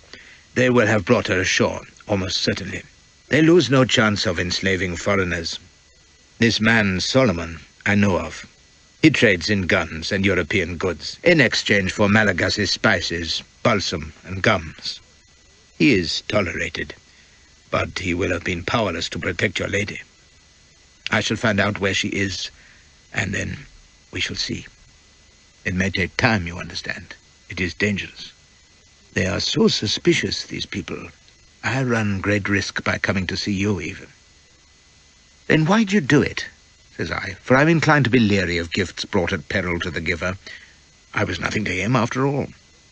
He muttered something about befriending a fellow European and the comradeship of men-at-arms, but I wasn't fooled.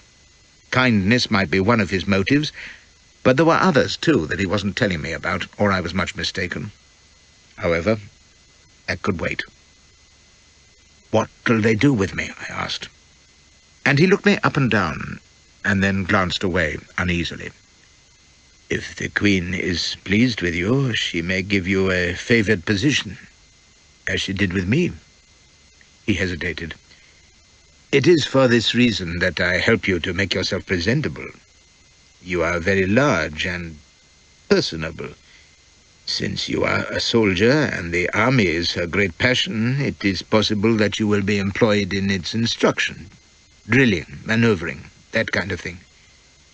You've seen her soldiers, so you are aware that they have been trained by European methods. There was a British bandmaster here many years ago, under the old treaty, but nowadays such windfalls are rare.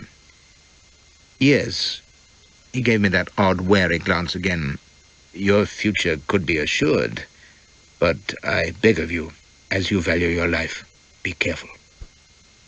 She is mad, you see. If you give the least offence, in any way, Or if she suspects you, even the fact that I, a fellow foreigner, have spoken to you could be sufficient, which is why I struck you publicly today. He was looking thoroughly scared, although I felt instinctively he wasn't a man who scared easy.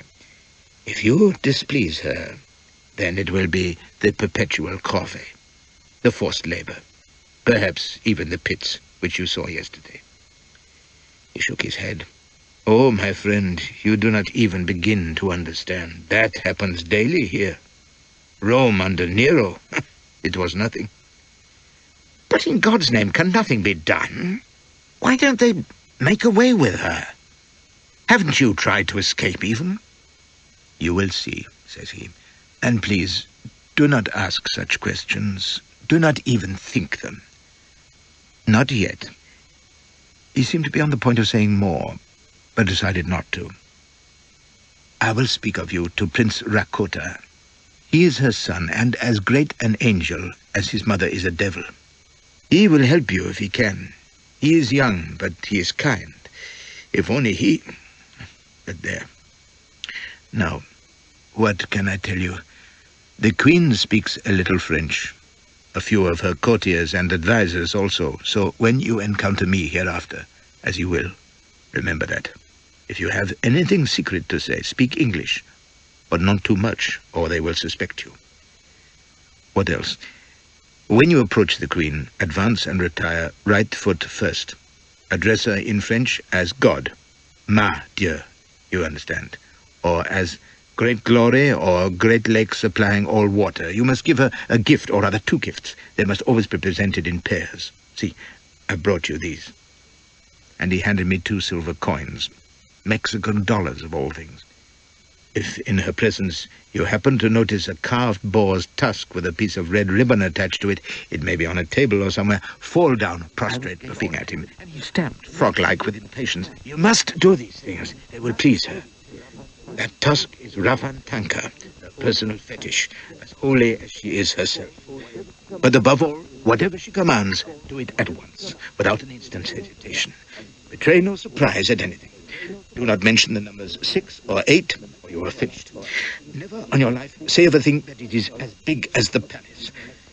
What else? He struck his forehead. Oh, so many things. But believe me, in this lunatic asylum they matter. They may mean the difference between life and horrible death. My God, says I, sitting down weakly, and he patted me on the shoulder. There, my friend, I tell you these things to prepare you so that you may have a better chance to survive. Now, I must go. Try to remember what I've said. Meanwhile, I shall find out what I can about your wife. But for God's sake, do not mention her existence to another living soul. That would be fatal to you both. And do not give up hope. He looked at me, and for a second, the apprehension had died out of his face. He was a tough, steady-looking lad when he wanted to be. If I have frightened you, well, it is because there is much to fear, and I would have you on guard, so far as may be. He slapped my arm. Bien. Dieu vous garde. Then he was at the door, calling softly for the guard. But even as it opened, he was back again, cat-footed, whispering. One other thing. When you approach the Queen, remember to lick her feet, as a slave should. It will tell in your favor. But not if they are dusted with pink powder. That is poison. He paused. On second thoughts, if they are so dusted, lick them thoroughly. It will certainly be the quickest way to die. A bientôt. If I had my head in my hands, do you wonder?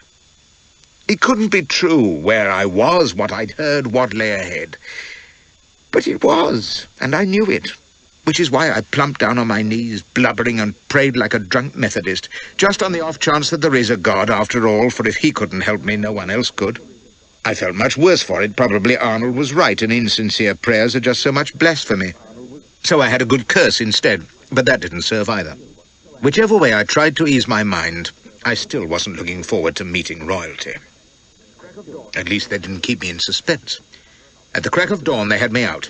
A file of soldiers under an officer, to whom I tried to suggest that if I was going to be presented, so to speak, I'd be the better for a change of clothes. My shirt was reduced to a wisp, and my trousers no better than a ragged loincloth with one leg.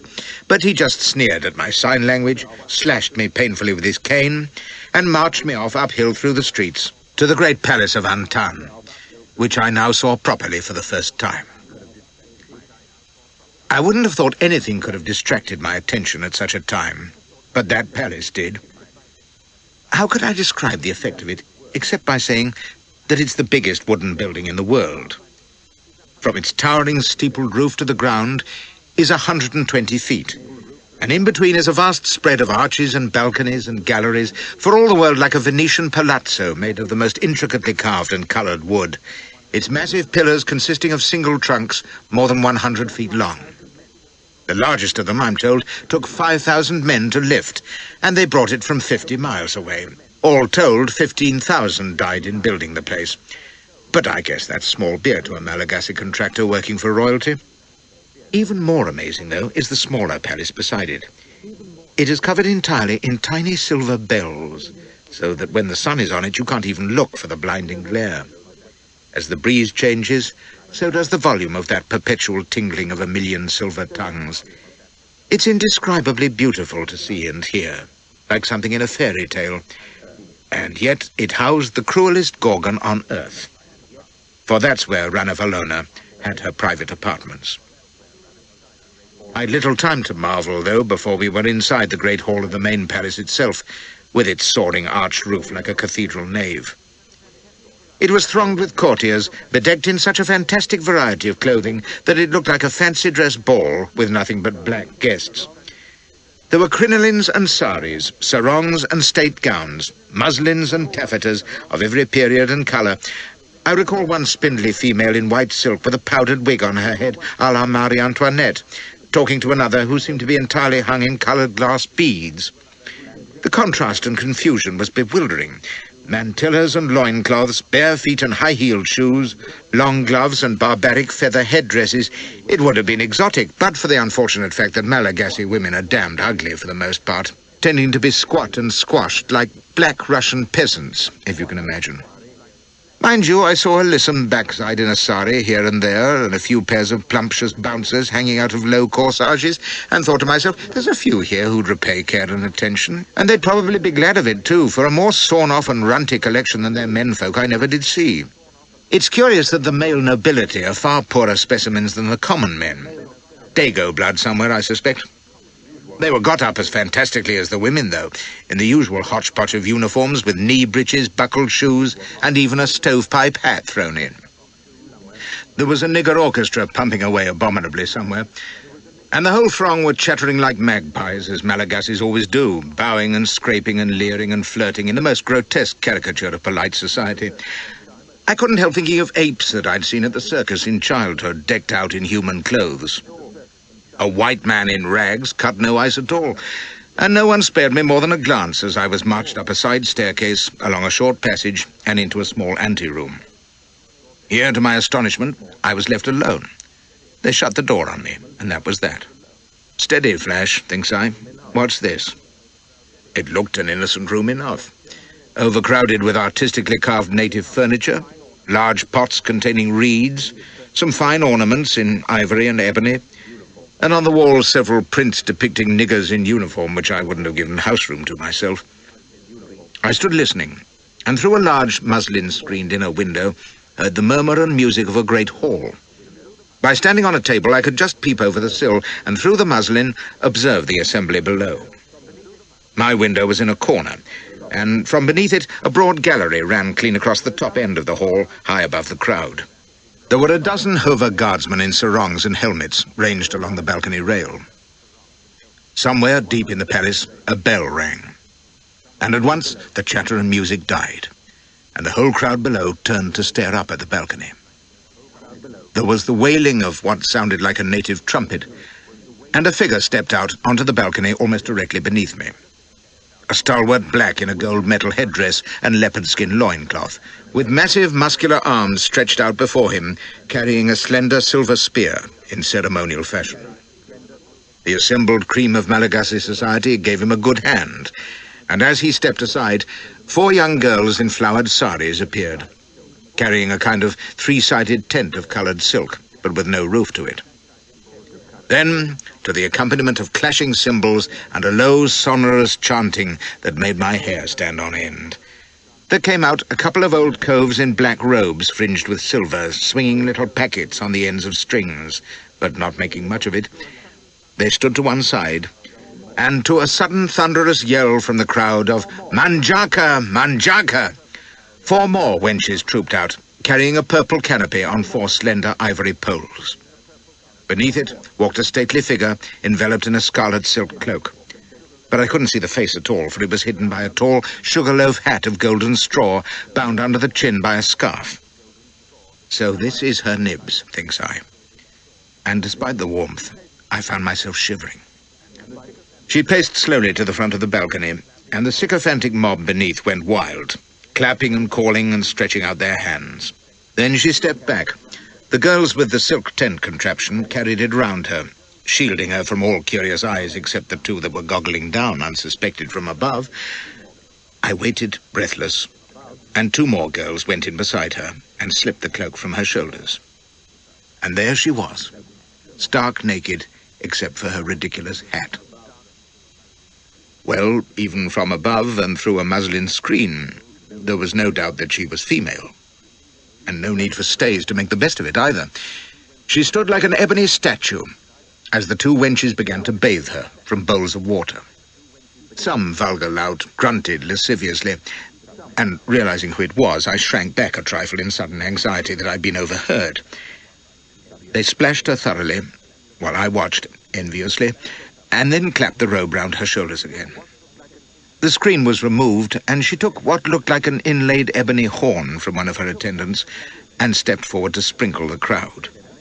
They fairly crowed with delight, and then she withdrew to a great shout of applause, and I scrambled down from my window thinking, by George, we've never seen little Vicky doing that from the balcony at Buck House, but then she ain't quite equipped the way this one is. What I'd seen, you may care to know, was the public part of the annual ceremony of the Queen's bath. The private proceedings are less formal, although, mind you, I can speak with authority only for 1844, or, as it is doubtless known in Malagasy court circles, Flash's year. The procedure is simple. Her Majesty retires to her reception room in the Silver Palace, which is the most astonishing chamber, containing as it does a gilded couch of state, gold and silver ornaments in profusion, an enormous and luxurious bed, a piano with selections from Scarlatti on the music stand, and off to one side, a sunken bath, lined with mother of pearl. There are also pictures of Napoleon's victories round the walls, between silk curtains. There she concludes the ceremony by receiving homage from various officials who grovel out backward, and then, with several of her maids still in attendance, turns her attention to the last item on the agenda, the foreign castaway who has been brought in for her inspection, and who is standing with his bowels dissolving between 2 stalwart Hover guardsmen.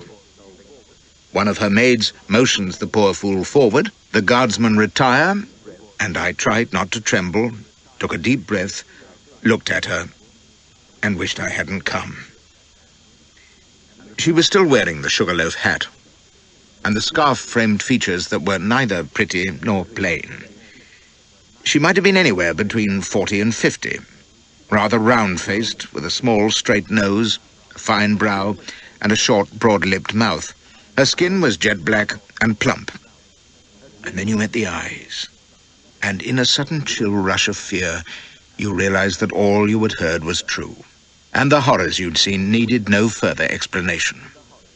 They were small and bright and evil as a snake's, unblinking, with a depth of cruelty and malice that was terrifying. I felt physical revulsion as I looked at them. And then, thank God, I had the wit to take a pace forward, right foot first, and hold out the $2 Mexican in my clammy palm. She didn't even glance at them, and after a moment, one of her girls scuttled forward and took them. I stepped back, right foot first, and waited. The eyes never wavered in their repellent stare. And so help me, I couldn't meet them any longer. I dropped my gaze, trying feverishly to remember what Laborde had told me. Oh, hell, was she waiting for me to lick her infernal feet? I glanced down. They were hidden under her scarlet cloak. No use grubbing for 'em there. I stood, my heart thumping in the silence, noticing that the silk of her cloak was wet. Of course, they hadn't dried her, and she hadn't a stitch on underneath. My stars, but it clung to her limbs in a most fetching way.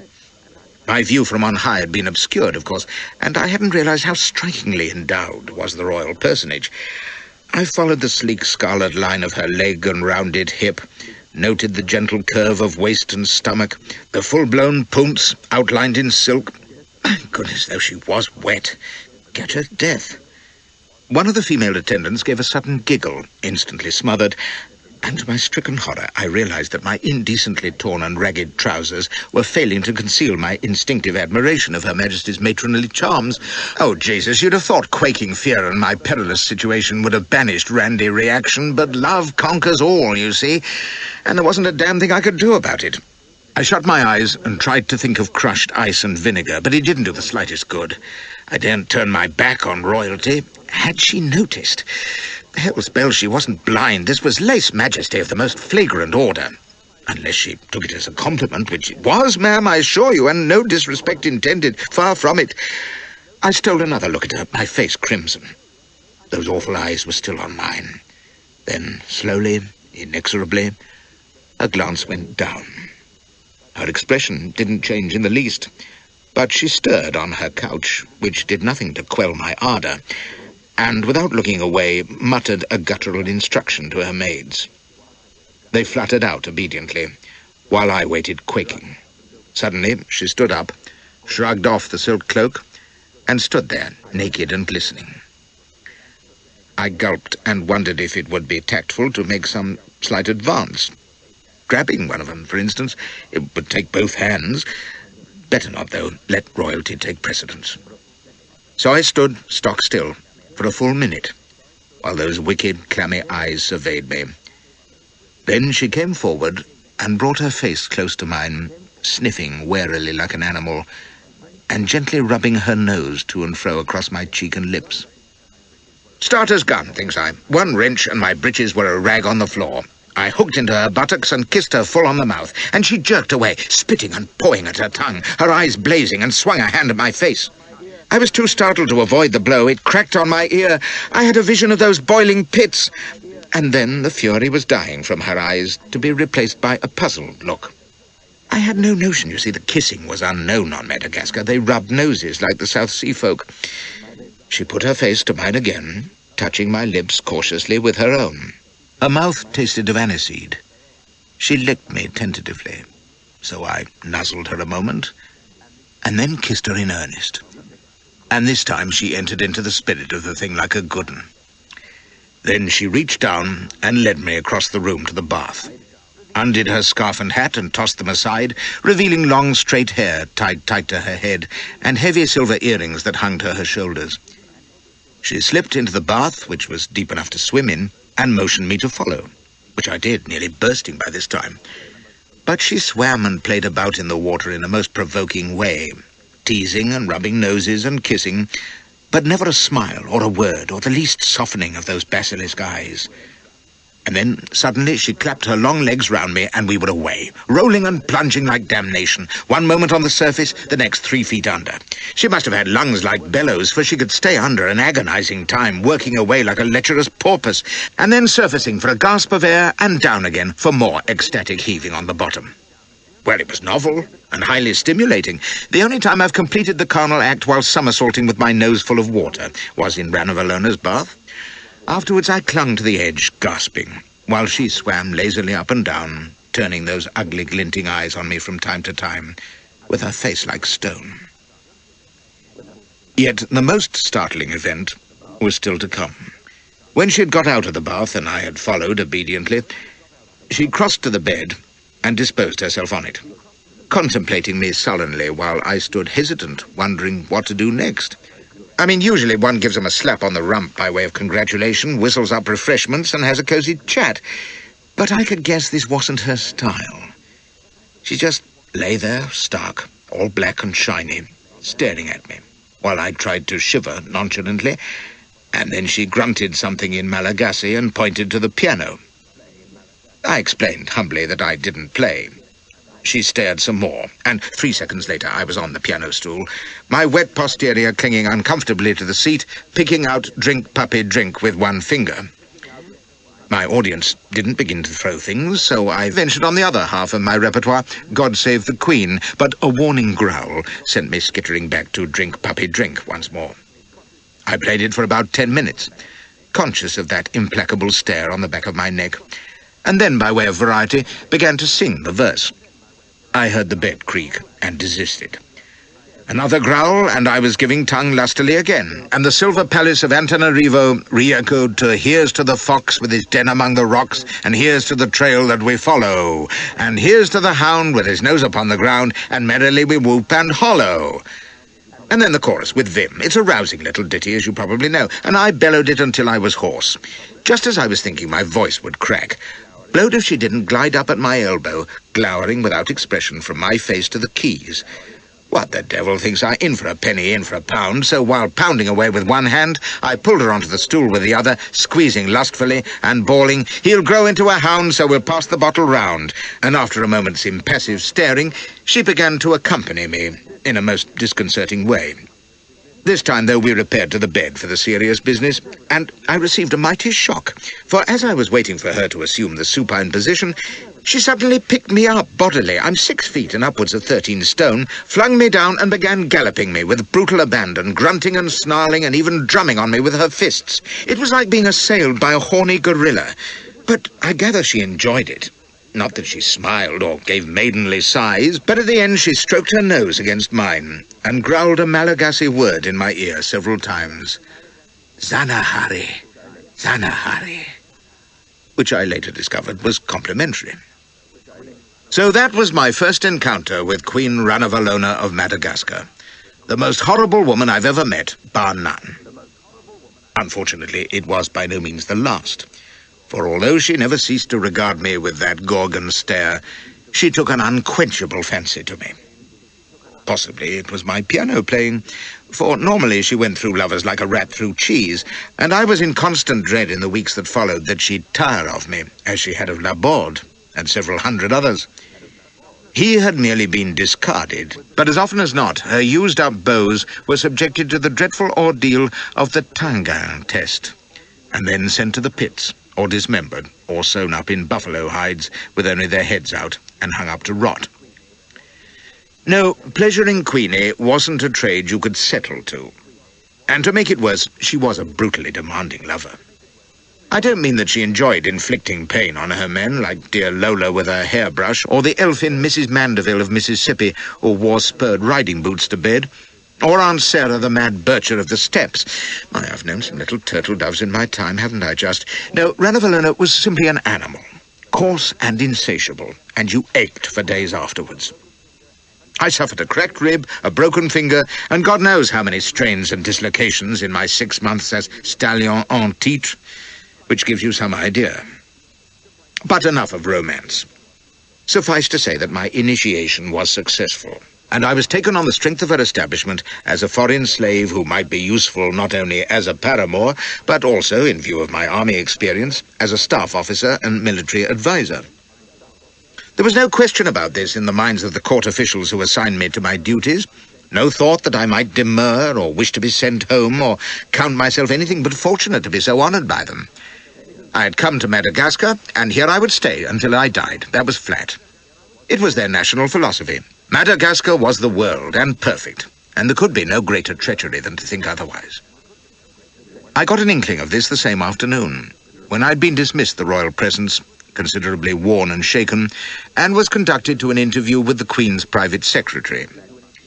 He proved to be a jolly little black butterball in a blue cutaway coat with brass buttons and plaid trousers, who beamed at me from the depths of an enormous collar and floored me by crying, "Mr. Flashman, what pleasure to see you. I being Mr. Van Canonicaka, very personal and special secretary to Her Majesty Queen Ranavalona, the great cloud shading the world. Ain't I just, though? Not above half, I don't think." He rubbed his little black paws, chortling at my dumbstruck look, and went on, "How I speak English much perfect so as to astonish you, I being educated in London at Highgate School, Highgate, confounded in year of Christ, 1565, 7 years reigning good Queen Bess, I say. Please, sitting there exactly, and attending then to me, I being an old boy." and he bowed me to a chair. I was learning to accept anything in this extraordinary country, and why not? In my time, I've seen an Oxford Don commanding a slave ship, a professor of Greek skinning mules on the Sacramento stage run, and a Welshman in a top hat leading a Zulu impi. Even a Threadneedle Street nigger acting as secretary to the Queen of Madagascar. Ain't too odd alongside that lot. But hearing English, even in his amazing brand of the language, took me so aback that I almost committed the indiscretion of asking how the blazes I was to escape from this madhouse, and that could have been fatal in a country where one wrong word usually means death by torture. Fortunately, I remembered Laborde's warning in time, and asked cautiously how he knew my name. "Ha ha! We are knowing all manner. No humbuggery or gammon, please," cries he, his fat face shining like boot polish. "You coming ashore from ship of Suleiman Osman. We speaking of him may be finding much." He cocked his head, button-eyes, considering me. "You telling me now of personal life yourself. Where coming from? What trade, so to speak, my old covey?" So I did, at least, that I was English, an army officer, and how I'd fallen into Osman's hands. Again, remembering Laborde, I didn't mention Elspeth, although I was consumed with anxiety about her. He nodded pleasantly, and then said, "You're coming Madagascar, you knowing someone here, right enough." I assured him he was wrong, and he stuck out a fat finger and says, "Monsieur Laborde." "Who's he?" says I, playing innocent. And he grinned and cries, "Monsieur Laborde, talking you in slave place, hitting you punch in face, but then coming you cheap quiet, with dollars for give queen, razor for shaving. How peculiaring, ain't it?" He giggled and waved a hand. "But not mattering, since you being old boy, Laborde old boy, and European chum, my stars much shake hand. Hello, old fellow. I understanding being old boy also Highgate-like.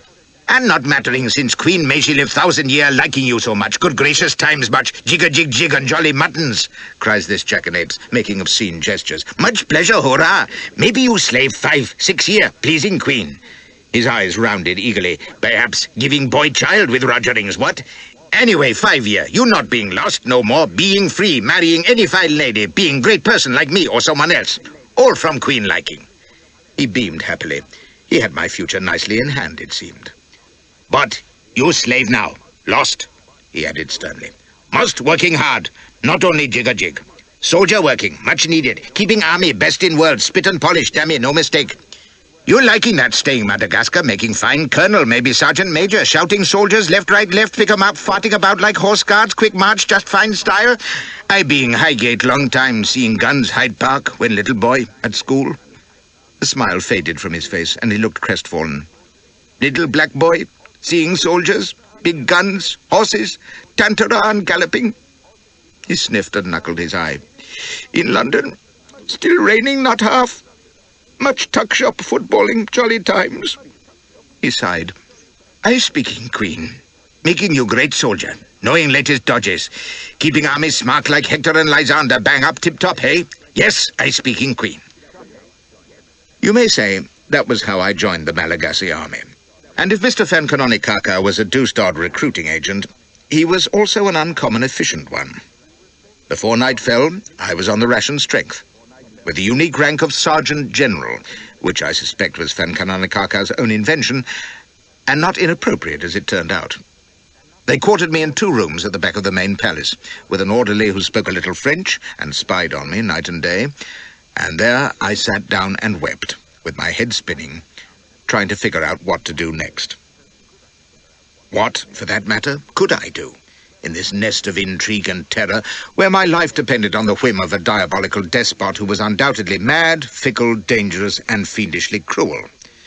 Not unlike my first governess, in a way, except that their notions of bath time for little Harry were somewhat different.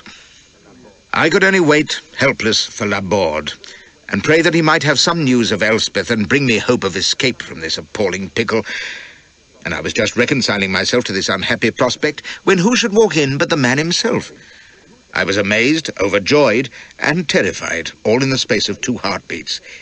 He was smiling, but looking pale and breathing heavy, like a man who has just had a nasty start and survived it. Which he had. "I have just come from the Queen," says he, and he spoke in French pretty loud. "My dear friend, I congratulate you. You have pleased her, as I hoped you would. When I was summoned, I confess..." He laughed with elaborate nonchalance. I thought there had been some misunderstanding about my visit to you last night, that it had been reported, and false conclusions drawn. Frank Thingamabob knew all about it, says I. He told me. For God's sake, is there any news? He cut me off with a grimace and a jerk of his head towards the door. I believe it was on the suggestion of Her Majesty's Secretary that I was called to audience, says he clearly.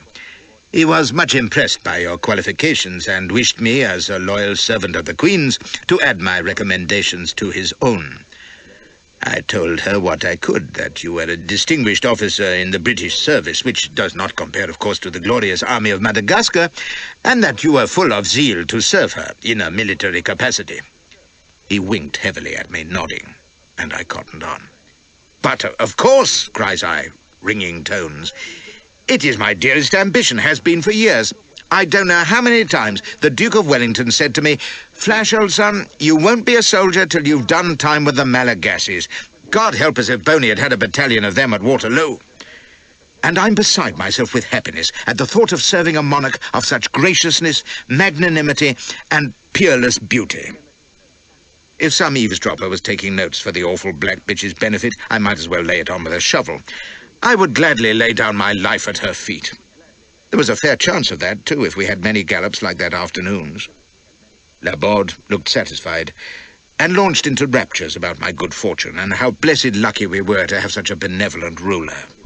He couldn't say enough for her, and of course I joined in, writhing with impatience to hear what news he might have of Elspeth. He knew what he was doing, though, for while he talked he fiddled with a gourd on the table, and when he took his hand away there was a slip of paper under the vessel. I waited 5 minutes after he'd gone, in case of prying eyes, palmed it, and read it surreptitiously as I stretched out on the bed. She is safe in the house of Prince Rakota, the Queen's son, it read. He has bought her. Have no fear. He is only 16 and virtuous. You shall see her when it is safe. Meanwhile, say nothing, as you value her life and your own. Destroy this message instantly. So I ate the damn thing, speculating feverishly on the thought of Elspeth, helpless in the hands of a nigger prince who had probably been covering every woman within reach since he was 8. Virtuous, eh? Just like his dear mamma. If he was such a bloody paragon, why had he bought her? To iron his linen? Laborde must be off his head. Why, when I was 16, I know what I would have done if I'd seen Elspeth in a shop window with a sale ticket on her. It was too horrible to contemplate, so I went to sleep instead. After all, whatever was happening to Elspeth, I'd had a trying day myself. Extract from the diary of Mrs. Flashman, October 1844. Madagascar is the most singular and interesting isle, and I count myself most fortunate to have been so kindly received here, which is due entirely to the sagacity and energy of my darling H, who somehow contrived most cleverly to slip ashore from Don S.'s ship and make arrangements for our enlargement and reception. Oh, happy, happy deliverance! I know not how he accomplished it, for I have not seen my brave hero since we landed, but my love and admiration for him knew no bounds, as I shall make plain to him when once again I know the rapture of being enfolded in his arms.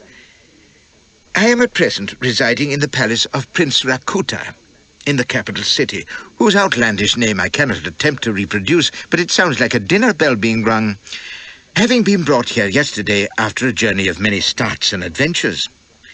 I was brought ashore from Don S.'s ship by some black gentlemen, so I must call them, for they are people of consequence, and indeed everybody's black here. Don S. protested most violently and became quite distracted, so that the black soldiers had to restrain him. But I was not much moved, for his importunities of late have been most marked, and his conduct quite wild, and I was heartily sick of him. He has behaved odiously, for despite his protestations of devotion to me, he has put me to the greatest inconvenience, very selfishly. And dear H. also, who received a horrid graze on his person. I shall say no more of Don S., except that I am sorry so refined and agreeable a gentleman should have proved so wanting in behaviour and been a deep disappointment to me. But while glad to be shut of him, I was a trifle uneasy with our black hosts, the chief of whom I did not like at all. He was so gross and offhand, and stared at me in a horrid familiar fashion, and even forgot himself so far as to handle my hair, growling to his friends in their language. although he speaks tolerable French, for I heard him. So I addressed him in that tongue, and said, "Your behaviour to a gentlewoman is not becoming, sir, especially in one who wears the tartan of the 42nd, but I'm sure I suspect you have no right to it, for my Uncle Dougal was in the 93rd, and I never heard from him that any persons of your colour were mustered in the Highland Brigade. Not in Glasgow, in any event. But if I'm wrong, I'm sure I apologise. I am very hungry, and where is my husband?" This being received in discourteous silence, they put me in a sedan or palanquin and brought me into the country, although I objected strenuously and spoke quite sharply, but to no avail. I was in such distress of mind at having no word of dearest H or knowing where I was being taken, and the people we passed came to stare at me, which was disagreeable, although they seemed to be in some awe, and I decided that it was that they had never seen a lady of fair hair and complexion before. They are that primitive. But I bore this insolence with dignity and reserve, and boxed one of them over the lugs, after which they kept a more respectful distance. To help compose my fears, I gave myself into tranquil contemplation of the marvels I saw en route, the scenery being beyond description, the flowers of brilliant colours, and the animal life of boundless variety and interest, especially a darling little beastie called the Aye-Aye, which is half monkey, half rat, with the drollest wistful eyes, which I suppose is why they call it Aye-Aye, and they won't kill it. Its antics are diverting. However, I shall write later at leisure on the attractions of this singular countryside when the descriptive muse is upon me. Also about the great city of Madagascar, and my introduction to His Royal Highness Prince Rakuta by a French resident, Monsieur Laborde, who is on terms of intimacy with the prince. From him I learnt that dear H has been engaged on military business of importance by no less a personage than H.M. the Queen of Madagascar, and I jalouse that my darling very cleverly offered them his services in exchange for our reception here. They naturally would be eager to avail themselves of so distinguished an officer, which doubtless explains the haste with which he left from the coast, without even seeing me, which caused me some pique, although I am sure he knows best. I don't quite understand it, but Monsieur Laborde impressed on me the delicate nature of the work, and since he and the prince are insistent that nothing must prejudice it, I resign myself with good humour and composure to wait and see, as a good wife should, and only hope my hero will soon be spared from his duties to visit me. I am very comfortable in the prince's delightful palace, and receive every consideration and kindness. The prince is just a laddie, but speaks good French with a pretty hesitation, and is all amiability. He is very black, well-grown and handsome, smiling readily, and I flatter myself he is more than a little fetched by me, but he is so young and boyish that an expression of admiration which might be thought a little forward in a person more mature may be excused in him as a natural youthful gallantry. He is a little shy and has a wistful regard. I could only wish that I had my proper wardrobe, for I am in some hope that when dearest H returns, he may take me to visit the Queen, who seems, from all I've heard, to be a remarkable person, and held in great esteem. However, if I am so honoured, I shall make do with what I have, and rely on my natural breeding and appearance to uphold my country's credit among these people. For as our beloved bard has it, the rank is but the guinea stamp, and I'm sure that an English lady may move unashamed in any society, especially if she has the grace and looks to carry it off. End of extract. Natural breeding, indeed. And where did you come by that, miss? Paisley, like the rest of us. G.D.R. It's been my experience that however strange or desperate the plight you may find yourself in, if there's nothing else for it, you just get on with the business in hand as though it was the most natural thing in the world. By various quirks of fate, I've landed up as an Indian butler, a crown prince, a cotton field slave driver, a gambling hell proprietor, and God knows what besides, all occupations from which I'd have run a mile if I'd been able. But I couldn't, so I made the best of them, and before I knew it, I was fretting about silver polish or court president or how we were to get the crop in by November, or whether the blackjack dealer was holding out, and almost forgetting that the real world to which I rightly belonged was still out there somewheres. Self-defense, I suppose. But it keeps you sane when by rights you ought to be sinking into madness and despair. So when they gave me the army of Madagascar to drill and train, I simply shut my mind to the horrors of my situation and went at it like Frederick the Great with a wasp in his pants.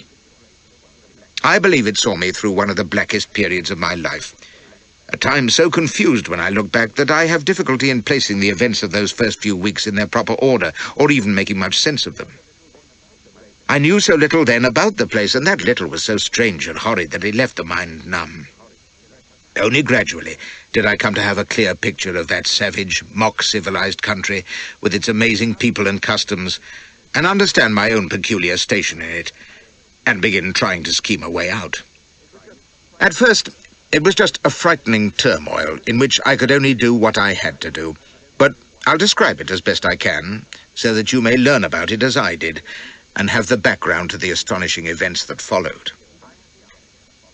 I had the army then to reform and instruct, and if you think that an uncommon responsible job for the newest arrived foreign slave, remember that it was European-modelled, but that they hadn't seen a white instructor in years.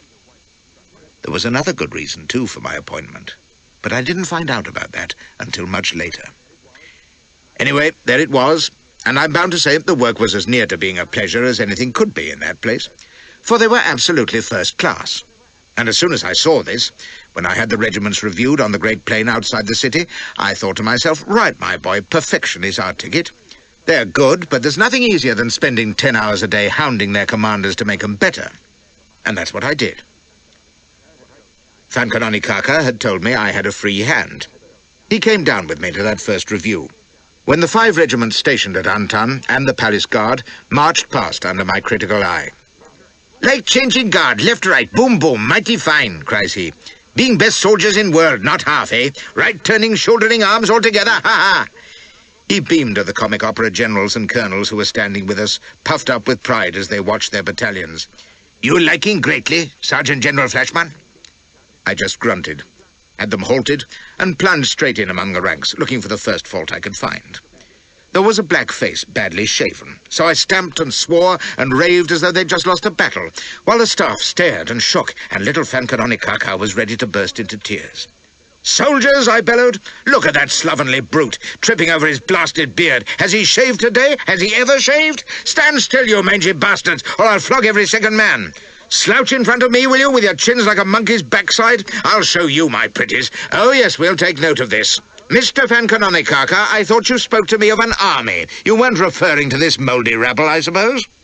Of course, it put them into fits.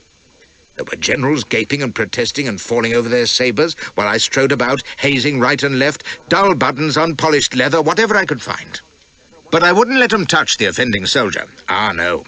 I degraded his section commander on the spot, ordered his colonel into arrest, and scarified the staff. That's the way to get 'em hopping. And when I'd done roaring, I had the whole outfit, officers and all, marched and wheeled and turned across that square for 3 solid hours. And then, when they were fit to drop, I made 'em stand for 40 minutes, stock still, at the present, while I ranged among them, sniffing and growling, with Fankanoni and the staff trotting miserably at my heels. I was careful to snarl a word of praise here and there, and then I singled out the unshaven chap, slapped him, told him not to do it again, pinched his ear, a la Napoleon, and said I had high hopes of him. Talk about discipline. Come to Old Flash and I'll learn you things they don't teach you at Sandhurst. After that, it was plain sailing. They realized they were in the grip of a mad martinet and went crazy at perfecting their drill and turnout, with their officers working them till they dropped, while Flashy strolled about glaring or sat in his office yelling for lists and returns of everything under the sun. With my ready ear for languages, I picked up a little Malagasy, but for the most part transmitted my orders in French, which the better educated officers understood. I built a fearsome reputation through stickling over trivialities, and set the seal on it by publicly flogging a colonel, because one of his men was late for roll call, at the first of the great fortnightly reviews which the Queen and Court attended. This shocked the officers, entertained the troops, and delighted Her Majesty if the glitter in her eye was anything to go by. She sat like a brooding black idol most of the time, in her red sari and ceremonial gold crown under the striped brolly of state. But as soon as the lashing started, I noticed her hand clenching at every stroke, and when the poor devil began to squeal, she grunted with satisfaction. It's a great gift, knowing the way to a woman's heart. I was careful, though, in my disciplinary methods. I soon got a notion of who the important and influential senior officers were, and toadied them sickening in my bluff soldierly way, while oppressing their subordinates most damnably, and keeping the troops in a state of terrified admiration. Given time, I dare say, I'd have ruined the morale of that army for good and all. Since most of the leading aristocrats held high military rank and took their duties seriously in a pathetically incompetent way, just like our own, really, I gradually became acquainted, not to say friendly, with the governing class, and began to see how the land lay in court, camp, city, and countryside. It was simple enough. The society was governed by a rigid caste system, even stricter than that of India, although there was no religious element at all. There were 11 castes, starting at the bottom with the black Malagasy slaves. Above them, in 10th place, were the white slaves, of whom there weren't many, apart from me, and I was special, as I'll explain. But ain't that interesting that a black society held white superior to black in the slave line? We were, of course, but it didn't make much odds, since all of us were far below the 9th caste, which consisted of the general public, who had to work for a living and included everyone from professional people and merchants right down to the free labourers and peasantry. Then there were 6 castes of nobles, from the 8th to the 3rd, and what the differences were I never found out, except that they mattered immensely. The Malagasy upper crust are fearful snobs and put on immense airs with each other. A 3rd-rank count or baron, these are the titles they give themselves, will be far more civil to a slave than to a 6th-ranked nobleman, and the caste rules governing them are harsher even than for the lower orders. For example, a male noble can't marry a woman of superior caste. He can marry beneath himself, but he mustn't marry a slave. If he does, he's sold into slavery himself, and the woman is executed. Simple, says you, they just won't marry slaves then, but the silly buggers do quite often because they're crazy, like their infernal country. The 2nd caste consisted of the monarch's family, poor souls, and at the top came the 1st caste, an exclusive group of 1, the Queen, who was divine, although quite what that meant wasn't clear, since they don't have gods in Madagascar. What was certain, though, was that she was the most absolute of absolute tyrants, governing solely by her own whim and caprice, which, since she was stark mad and abominably cruel, made for interesting times all round. That much you probably gathered already from my description of her and of the horrors I'd seen, but you have to imagine what it was like to be living at the mercy of that creature, day in, day out, without hope of release. Fear spread from her like a mist, and if her court was a proper little viper's nest of intrigue and spying and plotting, it wasn't because her nobles and advisers were scheming for power, but for sheer survival. They went in terror of those evil snake eyes, and that flat grunting voice, so rarely heard and then usually to order arrest, torture, and horrible death. Those are easy words to write, and you probably think they're an exaggeration. They're not. That beastly slaughter I'd witnessed under the cliff at Ambo Hipotzi was just a piece of the regular ritual of purge and persecution and butchery which was every day at Antan in my time. Her appetite for blood and suffering was insatiable, and all the worse because it was unpredictable. It wouldn't have seemed so horrible, perhaps, if Madagascar had been some primitive nigger tribal state where everyone ran about naked, chanting mumbo-jumbo and living in huts. Well, I remember my old chum King Gizo of Dahomey sitting slobbering like a beast before his death house, built of skulls, if you please, tucking into his luncheon while his fighting women chopped prisoners into bloody gobbets within a yard of him. But he was an animal, and looked like one. Ranavalona wasn't. Quite. She had not bad taste in clothes, for example, and knew enough to hang pictures on the walls and have her banquets laid with knives and forks just so, and place cards. Solomon was right, I saw him. Sergeant General Flashman, Esquire, yours truly, was what mine said on one occasion, in copperplate handwriting. I mean, she had carpets and silk sheets and a piano, and her nobles wore trousers and frock coats and addressed their womenfolk as mamselle. My God, haven't I seen a couple of her comtesses sitting at a palace dinner, chattering like civilized women with silver and crystal and linen before them, ignoring the cutlery and gobbling food with their fingers, and then one turning to t'other and twittering, "Permettez-moi, chérie," and then proceeding to delouse her neighbour's hair. That was Madagascar. Savagery and civilization combined into a horrid comic opera, a world turned upside down. And at the head of the table, she would sit, in a fine yellow satin gown from Paris, a feather boa stuck through her crown, pearls on her black bosom and in her long earrings, chewing on a chicken leg, holding up her goblet to be refilled and getting drunker and drunker.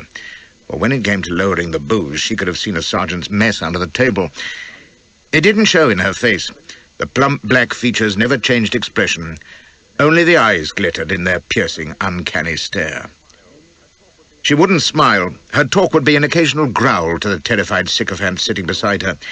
And when she rose at last, wiping her sullen mouth, everyone would spring up and bow and scrape, while two of her generals, perspiring, would escort her down the room and out onto the great balcony, lending her an arm if she staggered, and over the great crowd waiting in the courtyard below would fall a terrible silence, the silence of death. I've seen her, leaning on that veranda with her creatures about her, gazing down on the scene below. The ring of Hover guardsmen, the circle of torches flaming over the archways, the huddled groups of unfortunates, male and female, from mere striplings to old decrepit folk, cowering and waiting. They might be recaptured slaves, or fugitives hunted out of the forests and mountains, or criminals, or non-Hover tribesmen, or suspected Christians, or anyone who, under her tyranny, had merited punishment. She would look down for a long time, and then nod at one group and grunt, burning, and then at another, crucifixion, and at a third, boiling. And so on, through the ghastly list. Starvation, or flaying alive, or dismembering, or whatever horror occurred to her monstrous taste. Then she would go inside, and next day the sentences would be carried out at Ambo Hipotzi in front of a cheering mob. Sometimes she attended herself, watching unmoved, and then going home to the palace to spend hours praying to her personal idols under the paintings in her reception room. While most of her cruelties were practiced on common folk and slaves, her court was far from immune. I remember at one of her levees, at which I was in humble attendance with the military, she suddenly accused a young nobleman of being a secret Christian. I've no idea whether he was or not, but there and then he was submitted to ordeal. They have any number of ingenious forms of this, including swimming rivers infested by crocodiles, but in this case they boiled up a cauldron of water right in front of her seat, and she sat staring fixedly at his face as he tried to snatch coins out of the bubbling pot, plucking and screaming, while the rest of us watched, trying not to be sick. He failed, of course. I can still see that pathetic figure writhing on the floor, clutching his scalded arm before they carried him out and sawed him in half. Not quite what we're accustomed to at Balmoral, you'll agree, but at least Ranavalona didn't go in for tartan carpets. Her wants were simple. Just give her an ample supply of victims to mutilate and gloat over, and she was happy. Not that you'd have guessed it to look at her, and indeed I've heard some say that she was just plain mad and didn't know what she was doing. That's an old excuse which ordinary people take refuge in because they don't care to believe there are people who enjoy inflicting pain. He's mad, they'll say. But they only say it because they see a little of themselves in the tyrant too, and want to shudder away from it quickly, like well-bred little Christians. Mad? Aye, Ranavalona was mad as a hatter in many ways, but not where cruelty was concerned. She knew quite what she was doing, and studied to do it better, and was deeply gratified by it. And that's the professional opinion of kindly old Dr. Flashy, who's a time-served bully himself. So you see what a jolly carefree life it was for her court, of whom I suppose I was one in my capacity of mount of the moment. It was a privileged position, as I soon realized. You recall I told you how I took pains to curry favor with the top military nobles. Well, I soon discovered that the compliment was returned, slave though I was officially. They toaded me something pitiful, those black sweating faces and trembling paws in gaudy uniforms. They assumed, you see, that I only had to whisper the word in her ear, and they'd be off to the pits and the cross. They needn't have fretted. I never knew one of them from t'other, hardly, and anyway, I was too alarmed for my own safety to do anything with her damned black ear, but chew it, loving-like. You may wonder how I stuck it out, or how I could bring myself to make love to that female beast. Well, I'll tell you. If it's a choice between romping and being boiled or roasted, you can bring yourself to it, believe me. She wasn't bad-looking beneath the neck, after all, and she seemed to like me, which always helps. You may find it difficult to believe, I do myself, But there were even moments on warm, silent afternoons when we would be drowsing on the bed or by her bath, and I would steal a glance along the pillow at that placid black face, comely enough with the eyes closed, and feel even a touch of affection for her. You can't hate a woman you sleep with, I suppose. Mind you, once that black eyelid lifted and that eye was on you, it was another story. One thing, though, I feel inclined to say in her defense, having said so much ill of her, and rightly. At least some of her excesses, especially in the persecution of Christians — I wasn't one, by the way, during my Madagascar sojourn, as I took pains to point out to anyone who'd listen — were inspired by her idol keepers. I've said there was no religion in her country, which is true.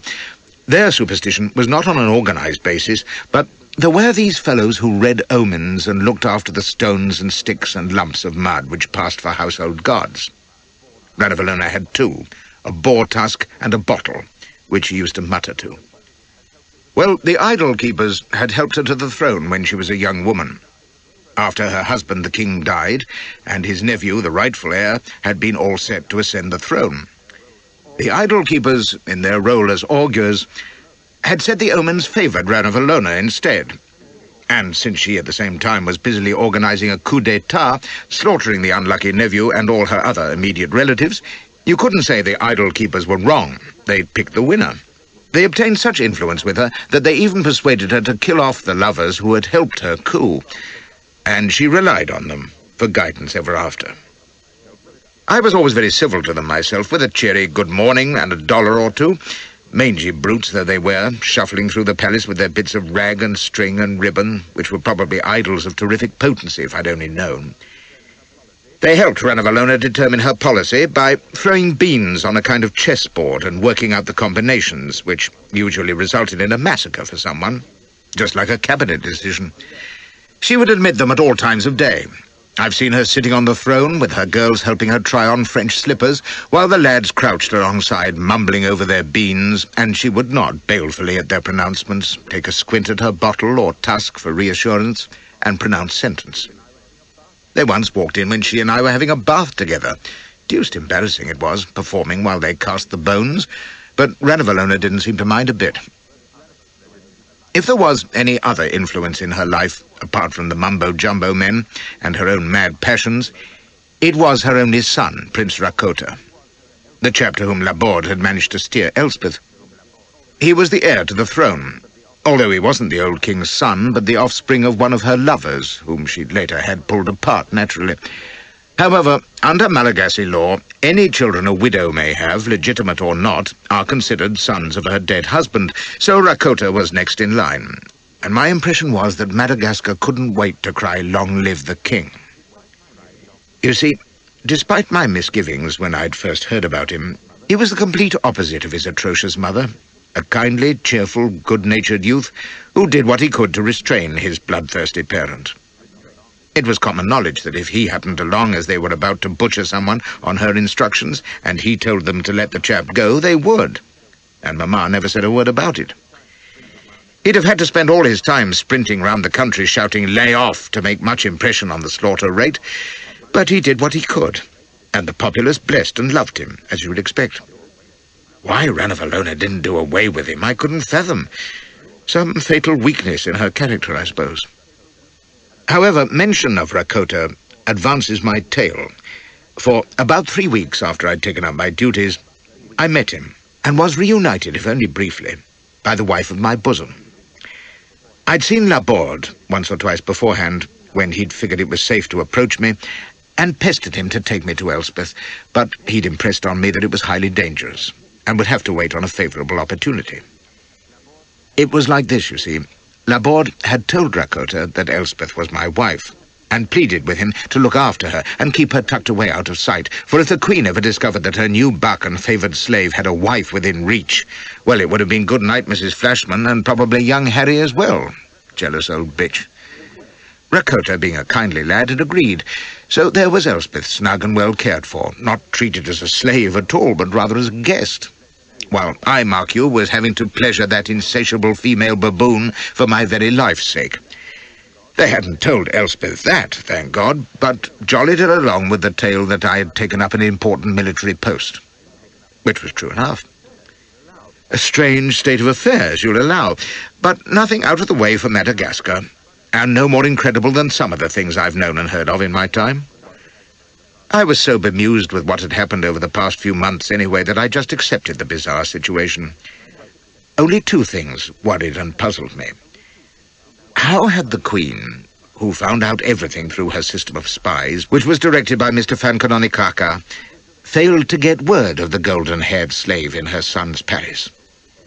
And why, this was the real conundrum, were Laborde and Prince Rakota in such a sweat to help Elspeth and me? What was I to them, after all?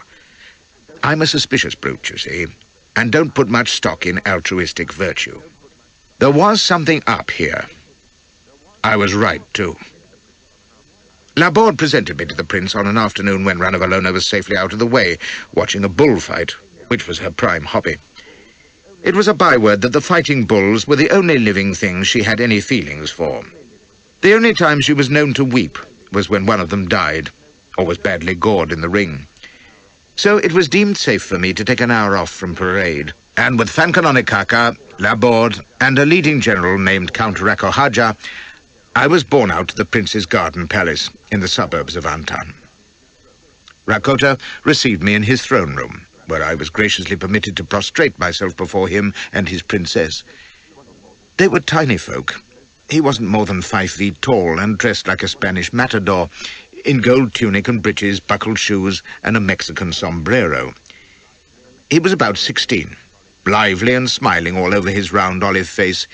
He had the beginnings of a moustache. His wife was much the same, a dumpy little bundle in yellow silk. If anything, her moustache was further along than his. They spoke good French, and when I clambered upright, Rakota said he'd had brilliant reports of the way I was training the troops, especially the Royal Guardsmen. Sergeant General Flashman has worked wonders with the men, and the best officers, agreed Count Rakohaja. He was a big, lean, Hova aristocrat with a scar on his cheek, dressed in a coat and trousers which would have been perfect St. James's if they hadn't been made of bright green velvet. Your Highness will be enchanted to learn that he has already won the loyalty of all under his command, and has shown himself a most dependable and trustworthy officer.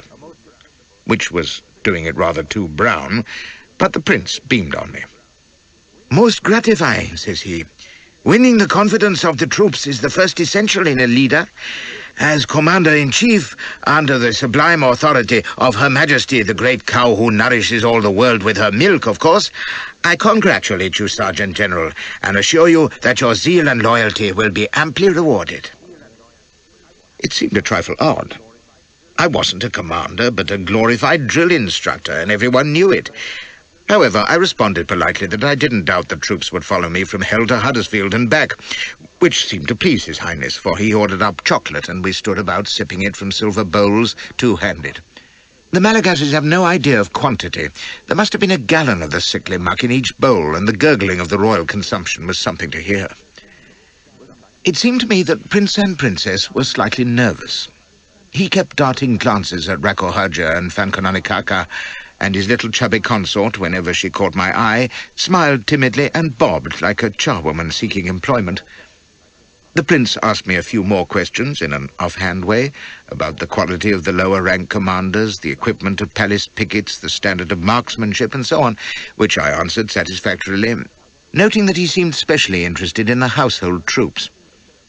Then he took one last gulp and belch at his chocolate, wiped his moustache on his sleeve, and says to me, with a little smile and wave, "You are permitted to withdraw to the other end of the room," and began to talk in Malagasy to the others.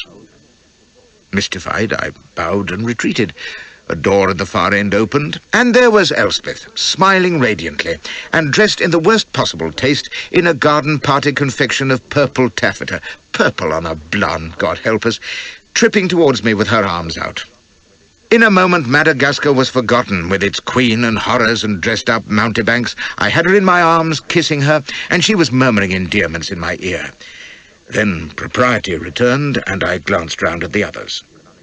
They were ignoring us, all except Fankononikaka, who was having a sly peep. So I enfolded her again, inhaling her perfume while she prattled her delight at seeing me. For it has been so long, and while their highnesses have been kindness itself, I have been yearning for you night and day, my love. Do you like my new dress? Her Highness chose it for me herself, and we think it most becoming, and it is so heavenly to have proper clothes again after those dreadful sarongas. But we will not talk of that, and the hateful separation, and the odious behavior of that man Don Solomon.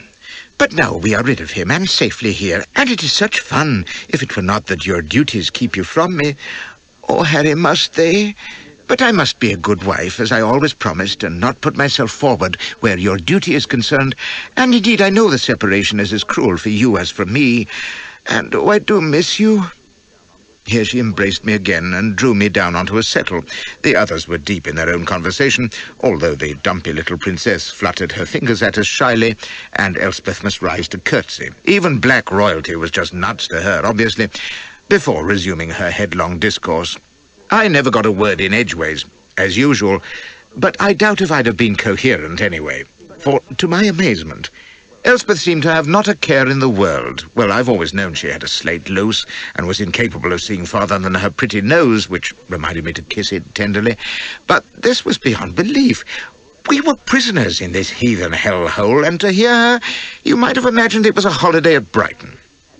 Slowly it dawned on me that she had no true notion of the ghastliness of our plight, or even of what Madagascar was like at all, and as she babbled, I began to understand why.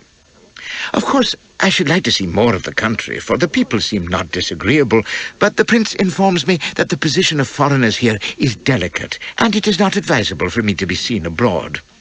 For you, of course, it is different, since you are employed by Her Majesty. Oh, tell me, Harry, what she looks like, and what she says. How does she dress? Shall I be presented? Is she young and well-favoured? I should be so jealous, for she cannot fail to be attracted by the handsomest man in England. Oh, Harry, I much admire your uniform. It is quite the style. I'd taken advantage of the custom of the country to wear all red with a black sash. Pretty raffish, I admit. Elspeth fairly glowed at me.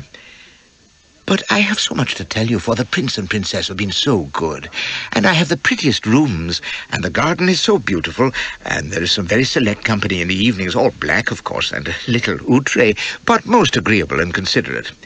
I am most happy and interested, but when shall we go home to England, Harry? I hope it is not too long, for I sometimes feel anxiety for dear papa, and while it is very pleasant here, it is not quite the same.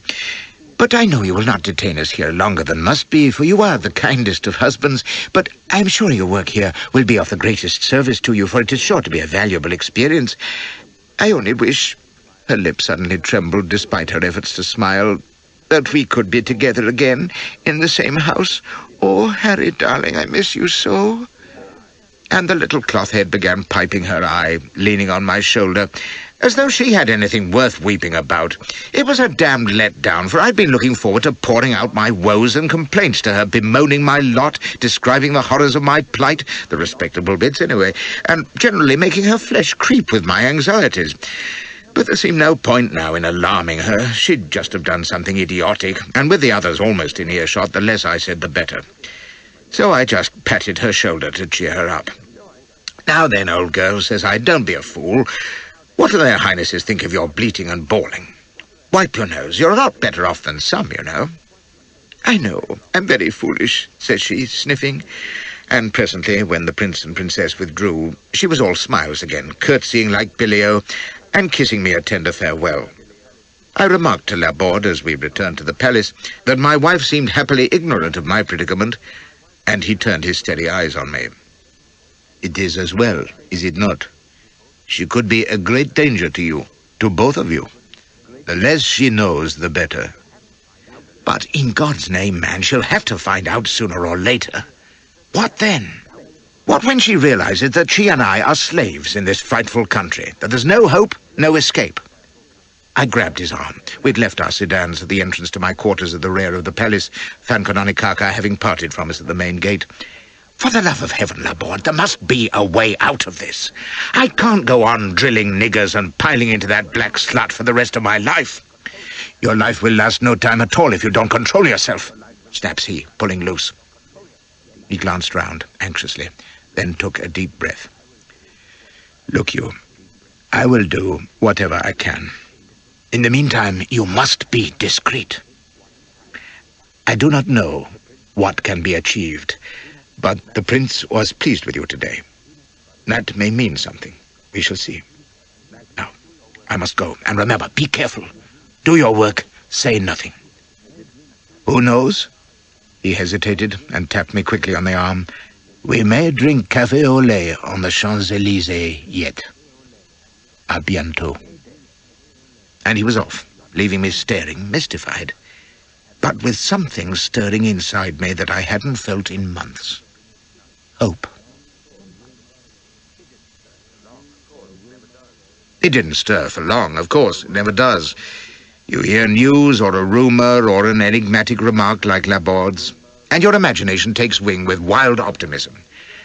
And then nothing happens, and your spirits plunge, only to revive for a spell, and then down again, and up and down, while time slips away almost unnoticed. I'm glad I ain't one of those cool hands who can take a balanced view, for any logical appraisal of my situation in Madagascar would have driven me to suicide. As it was, my alternate hopes and glooms were probably my salvation as the months went by. For it was months, 6 of them, although looking back it's hard to believe it was more than a few weeks. Memory may hold on to horrid incidents, but it's a great obliterator of dull, protracted misery, especially if you help it with heavy drinking.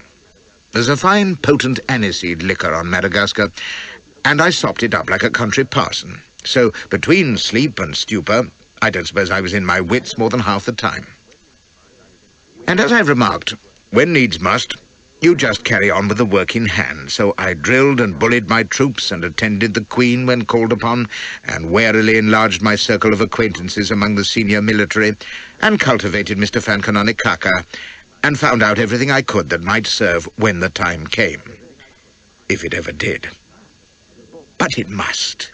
It must, for while with every passing week my servitude in Madagascar began to seem more natural and inevitable, there would be moments of sudden violent reaction, as when I'd just seen Elspeth, or been appalled by some new atrocity of the Queen's, or the musky wood and dust smell grew unbearable in my nostrils, and then there was nothing for it but to walk out alone on the parade ground before Antin and stare at the distant mountains, and tell myself fiercely that Lord's was still over there somewhere, with Felix bowling his slow lobs while the crowd clapped and the rooks cawed in the trees. There would be green fields and English rain, parsons preaching, yokels ploughing, children playing, cads swearing, virgins praying, squires drinking, whores rogering, peelers patrolling. That was home, and there must be a road to it. So I kept my eye skinned, and learned that Tamitave, while it had taken days to cover on the slave march, was a bare 140 miles away, that foreign ships put in about twice a month. For Fancononicaka, whose office I visited a good deal, used to receive notice of them. The Samson of Toulon, the Culebra of Havana, the Alexander Hamilton of New York, the Mary Peters of Madras. I saw their names, and my heart would stop. They might only anchor in the roads to exchange cargo, but if I could time my bolt from Antin precisely and reach Tamitave when a foreign vessel was in, I'd swum ashore, I could swim aboard, then let them try to get me on their cursed land again. How to reach Tamitave, though, ahead of pursuit? The army had some horses, poor screws, but they do, 1 to ride, 3 to lead for changes. Oh, God, Elspeth, I must get her away too, mustn't I? Unless I escaped and came back for her in force, by Jove, Brooke would jump at the chance of crusading against Ranavallona. If Brooke was still alive... No, I couldn't face another of his campaigns, damn Elspeth. And so my thoughts raced, only to return to the dusty heat and grind of Antin and the misery of existence. There were some slight blessings, though. I became interested in my army work and enjoyed putting the troops through their maneuvers, teaching them complicated wheels in line, slow marches, and so forth. I became quite friendly with senior men like Rakohaja, who began more and more to treat me as an equal and even entertain me at their homes, the patronizing monkeys. Fancononicaka noted this and was pleased. Doing much fine, what? Dining nibs, much grub, happy boozing like hell, tip-top society, howdy do, so pleased to meet you, eh? I seeing you, Count Racco Hodja, Baron Adriama, Chancellor Vavalana, other best swells. Watching Vavalana, careful, however, sly dog, peeping or tittle-tattling for queen. So, looking sharp, that's the ticket for soup. Rotten rascal Vavalana, him hating old boy Famcanonicaka, hating you too, much jealousing you mounting queen, happying her much boom-boom, not above half. Maybe getting boy-child, I don't know. Vavalana not liking that. Mischief you if possible. Watch him out, I telling you. Meantime, you pleasing queen all while, hearty-loving, she admiring, ain't she just though, ha-ha. And the dirty little rascal would tap his pug nose and chortle. I wasn't so sure myself, for as time went by, Ranavalona's demands on me slowly diminished.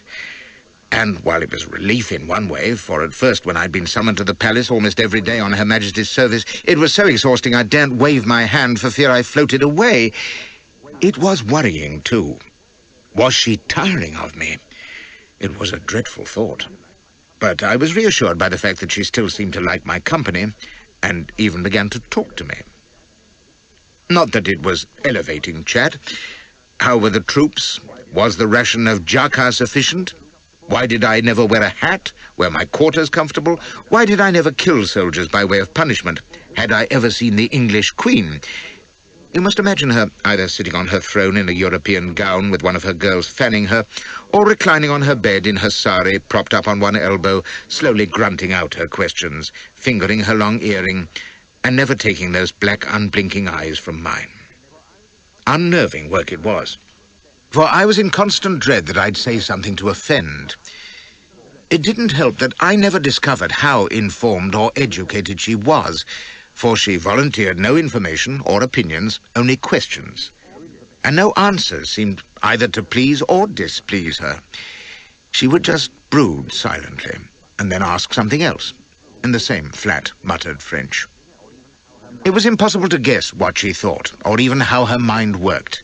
Well, to give you an example, I was alone with her one day, standing by obediently while she sat on the bed gazing at Manja Katsiroa, her bottle gourd, and mumbling to herself, when she looked up at me slowly and growled, "Does this dress please you?" It was a white silk sarong, in fact, and became her not too badly, but of course I went into raptures about it. She listened sullenly, fidgeted a moment, and then got up, stripped the thing off, and says, "It is yours." Well, it wasn't my style at all, but of course I grovelled gratefully and said I couldn't do it justice, but I'd treasured it forever, make it my household idol, in fact. Splendid idea. She paid not the slightest attention, but sauntered over, bare as the back of my hand, to her great mirror, and stared at herself. Then she turned to me, slapped her belly thoughtfully 2 or 3 times, put her hands on her hips, stared bleakly at me, and says, "Do you like fat women?" If the hairs on my neck crawled, do you wonder? For if you can think of a tactful answer, I couldn't. I stood tongue-tied, the sweat starting out on me as visions of boiling pits and crucifixion flitted across my mind, and I couldn't restrain a moan of despair, which I immediately had the mother wit to turn into a lustful growl as I advanced on her, grappling amorously and praying that actions would speak louder than words. Since she didn't press the point, I gather my answer was the right one. Another anxiety, of course, during those long weeks was that she would get word of Elspeth, or that my dear little wife herself would get restive and commit some folly which would attract attention. She didn't, though, and on the occasional visits I was allowed to make to the Prince's palace, she seemed as cheerful as ever. I still don't understand this, although I'll admit that Elspeth has an unusually serene and stupid disposition which can make the best of anything. She bemoaned the fact that we were kept apart, of course, and never ceased to ask me when we would be going home. But since we were never left alone together, there was no opportunity to tell her the fearful truth, and it would have served no good purpose anyway. So I jollied her along, and she seemed content enough. It was on the last visit I paid her that I saw the first signs of distress, and guessed it had at last penetrated into that beautiful fat head that Madagascar wasn't quite the holiday she imagined.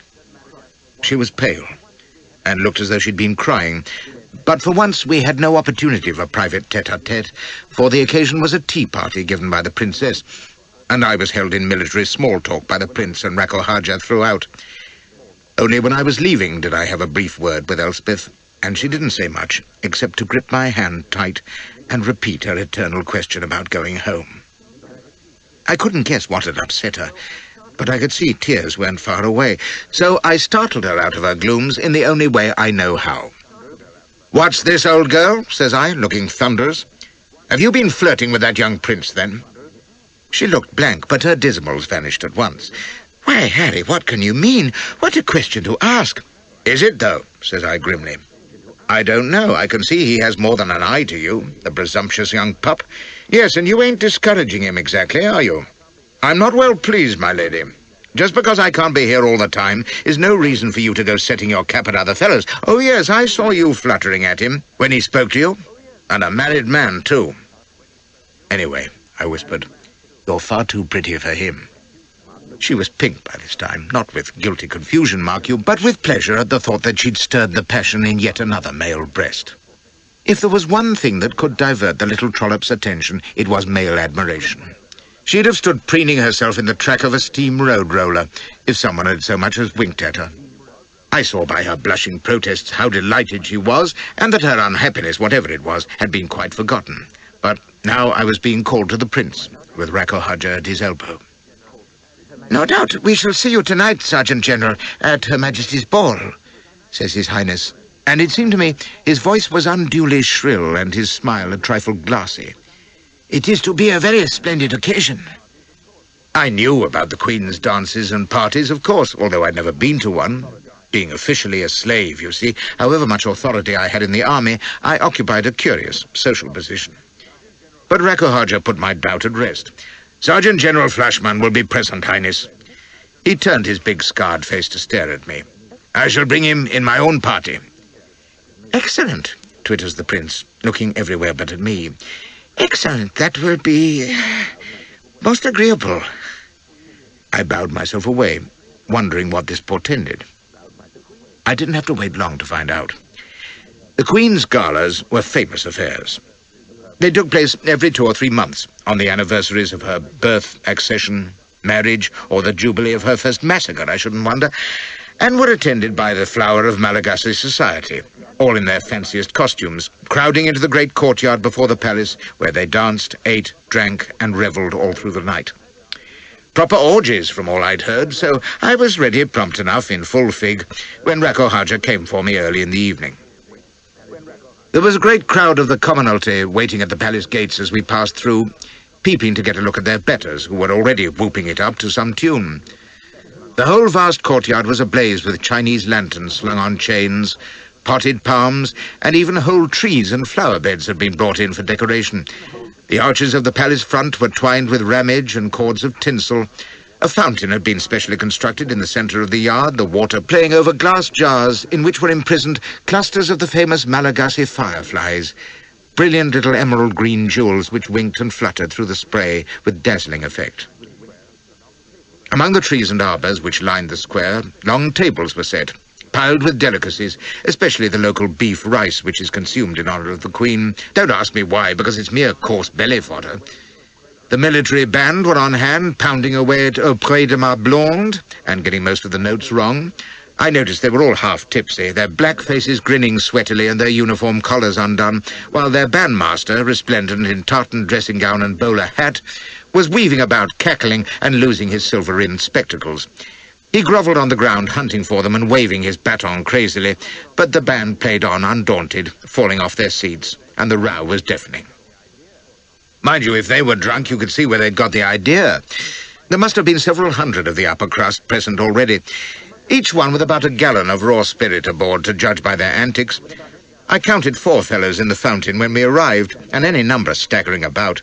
The greater number were standing unsteadily in groups of anything from 6 to 60, making polite conversation at the tops of their voices, yelling and backslapping, seizing glasses from the loaded trays which the servants passed among them, bawling toasts, spilling liquor all over each other, apologizing elaborately, tumbling down, and acting quite civilized on the whole.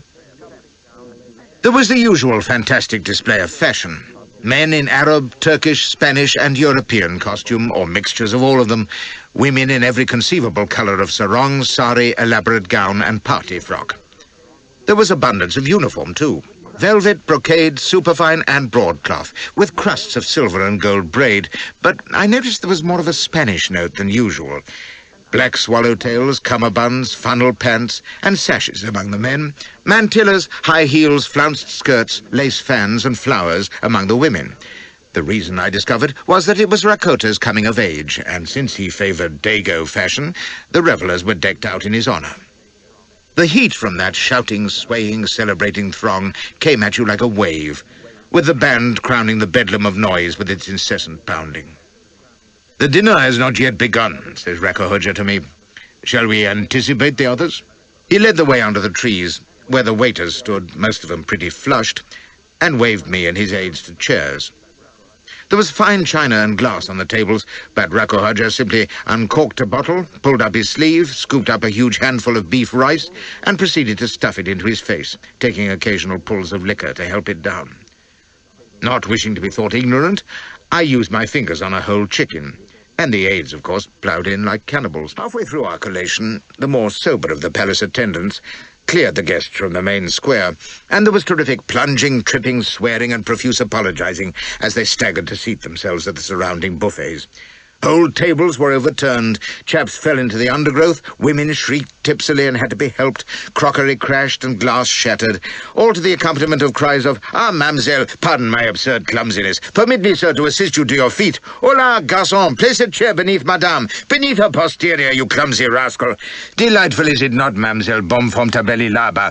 Such select company, exquisite taste and decoration. Forgive me, madam, I am about to vomit a while," and so forth. Eventually, to a chorus of cries, smashing, retching, and polite whispers, they were all down at various levels, and the cabaret began. This consisted of 100 dancing girls in white saris with green fireflies bound in their hair, undulating in perfect time across the courtyard to weird nigger music. Ugly little squirts for the most part, but drilled like guardsmen, and I've never seen a pantomime chorus to equal them. They swayed and weaved among each other like clockwork in the most complex patterns, and the mob, in the intervals of stuffing and swilling, rose to them in drunken appreciation. Flowers and ribbons and even plates of food were thrown. Fellows clambered on the tables to applaud and yell. The ladies scattered change from their purses, and in the middle of it the military band regained consciousness as one man and began to play Auprès de ma blonde again. The bandmaster fell into the fountain to prolonged cheering. One of the aides at our table subsided face down in a dish of curry. General Rakohoja lit a cheroot. About 20 chaps ran in among the dancing girls and began an impromptu waltz. The prince and princess made their entrance in sedans draped with cloth of gold and borne shoulder-high by Hova guardsmen. The whole assembly raved and staggered in loyal greeting, and at the next table, a slant-eyed yellow gal with slim bare shoulders glanced lingeringly in my direction, lowered her eyelids demurely, and stuck out her tongue at me behind her fan. Before I could respond with a courtly inclination of my head, there was a sudden blare of trumpets, drowning out the hubbub. It rose in a piercing fanfare, and as it died away, the entire congregation staggered to its feet with a renewed clattering of overturned chairs, breaking of dishes, subdued swearing and apology, and stood more or less silent, leaning on each other and breathing stertorously. On the centre of the first balcony of the palace, lanterns were blazing, guardsmen were forming, and a brazen-lunged major domo was shouting commands. Handmaidens appeared, bearing the striped umbrella. Cymbals clashed, a couple of idol keepers scurried out with their little bundles. The silver spear was borne forward, and here came the founder of the feast, the guest of honour, the captain of the side, imperial in her crimson gown and golden crown, to be greeted by a roar of acclamation which beat everything that had gone before. The wave of adulation beat up and echoed against the towering walls. "Manjaka! Manjaka! Ranavalona! Ranavalona!" As she moved slowly forward to the balcony, her stately progress marred only by the obvious fact that she, too, was drunker than David's sow. She swayed dangerously as she stood looking down, a couple of guardsmen lending a discreet elbow on either side, and then the band, in a triumph of instinct over intoxication, burst into the national anthem, "May the Queen live 1,000 years," rendered with heroic enthusiasm by the diners, most of whom seemed to be accompanying themselves by beating spoons on plates. It ended in a furore of cheering, and Her Majesty retired about 5 seconds, I'd say, before collapsing in a heap. We hallooed her out of sight, and now that the loyal toast was drunk, so to speak, the party began in earnest. There was a concerted rush into the square, in which I found myself carried along willy-nilly, and with the band surpassing itself, a frenzied polka was danced. I found myself partnering an enormously fat hippo of a woman in crinoline who used me as a battering ram to drive away through the press, screaming like a steam whistle as she did so. I may say that in keeping with the spirit of the evening, I had taken a fairish cargo of drink aboard myself, and it was making me feel reckless, for I kept craning over the heads of the throng in the hope of a sight of the yellow gal who had been eyeing me, which was madness, of course. But even the thoughts of a jealous Ranavalona ain't proof against several pints of aniseed liquor and Malagasy champagne. Besides, after months of galloping royalty, I was crying out for a change, and that slender charmer would supply it splendidly. There she was, with a frog-like black partner clinging to her for support. She caught my glance as the dance swept her past and opened her eyes invitingly at me. It was the work of a moment to kick my partner's massive legs from under her and thrust her squawking under the feet of the prancing throng. I fought my way to the sidelines, scooping the yellow gal out of her partner's drunken embrace en route, and he blundered on blindly while I bore off the prize with one arm round her lissom waist. She was shrieking with laughter as I swept her into the undergrowth. It was bedlam in there, too, for it seemed that the accepted way of sitting out a dance in Antan was to crawl into the bushes and fornicate. Half the guests appeared to be there before us, black bottoms everywhere, but I found a clear space and was just settling down, choking lustfully in the waves of scent which my lady affected, when some brute kicked me in the ribs, and there was Rako Haja standing over us. I was about to damn his eyes heartily, but he jerked his head and moved behind a tree. And since my yellow gal chose that moment to be sick, I lost no time in joining him, cursing my luck just the same. I was pretty unsteady on my feet, but I realized that he was cold sober. The lean black face was grim and steady, and there was something about the way he glanced either side, at the hullabaloo of the dance and the dim forms grunting and gasping in the shadows about us, that made me check my angry protest. He drew on his cheroot a moment. Then, pitching it away, he took my arm and ushered me under the trees, along a narrow path, and so by a dimly lighted passage into a little open garden space, which I guessed must be at the side of the palace proper. It was moonlight, and the little space was full of shadows. I was about to demand to know what the deuce this was all about, when I realized that there were at least 2 men half hidden in the gloom. Rako Haja paid them no attention. He crossed to a little summer house with a chink of light showing beneath its door and tapped. I stood trying to get my head clear, suddenly scared.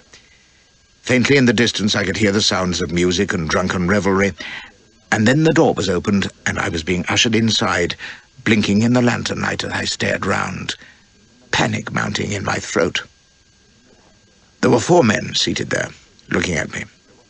To my left, in dark shirt, breeches, and boots, his face vulpine in the lantern ray, was Laborde.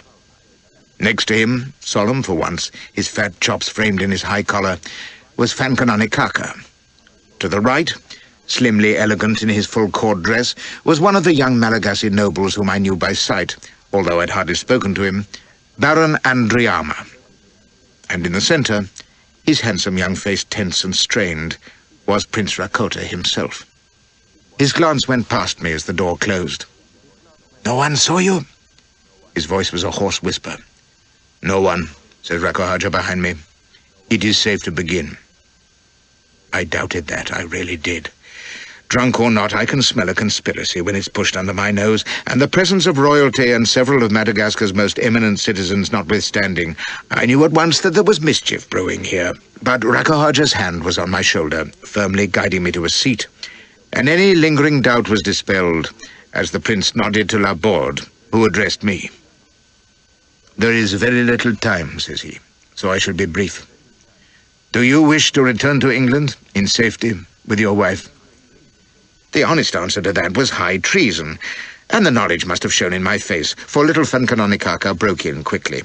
It was a sign of his agitation that he spoke not in fluent French, but in his bastard English. "Not frightening, no alarms, all's well, Flashman. Friends here, liking you, telling truth, like old boys, ain't we?" If the Queen's own son and her secretary and most trusted minister were in it, whatever it was, there could be no point in lying. "Yes," says I, and the prince sighed with relief, and broke into a torrent of Malagasy, but Laborde cut him short. "Pardon, Highness, we must not delay." He turned to me again. "The time has come to depose the Queen. All of us whom you see here are agreed on that. We are not alone. There are others, trusted friends, who are in the plot with us.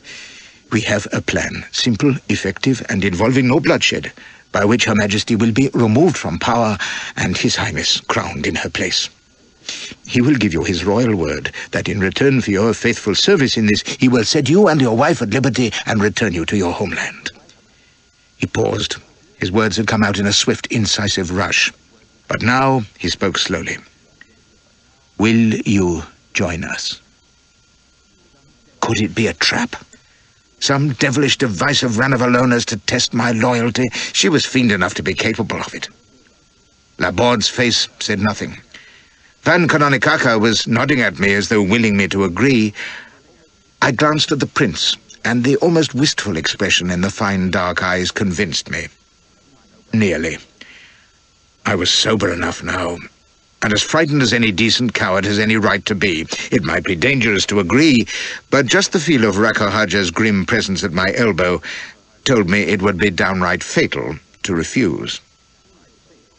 "What do you want me to do?" I said. For the life of me, I couldn't see why they needed me at all, unless they wanted me to strangle the black slut in her bath. The mind shuddered at the thought. No, it couldn't be that. No bloodshed, Laborde had said.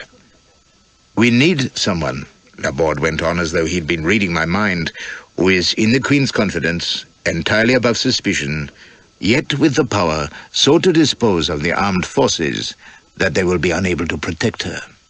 Someone who can ensure that when the moment comes, her Hova Guard regiment will not be able to intervene.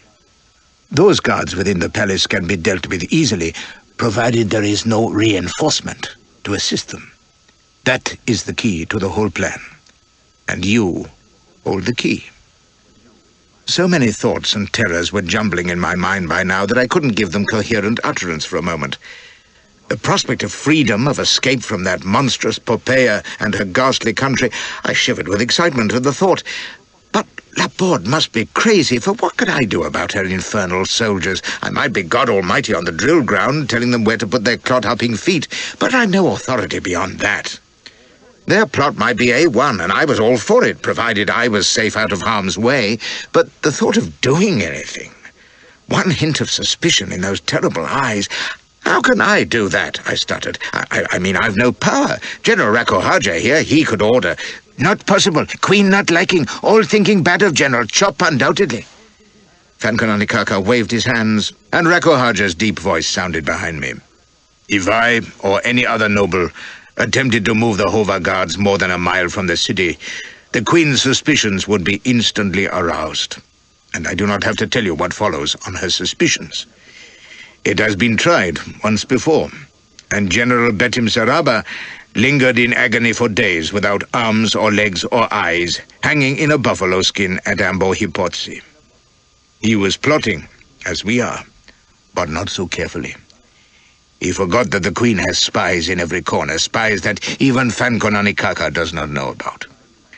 Yet all he did was try to detach 2 companies of the guard to Tamitaf. Nothing was proved, but he failed the Tanga and died." But I can't move the guards." "You have done so twice already." It was Andriama, speaking for the first time. "Did you not give them training marches, one of 2 days, the other of 3? Nothing was said. The Queen was undisturbed. What would excite immediate suspicion if done by a noble of whom the Queen is jealous, and she is insanely jealous of all of us, may be easily accomplished by the Sergeant General, who is only a slave, and well beloved by the Queen." Van Canonicaka was nodding eagerly. His lips seemed to be framing the words "jigger, jigger, jig." I was going faint at the thought of the risk I'd already run, quite unawares. "Don't you understand?" says Laborde. "Don't you see, from the moment I saw you in the slave market, months ago, we have been scheming, Van Canonicaka and I, to bring you to the position where you could do this thing.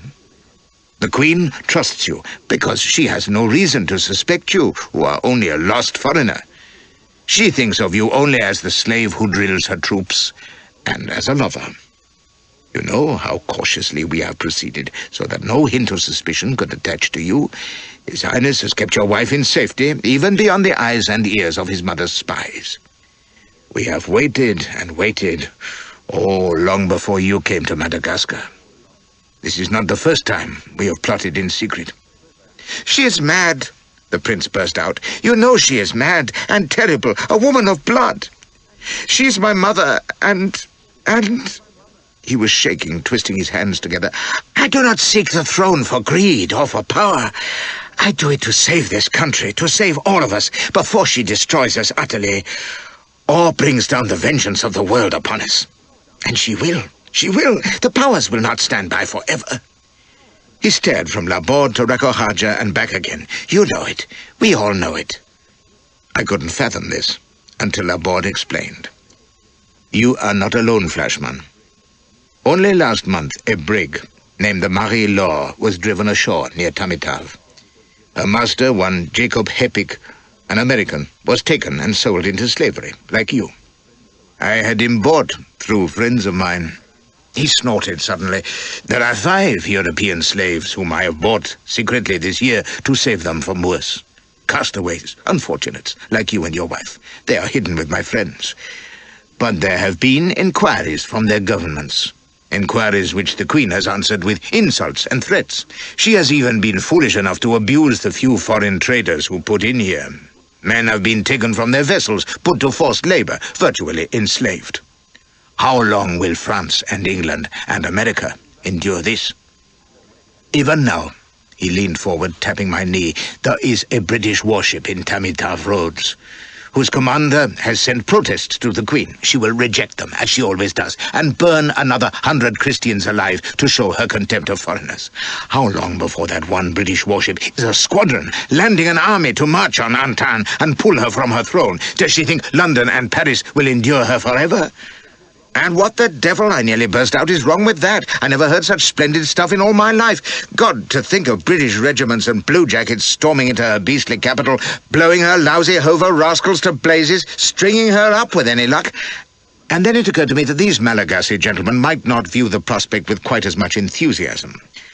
They wouldn't relish being another British or French dominion, no, but let good King Rakota mount the throne and behave like a civilized being, and the powers would be happy enough to leave him and his country alone. So that was why they were in such a sweat to get rid of Mama before she provoked an invasion. But why should Laborde care? He wasn't a Malagasy.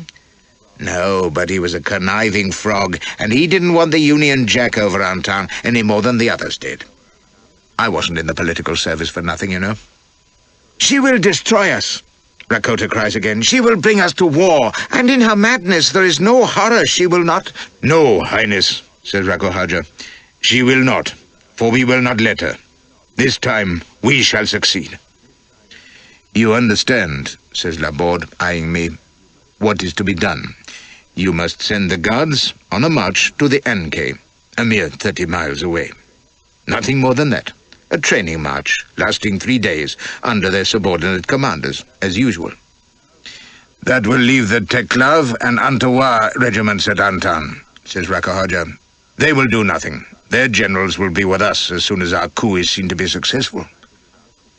"We shall strike on the 2nd night after the guards have gone," says Andriama. "I shall be in attendance on the Queen. I shall have 30 men in the palace. At a given signal, they will take the Queen prisoner and dispose of her guards within the palace, if that is necessary. General Rakohaja will summon the commanders of the lesser regiments, and with Mr. Fankonanikaka will proclaim the new king. It will be done within an hour. And when word of the coup reaches the hover guards at Anke, it will be too late. The enthusiasm of the people will ensure our success." "They will rally to me," says Rakota earnestly. "They will see why I do this thing, that I will be a liberator, and—" "Yes, Highness," says Rakohaja. "You may trust us to see to all that." I couldn't help noticing that they used Rakota pretty offhand for their future monarch. Who would rule Madagascar? I couldn't help wondering. But that was small beer. My mind was racing over this thunderclap that they'd burst on me. They weren't laggard conspirators, these lads, and I'd hardly had time to get my breath. They had it all pat, but by jingo, it was an appalling risk. Suppose something went wrong, as it had done before, apparently. The mere thought of the vengeance Ranavalona would take set my innards quivering, and I'd be in the middle of the stew, too. I could have wept at the thought that there was a British warship this very minute not 4 days' ride away to the eastward. Was there any way I could... No, that wasn't on the cards. Suppose Laborde could bring it off. Suppose the Queen got wind of it. She had spies. I even found myself looking at Fancononicaka and wondering... Who knew she might have penetrated this conspiracy already? She might be gloating up yonder, biding her time. I thought of those awful pits and the fellow screaming before her throne with his arms parboiled. "Then you are with us," says Laborde.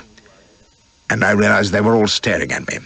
Fancononicaka, round-eyed, eager but scared. The prince almost appealing. Andriama and Rakohaja grimly. Laborde with his head back, weighing me. In the silence of the little summer house, I could still hear faintly the sounds of the distant music. There was a foolish, useless question in my mind, but funk that I was, I had to ask it, although the answer wouldn't settle my terrors a bit. "You're sure the Queen doesn't suspect already," says I. "I've heard of 30 men who'll do this thing. How do you know there isn't a spy among them?" "Those 2 sentries outside." "One of the sentries," says Andriama, "is my brother. The other my oldest friend. The 30 whom I shall lead are men from the forests.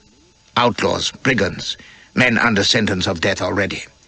They can be trusted, for if they betrayed us, they would join us in the pits." "Neither the Queen nor Chancellor Vavarana suspects," says Rakota quickly. "I am certain of it." He fidgeted and looked at me, smiling hopefully. "When will my wife and I be free to leave?" says I, looking him in the eye. But it was Laborde who answered. 3 days from now, for you must send the guards to Ankh tomorrow, and we will strike on the night of the day following. From that moment, you are free. If I'm still alive, thinks I. I knew I was red in the face, which is a sure sign that I'm paralyzed with fear, but what could I do but accept? Hadn't they cut it fine, though? Not giving old Flash much time to play 'em false, if he'd been so minded, the cunning scoundrels. Even so, they felt it would do no harm to drop a reminder in my ear, for when the prince had said a few well-chosen words to wind up our little social gathering, and we had dispersed quietly into the dark, and I was making my way tremulously back to the courtyard, where they were still racketing fit to wake the dead, Rakohaja suddenly surged up at my elbow. "A moment, Sergeant General, if you please." He had a cheroot going again. He glanced around, drawing on it, before continuing. "I was watching you. I do not think you are a calm man." Heaven alone knew what could have given him that impression. To demonstrate my sang-froid, I uttered a falsetto moan of inquiry. "Calm is necessary," says the big bastard, laying a hand on my arm. "A nervous man in your situation might give way to fear. He might conceive foolishly that his interest would be best served by betraying our plot to Her Majesty." I started to babble, but he cut me short. "That would be fatal. Any gratitude which the Queen might feel, supposing she felt any at all, would be more than outweighed by her jealous rage on discovering that her lover had been unfaithful. Mamselle Bomfontibelleraba is an attractive woman, as you are aware. You seemed to be finding her so when I summoned you earlier this evening. The Queen would be most displeased with you if she heard of it." He took my arm as we approached the courtyard. "I remember one of her earlier favorites who was indiscreet enough only to smile at one of Her Majesty's waiting women. He never smiled again, at least I do not think he did, but it is difficult to tell after a man's skin has been removed inch by inch in one piece. Shall we find something to eat? I am quite famished." While I can lie and dissemble with the best as a rule, I'm not much hand at conspiracy. You're too dependent on knavery other than your own. Mind you, they seemed a steady enough gang, and the one blessing was that there was little time left for anything to go wrong. If I'd had to wait days or weeks, I don't doubt my nerve would have cracked, or I'd have given myself away. When I went on parade next dawn, having had not a wink of sleep, I was twitching like a landed fish. I'd even started guiltily when my orderly brought my shaving water. What was behind it, eh? Wasn't it suspicious that his behaviour was exactly the same as it had been for months? Did he know something? By the time I got to my office and issued my orders of the day to my small staff of instructors, I was seeing spies everywhere and behaving like a nervous actor in Macbeth. The shocking problem, as I stared at the impassive black faces of my staff and tried to keep my hands still, was to devise a sufficient excuse for sending the guards off to Anne Kay. God, how had I got into this? I couldn't just order 'em off. That would excite comment for certain. They didn't need the exercise. They'd been behaving well on parade. I couldn't see any way. But I had them mustered, in case, trusting the Lord would provide. And he did. The men were steady and well turned out, as usual, but their junior officers had been at the Queen's party all night and came on parade half-soused. Seeing my chance, I set 'em to drill their columns, and in 5 minutes that muster looked like the Battle of Borodino, with hovers walking into each other, whole companies going astray, and little drunk officers staggering about, shrieking and weeping. In happy inspiration, I had the band paraded to accompany the drill, and since most of them were still cross-eyed and blowing into the wrong end of their instruments, the shambles was only increased. At this, I flew into a frightful passion, placed the drunker officers under arrest, harangued the parade at the top of my voice, and told them they could damn well march in full kit until they were sober and respectable again. Anne Kay was the place, I said. They could camp out on the plain without tents or blankets, and if one of them dared to get fever, I'd flog him stupid. It must have sounded convincing, and presently off they went, led by the band playing 3 different marches at once. I watched them fade into the dusty haze and thought, well, that's my part well done. And if the whole plot goes agley, I can still plead that my actions have been perfectly normal. But that's small comfort to a conscience like mine. I was prey to increasing terror all day, fretting about what Laborde and the others might be doing. There was another day and night for word of the plot to leak out, and I started at every voice and footfall. Fortunately, no one seemed to notice. No doubt they attributed my jumps, like their own, to the excesses of the previous night. There was no word from the palace, no hint of anything untoward. Evening came, and I prepared to turn in early with a bottle of aniseed to quiet my dark hours. I lay there, listening to the distant sounds of the palace, sucking at my flask, and telling myself for the 1000th time there was no reason why all shouldn't be well. Why, given luck, in 2 days Elspeth and I would be riding down in style to Tamitave with Rakota's blessing. Then the first English ship, and home and safety, far from this hellish place. It mightn't be so bad, of course, with Ranavalona out of the way. Might be financial advantage to be had. Rich country, new market, trading ventures, expert advice to city merchants in return for 10% of the profits, not to be sneezed at. Wonder what they do with good Queen Randy. Exile to the southern province, likely, with a platoon of Hover bucks to keep her warm. Serve her right. The knock on my door sounded thunderously, and I came bolt upright, sweating. I heard my orderly's voice, and here he was, as I scrabbled for my boots, and behind him the ominous figures of Hover guardsmen, bandoliers and all, their bare chests gleaming black in the lamplight. There was an under-officer summoning me to the royal apartments. The words pierced my drowsy brain like drops of acid. Oh, Christ, I was done for. I had to hold on to the edge of my cot as I pulled on my breeches. What could she want at this hour, and why should she send a guard of soldiers unless the worst had happened? The gaff was blown. It must be. Steady, though. It might be nothing after all. I must keep a straight face, whatever it was. Panic shook me. Should I try a bolt? No, that would be fatal. And my legs wouldn't answer. It was all they could do to walk steady as the officer led the way round to the front of the palace, past the broad steps. Was it imagination that there seemed to be more sentries than usual? And across the court to the Silver Palace, gleaming dimly under the rising moon, its million bells tinkling softly in the night air. Up the stairs, along the broad corridor, with my legs like jelly and the Hover boots pounding stolidly behind me. I wasn't happy about those boots, I remembered. I'd toyed with the idea of trying them in sandals, but hadn't been sure how they'd stand up to long marching. Ye gods, what a thing to think about, with my life in the balance. And now the great doors were opening. The officer was waving me in, and here, in a blaze of light, was the reception room, and I was striding in and bowing automatically, while the picture was emblazoned in my mind. She was there, black and still, on her throne. It must be midnight, surely. But damn me if she wasn't wearing a taffeta afternoon dress, all blue flounces, and a hat with an ostrich plume. I came up from my bow, feeling the chill stare, but I couldn't bring myself to look at her. A couple of her girl attendants alongside. Then the lean-robed figure of Vavalana, the Chancellor, his head cocked, looking at me out of his crafty eyes. Van Canonicaka. I struggled for composure, but his bland black face told me nothing. And then my heart leapt sickeningly, and I almost cried out.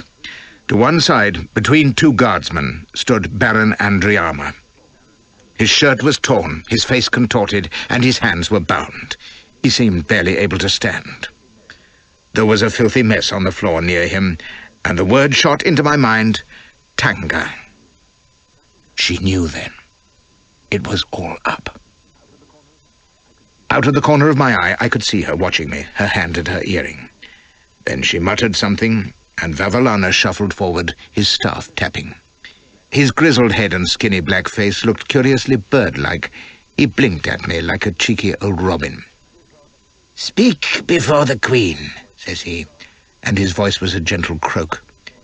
"Why did you send the guards to Anke?" I tried to look slightly puzzled, and to keep my voice steady. "May the Queen live 1,000 years. I sent the guards on a punishment march because they were drunk and slovenly. So was the band." I frowned at him and spoke louder. "They were not fit to be seen. I have 5 of their officers in arrest. 50 miles in full kit is what they need to teach them to behave like soldiers, and when they come back, I'll send them out again, if they haven't learned their lesson." It sounded well, I think. The right touch of puzzled indignation and martial severity, although how I managed it, God alone knows. Vavalana was studying me, and behind him, that black face and beady eyes beneath the ostrich plume were as fixed as a stone idol's. I must not falter or betray fear.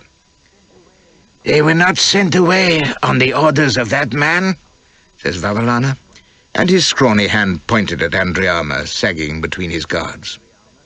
"Baron Andriama?" says I, bewildered. "He has no authority over the troops. Why, does he say he ordered me? He's never shown any interest in their training. He's not a soldier, even. I don't understand, Chancellor." "But you knew," cries Vavalana, his finger stabbing at me. "You knew he plotted against the life of the Great Lake supplying water. Why else should you remove her shield, her trusted soldiers?" I let my jaw drop in amazement. Then I laughed right in his face, and for the first time saw Ranavalona startled. She jumped like a jerked puppet, for I don't suppose anyone had ever laughed aloud in her presence before. "A plot, you say? Is this a joke, Chancellor? If so, it's in poor taste." I stopped laughing and scowled, seeing the doubt in his eyes. "Now's your chance, my boy," I thought. "Rage and indignation. Carry it off for all you're worth. Bluff, loyal old Harry. Who would dare plot against Her Majesty, or say that I knew of it?" I almost shouted the words, red in the face, and Vavalana absolutely fell back a step. Then, "Enough!" Ranavalona took her hand from her earring. "Come here." I stepped forward, forcing myself to look into those hypnotic eyes, my mouth dry with fear. Had the bluff worked? Did she believe me? The glazed, frozen pupils surveyed me for a full minute. Then she reached out and took my hand. My spirits leapt as she held it, and then she grunted one word. "Tangan." My heart lurched, and I almost fell, for it meant she didn't believe me, or at least wasn't sure, which was just as bad. She was holding my hand, sentencing me to trial by ordeal, that horrible lunatic test of Madagascar, which gave barely a chance of survival. I heard my own teeth chattering, and then I was grovelling and pleading, protesting my loyalty, swearing she was the darlingest, loveliest queen who ever was. Only the blind certainty that confession meant sure and unspeakable death stopped me from whimpering out the whole plot, for at least the Tangan gave me a slender chance, and I suppose I knew it. The sullen face didn't change. She let go my hand and gestured to the guards. I could only crouch there while they made their beastly preparations, aware of nothing except the black, muscular hands holding the little Tangan stone and scraping it with a knife, so that the grey, powdery flakes fell onto the platter on which lay the 3 dried scraps of chicken skin. There it was, my poisoned death. One of the guards jerked me roughly to my feet, gripping my hands behind me. The other advanced, lifting the plate up to my face. He seized my jaw and then paused as the Queen spoke. But it wasn't a reprieve. She was signing to one of her maids, and everything must wait, me with my eyes popping at that venomous offal I was going to have to swallow, while the girl scurried away and came back with a purse, from which the Queen solemnly counted $24 into Vavilana's hand. At that final callousness, that obscene adherence to the letter of their heathen ritual, my nerve broke. "No!" I screamed. "Let me go! I'll tell! I swear I'll tell!" By the grace of God, I shouted in English, which no one except Fankanonekaka understood. "Mercy, they made me do it! I'll tell—" My jaw was wrenched cruelly open. Bestial fingers were holding it, and I choked as my mouth filled with the filthy odour of the tanga. I struggled, gagging, but the scraps of chicken were thrust cruelly to the back of my mouth. Then muscular hands clamped my jaws shut and pinched my nostrils. I struggled and heaved, trying not to swallow. My throat was on fire with that vile dust. I was choking horribly, my lungs bursting, but it was no use. I gulped agonizingly, and then I was staggering free, sobbing and trying to retch, glaring round in panic, knowing I was dying, yet even then aware of the curiosity in the watching eyes of Vavilana and the guards, and the blank indifference of the creature motionless on the throne. I screamed again and again, clutching at my burning throat, while the room spun giddily round me. And then the guards had seized me once more. Little Fankanonekaka was jabbering at me while they forced a bowl to my lips. "Bouvet, drinking quickly!" And a torrent of rice water was being poured into me, filling my mouth and nostrils, soaking my whole head. My very lungs seemed to be filling with the stuff. I swallowed and swallowed until I felt I must burst, feeling the relief as that corrosive pain was washed from my mouth. And then an agonizing convulsion gripped my stomach, and then another, and another. I was on hands and knees, crawling blindly. Oh, God, if this was death, it was worse than anything I'd imagined.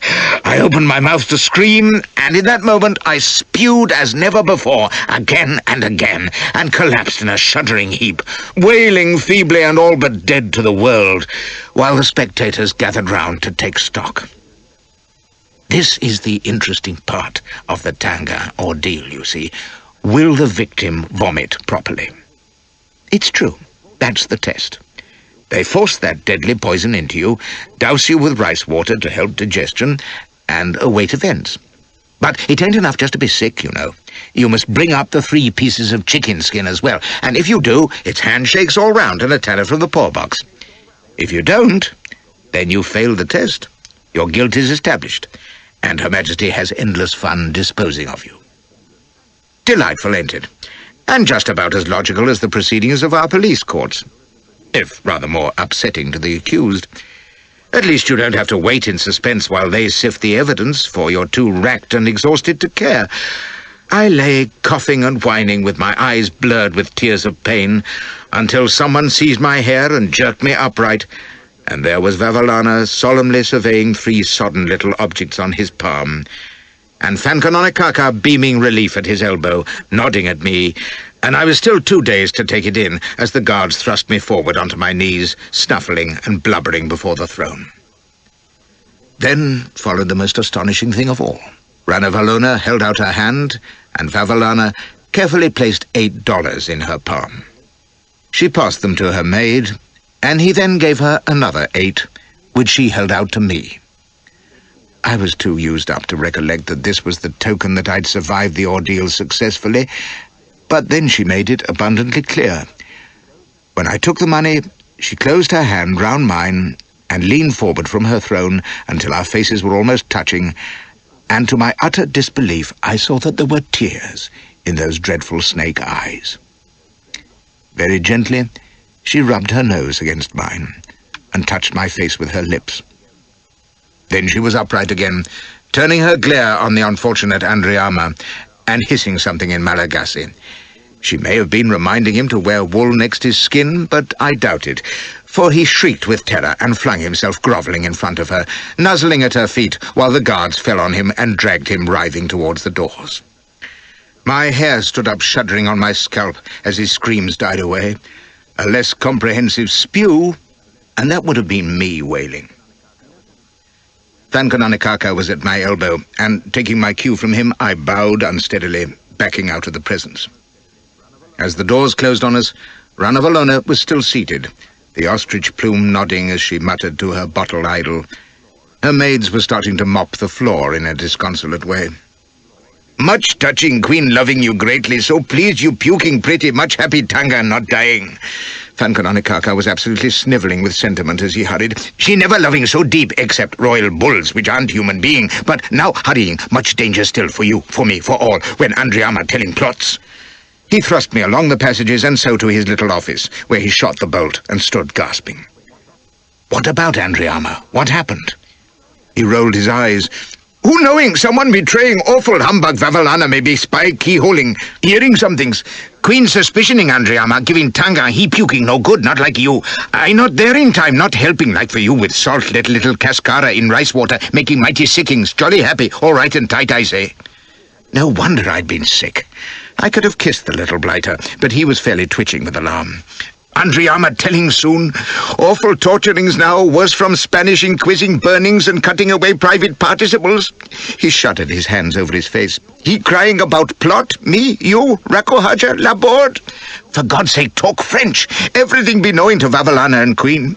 Maybe little time yet, then clink for us, torturings too, then Tyburn jig, I'll wager. Only hope making plot now. Tonight, guards not here, marching Ankei left, right. Must telling Rakohaja, Laborde, Queen suspicioning Andriama, blowing gaff soon. He babbled on while I tried desperately to think. He was right, of course. Malagasys are brave and tough as teak, but Andriama would never stand the horrors that Ranavalona's beauties were probably inflicting on him while we stood talking. He'd break, and soon, and we'd be dead men. By George, though, she fancied me, didn't she, just piping her eye when I survived the Tangam, the tender-hearted little bundle? Aye, and no doubt she'd weep into her pillow after I'd been flayed alive for treason, too. If we could reach Laborde or Rakohaja, could they bring off the coup at once? Where were Andriama's 30 villains? Did Rakota know what had been happening? Rakota, dear God, Elspeth, what would become of her? I pounded my fist in a fury of despair while Fankanonekaka twittered in Malagasy and Pidgin English, and suddenly I saw that there was only one way, and a slender hope at that. But it was that or unspeakable death. The Flashman gambit, when in doubt, run. Look, Fankanonekaka, says I, leave this to me. I'll find Laborde and Rakohaja, but if I'm to move quickly, I must have a horse. Can you give me an order on the royal stables? They won't let me take a beast without authority. Come on, man. I can't run all over bloody Anton on foot. Wait, though, I may need more than one. Write me an order for 12 horses so that I can give them to Laborde or Rakohaja. They'll have to assemble those men of Andriama's somehow. He goggled at me in consternation. But what reason if orders say taking all horse, someone suspicioning, crying fire and Bow Street? Say they're for the guards officers I sent marching to Ankei. Say the Queen's sorry for them, and they can ride back. Any damned excuse will do. Hurry, man. Andriama's probably crying uncle this instant. That decided him. He grabbed a quill and scribbled as I hovered at his shoulder, shuddering with impatience. The minutes were flying, and with every one my chances were growing dimmer. I pocketed the order. There was one more item I must have. Have you a pistol? A sword, then. I must have a weapon in case. I hoped to heaven there'd be no in case about it, but I couldn't go unarmed. He scurried about and found one in a nearby drawing room, only a ceremonial rapier with a curved ivory hilt and no guard, but it would have to do. As I took it, an appalling thought struck me. Why not cut upstairs and kill the black bitch where she sat? Or sick Fankanonekaka on to do it. He fairly squealed with alarm and indignation. No bloodings, gentle deposings only. Great Queen, poor lady, oh so balmy. If she only peace and quiet ourselves, not needing damn plottings, not above half. Now all to smash, kicking up rows, arrests and cruelings. He wrung his hands. You hurrying Laborde fastly, I waiting sentry, oh my stars. Someone may be nabbing or Queen suspicioning. Not a bit of it, says I. Tell you what, though, you're a sharp hand at slipping things into chaps' drinks, ain't you? Well, try and find a way of sending poor old Andriama some refreshment. Put him out of his misery before he blabs, what? And don't fret, Fankanonekaka. We all old boys jolly times together. Floriat Highgate, and to hell with the Bluecoat School, eh? Then I was off, leaving him twittering, forcing myself to walk slowly as I descended the great staircase, past the incurious palace guardsmen, across the court, and out into the street beyond. It was the small hours, but there was plenty of traffic about, for in the royal district of Antan, society folk kept late hours, and there was sure to be much dining out and discussing of last night's orgy at the palace. They delight in scandal, you know, just like their civilized brethren and sisters. The streets were well lit, but no one paid me any heed as I made my way past the strolling pedestrians and the sedans jogging under the trees. I had got a long cloak from Fancononicaka to wear over my boots and breeches and to cover my sword, for slaves didn't ought to have such things, and apart from my white face and whiskers, I was just like any other passer-by. The stables were only 5 minutes' walk, and I lounged about in a fever of nonchalance while the under-officer laboriously spelled out Fancononicaka's note and looked surly. He didn't have much French, but I supplemented the written order as best I could, and since he recognized me as the Sergeant-General, he did what he was told. 2 horses for me, says I, and the other dozen for the guards officers out at Ankei. Send them out now, with a groom, and tell him to follow the guard's track, but not to hurry. I don't want the cattle worn out, you see. No grooms, says he, sulky-like. Then get one, says I, or I'll mention you to the Queen, may she live 1,000 years. Been out to Ambo Hipotzi lately, have you? You'll find yourself observing it from the top of the cliff unless you look sharp, and put a water bottle filled with each horse and plenty of jarka in the saddlebags. I left him as pale as only a scared nigger can be, and rode at a gentle pace in the direction of Prince Rakota's palace, leading the second horse. I daren't hurry, for a mounted man was rare enough in Antan at any time, and a hastening rider in the middle of the night would have had them hollering peeler. This is the worst of all, when every second's precious but you have to dawdle. I think of strolling terrified through the pandy lines at Lucknow with Campbell's message, or that nerve-wracking wait on the steamboat wharf at Memphis with a disguised slave girl on my elbow and the catchers at our very heels. You must idle along carelessly with your innards screaming. Had Andriama talked yet? Did the Queen know it all by now? Was Fancononicaka perhaps already shrieking under the knives? Were the city gates still open? They never closed them as a rule. If I found them shut, that would be a sure sign that the caper was blown. Heaven help us then. Rakota's place in the suburbs stood well apart from the other houses, behind a stockade approached through a belt of small trees and bushes. I left the horses there, out of sight, breathed a silent prayer that Malagasy hacks knew enough not to stray or neigh, and set forward boldly for the front gate. There was a porter dozing under the lantern, but he let me in ready enough. They don't care much, these folk. And presently I was kicking the jigger-dubber awake on the front steps, boldly announcing myself from the Silver Palace with a message for His Royal Highness. This presently produced a butler, who knew my face, but when I demanded instant audience, he cocked his frosty head disdainfully. Their Highnesses are not returned, Sergeant-General. They are dining with Count Potrofanton. You can wait, on the porch. That was a blow. I hadn't a moment to spare. I hesitated, and then saw there was nothing for it but the high hand. It's no matter, Porter, says I briskly. My message is that the foreign woman who is here is to be sent to the Silver Palace immediately. The Queen wishes to see her. If my nerves hadn't been snapping, I dare say I'd have been quite entertained at the expressions which followed each other across his wrinkled black face. I was only 10th caste foreign rubbish, a mere slave, he was thinking. On the other hand, I was Sergeant-General, with impressive if undefined power, and much more to the point, I was the Queen's current favourite and riding master, as all the world knew, and I brought a command ostensibly from the throne itself. All this went through the woolly head. How much he'd been told by his master about the need to keep Elspeth's presence secret I couldn't guess, but eventually he saw which way wisdom and Ambo Hipotzi lay. I shall inform her, says he stiffly, and arrange an escort. That won't be necessary, says I harshly. I have a sedan waiting beyond the gates. Butlers are the bloody limit. He was ready to argue, so eventually I just blazed at him and threatened if he didn't have her down and on-parade in a brace of shakes, I'd march straight back to the palace and tell the Queen her son's butler had said snooks and slammed the door on me. He quivered at that, more in anger than sorrow, and then marched off all black dignity to fetch her. You could see he was wondering what things were coming to nowadays. I waited, chewing my knuckles, pacing the porch, and groaning at the recollection of how long it took the blasted woman to dress.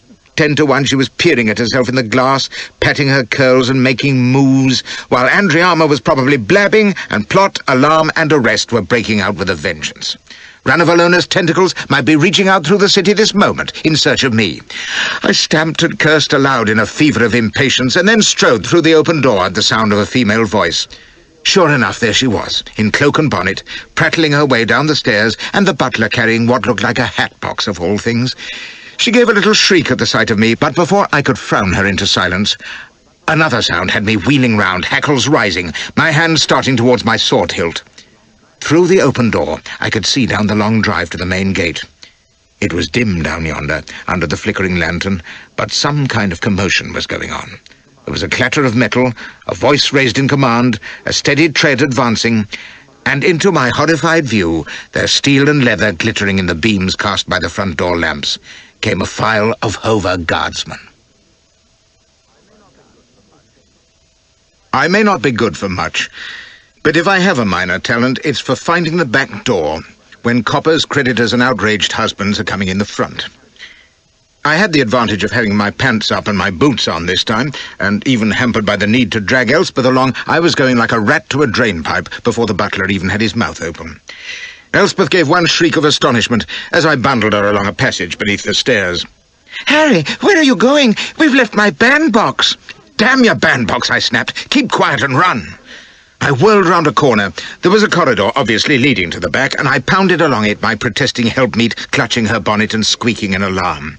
A startled black face popped out of a side door. I hit it in panic, and Elspeth screamed. The corridor turned at right angles, I swore, and plunged into an empty room.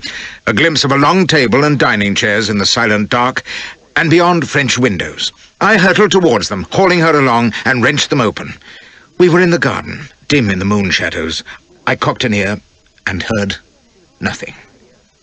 "Harry," she was squealing in my ear, "what are you about? Leave go my arm. I won't be hustled, do you hear?" "You'll either be hustled or dead," I hissed. "Silence!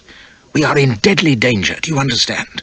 They are coming to arrest us, to kill us. For your life's sake, do as I tell you and shut up." There was a path running between high hedges. We sped along it, she demanding in breathless whispers to know what was happening.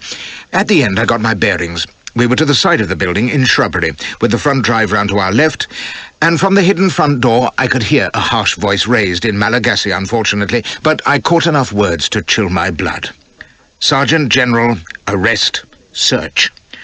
I groaned softly, and Elspeth began babbling again. "Oh, my dress is torn. Harry, it is too bad. What are you... Why are we... Ow!"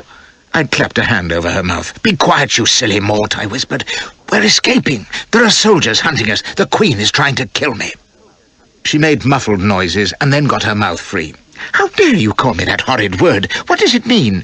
Let me go this instant. You're hurting my wrist, Harry. What is this absurd nonsense about the Queen?" The shrill torrent was cut off as I imprisoned her mouth again. "For God's sake, woman, they'll hear us!" I pulled her in close to the wall. "Keep your voice down, will you?" I took my hand away, unwisely. "But why?" At least she had the wit to whisper. "Why are we... Oh, I think you're gammoning me. Well, it is a very poor joke, Harry Flashman, and I... Please, Elspeth," I implored, shaking my fist in her face. "It's true, I swear. If they hear us, we're dead." My grimacing frenzy may have half convinced her. At least her pretty mouth opened and closed again with a faint, "Oh." And then, as I crouched, straining my ears for any sound of the searchers, came the tiniest whisper, "But, Harry, my bandbox." I glared her into silence, and ventured a peep round the angle of the wall. There was a Hover trooper on the porch, leaning on his spear. I could hear faint sounds of talk from the hall, that damned butler giving the game away, no doubt. Suddenly, from behind us, in the dark towards the back of the house, came the crash of a shutter, and a harsh voice shouting. Elspeth squeaked, I jumped, and the Hover on the porch must have heard the shout too, for he called to the hall, and here, to my horror, came an under-officer, bounding down the porch steps, sword in hand, and running along the front of the house towards our corner. There was only one thing for it. I seized Elspeth and thrust her down on her face, in the deep shadow at the foot of the wall, sprawling on top of her, and hissing frantically to her to keep quiet and lie still. We were only in the nick of time. He rounded the angle of the house and came to a dead stop almost on top of us, his boots spurning the gravel within a yard of Elspeth's head. For a terrible instant I thought he'd seen us. The great black figure towered above us, silhouetted against the night sky, the sword glittering in his hand. But he didn't move, and I realized he was staring towards the back of the house, listening. I could feel Elspeth palpitating beneath me, her turned face a faint white blur just beneath my own. Oh, Christ, I prayed, don't let him look down! Suddenly he bawled something in Malagasy and took a half-step forward. My blood froze as his boot descended within inches of Elspeth's face, but right on top of her hand. She started violently beneath me, and then he must have shifted his weight, for as in a nightmare I heard a tiny crack, and her whole body shuddered. Paralyzed, I waited for her to scream. He must glance down now. But a voice was shouting from the back of the house. His was bellowing right above us in reply. He plunged forward, his leg brushing my curls, and then he was gone, striding away down the path behind us into the dark, and Elspeth's breath came out in a little shivering moan. I was afoot in an instant, hauling her upright, half carrying her into the denser shrubbery on the lawn, knowing we hadn't an instant to lose, bundling her along and hoping to heaven she wouldn't faint.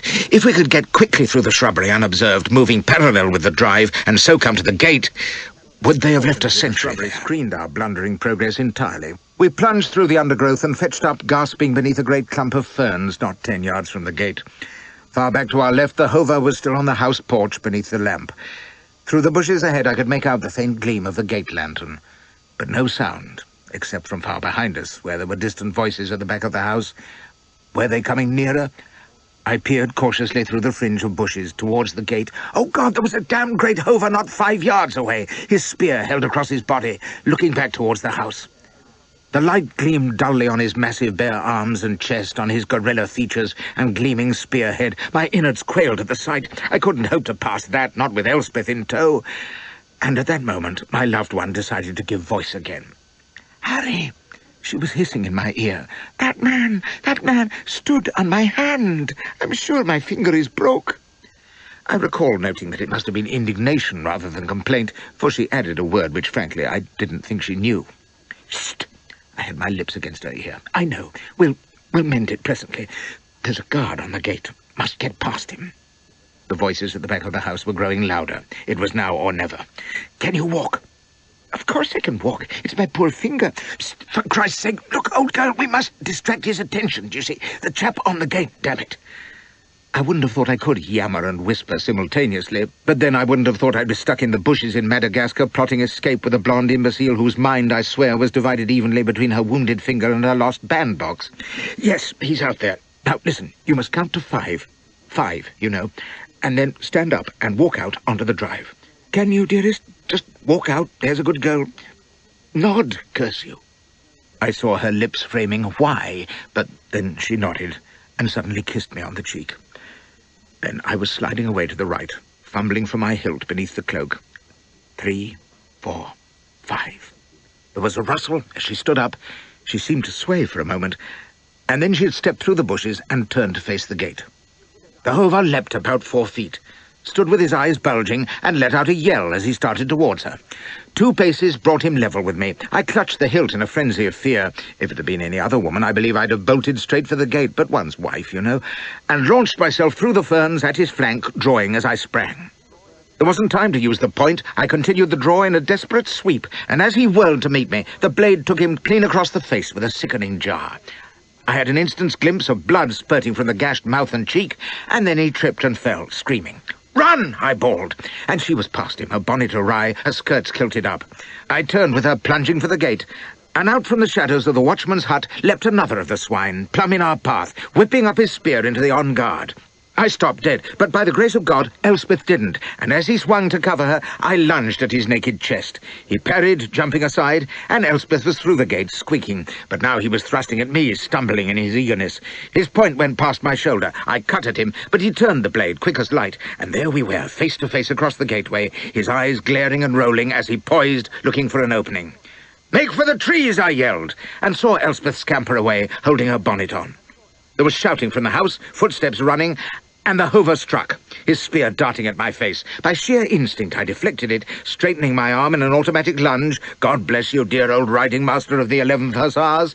And he screamed like the damned as my point took him in the chest, his own rush driving it into his body. His fall wrenched the hilt from my hand, and then I was hightailing after Elspeth, turning her into the trees, where the horses still stood patiently, cropping at the grass. I heaved her bodily onto one of them, her skirts riding up any old how, vaulted aboard the other, and with a hand to steady her, forced the beasts out onto the road beyond. There was a tumult of hidden voices by the gate, but I knew we were clear if she didn't fall. She was always a decent horsewoman, and was clinging to the mane with her good hand. We ploughed off, knee to knee, in a swaying canter that took us to the end of one road and down the next, and then I eased up. No sounds behind, and if we heard any, we could gallop at need. I clasped her to me, swearing with relief, and asked how her hand was. "Oh, it is painful," cries she.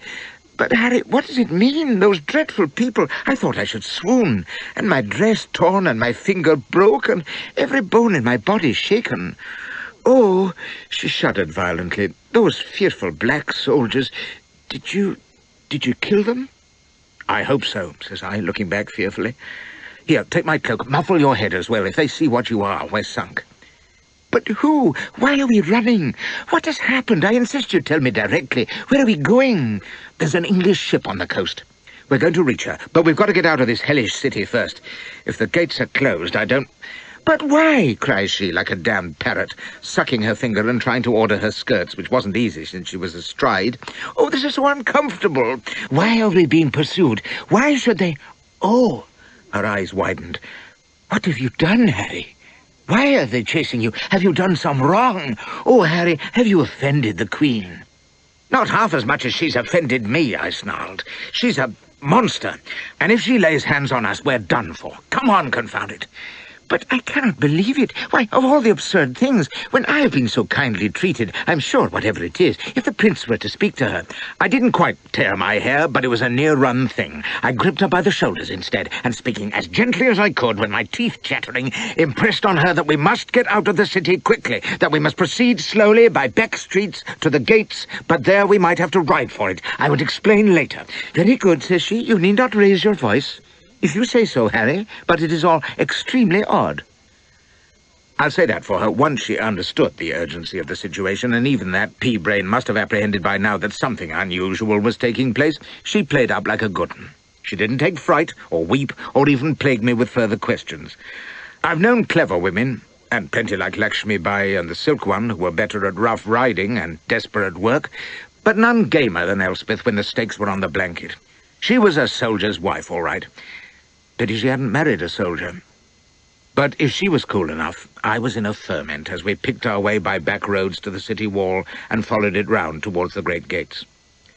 By this time, there were hardly any folk about, and although the sight of two riders brought some curious looks, no one molested us. But I was sure the alarm must have gone out by now.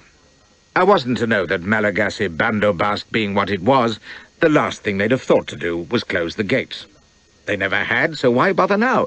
I could have shouted with relief when we came in view of the gate towers and saw the way open, with only the usual lounging sentinels and a group of loafers round a bonfire. We just held steadily forward, letting them see it was the Sergeant-General. They stared at the horses, but that was all, and with my heart thumping, we ambled through under the towers and then trotted forward among the scattered huts on the Antan plain. Ahead of us, the sky was lightening in the summer dawn, and my spirits with it. We were clear, free and away. And beyond those distant purple hills there was a British warship and English voices and Christian victuals and safety behind British guns. 4 days at most, if the horses I'd sent to Ankei were waiting ahead of us. In that snail-paced country where any pursuit was sure to be on foot, no one could hope to overtake us, no alarm could outstrip us. I was ready to whoop in my saddle, until I thought of that menacing presence still so close, that awful city crouching just behind us, and I shook Elspeth's bridle and sent us forward at a hand gallop. But our luck was still with us. We sighted the change horses just before dawn, raising the dust with a groom jogging along on the leader, and I never saw a jollier sight. They weren't the pick of the light cavalry, but they had fodder and jacka in their saddlebags, and I knew they'd see us there if we spelled them properly. 30 miles is as far as any beast can carry me, but that would be as much as Elspeth could manage at a stretch in any event.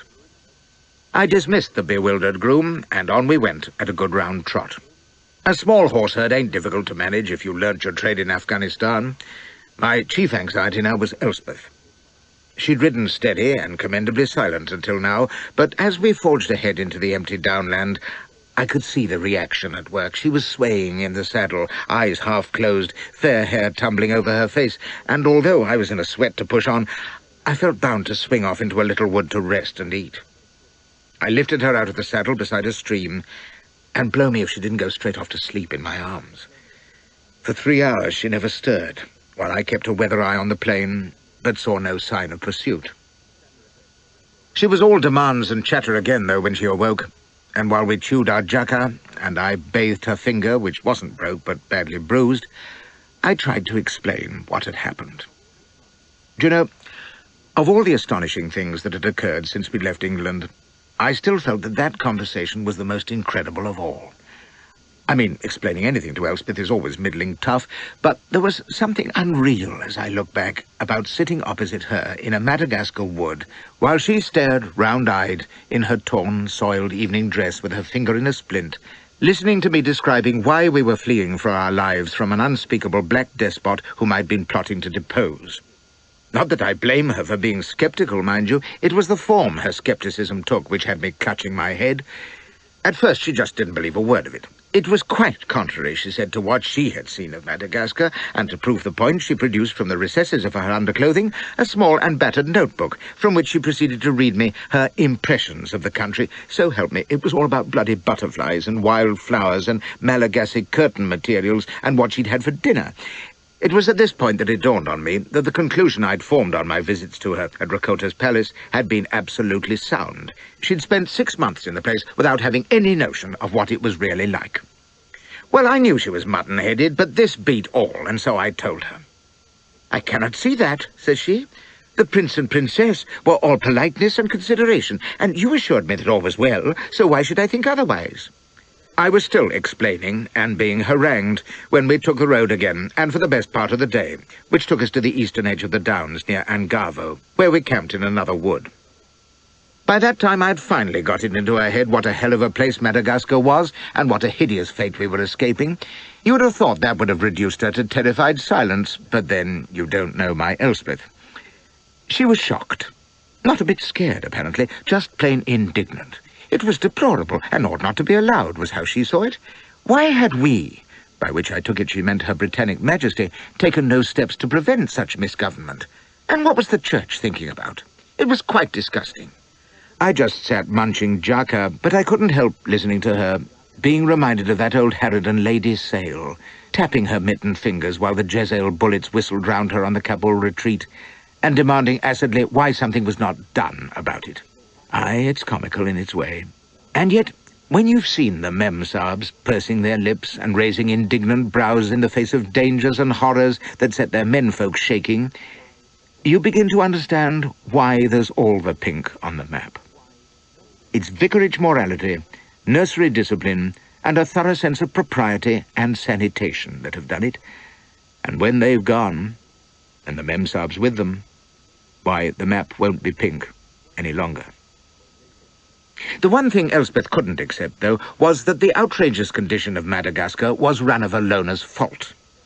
Queens, in her conception of affairs, did not behave in that way at all. The mother of Prince Rakota, a most genteel and obliging young man, would never have countenanced such things. No, it could only be that she was badly advised, and kept in ignorance, no doubt, by her ministers. She had been civil enough to me, surely. This was asked in an artless way which I knew of old. I said, well, she was pretty plain and ill-natured from the little I'd seen of her, but of course I'd hardly exchanged a word with her, which you'll note was true. I said nothing of bathing and piano-playing. Elspeth sighed contentedly at this, and then after a moment said softly, "Have you missed me, Harry?"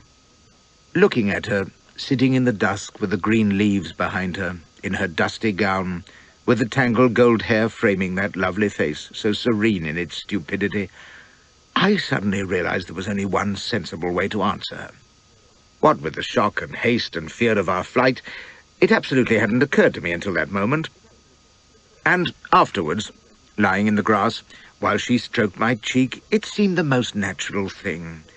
As if this wasn't Madagascar at all, with dreadful danger behind and unknown hardship before. In that blissful moment, I dreamed of the very first time, under the trees by the Clyde, on just such a golden evening, and when I spoke of it, she began to cry at last, and clung to me. "You will bring us there again, home," says she. "You are so brave and strong and good, and keep me safe. Do you know," she wiped her eyes, looking solemn, "I never saw you fight before. Oh, I knew, to be sure, from the newspapers and what everyone said, that you were a hero, I mean, but I did not know how it was. Women cannot, you know. Now I have seen you, sword in hand. You are rather terrible, you know, Harry, and so quick." She gave a little shiver. "Not many women are lucky enough to see how brave their husbands are, and I have the bravest, best man in the whole world." She kissed me on the forehead, her cheek against mine. I thought of her finger under that crushing boot, of the way she'd stood up in the bushes and walked straight out, of the bruising ride from Antan, of all she'd endured since Singapore. And I didn't feel ashamed exactly, because you know it ain't my line, but I felt my eyes sting, and I lifted her chin with my hand. "Old girl," says I, "you're a trump." "Oh, no," says she, wide-eyed. "I'm very silly and weak and not a trump at all. Feckless, Papa says. But I love to be your old girl." She snuggled her head down on my chest. "And to think that you like me a little, too. Better than you like the horrid Queen of Madagascar, or Mrs. Leo Lade, or those Chinese ladies we saw in Singapore, or Kitty Stevens, or... My dearest, what is the matter?" "Who the hell," roars I, "is Kitty Stevens?" "Oh, do you not remember? That slim, dark girl with the poor complexion and soulful eyes she thinks so becoming, although how she supposes that mere staring will make her attractive I cannot think. You danced with her twice at the cavalry ball and assisted her to negus at the buffet." We were off again before dawn, crossing the Angavo Pass which leads to the upland Angkay Plain, going warily because I knew the Hova Guard regiment which I'd sent out couldn't be far away. I kept casting north, and we must have outflanked them, for we saw not a soul until the Mangaro Ford, where the villagers turned out in force to stare at us as we crossed the river with our little herd. It was level going, then, until the jungle closed in and the mountains began, but we were making slower time than I'd hoped for. It began to look like a 5-day trek instead of 4, but I wasn't much concerned. All that mattered was that we should keep ahead of pursuit. The frigate would still be there. I was sure of this because it was bound to wait for an answer to the protest, which, according to Laborde, had only reached the Queen a couple of days ago. Her answer, even if she'd sent it at once, would take more than a week to reach Tamitave, so if we kept up our pace, we'd be there with time in hand. I kept telling myself this on the 3rd day, when our rate slowed to a walk with the long, twisting climb up the red, rutted track that led into the great mountains. Here we were walled in by forest on either hand, with only that tortuous path for a guide.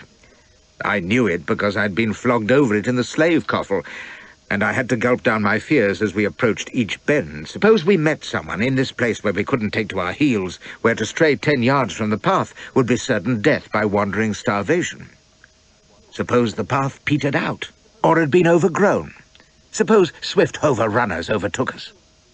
I was in a fever of anxiety, not made any easier by the childish pleasure Elspeth seemed to be taking in our journey. She was forever clapping her hands and exclaiming at the saucer-eyed white monkeys who peered at us, or the lace-plumed birds that fluttered among the creepers. Even the hideous water snakes which cruised the streams with their heads poking out excited her. She barred the spiders, though, great marbled monsters as big as my hand, scuttling on webs the size of blankets. And once she fled in terror from a sight which had our horses neighing and bucking in the narrow way. A troop of great apes bounding across the path in leaps of incredible length, both feet together. We watched them crash into the undergrowth, and not for the first time I cursed the luck that I hadn't even a clasp knife with me for defense, for God knew what else might be lurking in that dark, cavernous forest. Elspeth wished she had her sketchbook. There's 40 miles of that forest, but thanks to good Queen Ranavalona, we didn't have to cross it all as you would today. The jungle track runs clear across towards Andevoranto, whence you travel up the coast to Tamitave, but in 1845 there was a short cut. The Queen's Buffalo Road cut straight through the hilly jungle to the coastal plain. This was the track, hacked out by thousands of slaves, which I'd seen on the way up. We reached it on the 4th day, a great avenue through the green, with the mountain mist hanging over it in wraiths. It was eerie and foreboding, but at least it was flat, and with half our beasts already abandoned in exhaustion, I was glad of the easier going. It's strange, as I look back on that remarkable journey, that it wasn't nearly as punishing as it might have been. Elspeth still swears that she quite enjoyed it. I dare say if I hadn't been so apprehensive about our beasts foundering or losing our way if the mist settled down, or being overtaken by pursuers, although I knew there was scant chance of that, or how we were going to make our final dash to the frigate. I might have marvelled that we came through it so easily, but we did. Our luck held through hill and jungle. We hardly saw a native the whole way, and on the fourth afternoon we were trotting down through the strange little conical hillocks that lined the sandy coastal plain, with nothing ahead of us but a few scattered villages and easy level going until we should come to Tamitave. Of course, I should have been on my guard. I should have known it had gone too smooth. I should have remembered the horror that lay no great way behind, and the mad hatred and bloodlust of that evil woman. I should have thought of the soldier's first rule, to put yourself in the enemy's shoes and ask what you would do. If I'd been that terrible bitch, and my ingrate lover had tried to ruin me, cut up my guardsmen and lit out for the coast, what would I have done, given unlimited power and a maniac's vengeance to slake? Sent out my fleetest couriers over plain and jungle and mountain to carry the alarm, rouse the garrisons, cut off escape. That's what I'd have done. How far can good runners travel in a day? 40 miles over rough going? Say 4 days, perhaps 5, from Antan to the coast. We were approaching Tamitave on the evening of the 4th day. I should have been on my guard. But when you're within the last lap of safety, when all has gone far better than you dared hope, when you've seen the Tamitave track and know that the coast is only a few scant miles away over the low hills, when you have the gamest, loveliest girl in the world riding knee to knee with you, that eager idiot smile on her face and her tits bouncing famously, when the dark terrors have receded behind you, above all, when you've hardly slept in 4 nights and are fit to topple from your saddle with sheer weariness, then hope can fuddle your wits a little, and you let the last of your rations slip from your hand, and the dusk begins to swim round you, and your head is on the turf, and you slip down the long slide into unconsciousness, until someone miles away is shaking you and yelping urgently in your ear, and you come awake in bleary alarm, staring wildly about you in the dawn. "Harry! Oh, Harry, quickly! Look, look!" She had me by the wrist, tugging me to my feet. Where was I? Yes, this was the little hollow we'd camped in. There were the horses. The first ray of dawn was just peeping over the low downs to the east, but Elspeth was pulling me t'other way, to the lip of the hollow, pointing. "Look, Harry, yonder. Who are those people?" I stared back, rubbing the sleep out of my eyes. The distant mountains were in a wall of mist, and on the rolling land between there were long trails of fog hanging on the slopes. Nothing else. No, there was a movement on the crest a mile behind us. Figures of men coming into plain view, a dozen, 20 perhaps, in an irregular line abreast. I felt an awful clutch at my heart as I stared, disbelieving what I saw, for they were advancing at a slow trot in an ominously disciplined fashion. I recognized that gait, even as I took in the first twinkle of steel along the line and made out the white streaks of the bandoliers. I'd taught them how to advance in skirmishing order myself, hadn't I? But it was impossible. "It can't be," I heard my voice cracking. "They're Hover Guardsmen." If any confirmation were needed, it came in the faint, wailing yell drifting on the dawn air as they came jogging down the slope to the plain. "I thought I'd better rouse you, Harry," Elspeth was saying, but by then I was leaping for the horses, yelling to her to get aboard. She was still babbling questions as I bundled her up, bareback, and flung myself onto a second mount. I slashed at the other 3 beasts remaining to us, and as they fled, neighing from the hollow, I spared another wild glance back. 3/4 of a mile away, the skirmishing line was coming steadily towards us, cutting the distance at frightening speed. God, how had they done it on foot in the time? Where had they come from, for that matter? Interesting questions to which I still don't know the answer, and they didn't occupy me above a split second just then. In the nick of time, I stifled my coward's instinct to gallop wildly away from them and surveyed the ground ahead of us. 2, perhaps 3 miles due east, across rolling sandy plain, was the crest from which, I was pretty sure, we'd look down to the shore. There was the Tamitave track, a mile or so to our right, with a few villages already on it. I struggled to clear my wits. If we rode straight ahead, we ought to come out just above the Tamitave fort, north of the town proper. The frigate would be lying in the roads. Christ, how were we going to reach her, for there'd be no time to stop and scheme with those devils on our heels? I looked again. They were well out on the plain by now, and coming on fast. I gripped Elspeth's wrist. "Follow me close. Ride steady, watch your footing, and for God's sake don't slip. They can't catch us if we keep up a round canter, but if we tumble, we're done." She was pale as a sheet, But she nodded, and for once didn't ask me who these strange gentlemen were, or what they wanted, or if her hair was disarranged. I wheeled and set off down the slope with her close behind, and the yell as they saw us turn was clear enough now. A savage hunting cry that had me digging in my heels despite myself. We drummed down the hill, and I forced myself not to look back until we'd crossed the little valley and come to the next crest. We'd gained on them, but they were still coming, and I gulped and gestured furiously to Elspeth to keep up. I'd have to count up all the battles I've been in to tell you how often I've fled in panic, and I've made a few other strategic withdrawals too, but this was as horrid as any.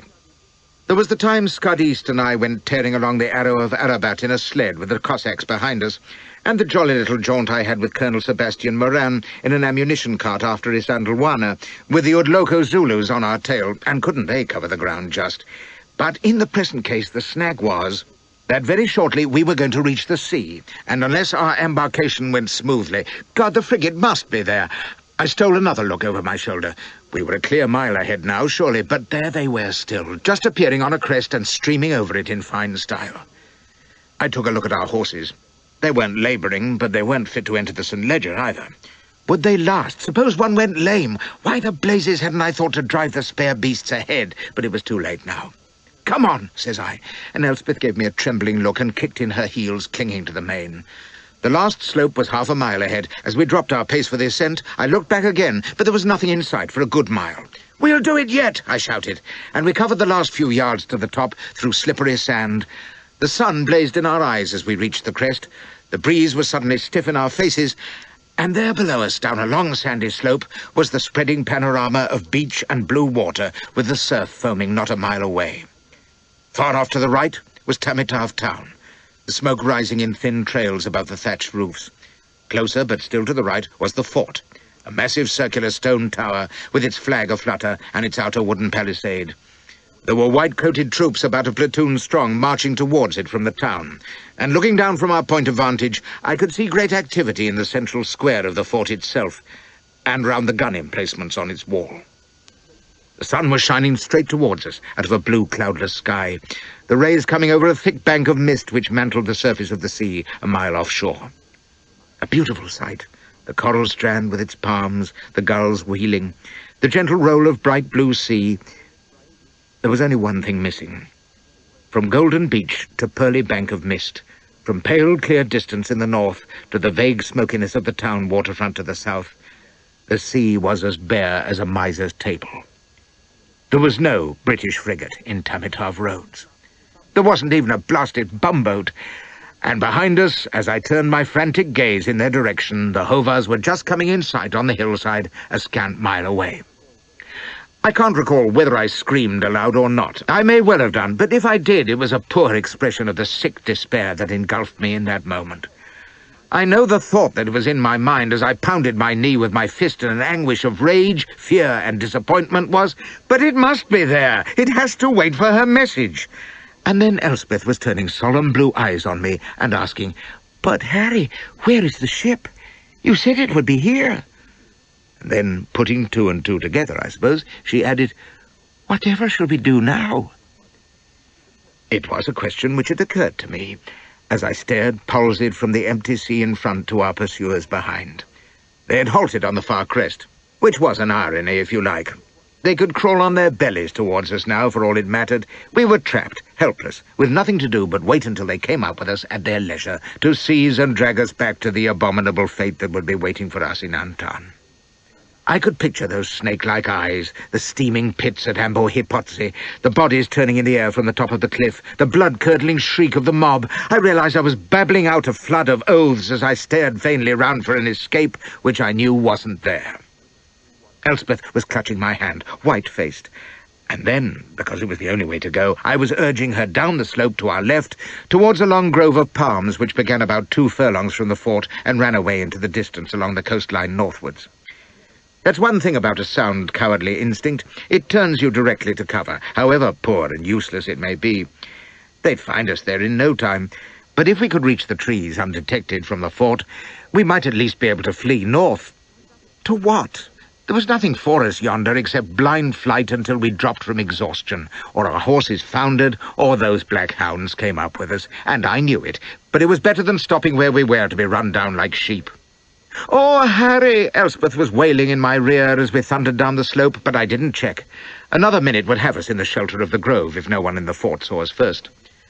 Crouched over my beast's neck, I stole a look down towards the stone battlements at the foot of the hill. Elspeth's voice behind me rose in a sudden scream. I whirled in my seat, and to my amazement saw that she was hauling in her mount by the mane. I yelled to her to ride, cursing her for an idiot, but she was pointing seaward, crying out, and I wrestled my brute to a slithering halt, staring where she pointed, and I couldn't blame her. Out in the roads, something was moving in that rolling bank of mist. At first it was just a shadow, towering in the downy radiance of the fog. Then a long black spar was jutting out, and behind it, masts and rigging were taking shape. In disbelief, I heard the faint, unmistakable squeal of sheaves as she came into view. A tall, slim ship under topsails, drifting slowly out of the mist, turning before my eyes, showing her broad white-striped side. Her ports were up, there were guns out, men moving on the decks, and from her mizzen trailed a flag, blue, white, red. Dear God, she was a frog warship. And there, to her right, another shadow was breaking clear, another ship, turning as the first had done. Another Frenchie, guns, colours and all. Elspeth was beside me. I was hugging her almost out of her seat as we watched them spellbound, our flight, the fort, pursuit, all forgotten. She yelped in my ear as a third shadow loomed up in wake of the ships. And this time it was the real thing, no error. And I found myself choking tears of joy, for that was the dear old Union Jack at the truck of the frigate which came gliding out onto the blue water. I was shouting God knows what, and Elspeth was clapping her hands, and then a gun boomed suddenly from the fort, only a few hundred yards away, and a white plume of smoke billowed up from the battlements. The three ships were standing in towards the fort. The leading frog tacked with a cracking of canvas, and suddenly its whole side exploded in a thunder of flame and smoke. There was a series of tremendous crashes from the fort as the broadside struck home, and here came her two consorts, each in turn letting fly, while sea and sky echoed to the roar of their cannonade, a mighty pall of grey smoke eddying around them as they put about and came running in again. It was a badly aimed shot screaming overhead that reminded me we were in the direct line of fire. I yelled to Elspeth, and we careered down to the trees, crashing into the thickets and sliding from our mounts to stare at the extraordinary scene being played out in the bay. "Harry, why are they shooting? Do you suppose they'll come to rescue us?" She was clutching my hand, all agog. "Will they know we're here? Should we not wave or light a fire or some such thing? Will you not call to them, my love?" This with 40 guns blazing away not a quarter of a mile off, for the fort was firing back as well. The leading frog was almost at point-blank range. Clouds of dust and smoke surged up from the fort wall. The frog seemed to stagger in the water, and Elspeth shrieked as his foretop sagged and then fell slowly into the smoke, with a wreckage of sail and cordage. In came the second ship, letting off her broadside any old how in a lubberly, garlic-eating fashion, and the fourth thumped her handsomely in reply. Serve her right. By God, thinks I, are the crapos going to be beat? For the second frog lost her mizzen-top and sheered away blind with the spars littering her poop. And then in came the British frigate. And while I ain't got much use for our navy people as a rule, I'll allow that she showed up well in front of the foreigners, for she ran in steady and silent, biding her time, while the fort hammered at her and the splinters flew from her bulwarks. Through the clear air we could see every detail, the leadsman in the chains swinging away, the white-shirted tars on her decks, the blue-coated officers on the quarterdeck, even a little midshipman in the rigging with his telescope trained on the fort. Silently she bore in until I was sure she must run aground, and then a voice called from the poop, there was a rush of men and a flapping of canvas, she wore round, and every gun crashed out as one in a deafening inferno of sound. The wave of the broadside hit us in a blast of air. The fort battlements seemed to vanish in smoke and dust and flying fragments. But when all cleared, there the fort still stood, and her guns banging irregularly in reply. The frigate was tacking away neatly, but neither she nor the injured frogs looked like coming in again. The appalling thought struck me that they might be sheering off, and I couldn't restrain myself at such cowardly behaviour. "Come back, you sons of bitches!" I roared, fairly dancing up and down. "Damnation, they're only a parcel of niggers! Lay into them, rot you! It's what you're paid for!" "But see, Harry," squeaks Elspeth, pointing. "Look, my love, they are coming. See, the boats." Sure enough, there were longboats creeping out from behind the frogs, and another from the British ship. As the three vessels stood to again, firing at the fort, the smaller boats came heading in for the shore, packed with men. They were going to storm the fort under the covering guns of the squadron. I found I was dancing and blaspheming with excitement, for this must be our chance. We must run to them when they got ashore. I ploughed back through the fronds, staring at the hill behind to see how our Hover friends were doing, and there they were, dropping down from the crest behind us, making for the landward side of the fort. They were running any old how, but an under-officer was shouting in the rear, and it seemed to me he was pointing towards our grove. Yes, some of the Hovers were checking. He was sending them in our direction. Damn the black villain, didn't he know where his duty lay with foreign vessels attacking his bloody island? What shall we do, Harry? Elspeth was at my elbow. Should we not hasten to the beach? It may be dangerous to linger. She ain't quite the fool she looks, you know, but fortunately neither am I. The boats were into the surf, only a moment from the shore. The temptation to run towards them was almost more than a respectable poltroon could bear, but if we broke cover too soon, with 300 yards of naked sand between us and the spot where the nearest frog boat would touch, we'd be within easy musket shot from the fort to our right. We must lie up in the grove until the landing party had got up to the beach and rushed the fort. That would keep the Black Musketeers busy, and it would be safe to race for the boats, waving a white flag. I was tearing away at Elspeth's petticoat, hushing her squeals of protest, peering back through the undergrowth of the approaching Hovers. There were 3 of them, trotting towards the grove, with their officer far behind, waving them on. The leading one was almost into the trees, looking stupid, turning to seek instructions from his fellows. Then the flat, brutal face turned in our direction, and he began to pick his way into the grove, his spear balanced, his face turning this way and that. I hissed to Elspeth and drew her towards the seaward side of the grove under a thicket, listening for everything at once, the steady boom and crash of gunfire, the faint shouts from the fort walls, the slow crunch of the Hover's feet on the floor of the grove. He seemed to be moving away north behind us, and then Elspeth put her lips to my ear and whispered, "Oh, Harry, do not move, I pray. There is another of those natives quite close." I turned my head and almost gave birth. On the other side of our thicket, visible through the fronds, was a black shape not 10 yards away. And at that moment, the first Hover gave a startled yell. There was a frantic neighing. Jesus, I'd forgotten our horses, and the brute must have walked into them. The black shape through the thicket began to run, away from us, mercifully. A crackle of musketry sounded from the beach, and I remembered my dear little woman's timely suggestion, and decided we should linger no longer. "Run!" I hissed, and we broke out of the trees and went herring for the shore. There was a shout from behind, a whisp in the air overhead, and a spear went skidding along the soft sand before us. Elspeth shrieked. We raced on. The boats were being beached, and already armed men were charging towards the fort. Frog sailors in striped jerseys, with a little chap ahead waving a sabre and making pronouncements about La Gloire, no doubt, as the grape from the walls kicked up the sand among him and his party. "Help!" I roared, stumbling and waving Elspeth's shift. "We're friends! Halloo, mes amis! Nous sommes anglais, pour l'amour de Dieu! Don't shoot! Vive la France!" They didn't pay us the slightest heed, being engaged by that time in hacking away through the fort's outer wooden palisade. We stumbled out of the soft sand to firmer going, making for the boats, all of which were beached just above the surf. I looked back, but the Hovers were nowhere to be seen, clever lads. I pushed Elspeth, and we veered away to be out of shot from the fort. The beach ahead was alive with running figures by now, French and British, storming ahead and cheering. There was the deuce of a dogfight going on at the outer palisade, white and striped jerseys on one side, black skins on t'other, cutlasses and spears flashing, musketry crackling from the inner fort, and being answered from our people further down the beach. Then there were shouts of British cheering and cries of excited frogs, and through the smoke I could see they were up to the inner wall, clambering up on each other's shoulders, popping away with pistols, obviously racing to see which should be up first, French or British. Good luck to you, my lads, thinks I, for I'm tired. At the same moment, Elspeth cries, "Oh, Harry, Harry, darling Harry," and clung to me. "Do you think," she whispered faintly, "that we might sit down now?" With that she went into a dead swoon, and we sank to the wet sand in each other's arms between the boats and the landing party. I was too tuckered and dizzy to do anything except sit there holding her, while the battle raged at the top of the beach, and I thought, by Jove, we're clear at last, and soon I'll be able to sleep. "You, sir!" cries a voice. "Yes, you! What are you about, sir? Great Scott, is that a woman you have there?"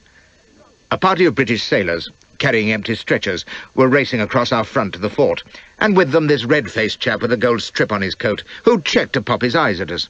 He was waving a sword and pistol. I yelled to him above the din of firing that we were escaped prisoners of the Malagasys, but he only went redder than ever.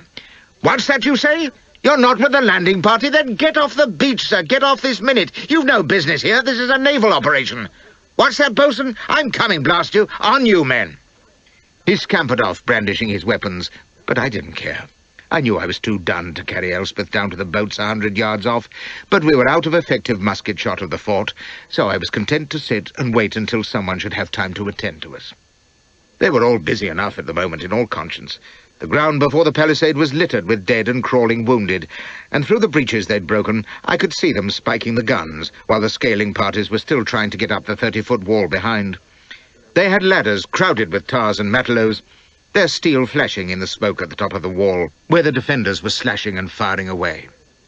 Above the crashing musketry, there was a sudden cheer. The big black-and-white Malagasy flag on the fort wall was toppling down on its broken staff. But a Malagasy on the battlements caught it as it fell. The fighting boiled around him. But at that moment, a returning stretcher party charged across my line of vision, bearing stricken men back to the boats, so I didn't see what happened to him. Still no one paid any mind to Elspeth and me. We were slightly out of the main traffic up and down the beach, and although one party of frog sailors stopped to stare curiously at us, they were soon chivied away by a bawling officer. I tried to raise her, but she was still slumped unconscious against my breast, and I was labouring away when I saw that the landing party were beginning to fall back from the fort. The walking wounded came hobbling first, supported by their mates, and then the main parties all jumbled up together, British and French, with the petty officers swearing and bawling orders as the men tried to find their right divisions. They were squabbling and jostling in great disorder, the British tars cursing the frogs, and the frogs grimacing and gesticulating back. I called out for assistance, but it was like talking in a madhouse. And then, over all the trampling and babble, the distant guns from the ships began to boom again, and shot whistled overhead to crash into the fort, for our rearguard was clear now, skirmishing away in goodish order, exchanging musket fire with the battlements which they'd failed to overcome. All they seemed to have captured was the Malagasy flag.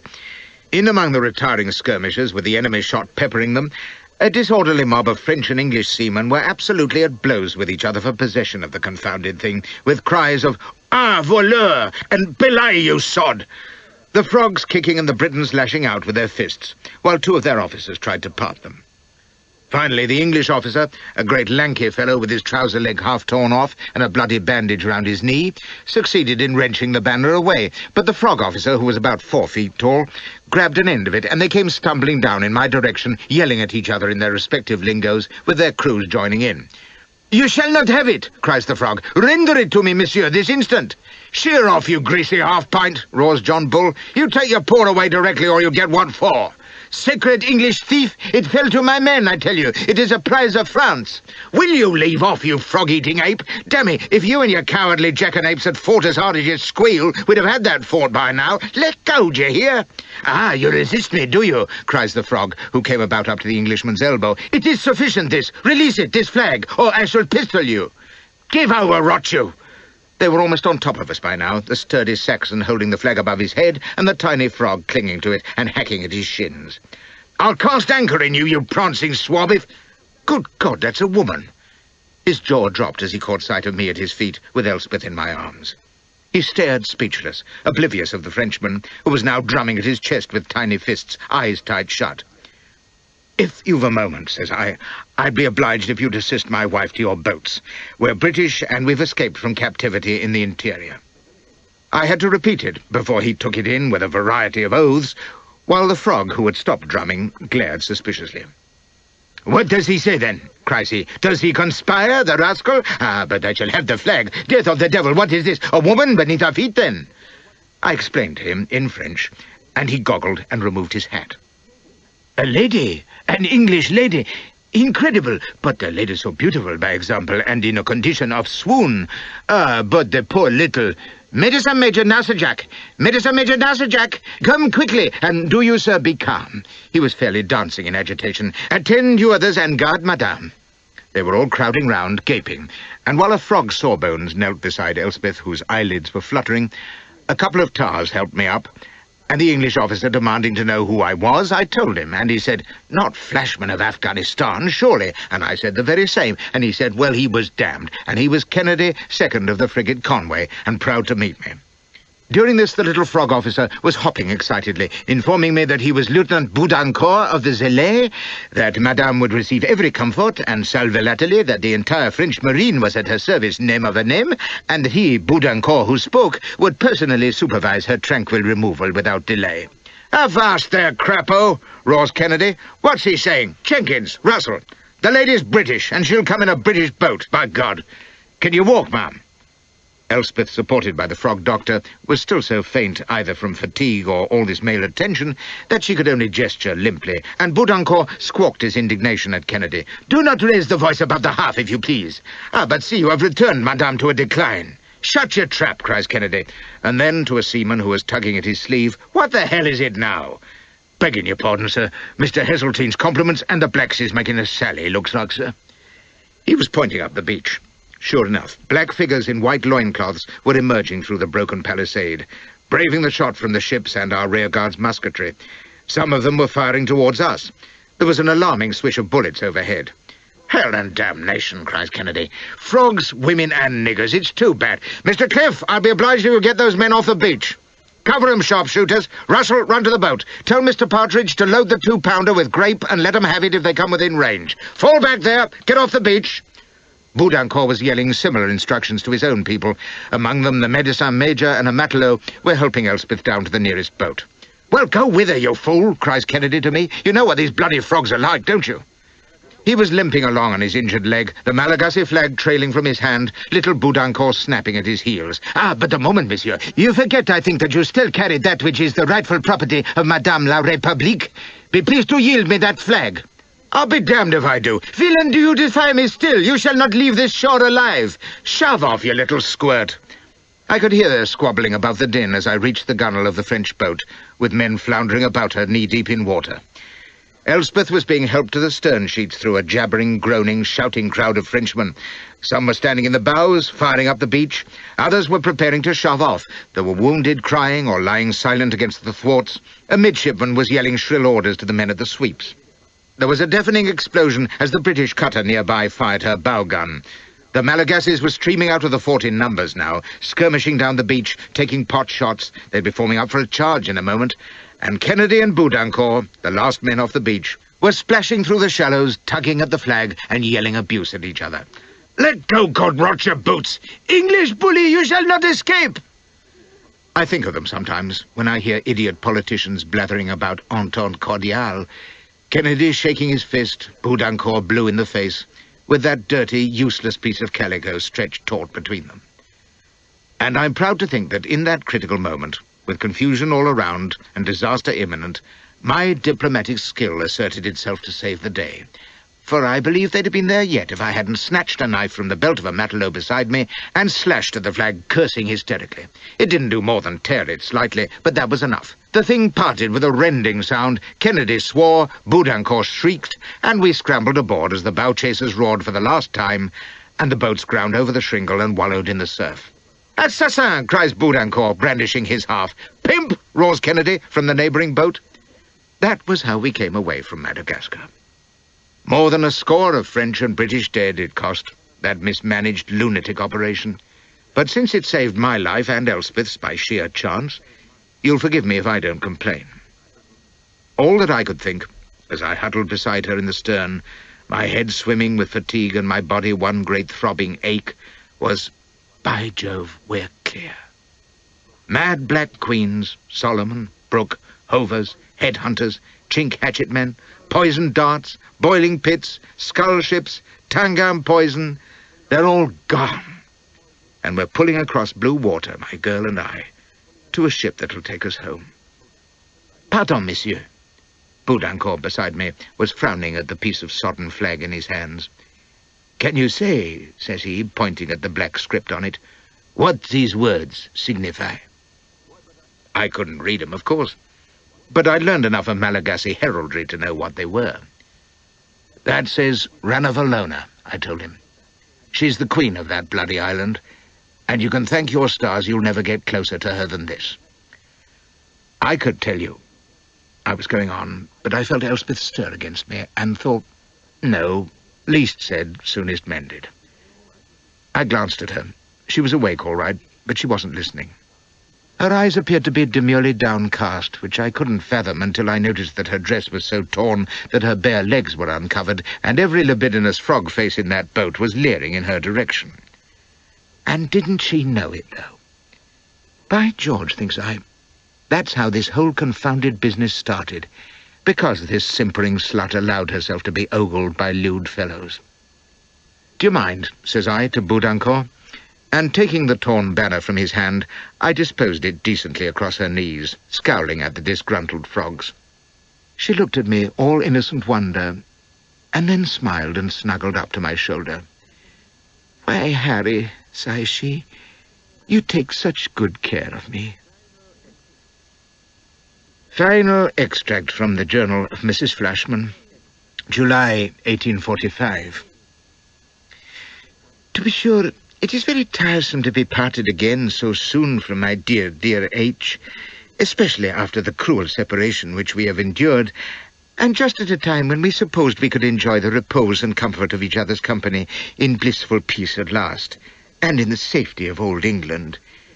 But His Excellency the Governor at Mauritius was quite determined that H must go to India, for it seems that there is growing turmoil there among the Sikh people, and that homeward-bound regiments have had to be sent back again, and every officer of proved experience is required in case of war.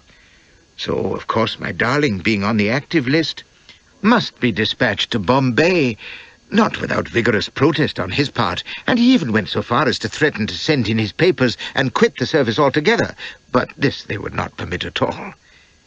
So I am left lamenting like Lord Allen's daughter, or was it her father, I don't perfectly remember which, while the husband of my bosom returns to his duty, and indeed I hope he takes care of the Sikhs, who appear to be most disagreeable.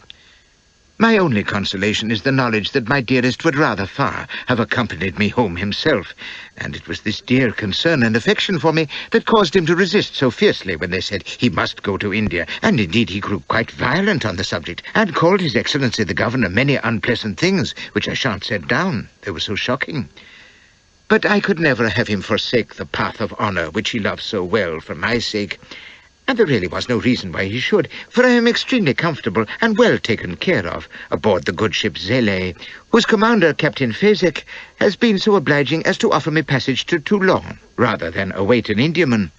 He is most agreeable and attentive, with the most polished manners, and full of consideration to me, as are all his officers, especially Lieutenants Omar and Saint-Just and Dalancourt and Ambré and dear little Boudancourt, and even the midshipmen. End of extract. Humbug, vanity, and affectation to the last. And a very proper wifely concern indeed. G. de A. On this note of impatience from its original editor, the manuscript of the 6th packet of the Flashman papers comes to an end.